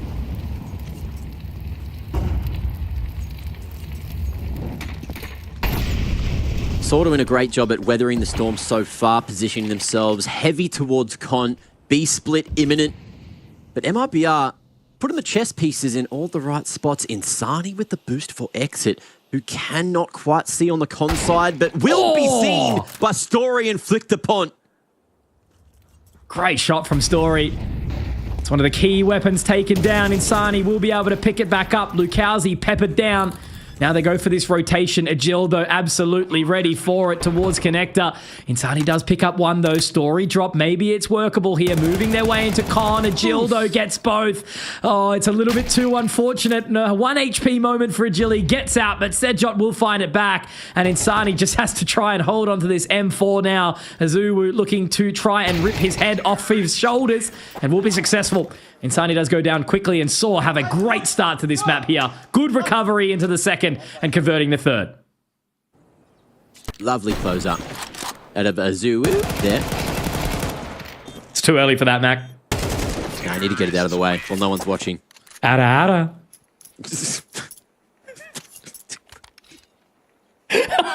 I've broken him. It's a good time to do it. Skirmish, what have you done? He's ruined our brains. Too many times with that man. I The like pesky this devil. MIBR. Usually these rounds are ones where you want to try to make a maneuver happen. One flash, $200 investment. And it can work if you catch someone with their pants down to get a free upgrade over towards water.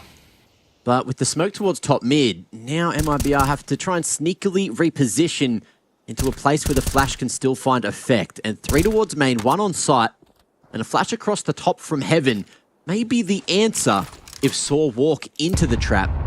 But the thing is, bomb on the B side of the map, Saw should still be good to secure a third unless something goes tragically wrong.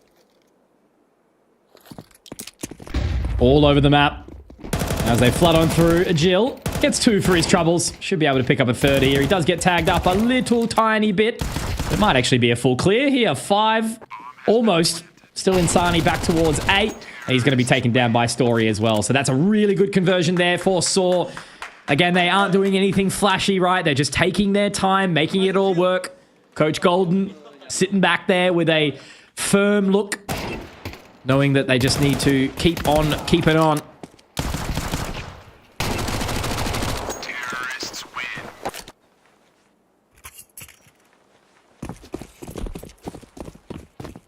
Farming up a storm and farming that economy. Sejot pushing 10k in the bank accounts.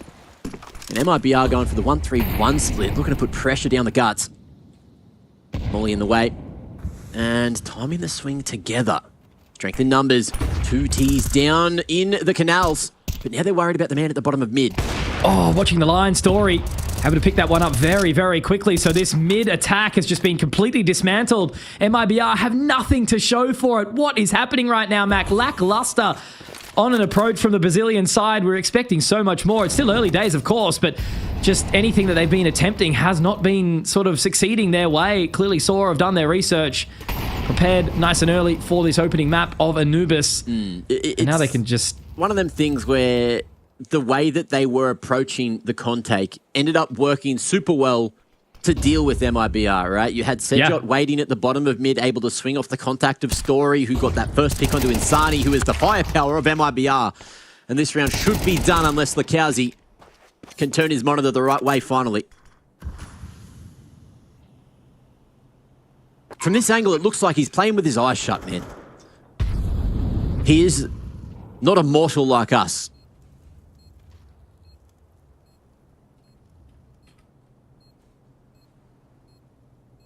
Crazy just how that timer will keep on ticking. Nothing that can be done by Lakauzi. Just hoping that he can be the savior of this rifle into the next round. I mean, you're working with an additional Molotov and a flash to take it along, but no money for MIBR. None at all. Investing in the wrong stonks. Kind of the whole market right now. But yeah, this is a nice little treat of a start from Saw. I was expecting this to be much, much closer than it was early days, right? Only the pistol so far for MIBR. 4 back-to-back rounds converted now for Saw. And a great little opening for their attempt at recovery into this one. Well, solid start out of Saw.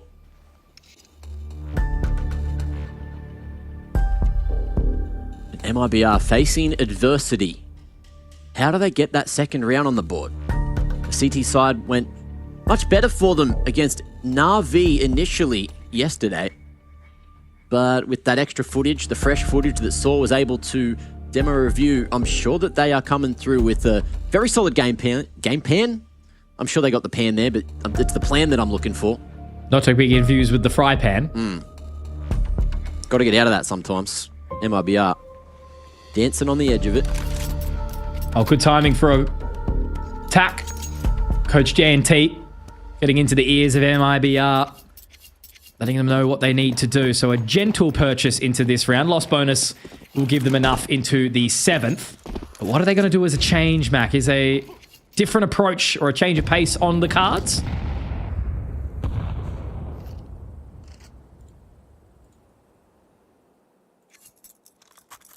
I don't know, Mitch. But I don't know fortunately, much. the game is live. I don't want to live in the future. I don't like making predictions. I like living in the present. I am a React Andy. And I'm about to react to the two-man dry push here. Ooh, I say dry, but there was a flash, all right. No way. And the flash was good, but Azuwu is just better. 5 and 2 before Insani has managed to find success elsewhere, and that's mid-pressure with a fast flank on B main. Safe relaying the information, and the two-man swing. That shot goes down, but it's Azuwu to cover him. Story not even necessary. Azuwu through with the ace. He is my anime superstar right now, Azuwu. Great round. Big ace secured for the Saw guys. I really did like that approach from MIBR. You know, they go out mid and A main at the exact same time. B main, rather.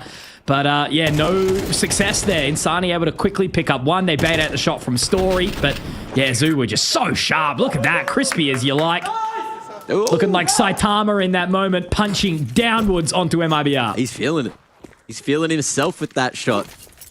Got to gas yourself up on good flicks like that. And so far, Saw making this look even more one-sided round after round. You got to remember the one that MIBR did win was that pistol round. And it looked pretty solid as well, but this time, the opening is not going to be held onto. Insani unable to escape from mid. Story. Advantage. Oh, I was going to say, he was right onto that line, wasn't he? And, you know, they go 1 for 1 in mid, as you mentioned, Insani. But the pace is just so far behind Saw. They're making it all work onto the line. Breno forced into contention. Has to slot behind A main again. Gutierrez keeping them interested as they do start to walk up towards camera. What's going on here? Exit does find one back. Molotov down. Azuwu, though, inside the fire. Pushes forward. Dragon forcing his way in towards the site. And now as they are going to get B site for free, it is another rough one. Do they even consider this here safe? Yet to get on the board. May very well see GoldenEye in towards this round. But no, he wants to continue forward and just try to take this one. But look at that, Azuwu already there doing it. 007 calling up. I think it's MI6. Can't remember. But Brennerson, last one. 2 kills. And just, yeah, the fact that you have to save here again is just... oh, such an uncomfortable feeling. Whoever thought that a Brit would save the Portuguese? It's a beautiful thing. 12 and 2, man. Fantastic start from Azuwu. So sharp. And just confident. They have been absolutely backing themselves. Trading out to perfection, not getting concerned at all. And you can just look at this, right? You know, straight through the flames. Brap, gone. No opportunity to get anything back. And even as they start to walk their way away, Azuwu is just there to deny. So yeah, just Breno living on. Money still cursed, still cooked. And another timeout to just try and work out what's happening right now. I mean, still heavily T-sided map, but not this heavy.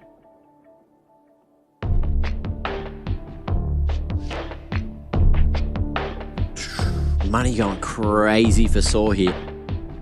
Just goes to show that MIBR really are not doing any financial damage. They're just trying to find a way back into the game.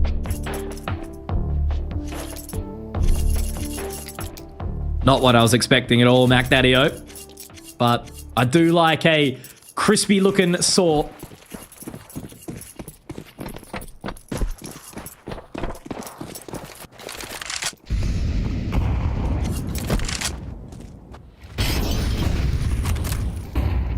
Let's have a look here. MIBR giving up that mid control. It has not gone well for them for a few of these rounds now. Putting more priority back towards the A site. Saw just playing slow. Sejot in the window, looking to swing off of Story's contact, but no one from MIBR there to walk into the trap. And now we go to A. Flash forward, not deep enough, and no presence to force these CTs back just yet. Safe, MP9 at close range, yet to get on the board. But this could be a good place to be. In comes the banger. Dodged. Breno, maybe swinging off the contact. It is going to be safe to go first here. Good shot. A second. And this is looking good. Crossfire established, and another man not too far away. That's Insani with the util. And just like that, after losing 2 men, Saw call the audible and look to send it B instead. Absolutely, they do. They've got to march up through the canals nice and quickly. Lukowski will be the first one there to try and deny. Set focused, does have a HE in hand, but is it going to be thrown out? No, just straight in there with the duel, with the Duke. Story does get the trade, but they've got to be ready for this member that's already out B main. Creeping around the bend, does find the info. Azuwu in the clutch position, but he's got to be taken down. Brennerson, the savior, able to deny, and that's going to be 4 alive for MIBR. A little bit of a miracle to come through to them. And will it be a blessing? They have to carry this one forward.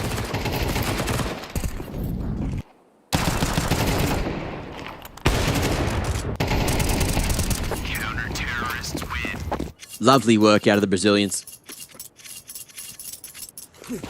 And a chance to tie it up at the half, which would be an astronomical turnaround. And another heavy reinvestment from Saw. Still plenty in the back pocket, though. Going for the 1-2-2 split. T-Stairs smoke coming out from MIBR, and Safe with the AWP getting incredibly aggro straight down canals. Waiting for someone to peep their head over here at Ruggs. It's a Jill that could be put on the skewer, but with the smoke fading, time is up. And Safe gets out of dodge. I like the proactivity. At least MIBR are happy to take some risks. You desperately need to onto this CT side. Insani now forced back. Sejot starting to creep in towards contention. Story just trained onto that line. Window is going to be held. Now as the rotation comes through from Safe, he's clearly got some level of idea. Look at this. They've completely left the B site packing. Lukowski just jumping in. Insani does pick up 1, but that bomb still is sitting outside BMAC. Where are they going to go with this? Sejot gets 2. How does he get that for free? No trade opportunity. Now they can start to pick up the pace here, but it's straight into this control. Sejot gets another. It's going to have to be eyes onto Safe. Can he keep them living up to their name, or will it be Lukowski? Whatever they choose, there's 35 seconds left. And they've got 1 player each side looking to hold on. Is Mutiris going to be able to find anything here? Lukowski, such a risk. Gets 2. Oh, not quite 3. Now it has to be that rotation around from Safe, but it just might be too far, too gone. Oh, what do you even do here? It's such a risk to try and get back into this round. The money's there. And I think he's had to call it. Crazy target priority coming out from Lukowski, and he almost gets it all done himself. Such a difficult situation, but makes the most of it. And Safe is still going to have a sniff here. No one's actually heard him scope in. No smoke, but he's got a kit. And he won't be gifted any form of pick here. And he ain't moving the right direction. He's moving towards that save. AWP, a tool that can be put in some great positions on Anubis to find success on the CT side. That didn't happen this round, though, but we'll see if they get it done in the next. Cedric getting 3 there is just ridiculous, man, right? You know, Insani from Cam's able to find that, but the lineup for 2 of them and then picking up the 3rd inside middle onto Exit is just really, really grim to kind of deal with there for MIBR. Azuwu getting that late trade as well, just meaning that they had more opportunities to pick a site. Yeah. Saw remaining firmly in control here, 7-2. Is though, we were seeing a lot of that from MIBR yesterday, a 3-man regression at mid against Na'Vi, and it was working. So they're doing the same again, but Saw, they've seen that, and they figured, hey, if we just expect it, keep our guns out, don't get caught throwing utility like Na'Vi were, see what happens? Sejot, the Polish plower, getting the job done, and ooh, a little bit of power going towards the A side of things. Breno holds for 2, and Insani a double as well. And this round, pretty much torn to bloody shreds. Insani sends it to a 3rd for MIBR and for his kills in the round 2. Thank you, Papa Mac, for popping these guys up. You were just talking about how they were looking for that re-aggression. Breno managing to somehow get 2 completely blind. It's a good another flash in, and that is as clean as you like. Saw definitely feeling the pressure in that round, but Golden's called for the timeout. It's totally fine, boys. Don't worry about it. Let that round pass. Still got 2 more left in the half. A little bit of talk come out from the crew, because there's been good signs from Saw, and it's about remaining composed, not letting this advantage slip out of your grasp. Because if you know MIBR, they're resilient. They're a team that's vigilant. They'll be able to find their way back in if the opportunity does arise.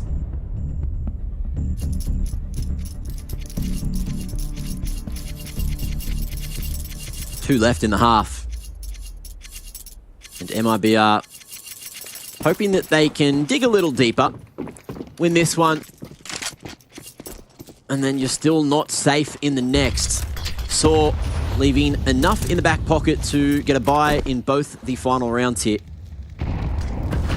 Udir is changing things up and going for a faster approach towards Con. Safe, not peeking his head in early. But he knows that Mutiris is close with that set of util thrown. Bomb this time still hovering towards the A site. So it is just going to be conditioning towards B, and we'll see if Saw pivot back to B with a pick, or if they end up going to A. What's the choice? Retaking, connector, Safe, firmly trained on towards that line. It's going to get off it. Doesn't want to get baited out by Mutiris at all. Story looking to take the duel, and it's going to be Safe. Bomb down. Minute left on the clock, so still some time, but obviously it's a very challenging position to recover now. Dive around the smoke. Is Mutiris going to be able to find that? Because Sejot gets dropped by Insani in the progress. Does get that bomb. But again, he's got a long way to sort of pivot and pull out. What's the rotation going to look like? They are heading back towards AMAC. Looking like he has got that strong pull-out game. Going to regroup with the Jill. And they will have a 2v2 on the site. Azuwu, no util to support from afar. And now going loud with 30 on the clock. That allows MIBR to get the info and start to rotate across the molly, doing just enough work to slow things down. But it's Insani that needs to buy the rest of the time and not throw away that man advantage, the two-man advantage that they had.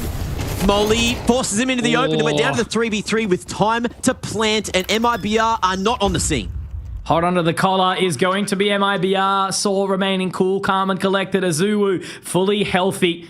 How's he going to be able to find this one, though? This is a round that MIBR desperately need to go to. They've got the money to buy into the last, but there's Azuwu straight in there, up into the high heavens, and the man is punching downwards. Domain expansion, it is his location.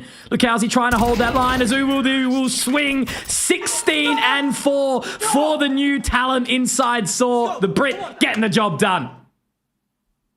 That proactivity. After getting those first two. Bing, bam, thank you, ma'am. Give me that heaven control. And just catching players with their pants down at the right times over and over and doing so much work. Golden pumped as hell. Yeah, and I got a quick one for you, Mac, as well. So we're 11 rounds in, right? Azuwu almost has as many kills already as he did in the entire series against Falcons yesterday. 21 and 27 he went in 2 maps. Well, arguably, if we look at raw firepower between MIBR and Falcons... No! Of course not. I'm not going to be surprised at that statistic.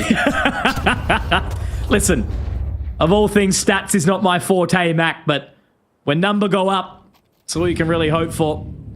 Because Azuwu is definitely driving this team forward as they creep around B main now. Are MIBR going to be able to defend the final round? Creeping in. Angles, heavily favouring exit, but he won't be able to polish him off, and Story punishes on the repeat there. Taking the line.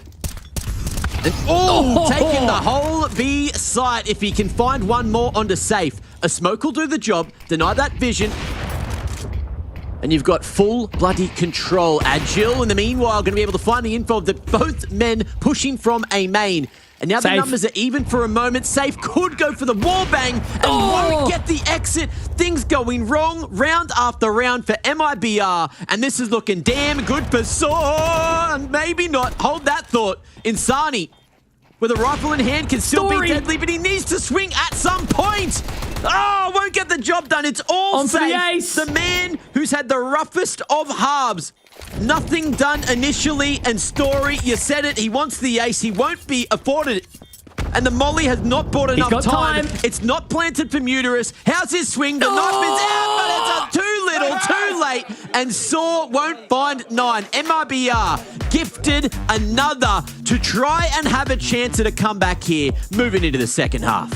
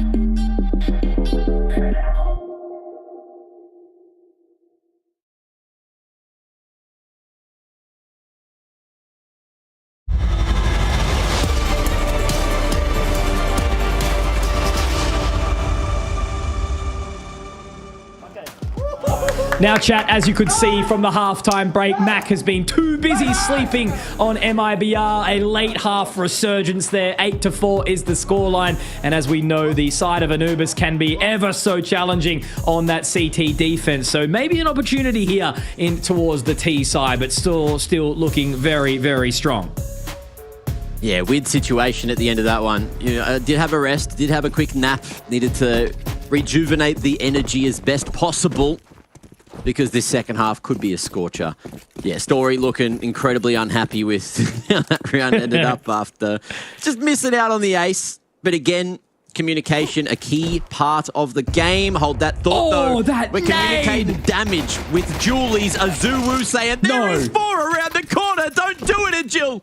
But he goes for the trade and it suffers because of it. Muterus, though, tucked away here at the cake. But is he going to be able to eat the whole damn thing? Peeks out at a perfect moment, finds 2 crispy headshots and gives Saw a chance at the round. But Sejot has to do it all himself now.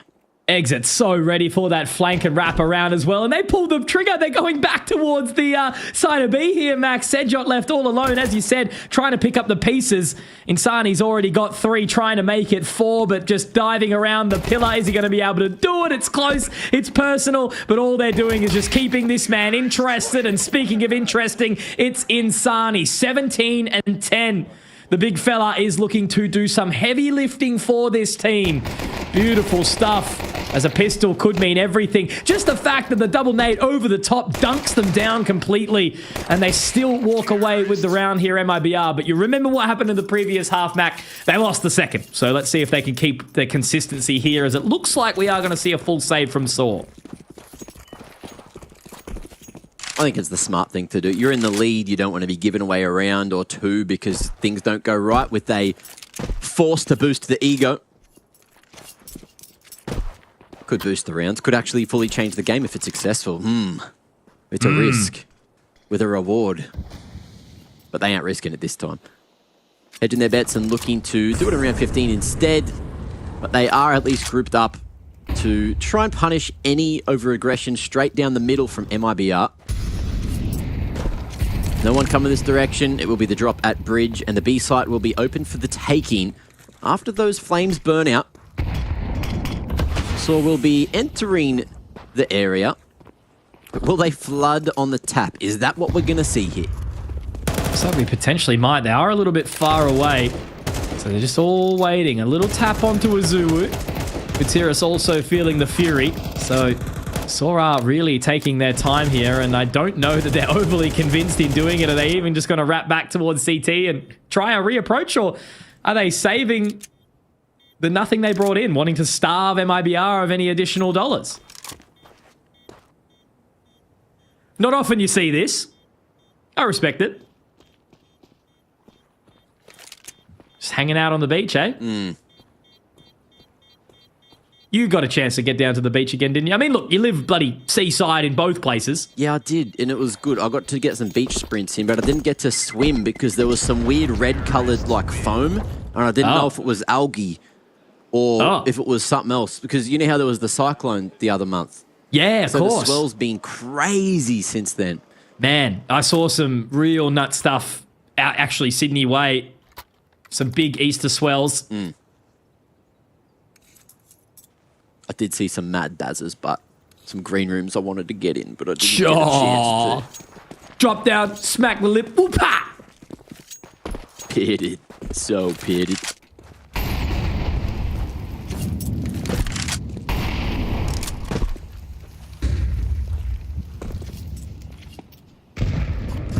Well, back to the other sport we love so much. Counter sports. E-strike. 3-1-1 split. Aggression towards B main. And I don't think Azuwu was spotted on the swing, but he's not going to hang around. Will force MIBR to either contact back in or invest utility to do so. And with that flash, it might just identify to Saw that MIBR are thinking about heading B eventually. Cowsey on the clearance game. We'll see how good that one goes. Molly to pillar at the same time as the one into con. Great coordination of the utility to try and get that information, but no one gets burnt by it. No one gets heard. And it's Agil with the aggression towards A that they have to kind of worry about. From the top, it's Breno to help him out. And Muterus will fall too, but it's still one man here, and that's Story. Looking to flip the narrative. Only man alive with the pincer coming upon him. And he's got a big job to do and not much health to do it. Oh, still gets one more. Is that enough to help out Sejot? Oh, I don't know. He is still sort of tempting fate here. I guess saving this one wouldn't really give him a hell of a lot. But if he's managed to slip the net here, Mac, if he finds safe, oh man, there's an opportunity here for Sejot. But they've got to pick up the pace. Lukowski, not too far away. He's not going to be ready for it. I'll just chill out for a second because he surely should have his head ripped off in just a second. Yes, he will. Lukowski, the man with the side-eye, getting the round done. And all I can say is for you watchers of the B stream, surely I don't think anyone was expecting a resurgence like this from MIBR after the start to this map that we saw. It was lifeless. There was just not anything really coming out. And then we saw a late approach where there was a couple of clean rounds that brought them up to 4.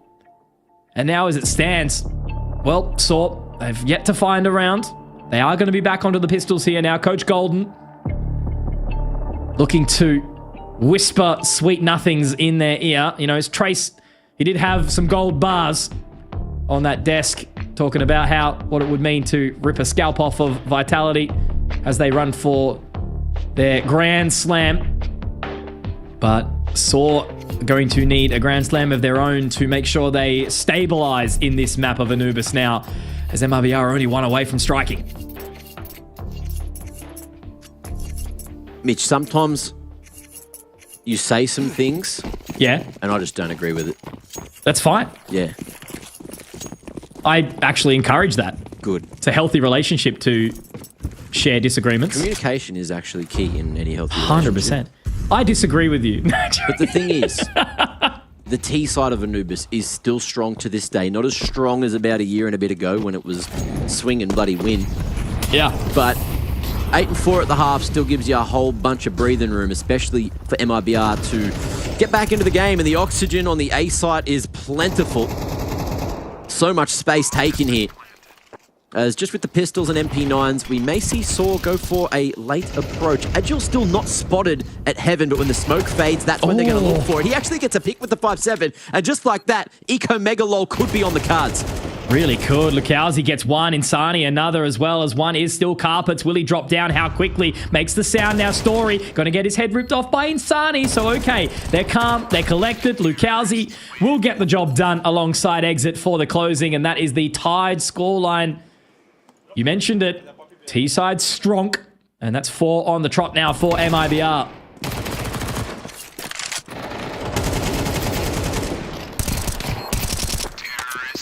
What's Insani up to now? It got a little He's scary. had a You're right. bunch of bloody kills, 20 and 11. He is one of the key pieces of the puzzle to get dubs for MIBR. The problem is, if no one else is really lifting around him, which it doesn't look like most of them are, it can still get difficult, and all it's going to take to break that economy is 2 rounds strung together from the CTs, and this could be one of them. A big gun round, a lot of util. That lurk smoke hasn't quite hit the mark. I think it even got body blocked to allow that gap to come through, because there should not be a gap like that. I was going to say, Story had a lot on his plate just there, but it looks like MIBR have pulled the plug. Happy to rotate around. It's got Saw lacking a little bit, guessing, as they now creep back in towards mid to try and re-establish this control. A smoke will go in and the Molotov to follow. But look at this. They've completely pulled away, Mac. They're straight in towards Connector. And now Agil definitely has an idea that something might be occurring, but they're still keeping a keen eye on that smoke, but it's all a ruse.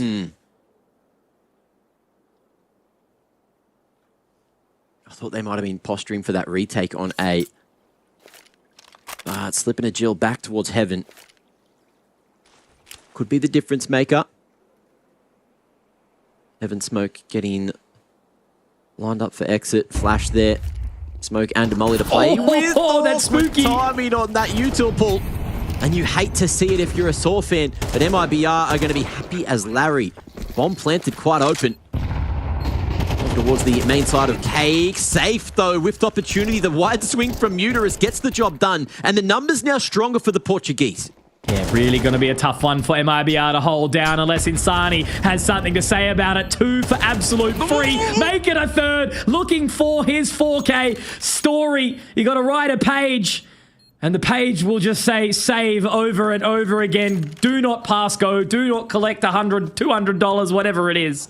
Just get the hell out of there. MIBR, they take the lead. 5 in a row, Mac.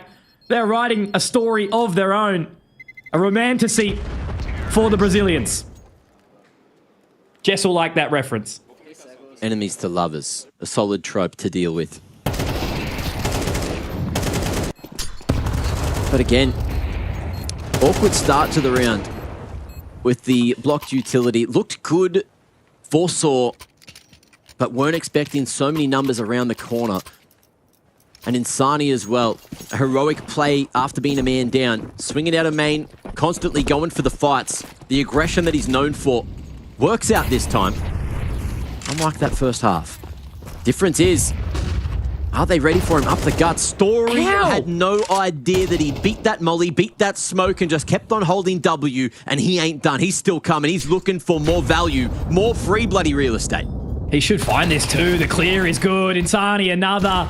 Agil does manage to take him down, but that's 2. I was just about to say Azuwu has been quiet, but he's opening up at the right time. Brings it back to a 3-on-3, but safe with the shotgun orb. Takes down Agil. A little bit of an overstep there. Now into a 2-on-2. Sedjot has to try and deny this plant.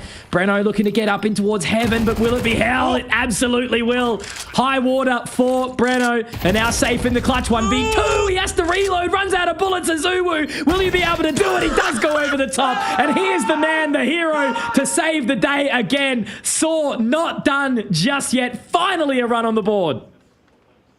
Running across the top. You bloody love to see that. Ooh. And the thing is, as soon as Insani goes down, this is where the rest of the team has to do some work. And that was nice from Safe, but they don't get it across the line. It was almost all Safe that had to do the rest of the work. And Azuwu just runs at him with a 5-7 across the top. And they're the kind of things you can get away with more so on LAN. The in-ears, of course, may not give the best sound. And especially when you're jumping up like that, you don't have the time to react. It has to be all visuals. Oh man, I'm just loving this, like, 2 sets of protagonists. Insani is just sitting at the tippy top, 25 and 12, and Azuwu had to be the villain there. Trying to deny any sort of chance back into this. MIBR take the lead for one singular round, and then they fight back. Another arc starting to be written in this crazy sort of face-off that we're witnessing right now.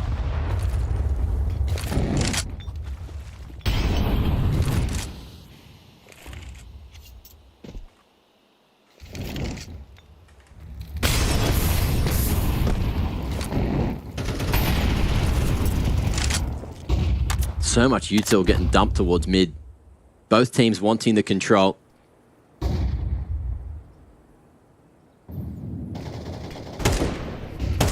so making a move towards A main now. Looking to spot for Agil. But in the meanwhile, Insani letting him know that he's still here at mid.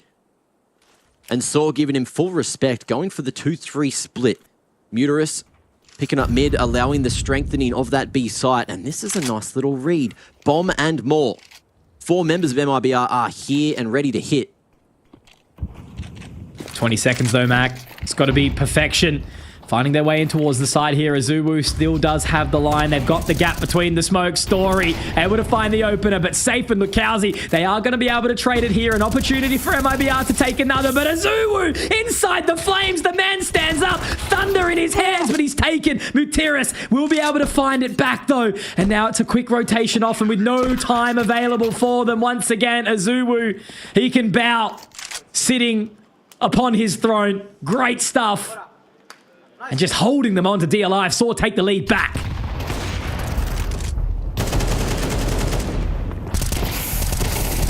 The entries just looked good. But not enough work gets done by the Brazilians this time. And Saw, it took a while for them to get on the board in the second half, but when they did, that's 2 back-to-back. And I was saying if they did that, the economy would be shook for MIBR. And look where we are, Mitch. Shooketh. Oh man, what do you even say here? In the coach's position, just trying to get some pep back into the step of MIBR. The buy, it's just going to look so uncomfortable no matter what they choose to do with it. Breno goes for the hero AK. Insani's got nothing, and he has been the man to keep a keen eye. You'd almost even think about just getting him some Kev. And I ain't talking Karath. He's got an AK, okay. Big money, big moves. What do we see here from MIBR? Can they stem the bleeding?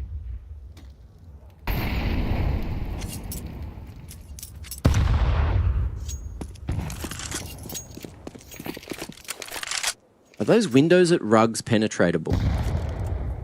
That's a good question. I only just saw them and they looked wooden, and I've never seen anyone spam through them. So that will be what I'm doing either between maps or straight after this broadcast. I'm locked on. That's one for Sponge, mate.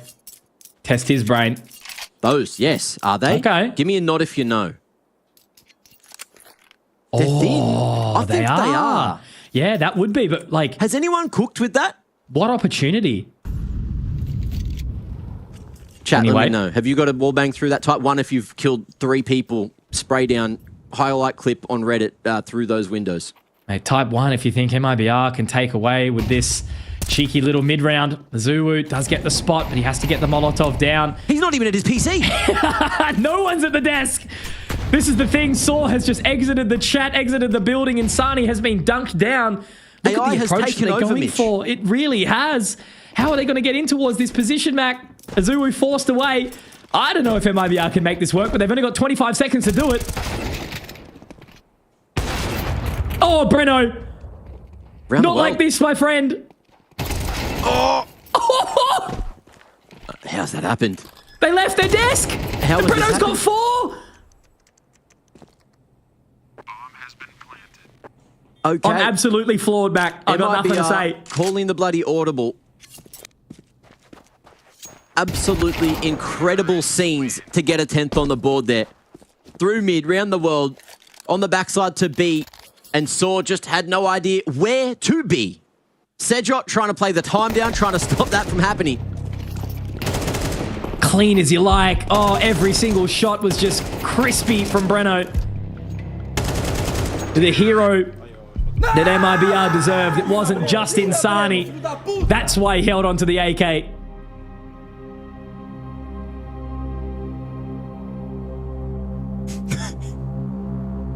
The admin was on his phone and the players left the vicinity.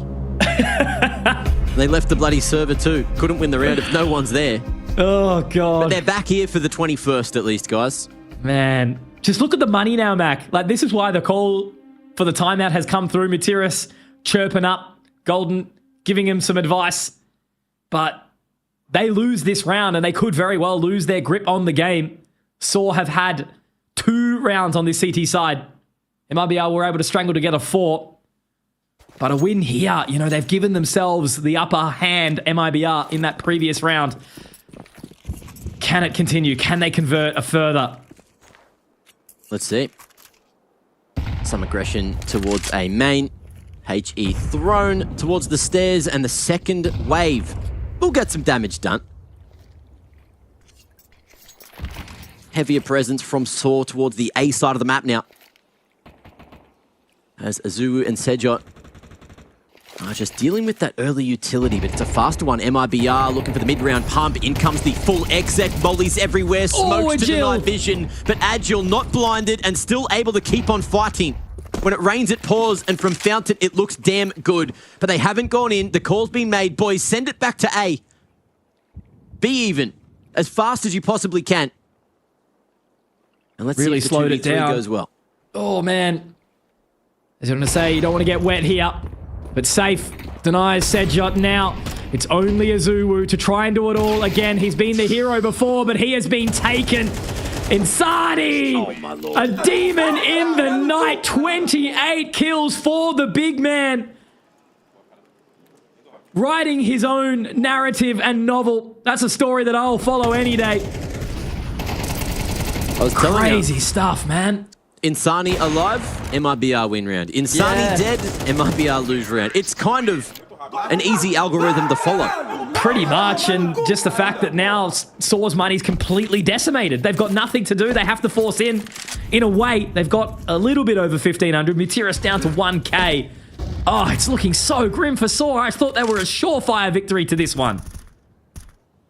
The reason this is so impressive as well is it's not like Insani's really trading anyone out half the time. He's the one that is the tip of the spear, as they say. I'll trade myself. Okay. Aggressive util at a perfect moment. That smoke thrown, Molly pulled out, and Breno caught without a helping hand to trade. That's a big pick to put Saw in a great place to try and win this eco. Block on the B side allows the rotation. No one going for that rifle at A main. But MIBR deciding, okay, they're on that low buy. Let's just group up. Let's just try and trade back into the round. Really slowing down the pace right now. Walking in towards mid. This has been the key play for Insani, but it's all going to be onto the timing. Is he ready for Muteras? Gets dinged, but somehow the trade comes through. It's good. 3-on-3, a safe find story. It's a big pick, an important one, but look at this flank now coming through the canals. Are they going to be able to find this control on the side of A quickly? Agile also getting in closer. It's going to be all on timing here. 30 seconds left. Molotov to keep Agile at bay. But now as they march on in, Lukowski has got a keen, trained eye towards main, but as he looks away, Sejot walking in, creeping a little closer. Azuwu in tow, has the AK that was recovered, now giving the information away. Agile dropped by Lukowski, 2-on-3. They need this desperately, Saw. They have to try find this, otherwise MIBR will be solidifying themselves with 12. Sejot taken all onto Azuwu. He's been swung on, and Safe will find 3. It's an effort by committee coming in from MIBR now. Everyone's had their taste of the pie, and it tastes bloody good down under. Don't forget the sauce, boys. Looking damn good this round. They got to do it again, and this time Saw will be bringing guns to the party. Full buy. Story back on the AVP. What are they looking to do here on the defense? Do they change things up? Do they go more aggressive? 3 towards B early. They've been playing aggressive with that. And it looks like we will have a faster approach from MIBR over towards Con. Saw. Good timing on the incendiary. Molly at the ready. To be used to try and pump into B, but it's getting a little awkward now. Lukowski dropping the Molly at a nice time to create some space for Exit to make a play, but they won't be able to go out because the Molly's on that right side of the pillar. And the CTs, they've actually had Story rotate completely away. So if MIBR go now, they're going to have such a strong approach into the B side. Look at Azuwu as well. He's gone really, really aggressive around the corner of this smoke too. They are still sitting in Con, waiting so patiently. If he finds one here, it could be absolutely massive. Does have the Molotov, but doesn't want to give away his position. Another smoke goes down. Safe just trying to bait some information over towards the middle part of the map. But now Sejot peeking in as well. They are really relying on this smoke to be kept. 50 seconds. They've still got time, MIBR. Just waiting for the right time to strike.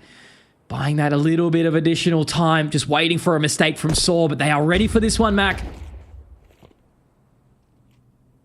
Uterus bringing that HE back just in time, maybe able to crack a temple smoke if needed, but he'll slide out, and Sejot goes forward. Missed the plow, only able to find one, but not quite deal with the defense just yet. More members coming, 20 on the clock, no time to rotate to A. It's all in, and Insani's alive. You know what that means? There's a chance. There's always a bloody chance. Exit finding one more, and MIBR looking to do it right here, right now. Story 1v3, but the bomb has plenty of space to be played around. He even showed him his bum. That's the craziest part. Not going to give him a taste at all. Exit straight out of their Story. Has to do it all on his lonesome. They are low, but that's not going to matter when you've got the big green. They're not ready for it. No, Story! Not like this, my friend! The pain, the virtue. MIBR, they turn the tides. They have absolutely drowned Saw in their sorrows. And that is a massive, massive shift. What a play. MIBR. Again, you disagreed with me perfectly. Perfectly, perfection, whatever. Who cares? That's a big, big shift. And MIBR have got to be happy with that one. What a trade of it. Yeah, solid showing out of that one. But yeah, MIBR on the T side, you can never count them out. And Saw did so much work in the first half, but then just couldn't find their footing in the second. So a little unfortunate in the end for them, but they get to go to nuke. They get to go to their comfortable map selection. and that'll be coming up just after this one. But of course, MIBR now, similar to yesterday, one map ahead in the series, but they need to figure out the closing game. They need to lock in if they want to take this one. Brazilian Nuke can be a dangerous affair, but you know that Saw, they have come ready. You saw the counter strats in that first half and mostly in the second, but the problem was MIBR, they brought the pain, they brought the thunder, and Insani dropping a 30 bomb in regulation was more than enough to take him across to a dub. It absolutely was, Mac. What a hero play from Insani, but I think we can really, again, just ride off the back of what Freya got out of Exit in that early interview, talking about the emotions in how it is so important to keep in control. MIBR, they did exactly that. They didn't get sent off in that opening half. They came in refocused, reinvigorated. They really pushed Saw to the edge, and then only finding 2 CT-sided rounds, which is just such a test, because on the opposing side, Saw, they were experiencing high highs, right? Azuwu was absolutely everywhere, but then all of a sudden he fell completely flat. Did have some moments into that CT side, but you saw it perfectly in the final round with Story whiffing a couple of absolute sitters, and it didn't even come down to just him, right? No individual saw that map. It was the resilience and a team effort from MIBR to get them the slot on Anubis here. Yeah, look, there is a chance to turn this around, of course, but let's have a quick look at Insani's stats again, because he was the standout. He kind of had to be, and he was the key piece of the puzzle all the way to the bitter end to get that done.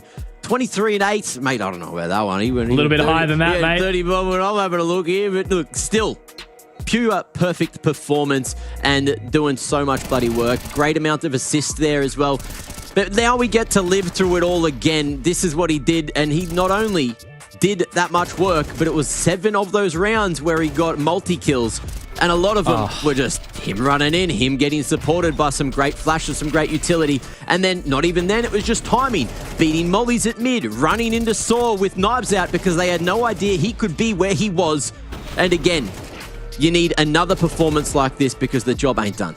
Absolutely, man. 38 and 15, 143.9 ADR in regulation, right? Not needing to drag it to overtime. It's not often that you see it in MR12 these days of that kind of level of performance, but it was Insani to work when he's needed. There's always a reason why he's such an important player, but I think also, quick touch on Breno, he had that big round to turn it around with the Hero AK too. So, yeah, I don't know. As I said, I felt like it was really an effort by committee there from MIBR in the end, even though a couple of players were a little slower on the fragging department. They still got it all done together as a team. Now, head-to-head, Insani did have some opposition in mostly Azuwu. There were other players that were having some great moments across the game, but Azuwu in particular was the one to stand a little bit taller. 24 and 14 for him with some solid ADR across the board. But again, sometimes when he went down a little bit too early, there just didn't feel like there was the firepower for Saw. And you're thinking about some of the other names on the team too. You got Sejot, who had some moments, but he ended up only with 10 kills for the game. There were rounds where it felt like he was finding 2, finding 3. But then after that, what else was he doing? You need to find more impact around the team, or at least put yourself in positions to play with the teammates, right? And that's kind of what we need to see more of from Saw. Moving on towards Nuke, because teamwork is what wins you a lot of games on Nuke. And that's exactly what you're going to do. You are one map away, one map loss away from getting eliminated from IEM Melbourne.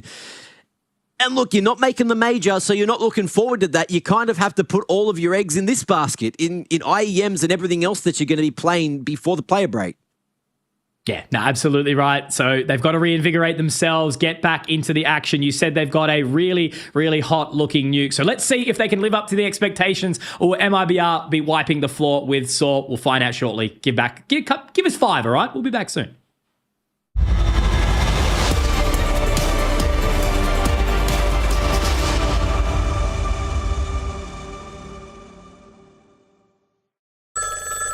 Hello. We'll give you the world.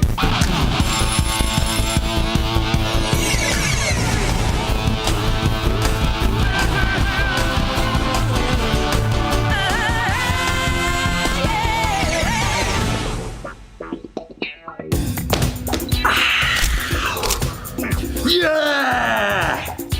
New record!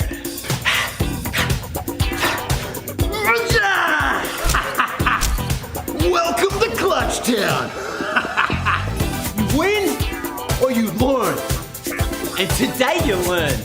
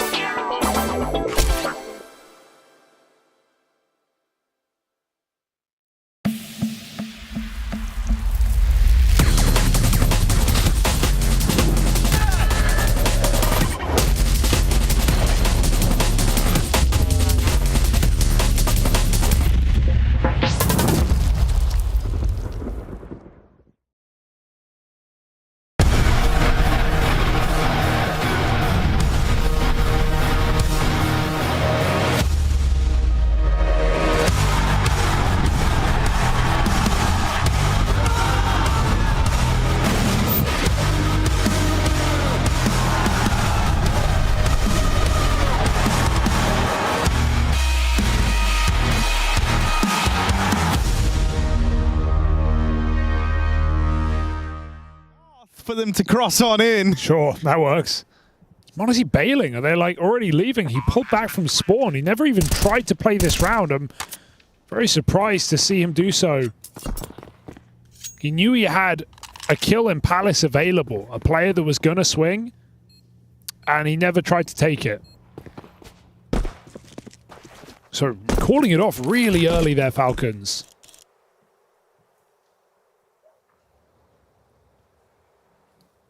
I think, you know, from positioning, I can see why. It's like a really rough round to try and break back into with no jungle, no, you know, kind of CT if Monacy had hung around, but even then, scary. At the same time, I think those are the rounds that Monacy wins you out of nowhere, right? Like that's what he's there for. But, you know, I don't imagine his confidence is sky high either, though, right? No, like, he had a couple of pretty rough misses on Inferno. Which is weird. He started with the rifle. He got a lot of, you know, ego kills early. He got the anti-ecos, won the pistol. And then, yeah, AWP out, a lot of whiffs. Just ran out of money.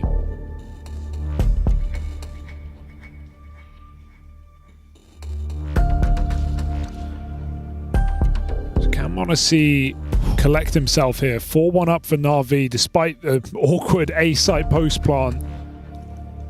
They've recovered fine. And I guess the benefit of that save is Falcons have another full buy that they wouldn't have had otherwise.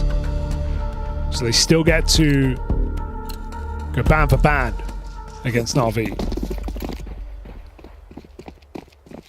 Hell, Falcons will go M for M. We know that.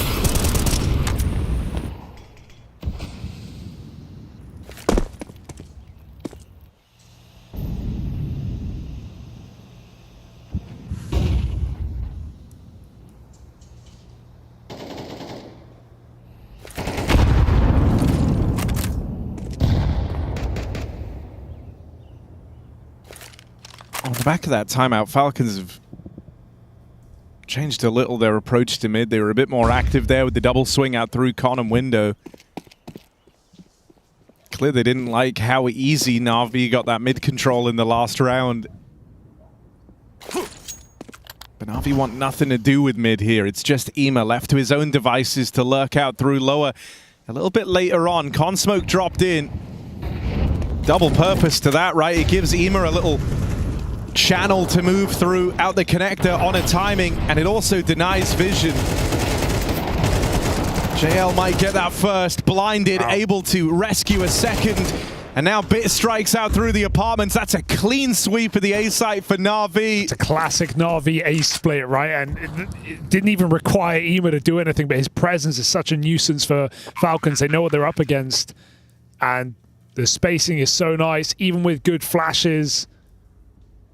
JL full blind, able to convert his second kill. Na'Vi make it look so easy. And they've got that orb trapped as well. That's a crazy shot for Monacy on the jump up, but they're coming for him. They know the value of removing this AWP. You can win around CT side Mirage on your own. 100%, right? Especially when it's Monacy donning it. Even in a game where he's not had the usual performance you expect from him. Honesty is very much the type of guy that can win you around on his own with this AWP, so they really want to knock it out. If they do, they have a tremendous degree of freedom in that next round, and so they will knock that AWP out of Monacy's hands. That frees you up to be pretty direct with the call here. You don't have to approach this next one like it's a gun round. Oh, it is a gun round. Ooh, it wasn't meant to be a gun round. They're making it a gun round. Putting in a bit of extra cash, right? Loss bonuses maxing out. This is going to leave them limited in terms of nades on a few players, but this is a fine buy to bring out if you're Falcons. Okay, yeah, mid-rush. They're making it cheeky. They haven't cleared Alexi. They're acting like he couldn't be here, but he crept behind the smoke, and he gets two with their backs turned. Alexi reflashed, looking for a little bit more. Out of ammo, but his job feels done, as does the round. Rifle lost in middle. Falcons curiously don't realize Alexi made it out. And Ema in mid is a real nuisance.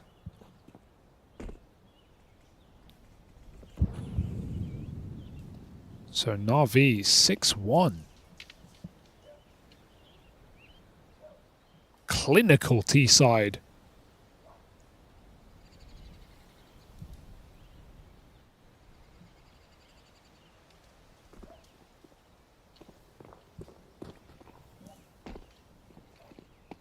Ema's going for info.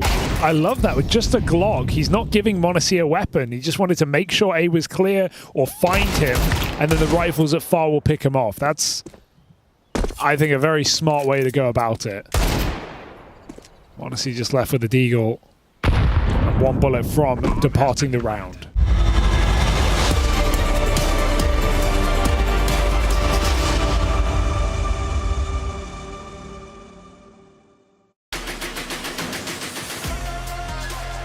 Welcome back to the B stream, the best stream, the one with the production value that is invaluable to every broadcast. But of course, with Saw and MIBR here, knocking at the door of moving on through the lower bracket is MIBR. They managed to get that W on their map pick of Anubis.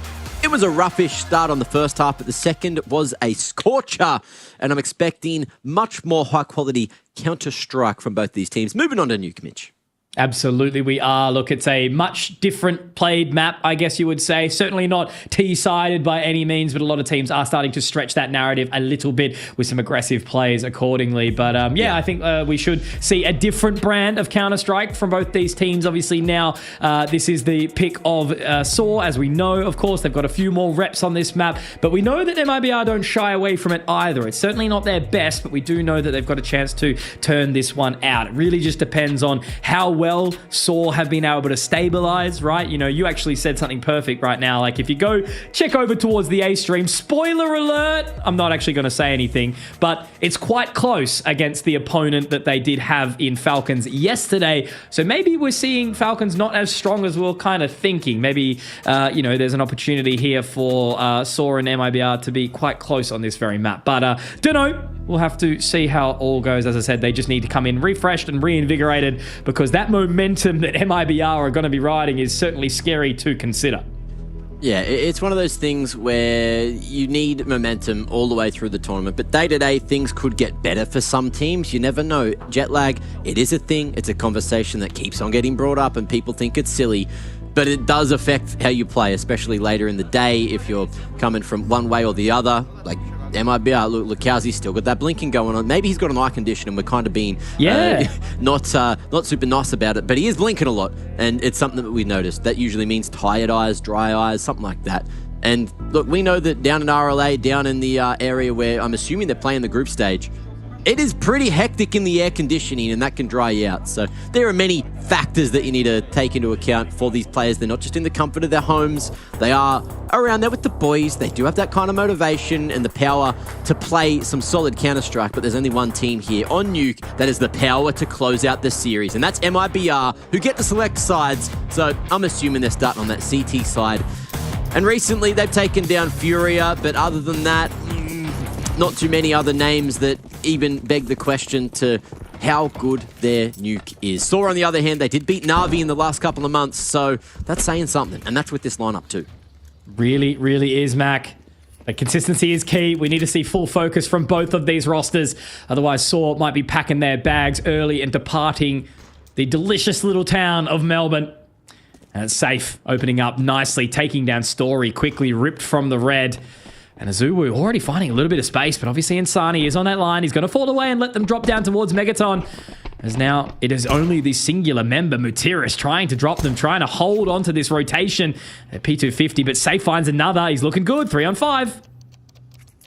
See if Jill can maybe get some more damage done here. Controlling the vents would be lovely, and he's going to do just that. Back in the corner, and now a helping hand towards Decon. All three fighting. Breno not committing, knowing that the site is open for the taking, and just living is all he has to do here. He'll fail the assignment, but Lukowski wants more. Shutting the door on it. No one sticking the defuse yet. No one even allowed to. Agile making it a pincer, and now it's just ring around the rosy. Buying that time. Azuwu being a cheeky little uwu, and Mate has almost done it all, but Lukowski a chance, except the clock says no.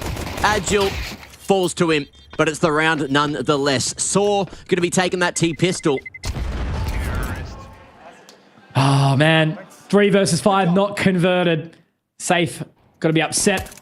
Golden pepping the boys up there. It was a really, really nice opening, but Agile just did so well from the vents, able to just turn the tides of the round. Breno denied, Insani taken. And yeah, even though Lukowski does get 2 on the exit, MIBR are unsuccessful. No kit taken through. They are going to force back in here, as is usual tradition on a map like Nuke. But Saw, I've gotten out of the gates early. Good recovery from that previous map.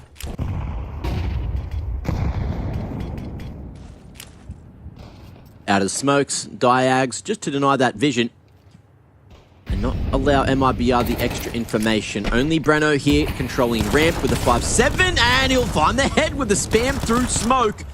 Looking for a little bit more, and Saw kind of worried, except Story goes straight where the bullets are going. Nicely done from Breno. Completely blind, but doesn't need his eyes here. Straight through the smoke, he'll rip off a couple of heads. And now as the time will start to fade. Okay. We're back? Yeah, we're back. 3 on 5.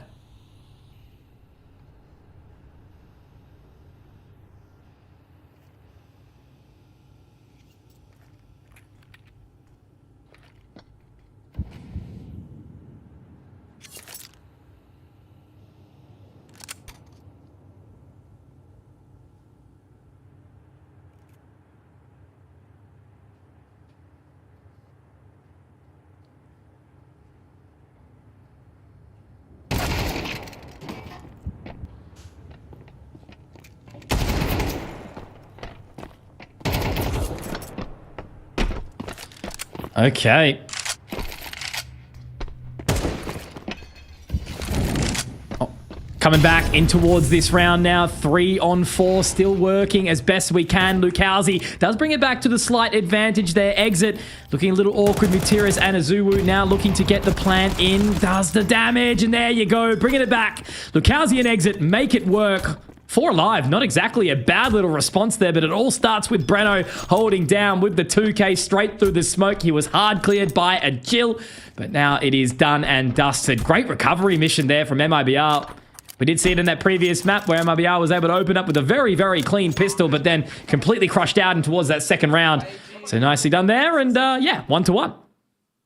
Get it across the line. I thought it would have been so nice if Breno was able to find that third, but he just didn't quite get it.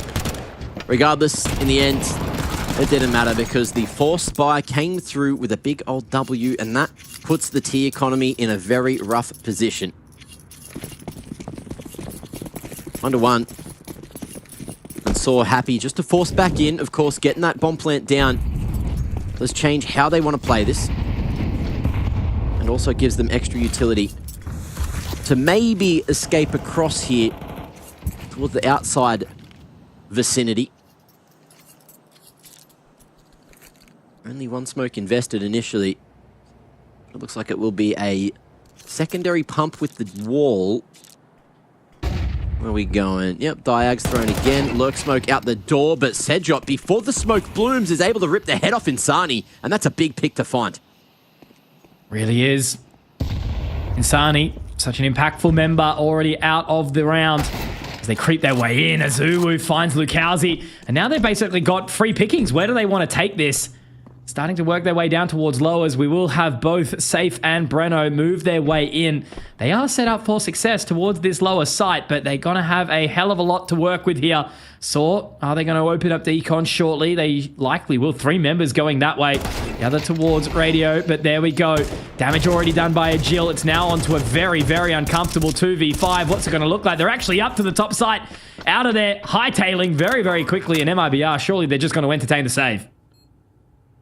You'd think so. I think they're kind of suffocated and need to fight their way out. As you can see, a Jill not far away from Story to get that trade. And Breno, between a rock and a hard place, unscathed for the moment. But Mutiris and Sedjot able to play off of one another. Scout not the best job to go for the trade, but it ain't even needed. Crosshair placed perfectly. And Sedjot takes another head. Ooh, okay. Firing up. Bit of spice there. Yeah. Look, you know, they're just playing in the same room. They've got to get loud and vocal, remind each other who's cooking. Very nicely done, though, there with those Deagles. And you can see the frustration. They are feeling it there.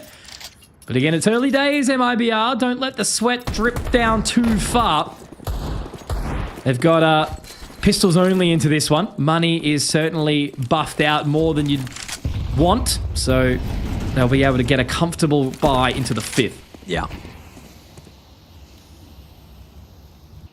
Nip Smokes this time to try and go for the safe cross. Bomb is there. Early red smoke is fading. They only plop 1 player down. The CT's not super interested in going for the retake on that Hall's control. Just trying to establish the crossfire from double, from Decon. But it's all the ruse, and Saw are making a move. Over towards the yard instead. All the way to hell here.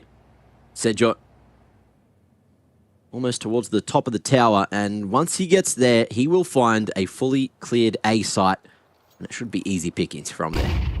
Really should. They've left a hell of a lot of space here, MIBR. Will it lull them into a false sense of security? I don't think so. No one really close to top site. It's all kind of down low.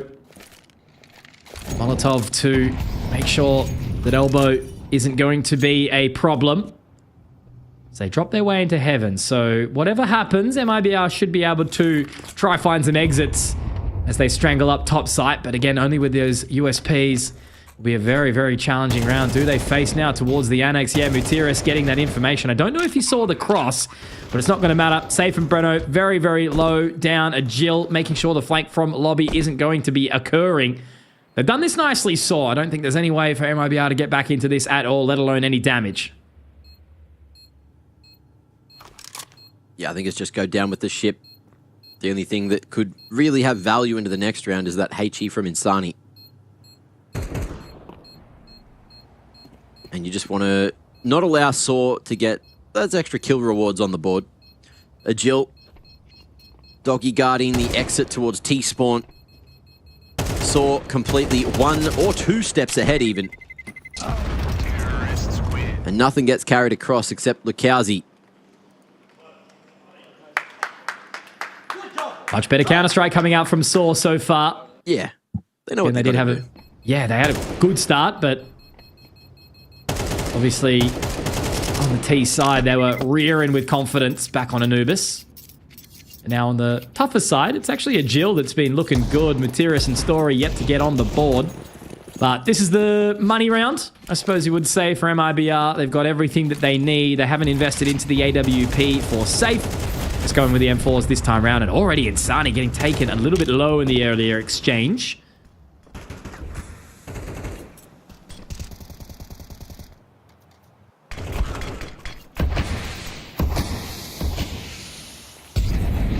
Ooh, I love this. Sneaking through the wall. CT's not ready at all for anything that was thrown at him. Exit able to at least answer and react to Mutiris. Got the man advantage already. Oh, safe. Missed opportunity to equalize. But it looks like it will still be the A site as the priority. Oh, Bomb's no, they've gone dropped down. vents. I don't think anyone's actually close for MIBR to be able to get back in towards that position. Credit card now, Molly's safe. Or if he finds the clear on a Sedgeo, there might be something worth thinking about, but I don't think they will. Safe does drop him 3-on-3. Do they entertain this? They've got the kit for exit. They might have a look. Retake towards the outers area. Breno with a big flank, but nah, he's gone T-spawn.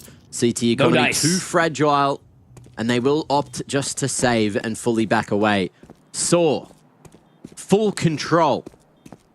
Mind controlling myself as well. I thought they were going A, but they just went for the insta drop down vent and hightailed that bomb to the safer regions of Nuke. And Agile. Okay, is he cooking? 9-2. Wants to continue to extend this lead. Exit shouldering. Does get the spot. They should be doubled up. I don't think you'll be able to find anything additional here. Nah, not this time. So round done. Going in the favor again of Saw. They are looking way more calm and composed. But they just need to make sure that they don't overcook, right? If they overheat, make themselves a little uncomfortable. Yeah. But it's another pause. MIBR needing to get back into this game.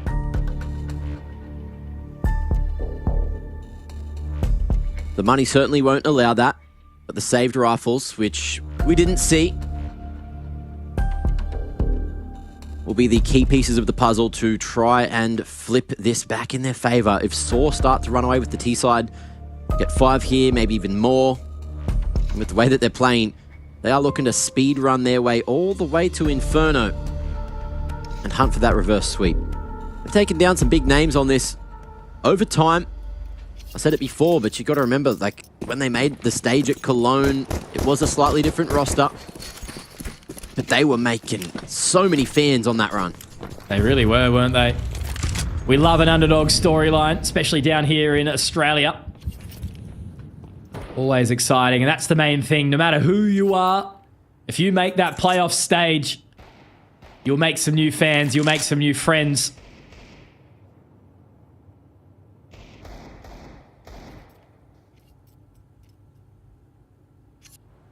So no action. Exit taken low. Still winnable round, of course. Kit there. Little bit of extra utility in the hands of Lukowski.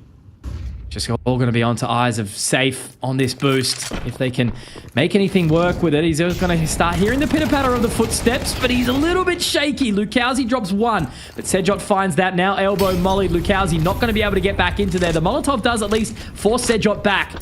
Now they can drop down the vents here. Mac Breno ready with the rifle. But where's he going to go with it? Now as he makes his way into radio, is he going to be able to control the line? No, Story denies. Oh, man. Again, it's a bittersweet moment for MIBR. I don't think that's the phrase that I was looking for, but nonetheless, it sucks. It's the one that you've said. Yeah, that's it. But that'll do it. And MIBR looking into the next round to try and find some impact. AK still alive, and that thing can get the job done in the hands of the right individual. I dare say it could be tossed across to Insani or someone else that has been more influential in that dub just before for MIBR on Anubis. But let's see. Tell you what I'd love, Mac. Just like, I don't know if this is just a little bit of a dreamer moment, but that economic position is just so rough to consider on the CT side that, you know, saving is just so at the forefront of everyone's minds. It'd be so nice to have that little bit of shift back towards it where, you know, the CT has a little bit more confidence to fight some of these maybe riskier rounds. But right now, it's just, yeah, punishment for taking the chance. Well, what we saw was the team that was doing that made Counter-Strike great again was Tyloo at Pro League earlier on this year. They were the team that, they were like a man down. They were like, fuck it, man. Let's go for the retake anyway. Let's do it anyway. And like everyone that was in the post-plant situation just wasn't ready because they hadn't experienced that for a long time. They're like, okay, they're saving. And they'd just be chatting, caught with util, not actually ready to fight. Tyloo would come in, be like, ping, pam, thank you, ma'am. And took a couple of scalps that were not quite ready for the Chinese style of CS. Does usually catch you off guard before you can stabilize, but look at this duel. Mutiris, he's already found the gap.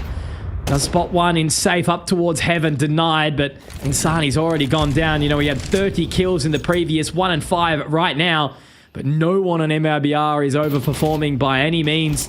It's just so interesting, Saw. You know, very few members actually have kills. Azuwu, Story, Mutiris, 1 apiece. It's all Agil and Sedjot just finding a pick or two. But this time, Lukowski denies. Azuwu, not going to tempt fate, falls back. 50 seconds left still to work with as they do make a venture down towards lower site. And again, if you don't see MIBR get a little bit of a wriggle on to drop down towards the vents, I think it might be a challenge for them. But they're actually going for lobby to wrap around the ramp. Or are they just going to save? Well, lobby control's a good place to be if you want to risk it and expect an A-site retake. But after the bomb goes down, that's when, you're right, Mitch, it will just be the save again. You need these guns. Exit's got money. It's a full buy in the next with a couple of dropped rifles and the round lost bonus. So it is the smart decision. What would have been the smart decision if Lukowski got out of dodge, but he was too hungry for a couple of kills. Yeah. That's what I mean, you know, it's the position that you find yourself in as a CT where your back's up against the wall. You don't want to take any risks because a risk that is punished could just mean further detriment to your financial position. Terrorists win. It's just like when they tell you, Mac, you know, if you hate renting, just go buy a house. But sometimes you can't afford it. You just keep on saving, hoping that eventually you'll be able to join the boomers. Or some property of your own. You just work in esports and know that you're going to be renting your whole life. In this economy? Not at all. Hell yeah. Well, into the 8th we go, and MIBR not allowed to save the rifles, but they will still fashion themselves a decent buy, all things considered. Just a little couple of kevs, not kits everywhere, and not the best utility, but it's the fast approach. Saw hitting the accelerator and going straight down to B with 3. Molly gives the info that Insani's gone down the vent, but Sedjot goes for the quick old trade. Breno not going to be able to dominate from the ramp side, but there is going to be numbers rotating in quick smart, and with that pick, they're going straight back up to A. No way, man. Top site back, exit and safe just completely stun locked. There's nothing they can do. I think, can chat remind me, like, is this every round but one has been a save? Or how close has it been? There's definitely been maybe 2. Maybe I'll call it 2, but this is just, grim. I mean, Azuwu might actually find it, might deny it. Safe. Probably going to get caught on the line. Yep, there he goes. Story looking to take down exit. So it's not even going to be a save. I don't believe. Yep, Story closes it. Another chapter has been written for the young fella. But Saw just looking clean with it. There's not a single thing that MIBR can do. As I said, you know, I want to try and sell this narrative of a return to glory like we saw on Anubis. Yeah. Because once they got burning, MIBR looked absolutely flawless. But it just doesn't seem likely at all. Because the money's not even good enough to really wrangle together a decent looking buy. And they've done the right thing, Mac. They've saved. They've made the wise investment. But they're still coming out with nothing. Look, you try to play the numbers game. JNZ's got you back. He sent us the scoreboard. And most rounds have been saves. It was that defuse on the force buy in the second round that MIBR did win. But other than that, yeah, on the pistol, Lukowski won with the Julies. There was one round where people died, and then the round we just witnessed, people died too. So they have tried to save. They have attempted to keep as many weapons alive as often as possible. But yeah, Saw showing us all how it's done on the T side. The calling, spectacular, and that is kind of what they're known for. It's not even that. It's just these two individuals, Agil and Sedgit. 10 and 4, 11 and 5. They are the ones doing the heavy lifting, and it's everyone else just setting them up for success. Yeah. And you can just tell how clean it's been. You know, Zuwu 2 and 2, Mutiris 2 and 3. Like, they're not going down. They're able to move as a unit, choke off parts of the map that they're confident in. And as I said, you know, it feels like MIBR haven't even had a chance to play. Big Brother's time is on the Xbox right now. I want to play Halo all night. Doesn't matter what Mum says.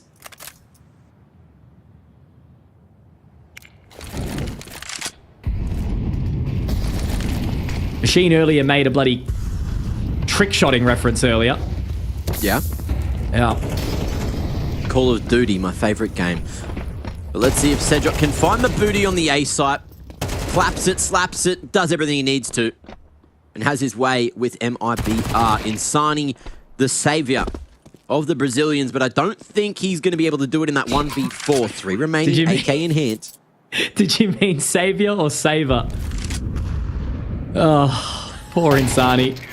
No saving today. It's funny, I said they're not allowing me to have fun on broadcast. The fun has been pulled away. But I suppose it comes in the good form. It reminds me, like, I'm not comparing the two apples for apples, but you remember the Astralis era when they were so robotically good that no one could even kind of stand up to them. It wasn't exactly even boring CS in some of those matches. I still remember, like, the Cato, you know, Astralis versus Ents final. It didn't even feel that lackluster. It was just Astralis looking so bloody good. So I don't think this game is crap because Saw are just playing a really, really consistent brand of Counter-Strike, and they're straight out topside. No holes barred. Mac Insani finds one, but Sedjon, head on a swivel, on a dime, the man. Oh, Jesus, it is just brutality, isn't it? Safe doesn't even catch the line on a story. He might even lose his head, misses the shot, salt in the wound, and has been rubbed in. And another round, the clock is ticking. Groundhog bloody day for MIBR. Oh, Safe, my poor sweet boy. Okay, he'll drop Sedjon. They are a map ahead, Mac. Look, if you it ain't all dire straits. Mitch, if you want to learn how to increase your stonks on the T side of Nuke, watch this one back. Definitely. Sora doing the right things, throwing the right utility.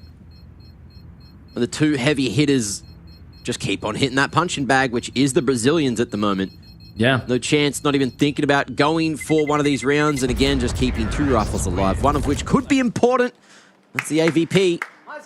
But so far, Golden is very, very happy that the game plan is going as expected.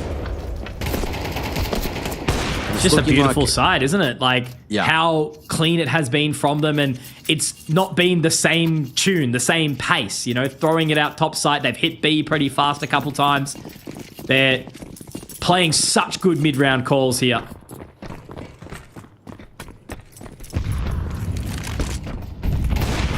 There we go. An opening to the bank account for Safe. Got to be happy with that one. It's something.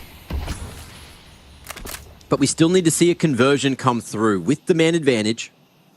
And at the moment, Saw, they are making a move and they are about to get solid control of Secret and maybe even the halls. Breno in a nice advanced position to try and get some early info. Drop that smoke. Buy some time for a rotation down and spots a heal.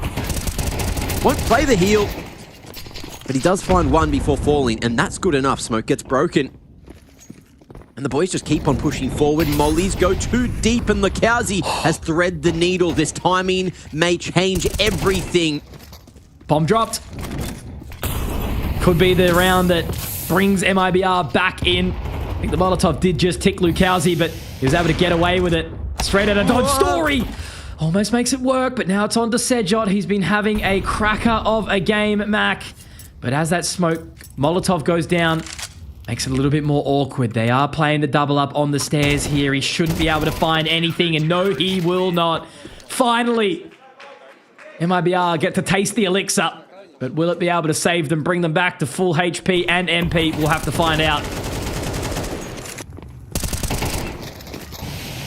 Lovely little trade game coming through from Saw, but it ain't good enough. And this time, MIBR may be able to salvage this to a 9-3 affair in the first half. And I just don't see that as enough, but we do know that they love a good push on the T side. So things could change in the second half, but for now, the narrative is Saw are just setting their sights on a full reverse sweep and to get to Inferno as fast as possible. Really looking to speedrun it. So one more round. Golden just piping in those words of wisdom. Former Fnatic IGL many moons ago now. Looks good in the coach position. Trying to bring these boys through.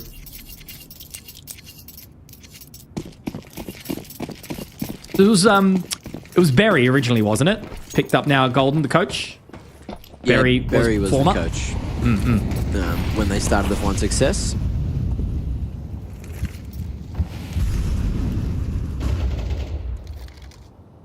That being said, Lukowski was playing a very dangerous game. Smoke showing his barrel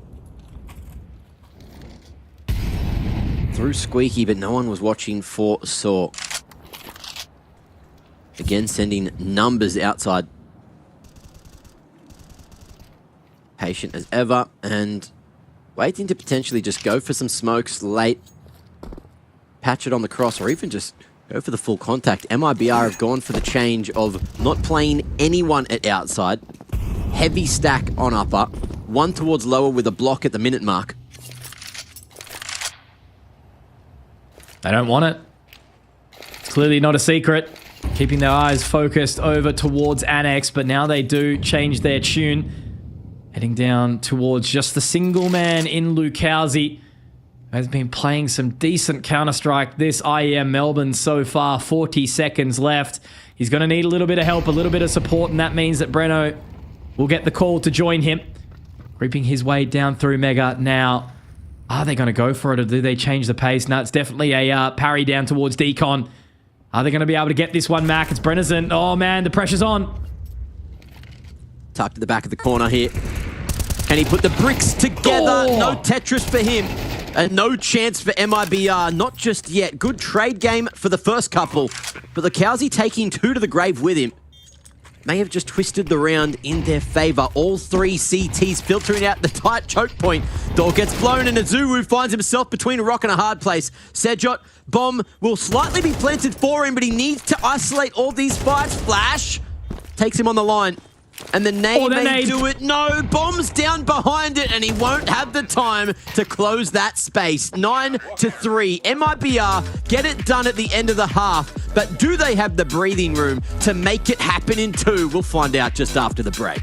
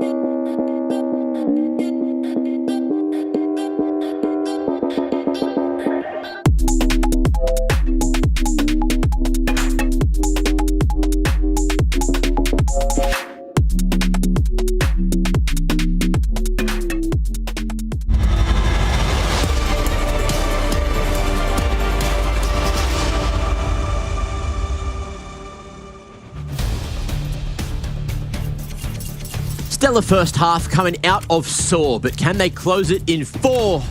Or are MIBR going to be able to grab that pistol and get us back into the game, do that Brazilian thing where they're aggressive on the T side and things go successfully? Or is it going to go the other way? Let's see.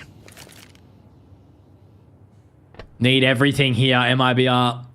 All things to go absolutely perfect for them.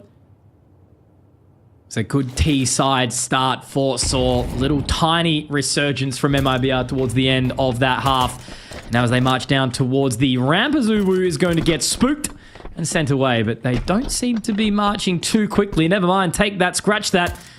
You're wondering where I got here. Oh, Story, the spot. Oh, I think he spotted him, yeah. Yeah, he has. Relaying the info, just letting the boys know. And a Jill as well, sneaking out at Mustang.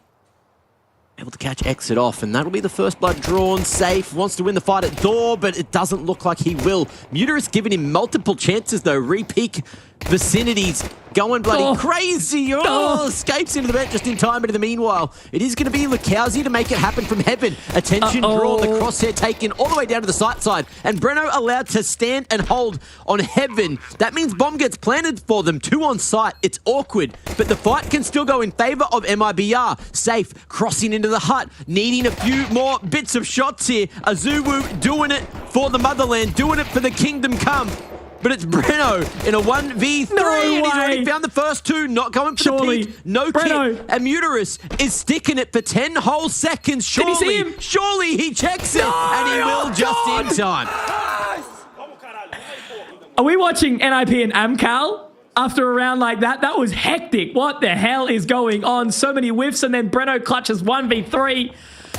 Oi, oi, oi. I am feeling the pressure right now, but, you know, sometimes things do come well after a nice slow cook. And Breno making sure he does clear. A full 10-second stick would have just been unreasonable.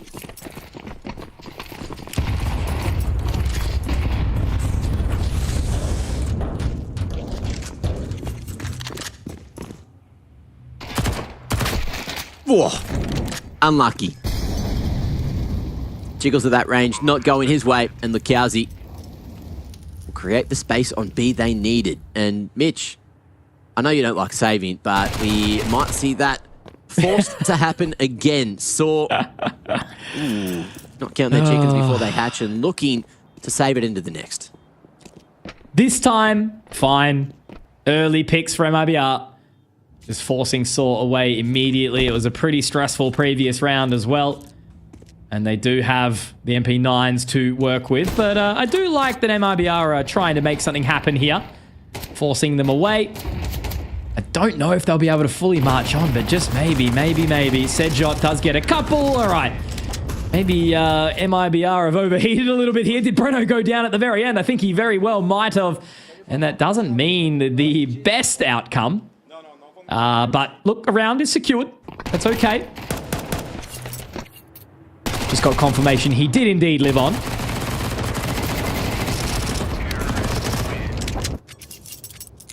Nice little fight close. They've upgraded now. AK's in tow.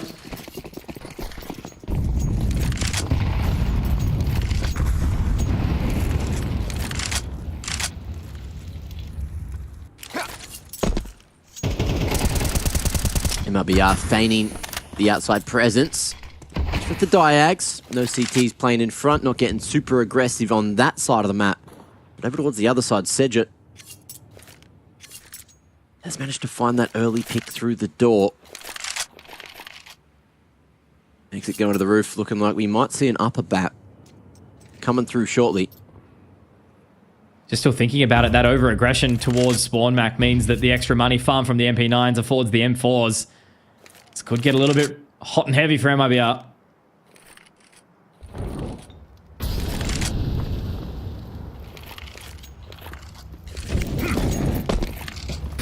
Default molly. CT's forced into the open. I'm loving the play from Agil. Just full anti the whole damn time, but the counter util... Actually, was that their own molly? that may be in their own molly. Question for another time. MIBR finding success and the openings all going their way, but the fast flank from Story brings it at the 1v1, and the bomb is now down just on the outside of Hut. Insani should win those. Would have on Anubis, but this is a new map and it's Saw's bloody playground. Yeah, that's a huge result, as I mentioned, right? You know, the additional greed, the hunger to try and prevent the saves means that Sejot finds the opening with one of those newly purchased M4s. Agil, the exact same from the high heavens. He even does try to find one. They quickly murder back with 3, but Story to close and clutch out the round. You can see that even after that, they're still feeling a little bit of strain. But that is a nice conversion there. 10 now on the board. Double digits for Saw. Back to just the pistols. Look at the quick play now coming out from MIBR. Oh, God, this is not looking good for them. Story and Sejot from the heavens, from the top of Hut. He is smiling, cheering. 21-9 for Sejot and exit. Yeah, well, look, he's going to have to let that one simmer, unfortunately. What do you even do here? A minute 30 left. Surely you just go in and die now, right? Can't let this one drag on anymore.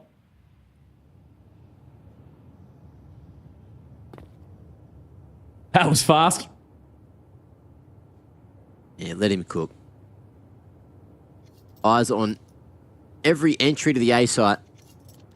But with a Tech 9, you've seen some crazy things happen. So let's see how many heads he can hunt. Info now gained, and the CTs, ooh, gonna get isolated. Azuwu at the one-on-one, but Agil will push through Hut eventually. Alrighty. Well, Mac, it appears, at the very least, that we are going to be needing Inferno. Another map famous for saving. But nonetheless, it's been a much more convincing looking approach here from Saw. They'll only need 2 more, and unfortunately, MIBR have to choke down a horrible appetizer, which is Glock's full eco. Not a single item bought into this round. Hoping that they can drag back somehow to overtime. It would need to be 7 big booms. Usually they only give 5.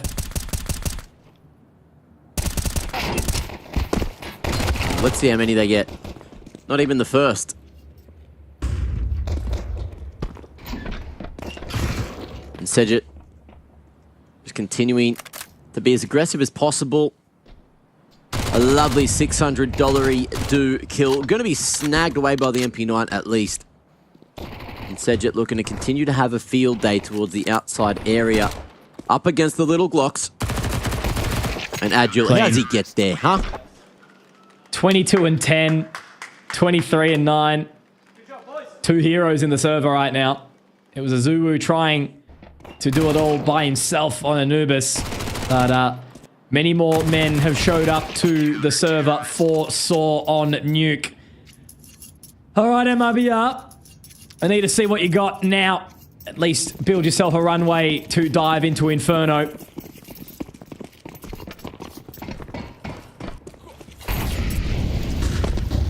At least MIBR still have that map in the back pocket. So even though things aren't going right here, maybe you just set your sights on the next thing and try to get a little bit of confidence back before the map ends. So many smokes at Outers Diags as well as the Nip ones. Muturus coming in with the flash and the nade and everything doing damage. Lakowski finding one just with the utility. And Exit's got a big job to do here. Stuck towards Africa. Bomb on the ground in the open, but with those smokes fading, the CTs will know that shortly. Danger is imminent with Insani creeping up the vent, and the CTs don't seem to be aware just yet, but it depends on where they go and where they look. And Insani, he needs to be the one to change this round. Got to be the hero. Dipping in. Able to take a jilt. Big member down, important member, but Sejot, another one, he was also the hero. And unfortunately, Mac, I think for Exit, he's going to have to live up to his own name and find a strategy that is going to be a 13-5 victory here for Saw. And they are just straight away from the desk. They want to rub those ears, make sure they are prepped and ready for Inferno. But that was a very clean and crispy looking nuke. They did not seem stressed at all, only blessed as they give themselves another lifeline here as MIBR, whatever they need to talk about, they've got to get it all out on the table to work out the method to shift back into Inferno. But I suppose, Mac, you were sort of singing some sweet dulcet tones about a very nice expected looking nuke for Saw, and they've definitely lived up to that expectation. Mate, they're good on it, I told you. It's their map pick for a reason, and I think it's good just to see teams winning their map picks. It's something that we don't see all the time, even at the top level of play, but today that's what we get. Setchit as well. Bloody hell. That spray transfer, wacky, wild. Didn't know if he killed the first man before committing to the second, but he got the job done. And look, job's not done technically for either of these teams. Inferno should be an interesting one. And Mitch, I know your ADHD brain hates saving, hates boring time that we have to do our job and fill and entertain. But we might have to do a bit more of that. We absolutely might, but look, all I can say is at least the latter part of that nuke was a little bit more engaging in the sense that, yeah, look, Saw obviously was playing a very, very good T side. The calling from Mutiris was brilliant. I think Golden did well to any moment where we saw them sort of fall away a little tiny bit. He was able to call the pause, bring them back into concentration, and yeah, it turned out to be a very, very nicely played game in the end there for Saw. A 13-5 is a great response, especially after going down in that opening map here as well. So I don't know, maybe they'll bring up the pace a little bit for Inferno, but you're exactly right. It is one where you lose that single member at B and all of a sudden the round can just get ripped away in front of your eyes. But no, I don't know. It deserved a third. I think this series, irrespective, we were talking very much about that as it came into it. So let's see if it goes all the way. Who's going to bring it through? I don't know what you're yapping about, but I'm looking at Sedget's stats because he went huge. Let's bring it up and have a quick look at how he went, because as you could see in those highlights from the match, he was one of the two heavy hitters for Saw. Him and Agil doing a lot of the heavy lifting, and they're going to have to continue that. We didn't really get to see as much from Sedget on Anubis, but I'm glad we got to see his A game brought to the table here. Rifling, Hey, did you see that? Hey, did you see that? Yeah, pretty good. No, that's cheating, Mitch. Pretty sharp. Check in PC or something. Yeah. But no, very, very crispy. He always seemed to be someone who could react quite quickly. He was finding some great entries onto each site. Was able to adapt on the fly quickly to the calls, but yeah, he certainly connected on many of these shots overall. So it was a nice start. Sedget didn't have the best of games on Anubis, so it was a good little return to form for him here on Nuke. Mate, what the hell? Story has gone 10-8 with 35 ADR. Azu has gone 3-7 with 36 ADR. Yeah. And these are the guys that were doing a lot of the big work for Saw over on Anubis, and they just were not needed on Nuke. They were pieces of the puzzle, and it was still such a crazy scoreline. 13-5, much more convincing for Saw.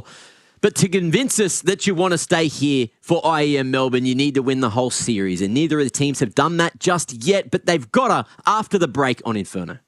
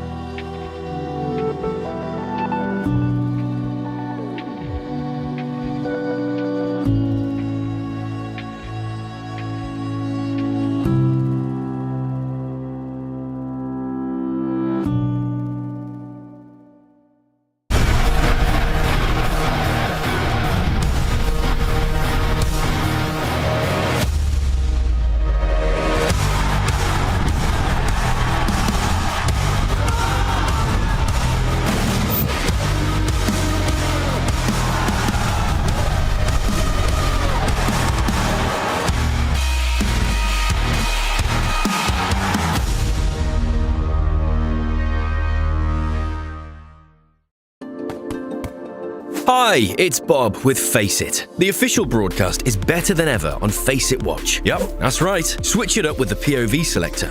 4 angles, your choice. From the main broadcast to your favourite player's view. And it's available on the Face It app and Chromecast. But wait, there's more. Keep watching, keep winning. That's how we roll. Watch IEM Melbourne while having the chance to get skins and Face It points. Look at this beauty. Change the channel and control how you watch. Silly boys, Bob. What are you doing, mate? Melbourne again. What he's got, guys. Come on. All right, I know you're all generally bad at Counter-Strike, but please get on my level. Come on, up here. We got another game to get through. One more map before we're done. Don't get sitting down. We've got to bring the energy, bring the fun, and have some fun to see if MIBR or SAW are going to be the team that is done and out first here in the first round of the lower bracket for IEM Melbourne. You got me standing up, Mac. That's all I really need to be doing here at this point in time. But no, I think you're exactly right. It should be a heater. That's what I'm hoping for, because these teams need to fight the full fury, right? They cannot just go lacking out of this competition. They need to make sure they give absolutely all of it, right? Both teams have had a crack against some solid teams, but oh my God, is this accurate? My word, if it is, Jesus, 23.1 for MIBR means it is going to be a toughie, a roughie. But look, at the end of the day, both teams, I think, have the heat to take this one through and make sure that they continue this lower bracket gauntlet run. But I don't know. I don't really have any idea of who is going to be the favored side, because we know that MIBR have a really, really solid ability and potential. But SAW were just looking way too clean with it on Nuke. Well, I can tell you that, look, the run from MIBR is not looking great, but they have had a lot of fierce opponents on Inferno. The last time they won it was Tyler at Pro League, but every other time they played it at Pro League, it was an L to Namiga, L to GamerLegion, L to Vitality, L to Eternal Fire, and Furia and Na'Vi yesterday. So they've had to play a whole bunch of Inferno. But it's just been an interesting situation. So let's see how we end up going here. But someone won the knife and someone's on one of the sides. Mitch, who was it? SAW won the knife. They are going to be ready to rock and roll on that side of CT, which does make a hell of a lot of sense here on Inferno. They want to be starting the trend early, but what is it going to look like? As we said, Mac, elimination is on the line. It's Intel Extreme Masters Melbourne 2025. The arena is going to be electric at Rod Laver this Friday coming. The weather's going to be awful from what I can see. That makes sure you guys are going to be drinking your beers nice and warm inside the arena, joining us pals down there. I think it's going to be a very, very good weekend, but one of these teams wants to try and make that effort. It's an uphill battle the entirety of the way, but Inferno is the place to do it. Interesting. So I just found out that SAW and MIBR are actually Eskimo sisters. They both lost to Na'Vi quite thoroughly on this map. So hey, let's see what they can do and who ends up coming out on top here. Stats say SAW, but MIBR, they can bring the Thunder, and Thunder is what we love down under. Intro towards the top of mid. Story going to be able to get that first bit of information and the first kill as well. Azuwu teaming up with him and going forward. No! Oh, the knife attempt, it's ambitious. And ambition only gets you so far. You got to have that raw extra power and a lovely shot from Sejot. Man is still warmed up from the previous and ends it with a quick double. Man, check him, PC, 100%. This guy is crispy. A beautiful lock. That is nuts from Sejot. Guy is sharp as anything. My word, that round had it all. Top mid. No one really making it through brackets. There was the flank around to catch Azuwu, but unfortunately not enough damage dealt to old mate Story in the corner. But that is a huge conversion. Sejot getting it done. 2 alive and a first round to open up here for SAW.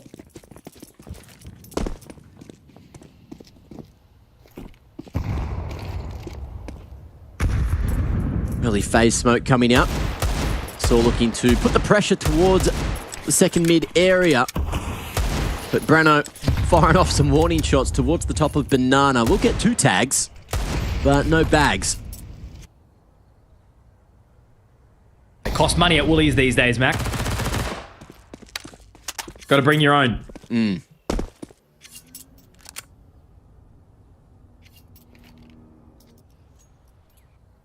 What are you really doing around like this? Hope for a singular kill with that Deagle. Maybe some space. Full Glock round, never anything that you're super excited to play, but that's what happens when that bomb does not get planted. Still just buying their additional time. We do have a little bit of closer interest from Safe at the end of apartments, but Zoo is keeping a keenly trained eye onto there. They're just waiting for a mistake to come out from Saw, which they're not going to give him. They were pretty happy to just sit perfectly still. Never mind. I eat my words. They are starting to get a wriggle on now, but... Yeah, they got ants in their pants. That timer's ticking low, and you don't want to be going out of the round without falling or winning. And they're going to try to do one or the other. And looks like the L will be copped. Insani, 1v5 angle with a Glock up against 5 helmets. Unfortunate. Perfect round. Flawless even for Saw. Keeping every rifle alive and every smile on those dials. Perfect time to do it. They have been quite an emotional team, haven't they? As I said, they were electric in that opening half of Anubis, but they fell pretty flat. Quick, smart, sharp shot there from Story through the boiler. So back to it. Gun round for MIBR. What are Saw going to be able to do early on in this CT side? They earned it from the knife. And they've picked up the pistol to boot.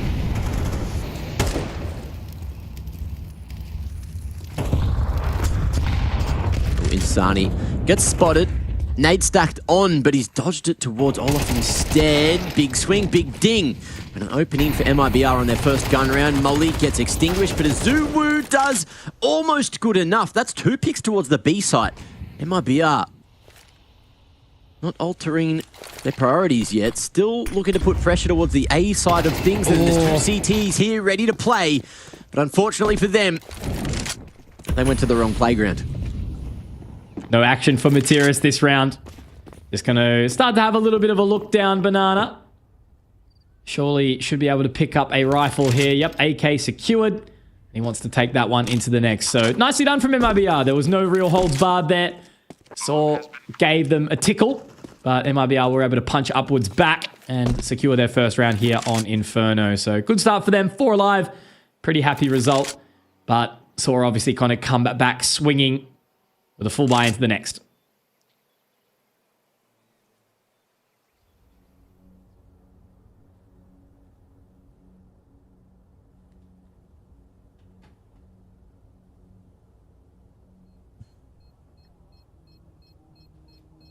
What are you thinking about? just cute girl things. Just imagined you twirling your hair, kicking your feet on the bed behind you. Yeah, dandelions, you know. No, you hang up. Rolling around in the grass. No, you hang up. With a good book. Glass of red. All the good stuff. No, protein, gym, muscle, meat, metal, weights. 100 kilo bench. Yep. 220, baby. Lightweight. Know what I mean? Sorry. Yep. Absolutely. Caught me tripping for a moment, guys. Ronnie Coleman over Gladiator, clearly.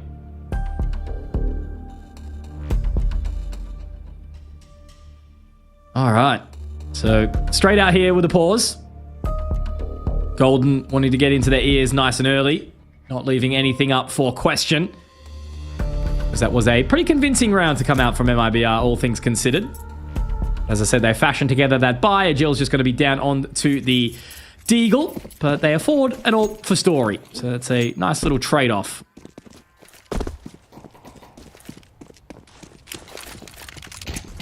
Ooh, good placement on the HE. Big damage. Onto Safe, trying to make his way to the underpass. And quick contact in through halls as well. Look, how's he got there quickly? Earlier than I believe any of the CTs could hear, but they've smoked off Boiler anyway. 1v1 going to be won by Safe, who was doinked down early. Breno won't win his yet, but the Molly will stop Agil from continuing the aggression on the balcony. And not a good position to be in, already losing that AWP. Not exactly recoverable either, as Brackets has been controlled now by MIBR. They walk their way in, some damage onto exit. Safe also low, but Insani and Breno gonna get it done. And we go back into the simulator. The Animus has been connected too. As Azuwu and Sejot are just going to have to hightail it out of there. But look at the boys. Thank you very much, MIBR, for trying to close out the round a little bit faster. Very generous of you. So they're going to be waltzing along, not allowing this to happen. 5 alive. Safe rips off the head of Azuwu. Even some damage further on to Sejot. He is not going to be saving at all in this round. Taken down. That is huge from MIBR. They've denied all reconnaissance for Saw. And they'll have to just go in with the L into this next with pistols only.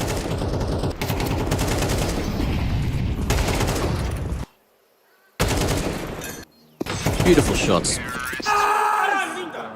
MIBR warming up. Vamos Carayo. What's that mean, Mitch? Vamos. Isn't it like go? Go on? Mm-hmm. But what does the second part mean? Dunno. I can be respectfully ignorant. Don't speak Portuguese. It means a couple of things. Okay. Worth the research, I'd say. And quick one. In a private setting? Yeah, probably. You've got about 10 seconds to quickly figure out how to spell Carayo and then type it in and then translate it.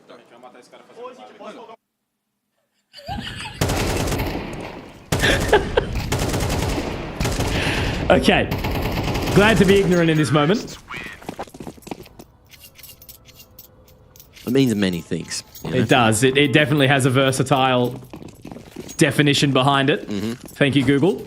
Bless up. This is an educational stream, Mac. Most of the Brazilians, the ones that would know what it means, are actually watching Gauls, who I assume is streaming this too. But Seja, holding like a champion, couldn't see a thing, but still found 2 Brazilians running at him. With a 2-man advantage, can they get out of dodge? Flash again. Nice trade. High-low set up from the top and the back of the sandbags. And they got a reinforced B site with Story coming across as well. 1 by 1. It ain't no fun. Going through the smoke like that for safe. Smoke back over the top. Brennison will try to peek into this one. Does manage to find Story. Hang on. Let him cook for just a second. Just a very quick second, Mac Daddy-O. He's called the bluff for only a split second. Drops the smoke into CT. Matiris baited into a rotation. Breno did take some additional time, but he's got another smoke. 2 flashes. He could buy time really, really slowly, but instead he's going to waltz into Con. Matiris keeping his eye firmly, trying to just creep into that smoke now.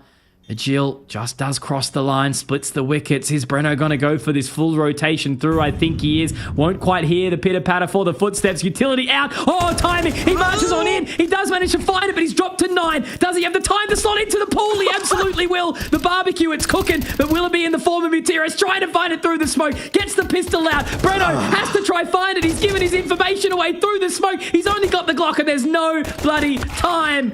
Breno, the hero in the 1v4. MIBR, find another. Rocking out with his Glock out, getting the job done. And the acceleration from being spotted was enough to stop the swing. Info knowing that he wasn't anywhere near the C4 allowed him to lock the hell in. And stack on another for MIBR. No one surviving though. Ooh, puta. Getting into it. Getting loud. Fired up. And that's what you want from Insani. You want him to believe. You want him to be full of gas, full of beans. And get as many of these T-sided rounds on Inferno as possible before we flip it over. Well, it's looking good, man. Certainly a great start here. And Saw kind of came straight out the gates, won the pistol and the second. Now money is looking a little bit grim, and I ain't talking that beautiful man from Complexity. Just the singular MP9 for Sejot, surely going to try something a little bit more aggressive with that. Couple of smokes to buy some additional time. So the investment is a bit deeper. Obviously, loss bonus behind them. A tough task ahead for Saw.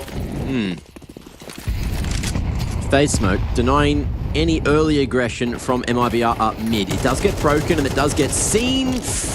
That is going to be Saw in apartments. Agile. Spotted on the cross. And he will be able to escape, dodging all those bullets spammed towards him through the wood. Uh-oh. Just barely escapes.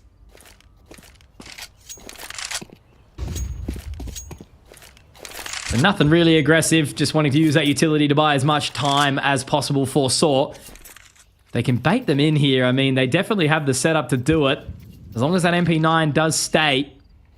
Every member looking to hit this site of B. It could get dicey. They are about to line up their utility now. Smoke to CT. Same to the coffins. They are all playing up towards those oranges. They do just drop Sedjot back towards the middle of the fountain. Now they flush them into contention. It is going to be a pop through that smoke. Could it be into their demise, or will it just be a site ripped and torn open to shreds, you say? MIBR are going to be able to solidify their 5th round, and there's no point even say, oh, nah, I guess maybe just the 5-7, the Kev. All right. Declined. But he won't be saving it at all, so Story will likely just go for a quick look, see if he can find one on the exit, but that is another very solid-looking round. MIBR, I think you said it perfectly, Mac. They've been facing some serious giants on this map. They are well tenured. And maybe their win rate is low, but they are definitely starting to look high here. Yeah. It's resistance training, bro. You go up against the best over and over, get slammed around a lot, but as long as you're learning, right? You win or you learn. That's what Mac Motivational, that lovely piece of content that some man made, taught us, right? And it looks like MIBR have been learning at least how to play the T side. For sure. I thought Mac just says, don't talk to me unless you can squat 2 plates below parallel. Depends on which Mac you've got on the day, you know? True. Seen both sides. Story, great opener there onto Lakowski. Fortunately, a little bit blind there. Sedjot also revving the engine. Straight down Banana. And now it's on to Safe and Breno to see if they can find some level of recovery here. I don't really think they're going to be able to. Great readaptation into Banana here. And now Safe. Oh, he's getting baited in, really, isn't he? Another smoke to maybe find Sedjot some safety, but he's taken. It's still an effort towards a 2-on-5 reconnaissance mission, but it's something.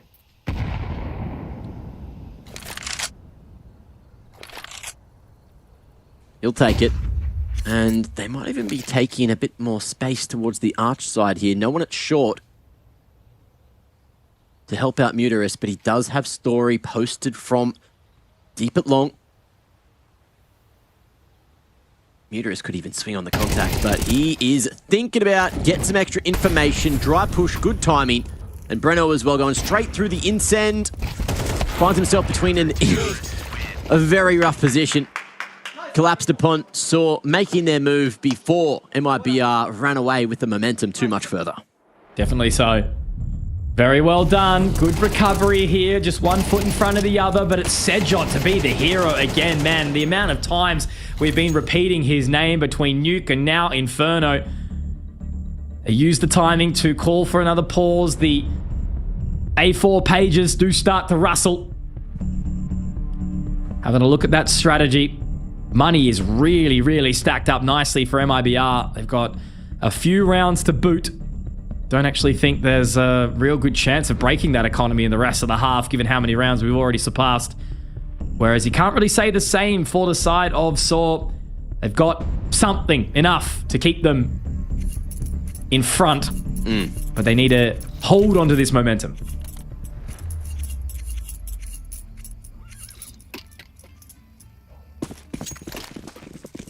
Now, I am fond of watching Brazilian teams play. And it might be for a different reason than other people think. We don't get too many great teams that come from the Southern Hemisphere, all right? And Brazil is one of the rare regions that is on the bottom level of the earth, kind of like Australia. So I feel like that's something that we can share. Never forget the resurgence of the original Luminosity. The boys who decided to sleep in the coach's house just for a chance at playing Tier 1 Counter-Strike. And a lot of very, very inspired players that are, you know, in the server now from what they witnessed many moons ago now. It's a region full of talent, full of passion, as we've seen in the stadiums of Rio. But time's really burnt down now, Mac. 45 seconds left on the clock for MIBR to get moving and grooving. Looks like it's going to be a B-pop. Yeah, they have to go through this smoke to make it happen with enough time. Sejot in the corner won't be cleared, and the smoke enough cover, but he won't be able to double down this time. B site open for the taking, smoke there, and with the advanced position, MIBR are going to risk it, not clear sight, and just realize it's probably clear anyway. Story making his way forward into Con already, but Safe finds one through the smoke as well, and it's going to be Orpazor reigning supreme, going toe-to-toe, and Safe comes out on top this time. Man advantage, and saw similar to what we saw before. Back on the Safe game. Yeah, absolutely. Look, Insani, I thought he might have gone a little bit too far into Con there, straight into the trained eyes of Story. But only the one kill will ring true. And I think this time, at the very least, it looks like MIBR are going to allow Saw to save. Fear them.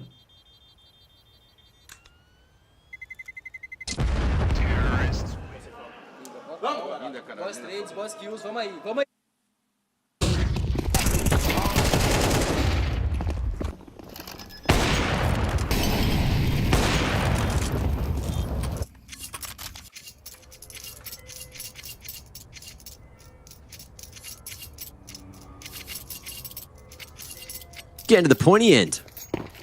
Saw now. Sending more numbers towards B earlier on, expecting a change from MIBR. And that's exactly what they may just get. 3 players sending it towards Banana. Could be a bloodbath, could be a brawl. And the CT's mopping everything up without even needing to see what they're shooting. Blind, but the bullseye gets connected on.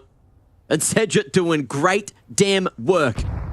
Tossing away the AWP, upgrading to the AK, and doing the groundwork yet again. Mr. Plow, he's in the building. That name again is Mr. Plow. But yeah, no, really. Sejot has been the linchpin, making MIBR feel very, very uncomfortable. Look at Breno getting one, but they should be doubled up here. And Sejot will be able to strike whilst the iron is still very, very warm. And another round goes the way of Saw. It's been a very interesting game. Definitely more closely contested to what we were witnessing on Nuke. But it's all happening here. Again, elimination on the line. Able to just hold on to the narrative. Just fight through that lower bracket. Whether it's likely or not that we might see one of these teams in towards the playoffs, into towards Arena, it would be a bloody good story if we saw one of them get there. But look at the pace now, running straight up Banana Mac. Can they hold it? Well, Azuru can't, but Sedgett, the hero, may be able to plow it up again. Breno has the high ground. It's going to be able to allow Lukowski to sneak into CT. That wall of smokes is devastating, and MIBR, they are skating in the right direction. 7 on the board now, looking for 8.5. Awesome change of pace there, right? You know, we saw that from Saw actually on the previous map of Nuke where, you know, they decided to call the top site rush. This time it's just straight through B, not holding anything back here at all. Lukowski able to dip into CT, finding that pick as well. And ultimately, no saves will come through here. So money, look, obviously, it's the last round. It doesn't even matter. They've got enough to buy the AWP up for Story, but they don't have everything that they need. MP9s for Agil and Mutiris, who have been quiet in the server right now. Same with Azulu, really, if we think about how good he looked on Anubis. Suppose frags don't mean much unless you've got the dub. Sedjot hot under the collar. Very, very heavy.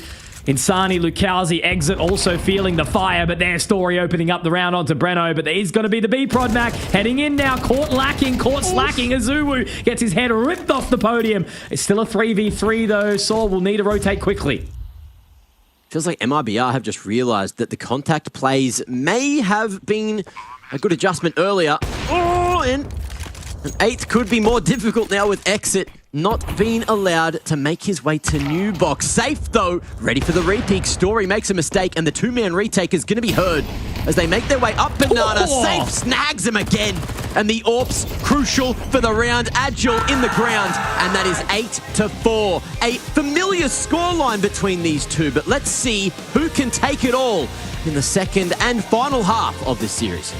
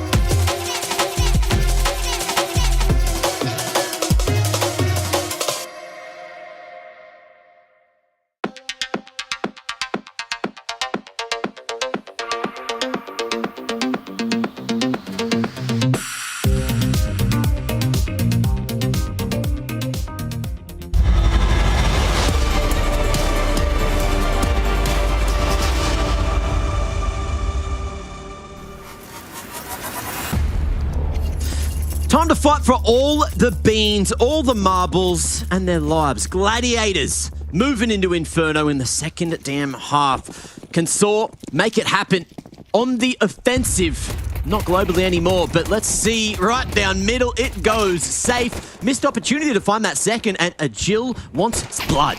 The pace is quick though, isn't it? Already finding these Jewels. They're brawling back and forth. Damage dealt already. Azuwu, Sedjot very low, but same could be said for Safe. Sedjot rips the head off of Insani. The fadeaway, Agildo might be in for a little bit of a rude awakening here, finding the pit players, but it's not going to matter. Exit, he has had a slow but stable game. Dinked up. He needs to desperately find one. If he doesn't, that is round complete. They will not be able to pass go.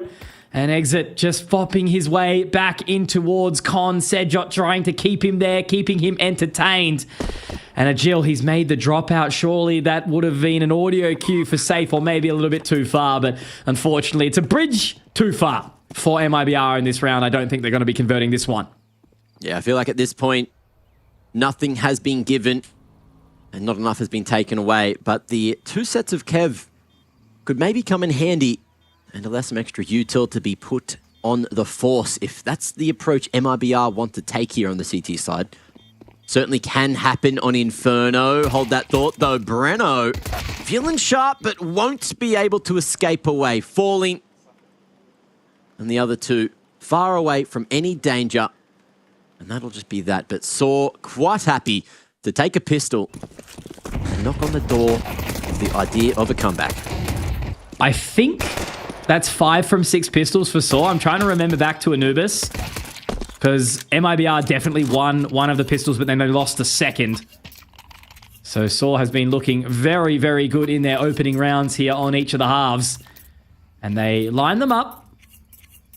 3 rounds of difference here. Always a chance to get back in, even in an 8-4 half, especially as they shift to just what feels like the favored side of T in the current climate, current economy. But look at the speed down mid. They are looking for a fight early. MIBR blinded will be one, but the damage is dealt back with Tiris. Only good for the one though. Insani running out of bullets. Story gets it, but that's a complete rip. Agil clears Lukowski. Will be able to drop one back, but he's low.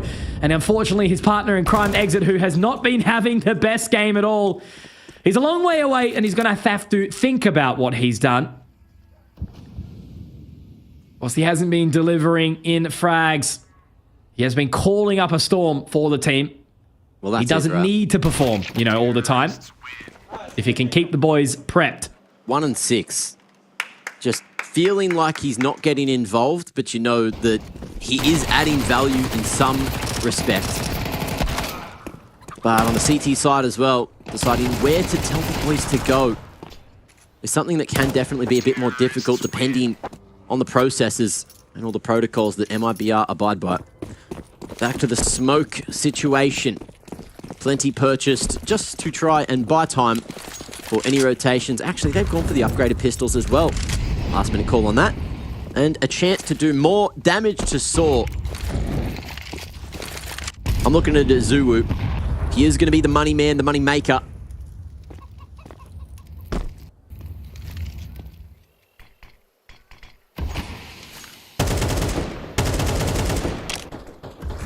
Real slow one. Just making sure Saw doesn't overstay their welcome. Overextending into any of these pistols. No Kevlar in sight, of course, but have managed to stay unscathed for now. Got a few more smokes to continue to buy some additional time. Smoke down towards CT. They surely should be able to get another one through to slow it down on the offense. But Sedjot, does he want to get baited into going for? This looks like he absolutely will. Straight through the smoke here. Exit. No. Not another opportunity to take one more. Insani was tempting fate, looking to peek through the coffin smoke there, but he doesn't go for it. And, oh, look, guys, there's not really a whole lot to save here. I mean, you know, your pistols are good, but no Kevlar, so you want to just try and lock them in here, do some damage to Saw. Story's just going to continue to tap down. Not really a hell of a lot to say here, but the fact that Saw have managed to make this a one-round game is a nice thing to see. Lukowski just going to save the 5-7 and the smoke. But they've been straight out the gates here in this half, Saw. They don't want to go down without a fight.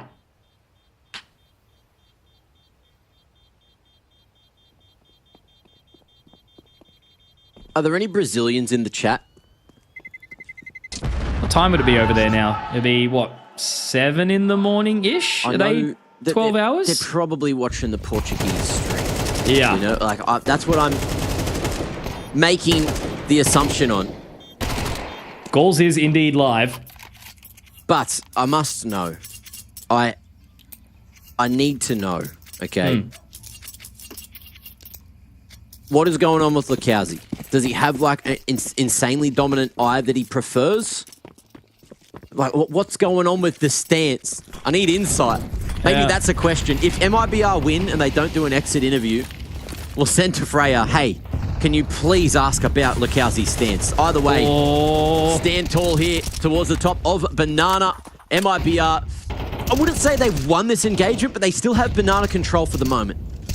The fact that they've been able to deny Sedjot, though, only for one. Insani does go down, a pivotal piece, and that's exit with a frag on the board. Finally able to get something back together for the captain for the IGL. But at least they've slowed down the pacing here. And the only thing I can think of on the Lukowski train is maybe like lack of space at the family home. You know, when he's growing up playing some CS, he's shoved into the corner or something. He's got 2 PCs on the same desk as his brother, whatever it might be, and just forced to sort of look for the side-eye. But it will be a good question to ask. I'm sure it's somewhere on the internet.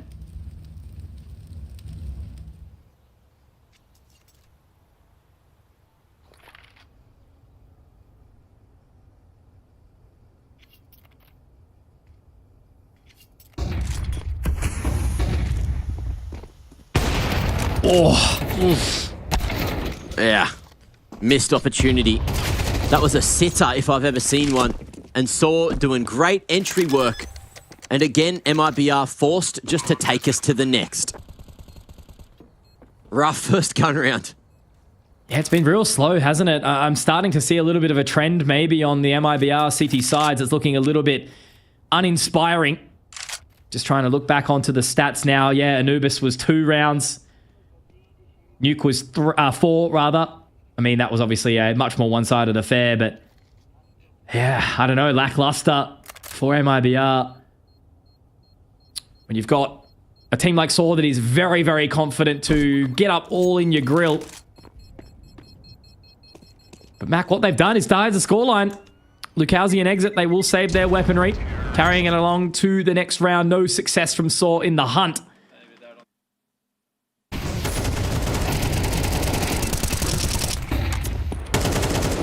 Rough situation, and it needs to be said as well that 1-for-1 that happens at Banana early on makes things more difficult, because if MIBR don't want to go for a 1-3 situation and stack one of these sites, that's exactly what you get, right?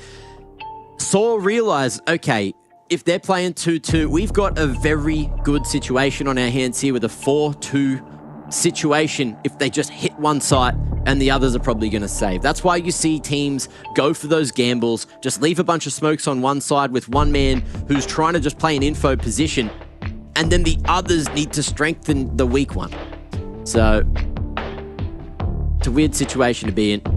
And we've also learnt, ladies and gentlemen, that there is a lot of Portuguese individuals watching in the chat that don't necessarily want to go and watch the Brazilian stream, even though they are speaking Portuguese. They are not Portuguese. You get what I'm saying? You're running down a rabbit hole, Mac. What do you mean? It's one that I don't want to join in, just because we got that English cast and we're here on the B stream, the best stream. That's what we're looking for, Mac Daddy-O. Opening pick, hugely important here for MIBR. And on the back of Lukowski, dropping down a Zuwu. Rotation already very, very quick around towards the side of B, thinking they've got some semblance of a read, but it's just going to be posturing up towards Insani, who only has a scout to hold from the Archer's side. Straight through the smoke, though, forcing Mutiris away. That's information gathered. Insani is tagged up here. This is where it starts to get squiddy. Mutiris managing to get that one back. Breno holding the line. Agil finding it now. The pressure goes on to Insani. He's taken down. Oh, Mac, this is not what you want to see from MIBR. Story does miss the shot. But do you even go for this? You just don't, do you? Oh man, it is just getting so rough for MIBR. Jam time again.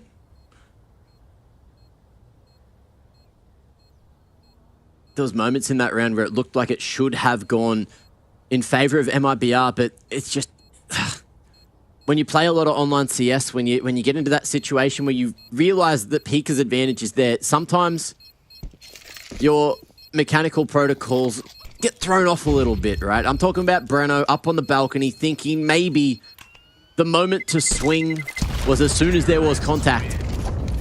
But I think it was Sejot who swung back, took him out. We might see it in the moment. Just put a stop to the round. I couldn't see there, but I think it was. Agil, I think. Agil? Yeah, you're right. Taking the lead though now, Mac. 9 on the board. Saw yet to be contested here.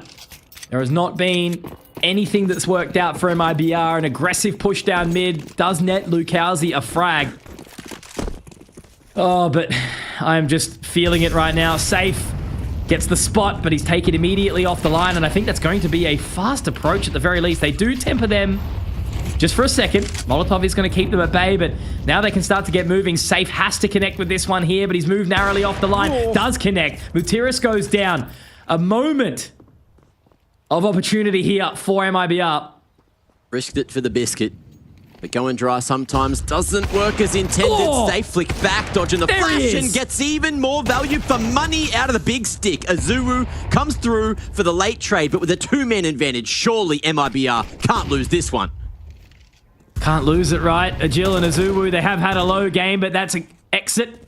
Getting a little hot under the collar there in that Molotov. Azuru gets some further information through the archers as well. Bomb has now been recovered. And with every single member of MIBR posturing their way back towards the site of A, we do have Insani just watching towards Arch, making sure nobody goes there, and the rotation will start to be pulled. No smoke to cut the cross, Mac. That's the big difference maker here. A Molotov, a HE, a flashbang to just try keep them interested, and it does catch Insani. Gives them the information, but all he needs to do is just wait. Now they've got the spot. They've picked up the pace in towards Banana as well. Trying to catch them, but Insani sits in the flames and breathes fire back. MIBR finally back onto the board. The Land Dragon showing us what he's capable of and gets MIBR that first round on the board for the half. It was getting a little bit scary there, but they're here to play the game. All thanks to Safe as well. Big triple, holding down that long side. But I thought for a moment, with the theory with the molly, that maybe, just maybe, Saw were back into that. Really was a chance, wasn't there? And that's where Golden has just immediately called that timeout as well. He does like that. The second they break the momentum, call the pause. Settle down, lads. We move into the latter part of regulation here, Mac. 9-9. Did not expect it to end up this closely contested. Not quite a blowout, but MIBR really putting the pressure down onto Anubis, especially as we shifted the sides. Nuke was a whitewash. And now Inferno here. Gloves are off. The contest for Banana will fight. Opening for exit. Sejot getting one back though. Matiris is here and now Safe's got to be careful. It's 2 for 2. Needed that trade more than anything. Just to at least bring it back to this 3v3 situation. Saw all spread across the map, but looking like they are going to go for the earlier regroup. They know something we don't know. And they do love to hit in the pack. Safe, though. In round 18, doing some great work there for MIBR, but he needs to stand tall again. 3 more on the platter to take, to munch on. But has he got the munchies? Missed smoke. This could be an opportunity. Safe, though, going in with the flash. There's another casualty at Banana. But can they make it to sight? Reinvest all this utility, but no smoke to cross. They just have to do it with suns out, guns out. Breno on the trade game, and Story has some time to try and isolate another fight. Taps it at Oranges, Safe, trying to be baited out. Won't go just yet. Lovely patience. If he can get the cross here, Mac, it's not going to be fiction. He might even be able to find safe here. He absolutely will. 22 seconds. Baiting him in, though. But Breno does not miss. And he is a realist right now. No stories for him tonight. Pure fact.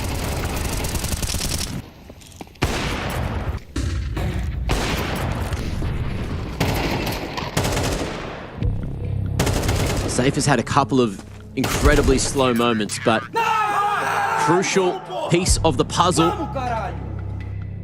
And Breno in a great spot to at least stop the cross, but that crosshair placement from Story, ooh, it had me guessing in that 1v2. Looked like he could have been on for it. But again, is this back-to-back tax? Need a bit more time just to think things through before going into the depths of regulation.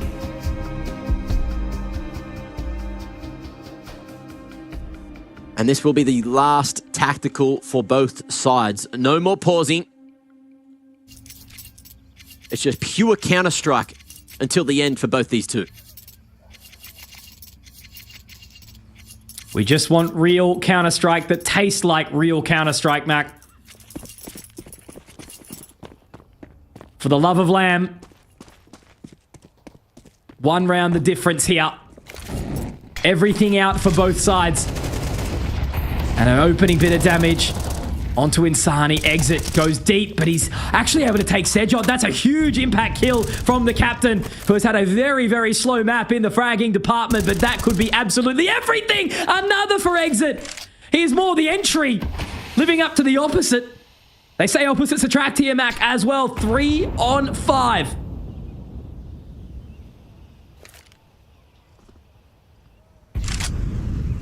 Utiris just deciding where he wants to throw this molly. Just to wait that smoke out a little longer before going through solo play. And finds the info, creates the space.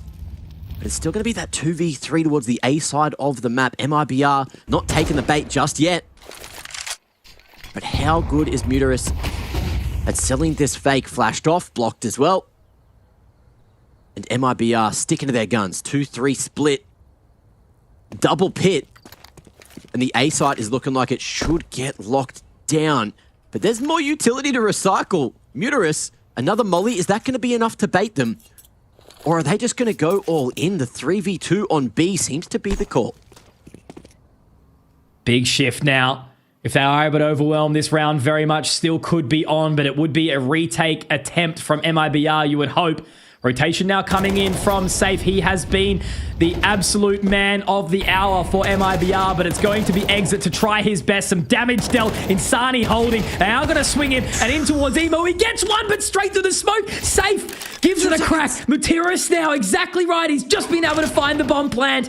And now if he can slip the net, he just needs to find these two lots of 1v1s. Patience now, MIBR. This is an opportunity to keep yourself in IEM Melbourne. Mutiris, no, denied.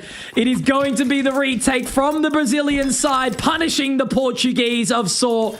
One more on the board. 11 is secured. And they only need 2 more to close this map here and keep themselves in Melbourne. Exit with a sneaky smirk at the end of that one after a solid start to the round. And it put themselves in such a good position to get that across the line. And you can see the passion bleeding through the comms. MIBR, they want this that little bit more. There is enough money left in the coffers for Saw to get a full bite. It will be Galils instead of AKs, but there's utility out the wazoo.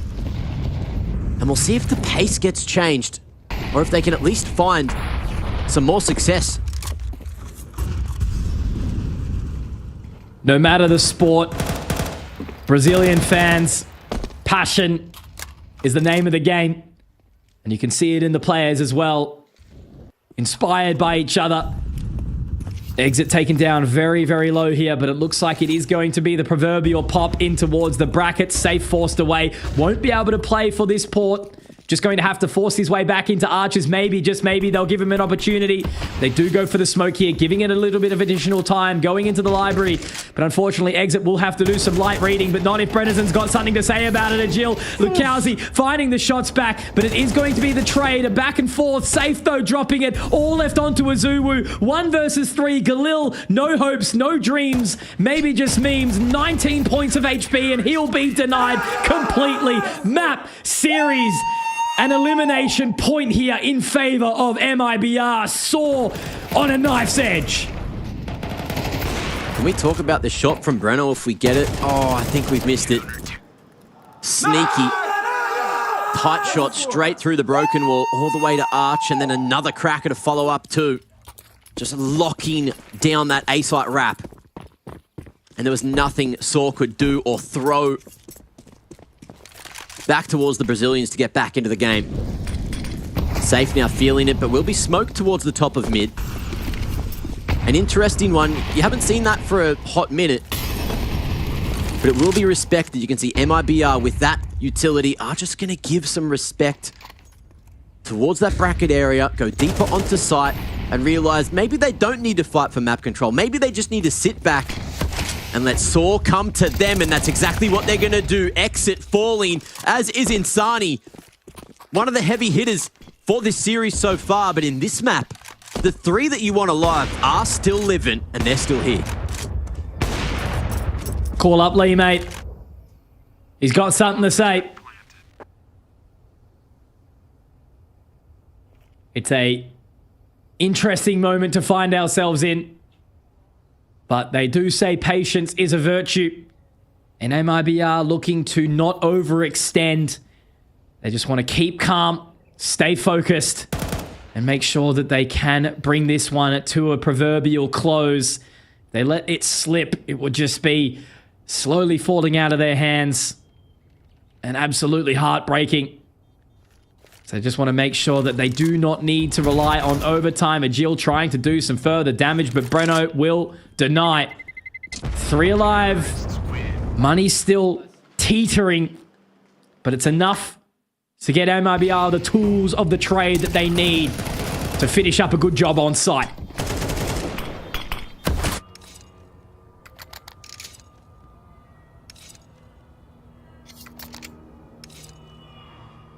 Overtime, 2 rounds away here.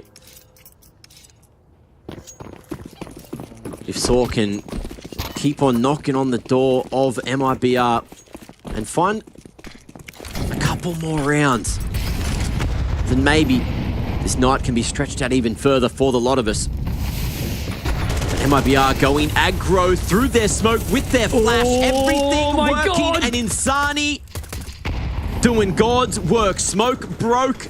But Saw running through the choke and that smoke. They're doing everything to try and make their way into A. Breno, a smoke as cover, looking to draw attention away from the Towsy, and Safe gets it done. That'll be that. MIBR survive here in Melbourne, and Saw will be sent home on a long old sailboat. Oh, God, man, I am feeling it for Saw right now. A team kill even right at the very end. Unfortunately, they could not contain the spaghetti in their pockets.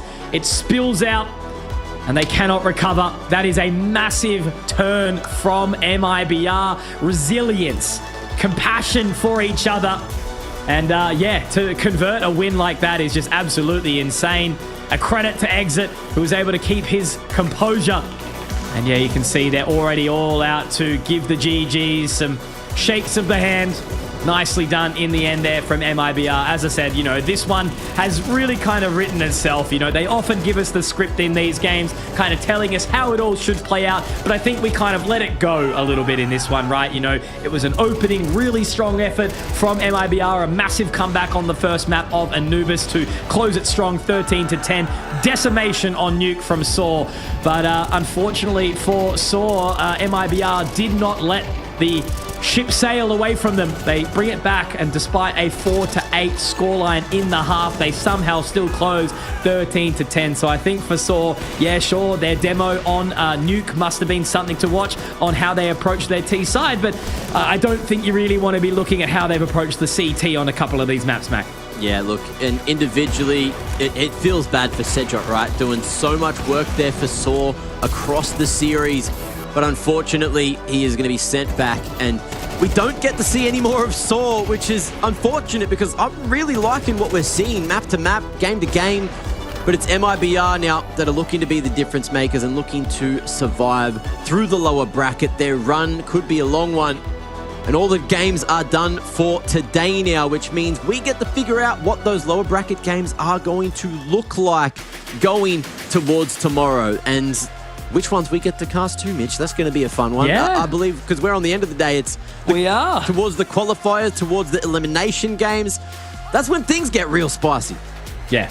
You're spot on, mate. Look, it's been a very, very exciting day. You know, we are going to get some info and walk through that bracket to see who ultimately will be going into the next stages and how the game's done. You know, the A stream's finished up as well, but we need to talk about the stats for the upper performers. I think it's Lukowski. It might be safe. I can't remember exactly off the top of my head, but it was impact out the wazoo for MIBR. It's safe. Yeah, okay. That makes a hell of a lot of sense given the way that he performed. It was big on the AWP from the big man himself. There was certainly some moments where he looked a little bit flustered, but who cares when you can pull off moments like that? He was able to save the timings for the team, allowing some rotations on that CT side. But yeah, it was all looking good for Safe throughout most of this map here on Inferno. Yeah, really worked his way back up into the game.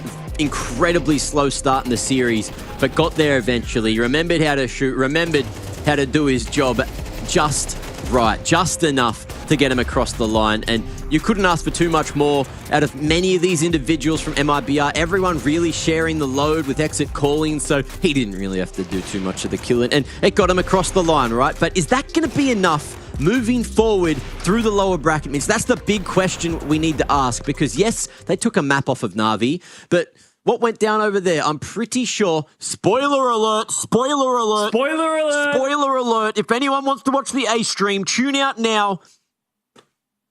They should be gone. Na'Vi lost, Falcons won. So it looks like Na'Vi's going to be coming down here. And I believe we'll have the groups in a minute. I won't recap it completely because it will be on your screens once everything's all updated.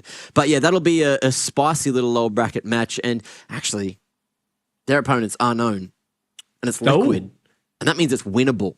Yeah, man, absolutely. All I can say is, though, like, for Na'Vi to go down, that was, I think, they were up at some point, like, 11-3, and then of the entirety of the rest of it, Falcons put 10 on the trot to win, and then they won 13-4 into the next, meaning they won 23 of 27 rounds, which is just incredible. The Munacy effect is clearly riding highs, which means that Falcons will join the arena, which is beautiful to see. But they have, Yeah, I think for MIBR, winnable against Liquid, as you mentioned. So it's a good opportunity for them because, Liquid are looking a little bit shaky. And I think they've got a better head-to-head, don't they? Like, Liquid's played up against MIBR a little more, you'd expect, given the SANA qualifiers and whatnot, depending on how the team's looking. Liquid's worldwide now, baby. We don't even know anymore. Yeah, look, head-to-head, we'll talk about that tomorrow if we get that game. But for now, let's have a look at the bracket. Who's here, who's playing who, and where we bloody are so far here at Melbourne. We're 2 days deep. One more day of the group stage to go. By the end of tomorrow, this whole thing is going to be filled out and we're going to know who's playing in the arena, two of which are already known.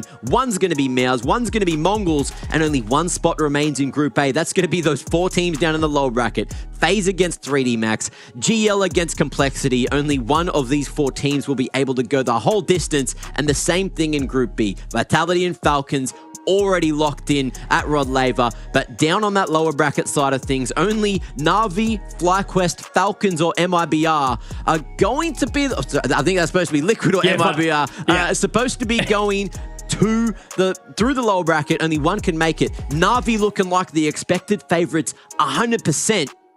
FlyQuest is there though, and so are the Brazilians, and so is Liquid. So there are some cool storylines that we could lean towards tomorrow, but it depends on how all the teams are playing.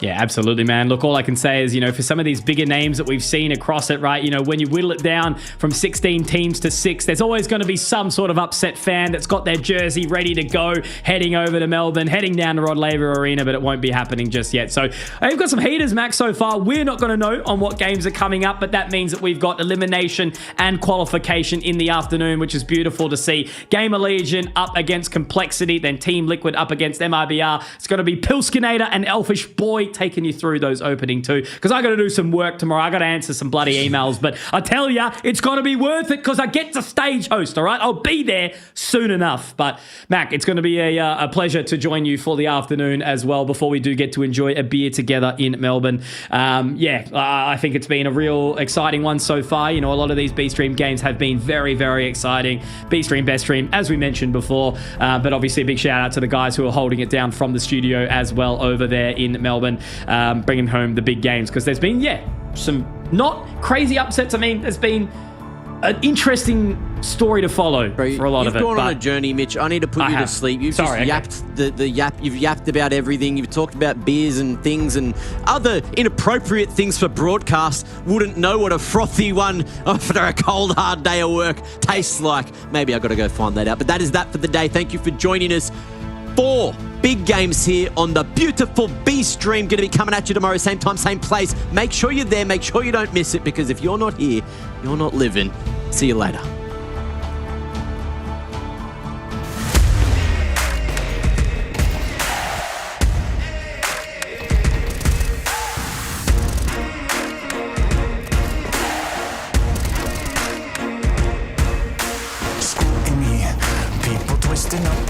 This ain't new to me. Since the age of 22, I've been using it like it's fuel to level up, like it's champagne in my cup, like there's nothing interrupting my pursuit of dreams. There's a vision in my mind, it's consuming me. Take my confidence combined with opportunity, mix it up with unity, soon to be the greatest of my generation. Operation Victory. Fight or fly, we will stay. Through the perils we dare not to stray. Spark the match, light the flame. Out of luck, out of sight, dangerous, dynamite. Dynamite! Setting fire to the clouds at the speed of light. Going up, not coming down, screaming. Superman's kryptonite. Blowing up, dynamite. Dynamite! Setting fire to the clouds at the speed of light. Going up, not coming down, screaming. Superman's kryptonite. Blowing up, dynamite.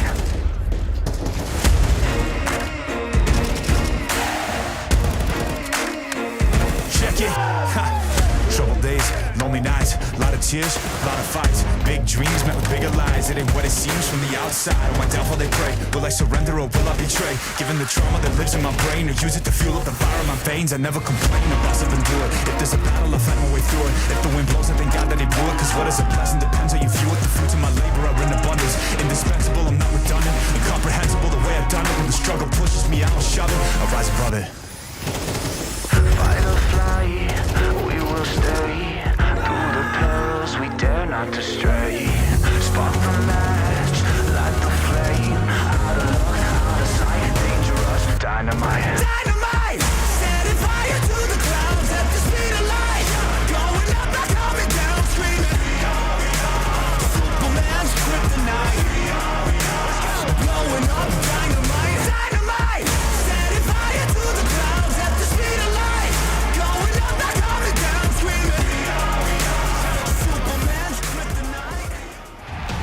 ESL presents the Intel Extreme Masters in partnership with Intel, Acer Predator, DHL, 1xBet, Face It, and Melbourne. Every bit different.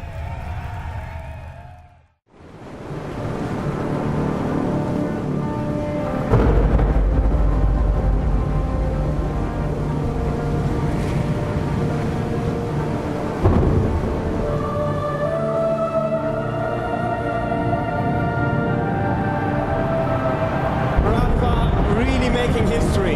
Absolutely phenomenal. And Ace is the champion of the Intel Extreme Masters World Finals. Storm's still not quite done. MC is going to take this fight, though. 3 seconds left. Last 2 rounds of matches got us started well for ESC. And this is a massive move for Zez, but he's not content with just a Nexus kill. He wants to win. And it's all done. A flawless win. Unbelievable rogue with a